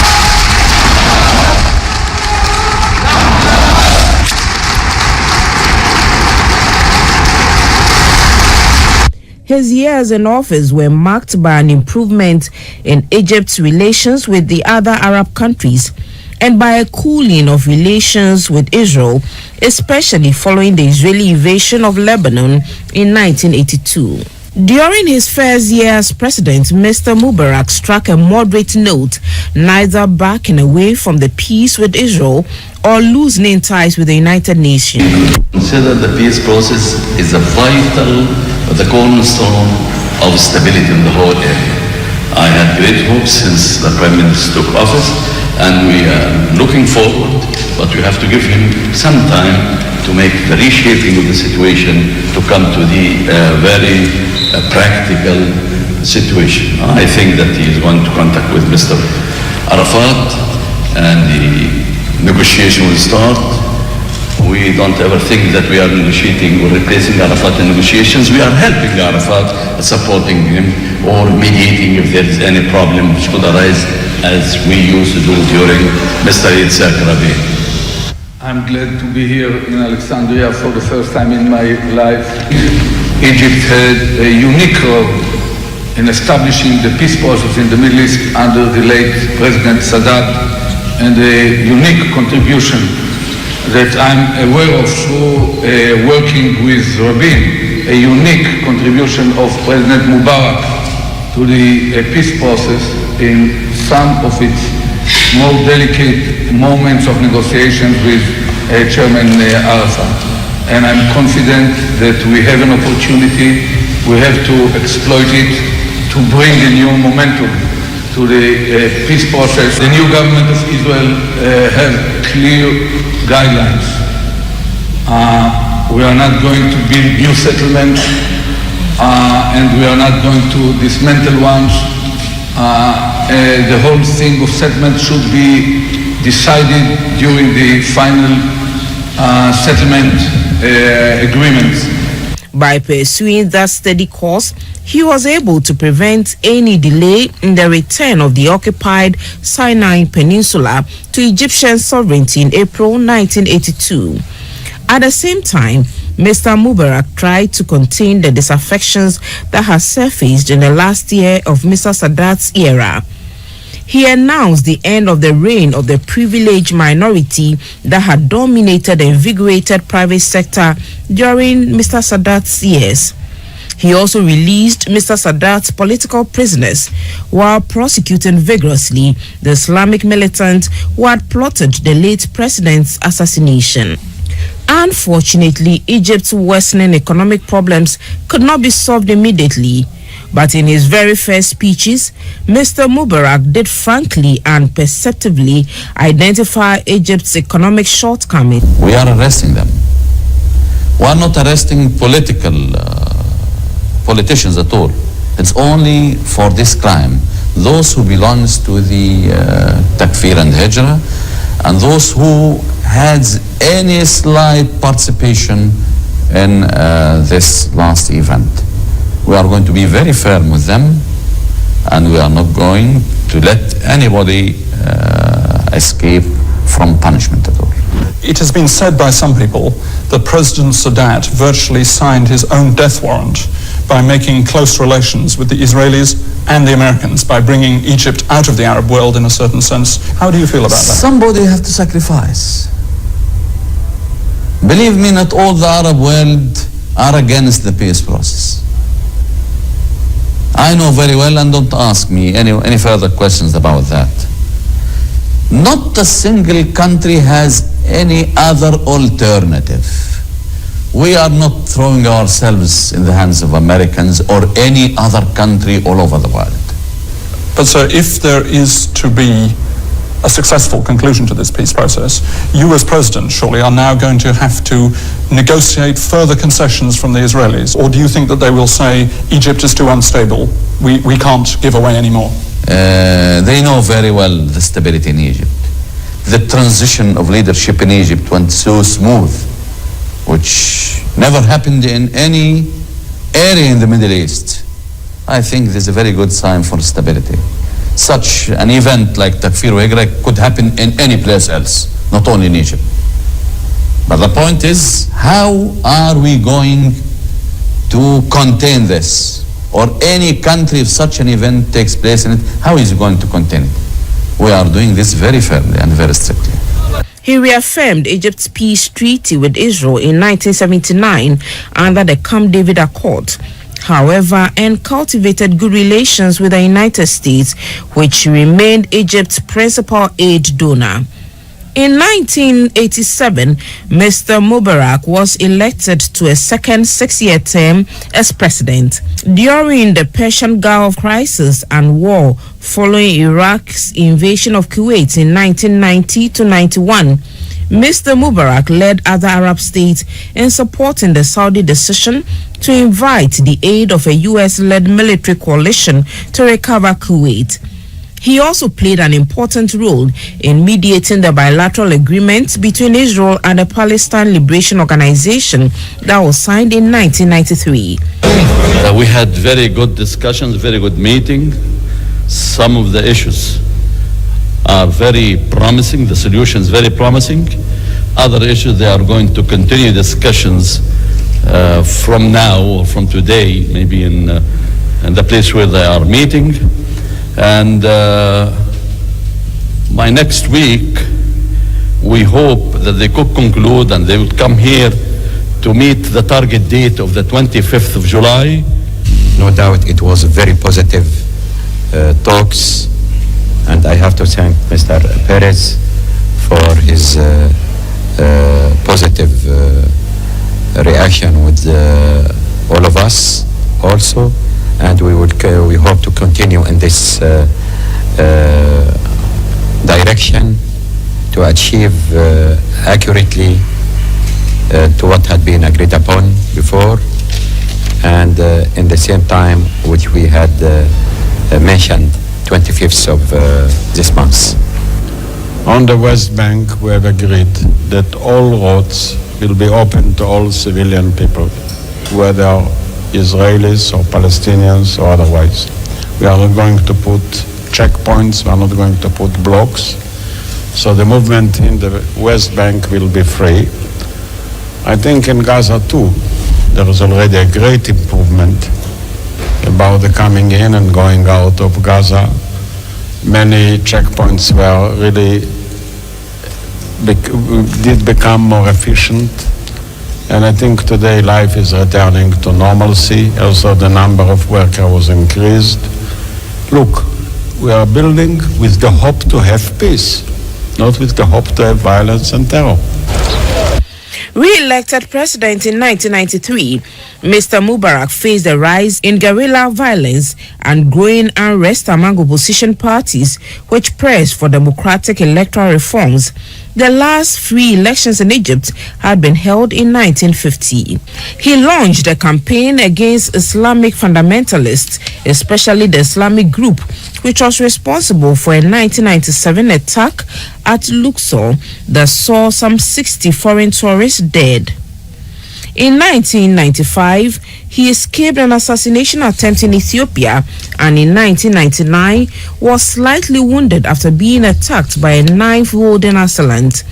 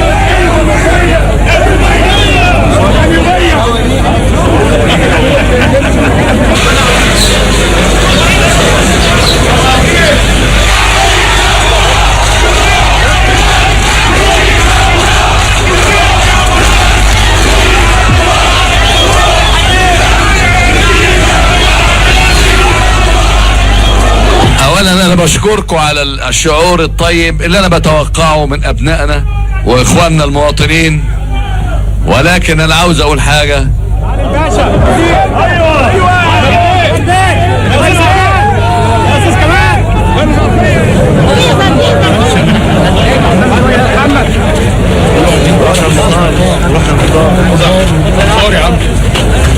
Throughout, Mr. Mubarak continued to press for peace in the Middle East. These solid beginnings were undercut when Israel invaded Lebanon in June 1982, only 5 weeks after the Jewish state's final withdrawal from the Sinai Peninsula. In Egypt, the invasion was perceived as an Israeli attempt to destroy Palestinian nationalism, and Mr. Mubarak was accused by his foes of allowing Israel to exploit Egypt's disengagement. Official relations with Israel were severely strained until Israel initiated its partial withdrawal from Lebanon in 1985. However, Mr. Mubarak's cautious policies did enable Egypt to repair its relationships with most of the moderate Arab states. At an Arab League summit in 1987, each government was authorized to restore diplomatic relations with Iraq as it saw fit. Iraq, which had been a leading critic of Mr. Sadat's peace with Israel, but by then was in a protracted war with Iran, took that opportunity to purchase military supplies from Egypt. Egypt resumed membership in the league 2 years later.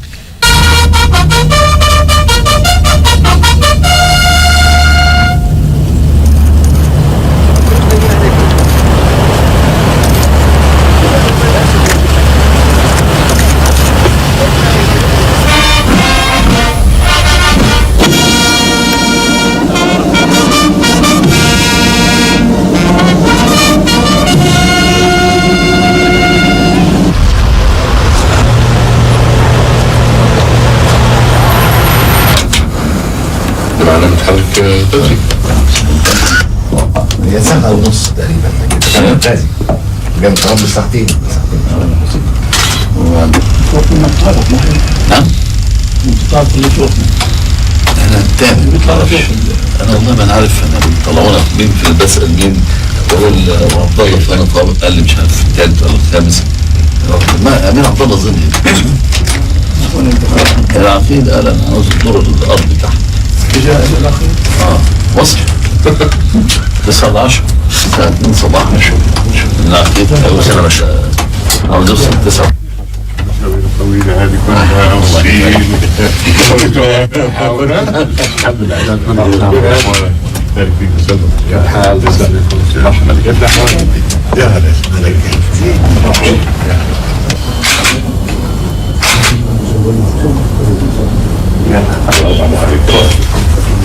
بس مشوار طويل هذا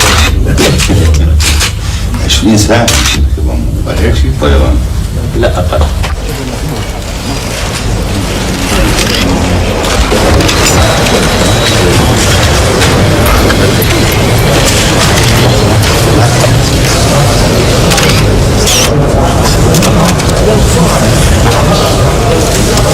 Within the country, opposition to a variety of political, economic, and social policies continued, chiefly among discontented labor and religious groups. The government contained labor strikes, food riots, and other incidents of unrest, and adopted several measures aimed at curbing a determined drive by Islamic extremists to destabilize the regime. Politics in Egypt continued to follow authoritarian patterns, as Mr. Mubarak was re-elected to the presidency without opposition in 1987, 1993, and 1999.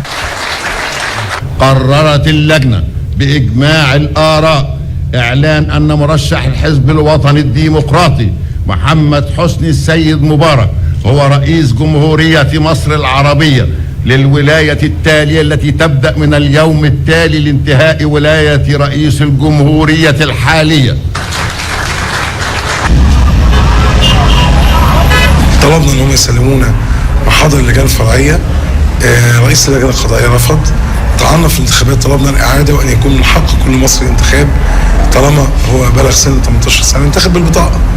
هم مصرين على الكشوف الفاسده وعلى الانتخابات اللي فيها تلاعب وبطاقات بيتم توزيعها على الناس مساء الانتخابات، بطاقات فاضيه بيضع فيها اسامي.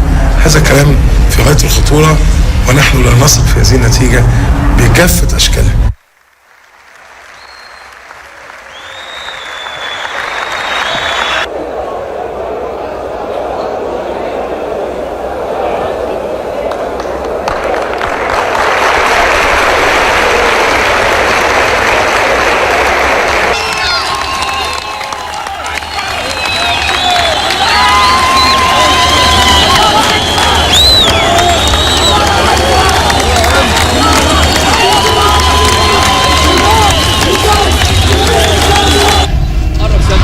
And although opposition candidates contested the 2005 election, he was re-elected that year as well. His National Democratic Party NDP continued to increase its majority of delegates in the People's Assembly in the elections held every 5 years. The Muslim Brotherhood, unofficially allowed to revive under Sadat, had never authorized to become a political party through its popular support to the new WAFD in one election and to the Liberal Socialist in another.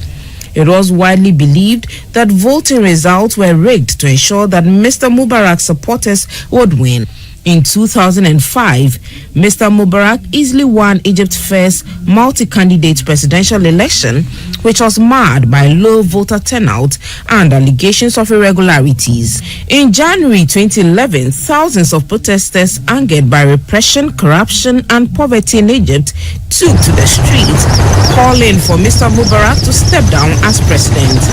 Those demonstrations took place shortly after a popular uprising in Tunisia known as the Jasmine Revolution forced Tunisian President Zainal Abidine Ben Ali from power, and the Egyptian uprising became the second of a string of protest movements known as the Arab Spring.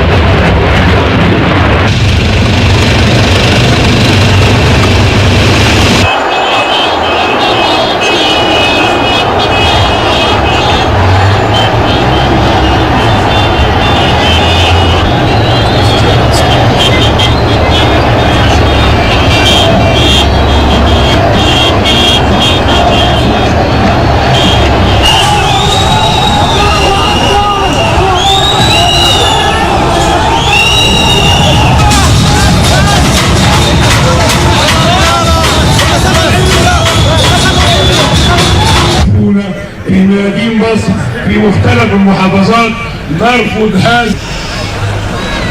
كان ممكن في وقت تاني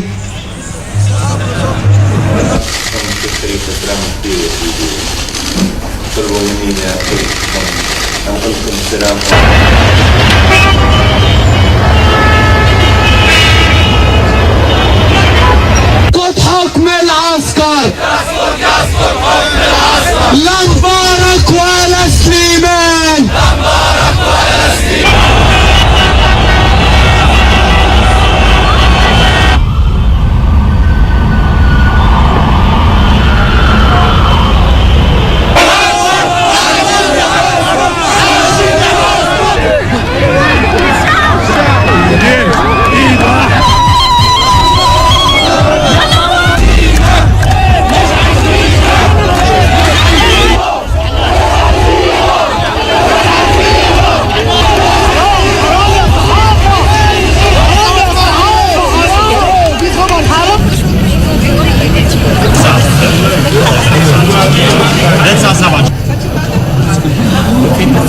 المصريون جميعا في ثقة أن كلمة الناخب الآن هي التي ستكون الفيصل. عادت الحرية لشعب مصر ليقول.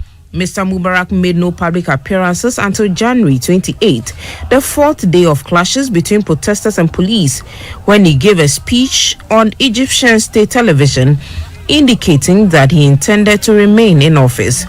In the speech, he acknowledged the protesters' demand for political change by announcing that he would dissolve his cabinet and implement new social and economic reforms. Those concessions, however, were dismissed by protesters as a ploy to remain in power and did little to calm the unrest. The following day, Mr. Mubarak appointed a vice president for the first time in his presidency, choosing Umar Suleiman, the director of the Egyptian General Intelligence Service. I have decided to assign the functions of the President of the Republic to the Vice President in the way which is defined by the Constitution. What I never did and will not do is listen to foreign dictates coming from abroad, whatever their sources or justification. On February 1, under pressure from continued protest, Mr. Mubarak appeared on Egyptian state television and announced that he would not stand in the presidential election scheduled for September 2011. Under continued pressure to step down immediately, Mr. Mubarak made another televised speech on February 10. Although it was widely expected that he would use the address to announce his immediate resignation, he reiterated that he would stay in office until the end of his term, delegating some of his powers to Suleiman. Mr. Mubarak promised to institute electoral reforms and vowed to lift Egypt's emergency law in place since 1981, when the security situation in Egypt became sufficiently stable. On February 11, Mr. Mubarak left Cairo for Sharm el-Sheikh, a resort town on the Sinai Peninsula, where he maintained a residence.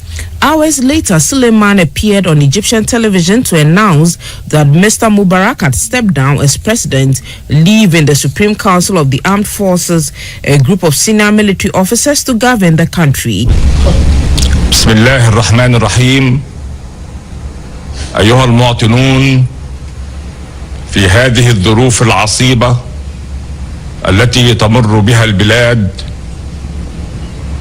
قرر الرئيس محمد حسني مبارك تخليه عن منصب رئيس الجمهورية، وكلف المجلس الأعلى للقوات المسلحة لإدارة شؤون البلاد، والله الموفق والمستعان. Upon learning of Mr.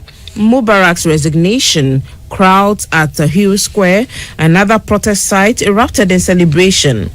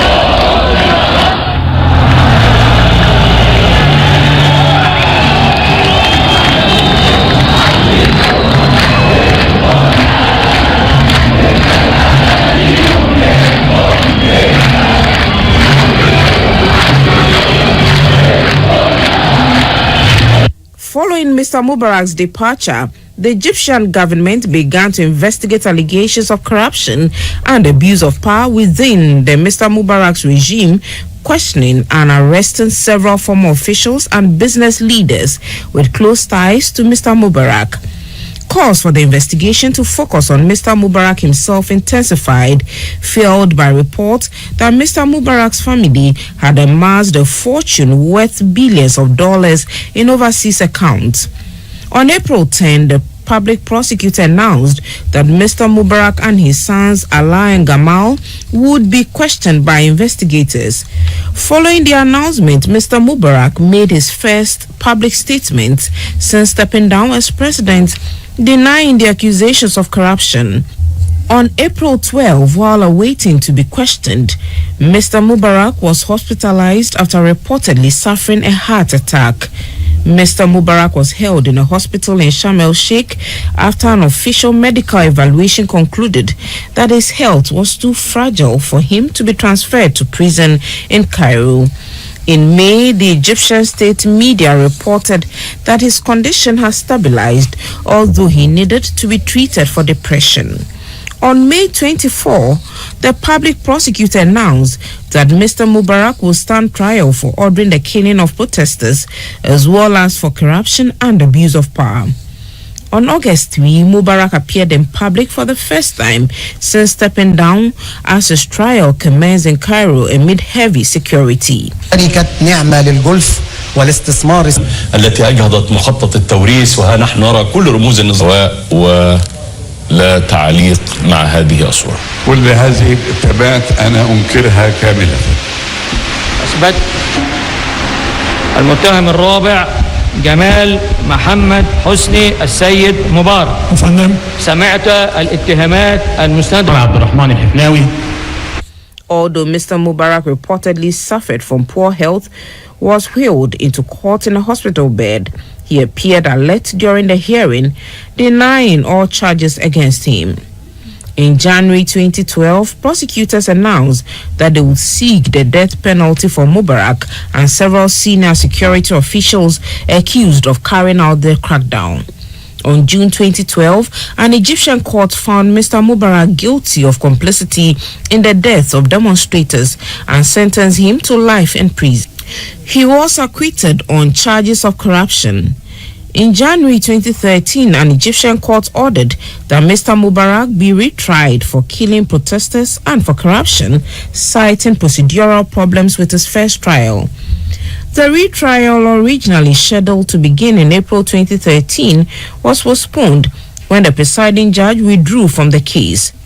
In August 2013, less than 2 months after the ousting of President Mohamed Morsi of the Muslim Brotherhood and the establishment of a military-backed interim administration, the Egyptian public prosecutor ordered Mr. Mubarak's release from prison in accordance with regulations prohibiting the imprisonment of criminal suspects for more than 2 years without a conviction.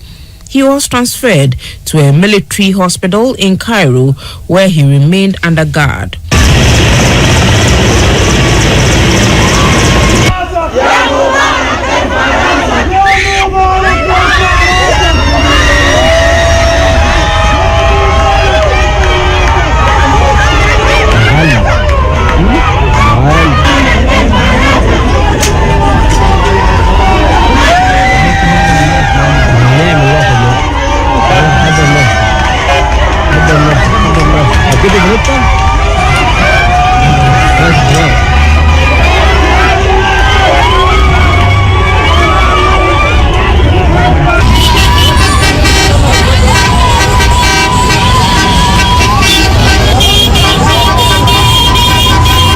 Although Mr. Mubarak still faced corruption charges and a retrial for killing protesters, many saw the timing of his release coming amid a bloody crackdown against the Muslim Brotherhood and with Mr. Morsi held in indefinite detention as a sign of Egypt's return to military authoritarianism. In May 2014, Mr. Mubarak was sentenced by an Egyptian court to 3 years in prison for embezzling public funds. His sons each received a 4-year sentence for the same crime.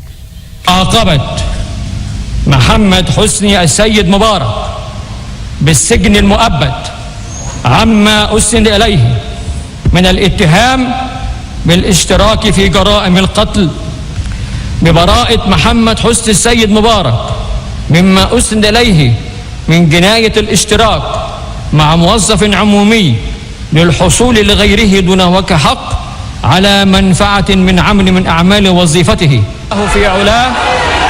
هذا كتابنا ينطق عليكم بالحق، لقد جئنا بالحق ولكن أكثركم الحق كارهون. انتهت الجلسة. In November 2014, an Egyptian court dismissed charges against Mr. Mubarak in the killing of protesters on the grounds that the court's jurisdiction had been invalidated by a 3-month delay in the prosecutor's filing of the original indictment against Mr. Mubarak in 2011. After a final trial, Mr. Mubarak was acquitted in 2017 and was released from detention. Mr. Mubarak underwent surgery in January 2020 for an unknown ailment. He remained in intensive care until his death on February 25, 2020 in Cairo, Egypt.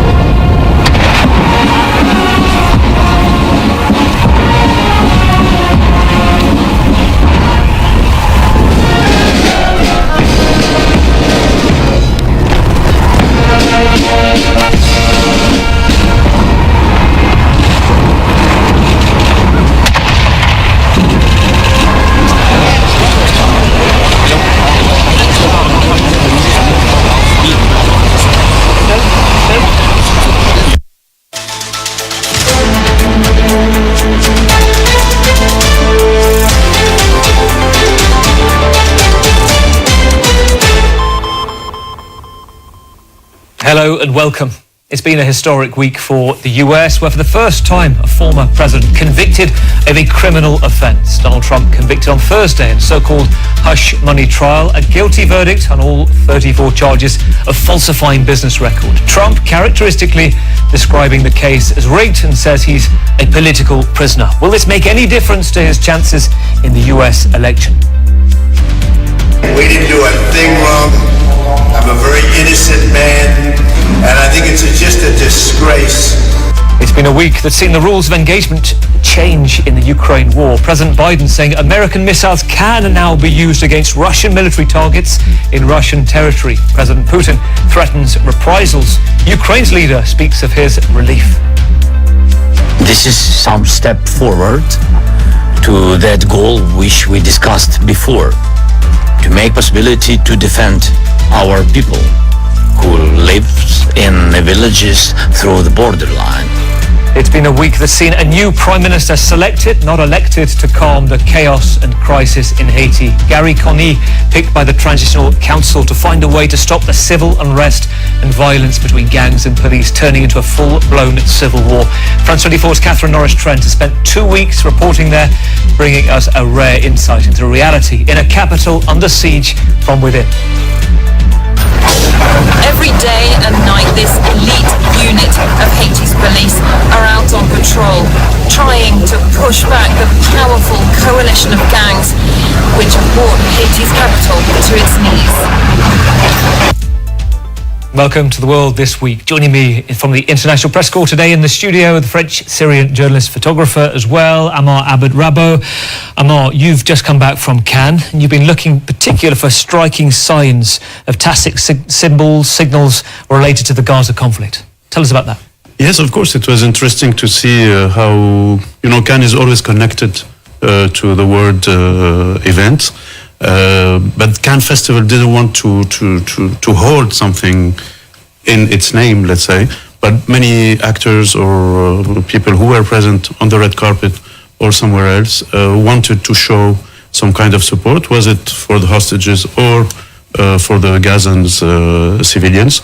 So it was interesting to look for these signs that were very much also expected in the world. Many people were writing to me every day saying, are there people protesting, etc., etc.?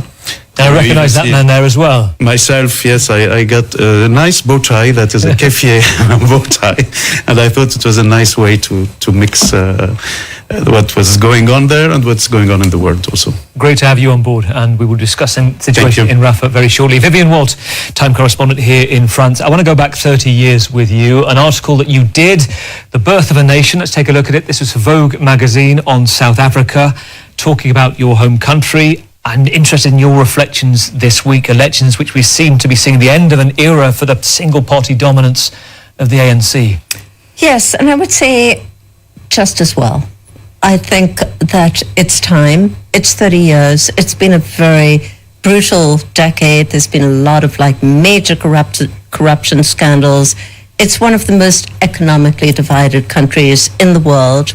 There's crippling unemployment, homelessness, a range of problems that the ANC, having come to power, this is Mandela's party, came to power as the party of liberation and was celebrated globally, but they were not much of a government, and that has been the problem, and it's overdue. Coalition building starts now. Good to have you on board too, Vivienne. Catherine Norris-Trent, just back from Haiti. Yeah. We're going to discuss the situation there. Did you leave with a sense of despair or some feeling of hope? Well, a lot of the situation does seem kind of inextricable, and so getting some kind of solution to the fight against the gangs is a massive tall order. There's huge amounts of political corruption too that date back decades, so that's, you know, very depressing. But what does give you hope is, I think Haitians that lots of people we met in Port-au-Prince have learned to kind of work around the system, so they're kind of doing their own thing. There's lots of really amazing activists and community people doing field work with young people, trying to get them not to join the gangs. There's lots of initiative among ordinary people there. The systemic problems are really serious. Well, it links us nicely, ordinary people trying to survive extraordinary times too. Our next guest in Scotland, we have Jen Stout, who is journalist and author of A Night Train to Odessa. Jen, let me read to you some of the reviews you've had about your latest book. The Observer described it as a, quote, luminous love letter to an embattled nation. It resists the Kremlin's imperial takeover. It says Zelensky does not appear. Your heroes are regular Ukrainians. Yes, it was a lovely review. My heroes are indeed regular Ukrainians I met on the road, and many of whom were my friends from visits to Ukraine before the full-scale invasion. So the response has been fantastic. I'm very glad that I've been able to put across a lot of the human stories and the human reality on the ground all over Ukraine, as I did 3 or 4 reporting trips over the last 2 years. So I wrote this as it's a personal account, but it also includes a lot of exploratory studying on a fellowship. Had to leave very quickly, obviously. And so I think it's a way to help people connect to Ukraine, to understand this conflict, which I know can be very confusing for people. I hear that a lot. But it's through personal stories, it's through places and people and anecdotes that you make that connection. Yeah. Well, thank you for being here with us tonight in Scotland. We're going to discuss Ukraine too. Well, let's begin. 6 minutes past 5, Manhattan courtroom, Thursday evening. The jury rose to deliver its verdict in the criminal trial of Donald Trump. 5 weeks of testimony, 11 hours of deliberation. One word, 34 times, guilty. Guilty repeated to each of the 34 charges related to the falsification of business records. According to reporters in the court, his body language gave nothing away. Statue still. He didn't move, didn't gesture. The magnitude of the moment is that he, the only president sitting or former ever to be convicted of a crime. 6 minutes after the verdict, Trump, now a convicted felon facing 3 more criminal trials, spoke to reporters. Familiar rhetoric he's made many times throughout the trial, stressing the importance of and pointing forwards towards November's elections. These are bad people. These are, in many cases, I believe, sick people. So I'm the leading person for president, and I'm under a gag order by a man that can't put 2 sentences together, given by a court, and they are in total conjunction with the White House and the DOJ, just so you understand. This is all done by Biden and his people. Okay, he says he's under a gag order. He's not afraid to speak out. Let's begin with Vivienne. Your immediate reaction as that news came in of 34 guilty charges. I was stunned. I thought that he would be convicted on some, but firstly, to have 12 Americans agree unanimously on anything at this point is kind of stunning.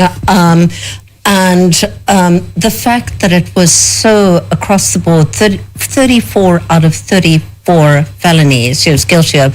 Now, of course, I'm sure a lot of this will be knocked down in an appeal, which will take a very long time to play out in New York appeals court, can take months, years, possibly.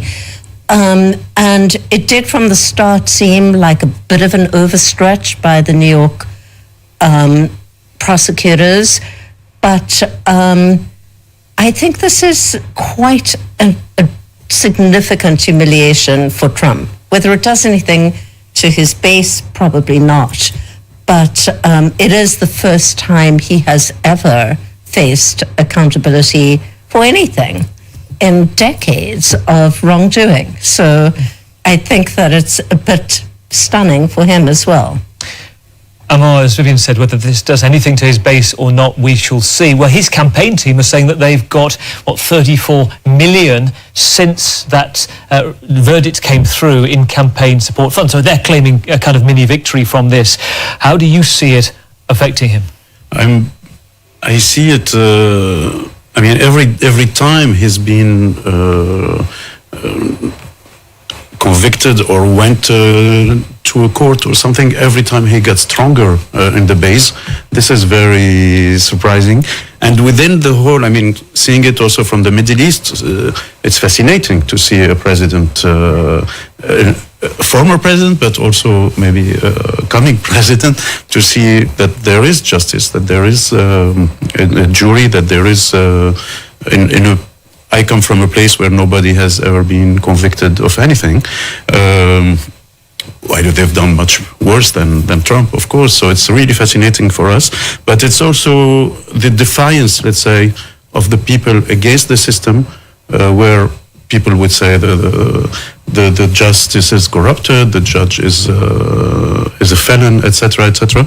And we see it also now when you look at what's going on also with the International Court versus Netanyahu, for instance. You hear almost the same defiance, the same arguments. And this is something terrible, I believe.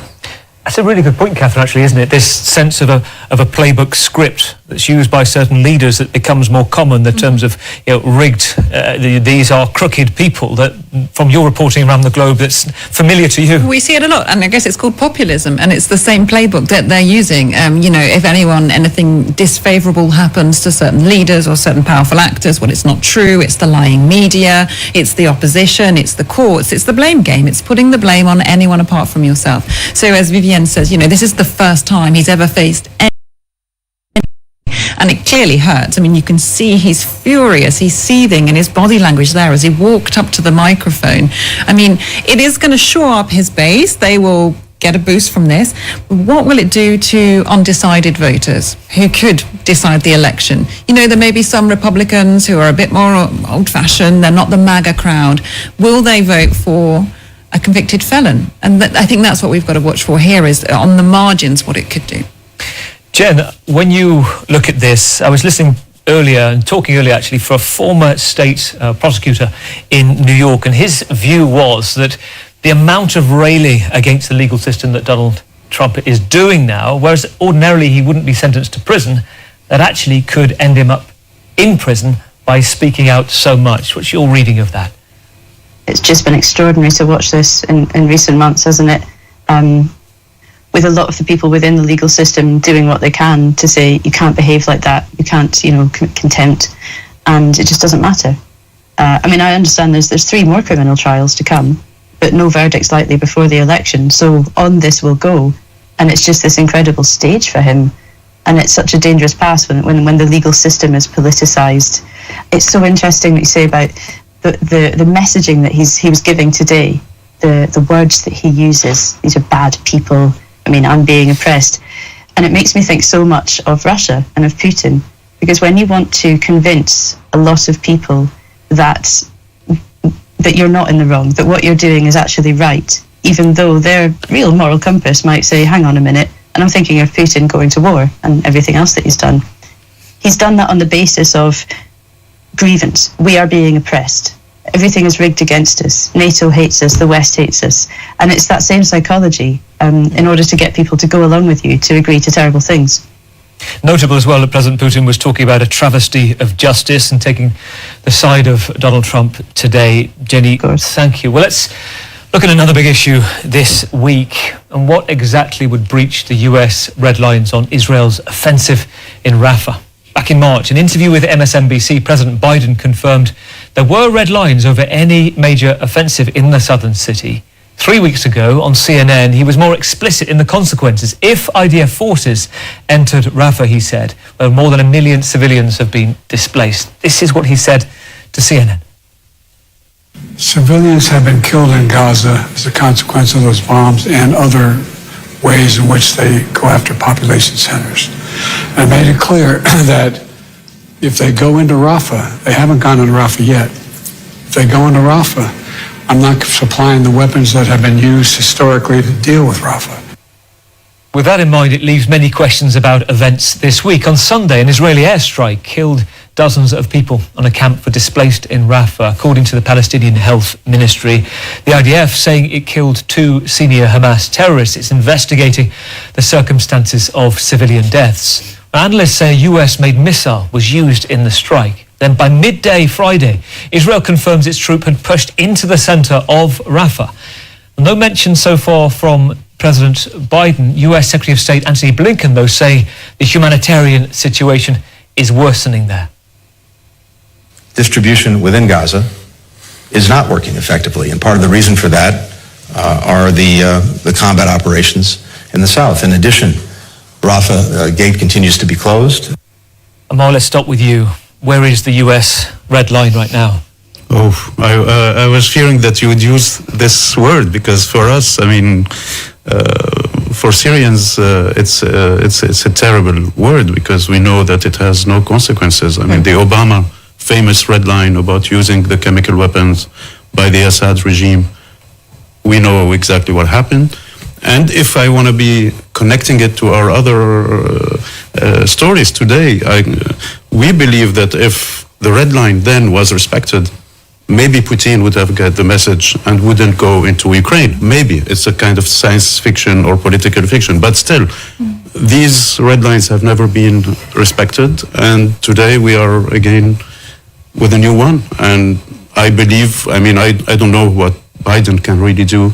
There's an election in a few months. There is, it's extremely complicated, I guess, on the inside policy question, but also, of course, in the international, the Iran, the whole implication in the Middle East is complicated. So I don't know if he's gonna move at all, and this might be a new Obama red line that won't be respected. You say you don't know what President Biden could really do. Vivienne, one thing he could do is say, well, you did that, we won't allow you to use our weapons in that area anymore. Well, exactly. I mean, just a couple of weeks ago, we were sitting here talking about how, you know, Biden made this big move about how he was not going to send weapons, and he was so annoyed. But if you read the words very carefully, he was going to maybe suspend some weapons, everything else was going ahead. What I find so interesting is that Tony Blinken is far more angry and frustrated than President Biden is, perhaps because he's the one shuttling in and out of Bibi Netanyahu's office in Jerusalem or Tel Aviv, and he has key people in the State Department who have quit just this week. A key official quit over this very issue. They put out a report just a couple of weeks ago saying that Israel was not interfering with humanitarian aid. Here's the Secretary of State standing up and contradicting his department's own report. So clearly there's a lot of political machinations going on. It's an election year. Mm-hmm. It's a dead heat between Biden and Trump. Anything could swing it, and Gaza, amazingly, could swing it. So I think they're in a terrible position, and I think that they're really getting deeper and deeper into trouble over this issue. And talking about the rhetoric constant from the Israeli government, Catherine, you've reported in the last few months many times from Jerusalem, and I want your sense of, despite the warnings, despite the ICJ ruling to stop or order, they have no powers to order them, but you can call on them to stop. Do you sense any tactical change from the Israeli government in its approach in Rafah? I think the fact that they're going in, well, there was the terrible bombings, of course, on those displaced people in tents who had already fled. But if you look now, their tanks are positioned in central Rafah, and they're not going in one big storming invasion all at once with the ground troops. They're going to go in, and they were saying they're going to do these kind of cat and mouse style, you know, these raids where they go in quickly and come out, and they go and do these. So they can perhaps try and walk the line where they're saying to the Americans, no, it's not the full-scale ground invasion of Rafah. These are operations that we're doing, targeted operations. That's what they keep saying, that they're using targeted operations. So I think that's how they intend to play it. And they're basically calling Biden's bluff because they know he's stuck in this election year. And if you look at what the Israeli National Security Advisor, Zaki Hanegbi, just said, he said that these operations, these operations in Rafah, likely to last until the end of the year. And that takes us past November. So basically, Netanyahu is trying to hold on until November, hoping, betting that Trump will get in, and then that will be a game changer for them. And they're calling Biden's bluff while doing it. Let me mention something else that we've spoke about before. You have moments within a crisis that become totemic, almost viral, and we go back to the migration crisis. That was little boy, a 3-year-old Alan Kurdi, in the water between Turkey and Greece. This time, there's this image. All eyes on Rafah. We can see this image. It's not a real image. It's artificially created AI. It's seen, as of this time this morning, 47 million people had shared this on Instagram. What are you making of All Eyes on Rafah, this campaign? I was very shocked, to be honest, because first of all, this is a conflict where more than 100 reporters on the field were killed to show us, to deliver to us images of what's going on. And we prefer, 47 millions and maybe much more who watched it actually, we prefer to take AI image that is clean, that is acceptable, and that in a way that means nothing. What does it mean, all eyes on Rafah? It doesn't say save Rafah, it doesn't say stop bombing Rafah, it says all eyes on Rafah. Okay, we're watching, we are watching. We're watching a fake image, we're watching a stupid image in a way, I'm sorry to say that. And I was wondering, when I saw that, I was wondering who to blame. Should we blame the users who do share it? Should we blame the algorithm of Meta that have been in the last months censoring and banning some of the images coming from Gaza and saying this is too harsh or this is too difficult? So finally, this is acceptable because there's no blood, there's no children, there's even the tents look extremely neat and clean, and it's a beautiful image, but it's a fake image. Let's not forget that. The defense of that viral message, and I absolutely hear you, those behind it say they're quoting what was a WHO official saying all eyes are on Rafah right now, and the fact that it may have spread is because it's a sanitized version, easier to pass around. Jen, what do you think of this AI image on Rafah right now?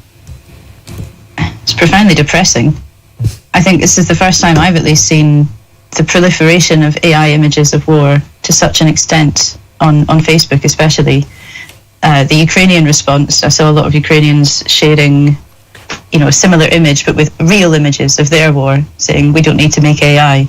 I'm not defending that. I think the sort of pitting of one conflict against another, one tragedy against another, is not helpful. But I've been seeing a lot of these images shared, and sometimes I would challenge the people sharing them, acquaintances online, and say, that's not, those sort of weirdly glowing little children looking out over the destruction. And I say, that's not real. And I was just blown away when someone said to me, well, it doesn't matter. It doesn't matter. And as you say, the idea that there's all these journalists risking their lives and dying to give us the images of what's really going on, and people prefer to share dewy-eyed, as you say, sort of weirdly sanitized, sentimentalized images. I mean, it grates as a journalist, but also I find it deeply, deeply troubling for society as well. Jim, while we're talking, President Biden has been speaking, the lines coming from him saying that we are focused on a ceasefire, a durable end to the war in Gaza, and there is a proposal, these talks are ongoing for a ceasefire. So we'll keep you across developments there. Nothing significant coming out of that speech so far.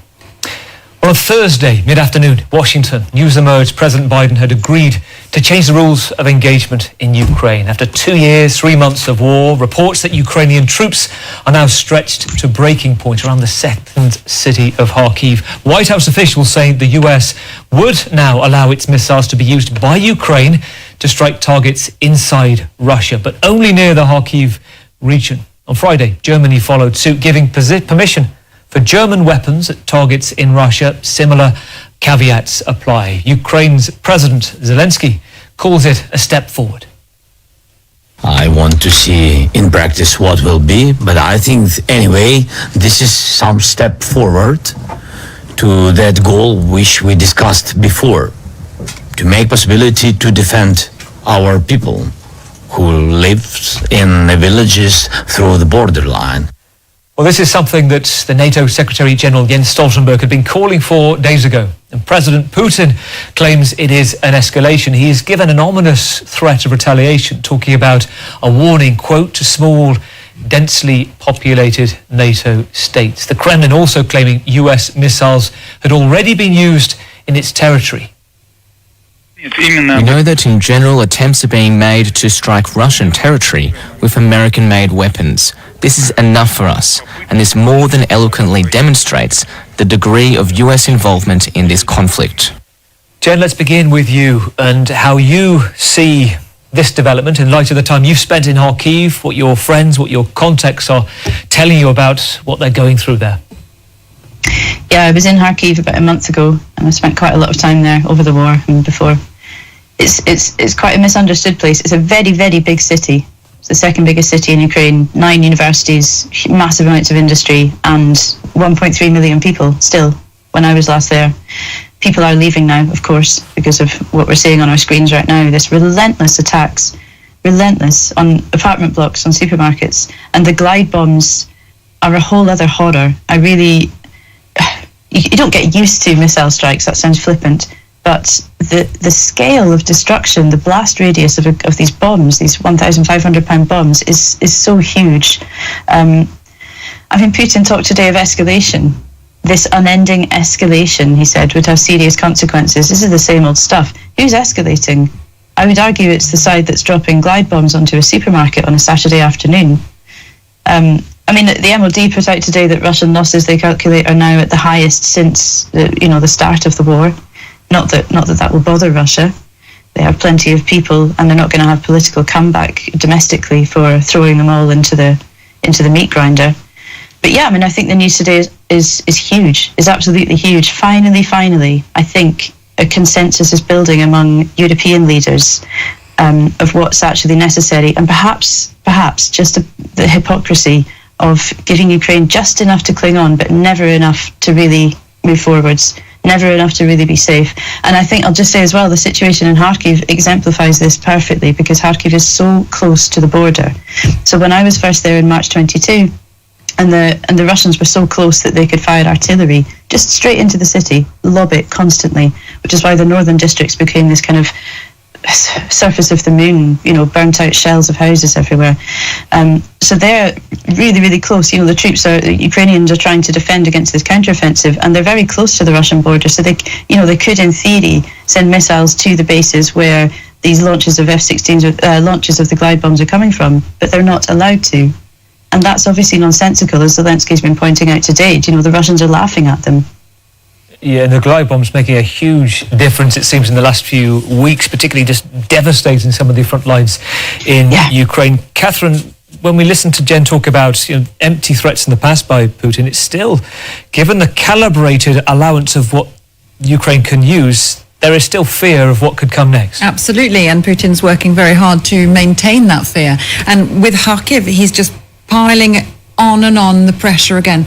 I also spent time in March 2022 in Kharkiv and saw that relentless bombing there and the people there. And, they had a period where the Russian forces were driven further away and they were fighting more on other fronts, but now it's back, and psychologically that's so hard, and so that's why you're seeing people leave again today. So the Ukrainians have to do something, or they could lose basically their second city. I think this is why we've seen this, albeit begrudging, change in line from Washington. But the Ukrainians, they want more still. I mean, they're always going to want more, but they want more. They don't just want to be able to use the long-range weapon systems just across the border on these sites which are targeting Kharkiv at the moment. Sure, they're going to take that. They're going to do it. But what they want to be able to use these Western weapons for, these long-range ones, is to hit targets much further away from the border, inside Russian territory. And at the moment, that's not a line that the US is willing to cross.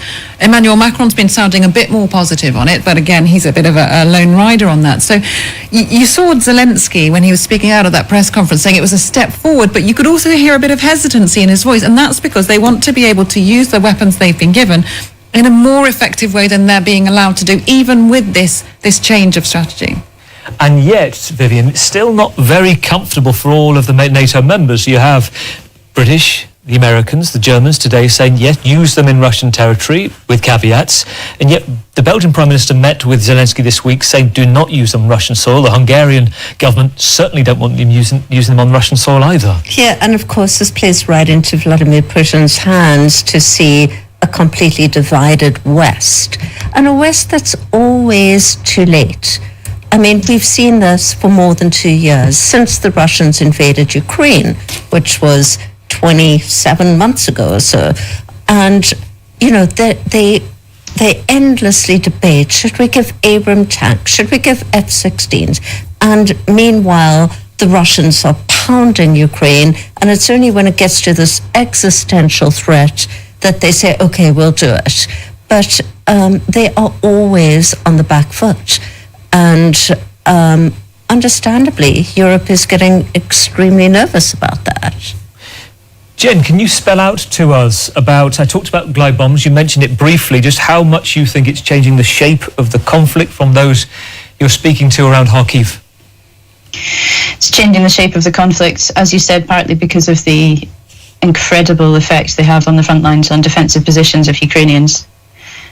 The fact that you can't shoot these down, they're coming from planes. You'd need those F-16s if they're ever coming. But on morale as well, it has a huge effect. It's terrifying, of course. It's absolutely terrifying. The idea that you would send a 1,500 pound bomb into the middle of a densely populated city, you know, and also then send another one a few minutes later to do a double tap so that you get all the rescue workers. I mean, obviously that's a war crime. You can't. There's no military justification for that. So again, his talk of escalation. I would just pick up on what you said about it's not being comfortable for NATO members.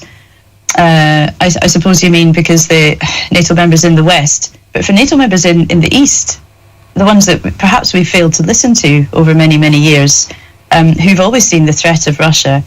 I think in the Baltic they're much more keen to, yes, exactly. Poland, you know, they understand what the Russian threat is. Romania as well.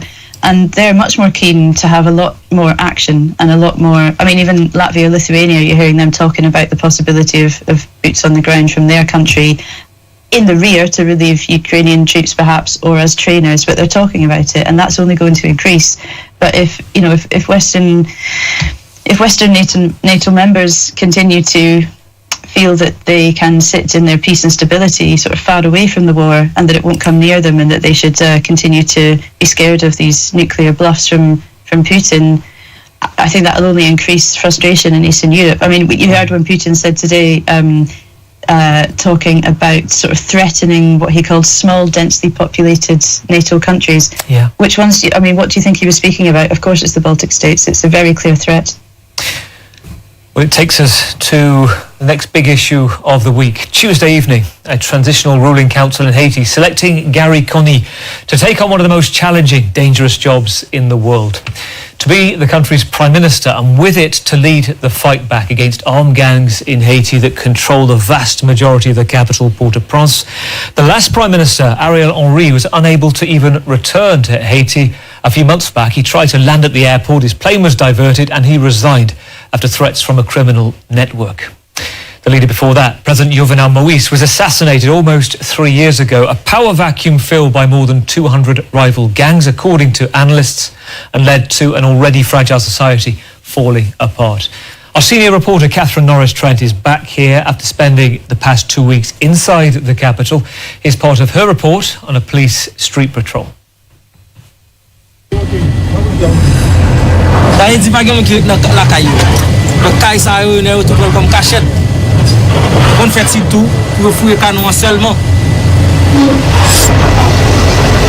Not long afterwards,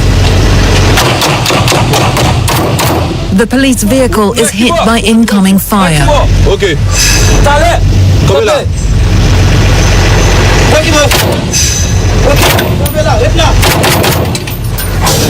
Every day and night, this elite unit of Haiti's police are out on patrol, trying to push back the powerful coalition of gangs which have brought Haiti's capital to its knees. Catherine talked about the powerful coalition of gangs, many of them now coordinated under one leader, Jimmy Chirizier, aka Barbecue. This is what he told Catherine. Aujourd'hui, pour quantité d'armes qui gagnent dans le pays, pas gain un sérieux un gouvernement qui a fait si ou pas une entente avec le groupe armé.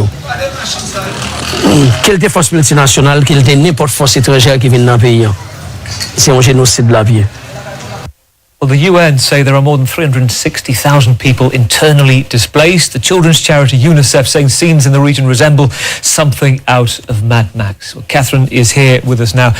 Catherine, just explain to us what it's like the moment you arrive at the airport, trying to navigate you through the city centre and what it feels like when you're there. Well, it's surreal because we first of all flew into the north of Haiti, a city called Cap Haitien, Cape Haitian, where, I mean, there's a lot of corruption and poverty, but there isn't the same gang warfare. So Port-au-Prince, the capital, is really cut off, asphyxiated by this gang warfare. The airport wasn't open when we arrived, so we had to fly in with the UN in their helicopter. And then you fly into the heights overlooking the lower city, and, you know, things are still dangerous. There's a big kidnapping risk. There have been gangs operating in that area as well. There's a lot of insecurity. But it's when you go down, you know, beyond these kind of leafy suburbs up in the hills, and you go down into the lower town of Port-au-Prince, that you just see the absence of a state for decades. Rubbish is piled up along the streets. There's no refuse collection. There are bodies, burnt bodies by the side of the street. People sometimes catch people they suspect of being gang members and just set them on fire, lynch them and set the bodies on fire because, you know, we were on patrol with the police, but a lot of the police is not very effective. There are corrupt police officers. They're underfunded. They have fewer arms than the gangs. The gangs are getting huge amounts of weapons shipped in illegally, mainly from Florida. So they have massive arsenals. And so you've got entire areas, more than 80% of the capital, which is under the control of this alliance of gangs, where basically no-go zones. And you've got a lot of poor people who can't flee, who are still stuck in those slums. And so the gangs are saying, if you bring in this multinational force, well, come and get us, because you're going to have a bloodbath, because they're hiding behind this basically human shield.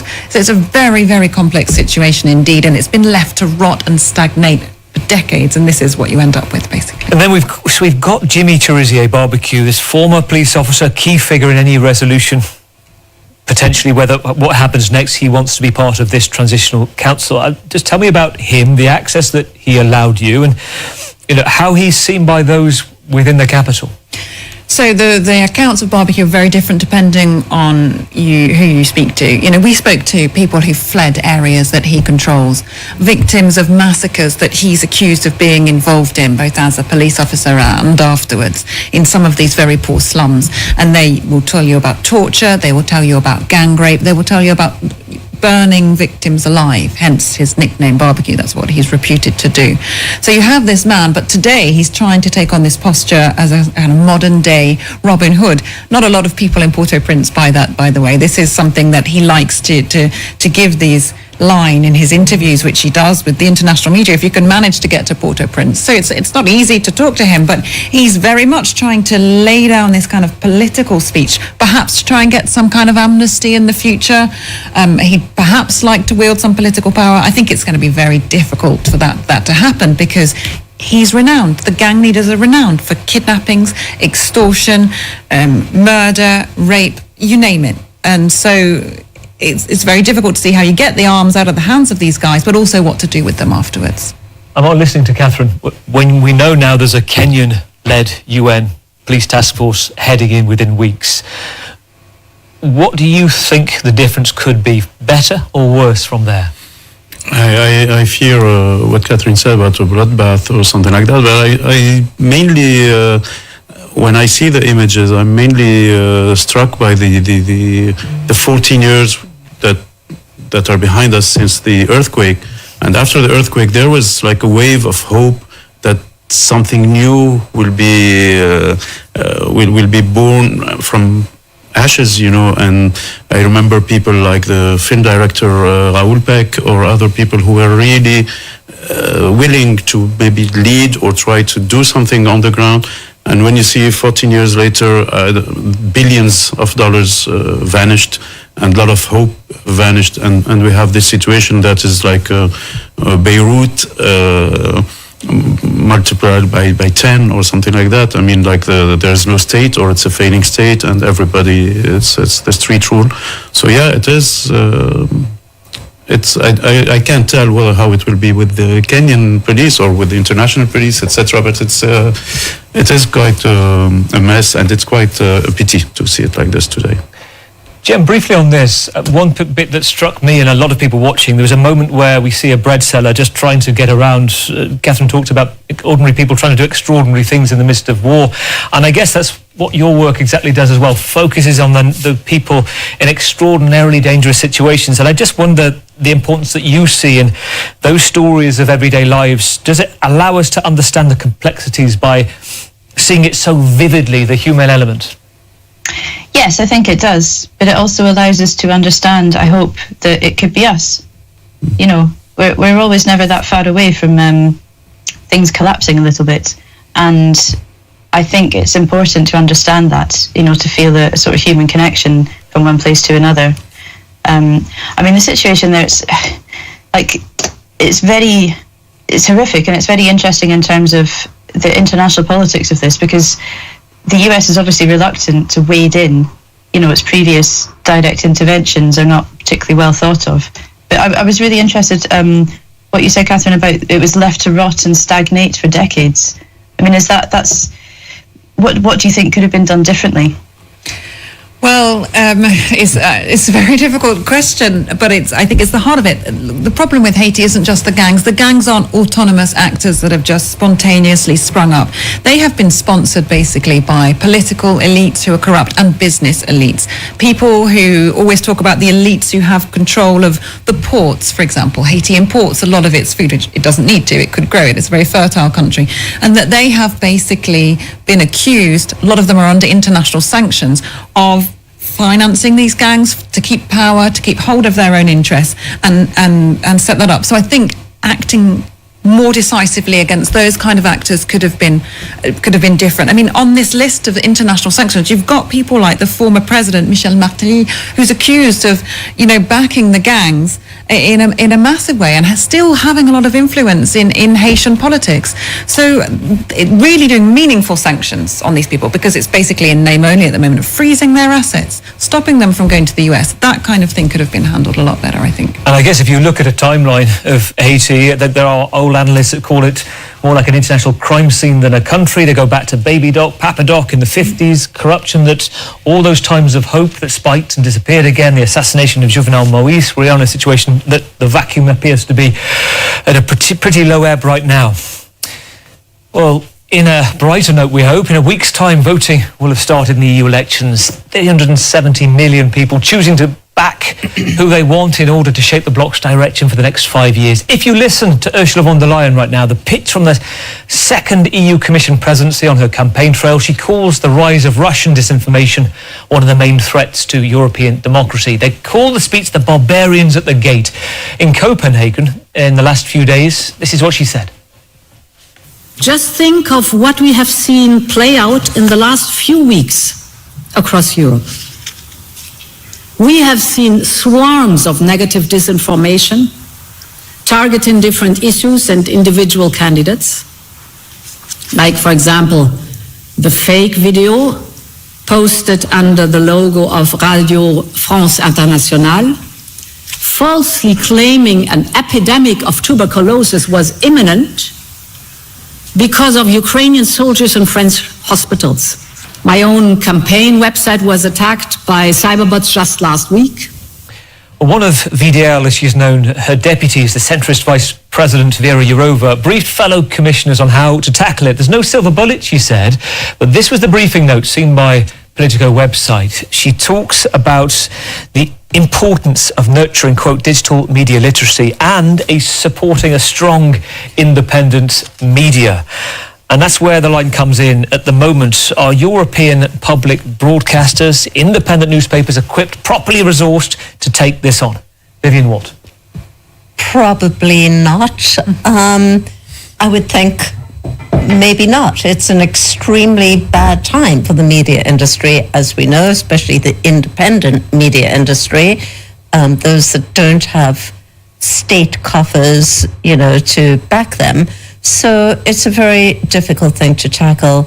I'm a little bit more skeptical about Ursula von der Leyen's pitch on this issue. I don't really buy this line that there's, out of control disinformation that's going to persuade, EU voters to vote one way or another. I think the EU has plenty of problems all of its own without Russia instilling in disinformation. I'm sure that's going on, and I'm sure it's on the rise because it's very easy to do with AI. I just don't know how persuadable it is for a significant amount of voters. And yet, if the idea is that you put money into public broadcasting, let's give you an idea of what's spent at the moment. Germany spends around 9 billion euros public broadcasting a year. The UK, 5.5 billion euros on the BBC. France invests around 3.7 billion euros a year public broadcasting. 300 million a year goes to France Media Monde, of which includes France 24. Now, it's worth mentioning, Catherine, right now, French government is looking to merge broadcast organisations. The culture minister calling it BBC à la Française. Just talk us through, because there are protests about this. Yeah, there are, and it makes me smile at BBC à la Française, a French BBC, because in no way are we funded as the BBC is funded. We're quite jealous of them, even though they're having budget cuts as well. So, but anyway, the idea is they're going to want to merge the various national TV, radio outlets, possibly us, although we're not sure at the moment. And who says, why are they going to merge it? It's to save money, isn't it? And I just think, is this the right time to cut funding to your public service broadcasters while you're saying, let's fight disinformation? The two things don't go hand in hand. You need to boost it. You need to boost the online presence, because that's where a lot of this disinformation is going around. We need to reinforce our efforts. And as you saw, Germany spends a lot more on public media than France does. I probably shouldn't be saying all this. I'm probably going to get in trouble. But this is definitely not the right strategy. And people might know that's why France 24 was on strike some of last week as well. Jen, we have 20 seconds. You're a former BBC employee. What do you make of what's going on? We're in very bad times for public broadcasting. In the UK, it's under attack constantly for years and years and years as woke and left-wing, which it's not. And it's just a sign of how far things have shifted to the right here. But you see the same thing in Italy, cutting the licence fee, political pressure from Meloni, and in France as well, I understand, with the licence fee. We've seen a lot of political interference in the BBC recently. And I mean, I actually agree with van der Leyen. We do need a European democracy shield. We do completely underestimate misinformation, disinformation from Russia, and it's hugely significant, and we're not doing enough. Jen, thank you. And thank you to all of you, Amor Abed-Rabot, Vivian Walt, Catherine Norris-Trent, and Jen Stout in Scotland. Join us again in 7 days. We will be back for the world next week.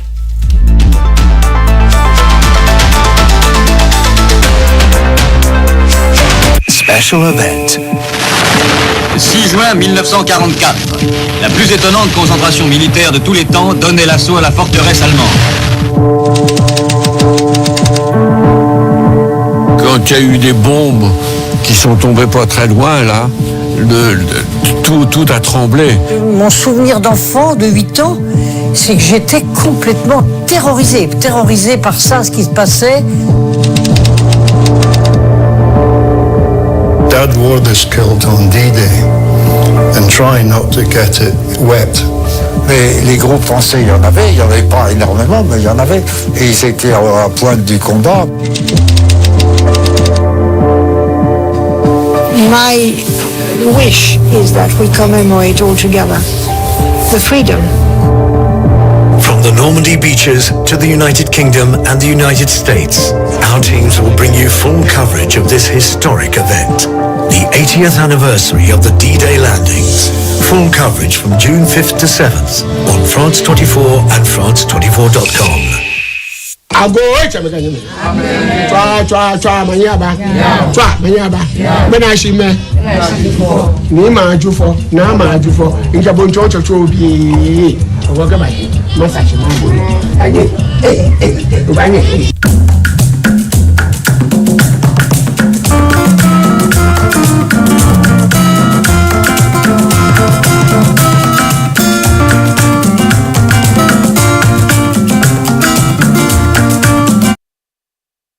We've got you covered from Monday to Friday at 6 a.m. with a trusted team. So never skip breakfast on GTV Breakfast.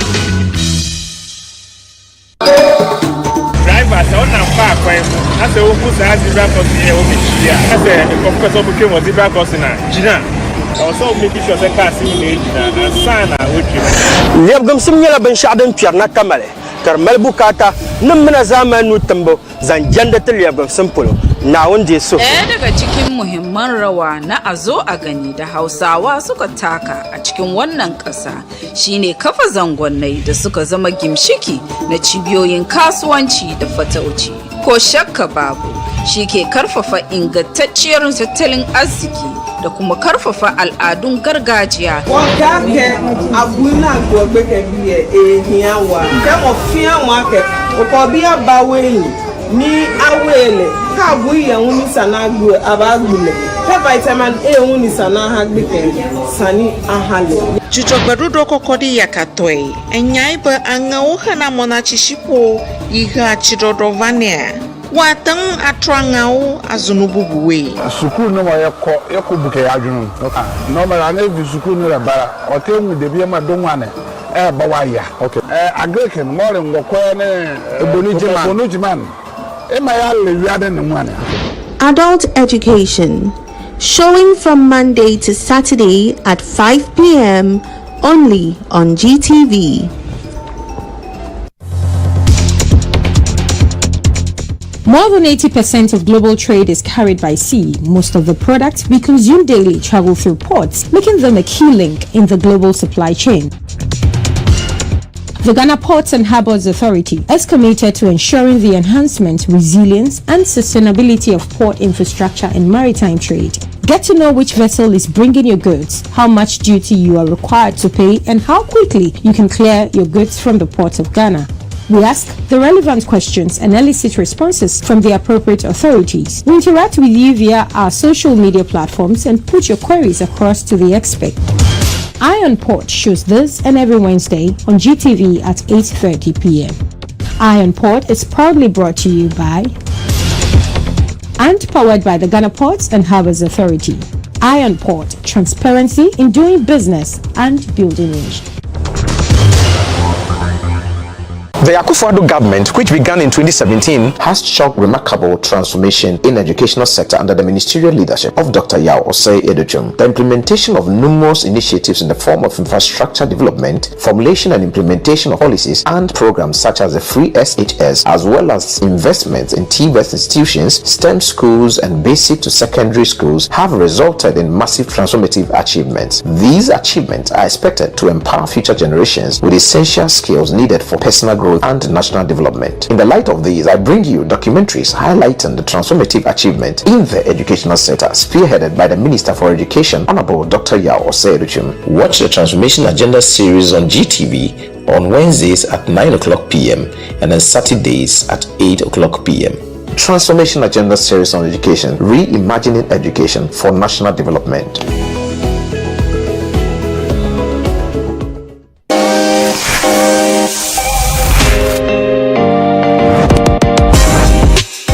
Constantly working to improve our services, and we would like to know your thoughts about our programming and what areas you could improve upon. We benefit most from your sincere and honest opinion. Send us your feedback via email on feedback@gbcghanaonline.com and via telephone and WhatsApp number 030-395-9605. GBC, still the most authentic voice.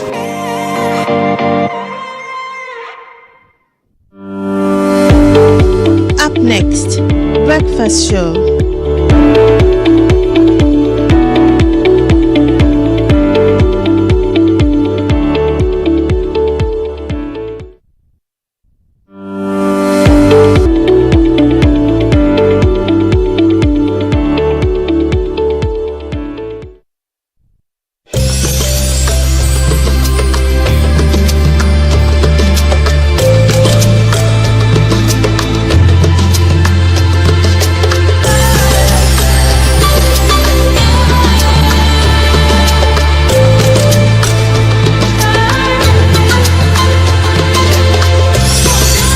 GTV, the authentic and trusted voice of Ghana.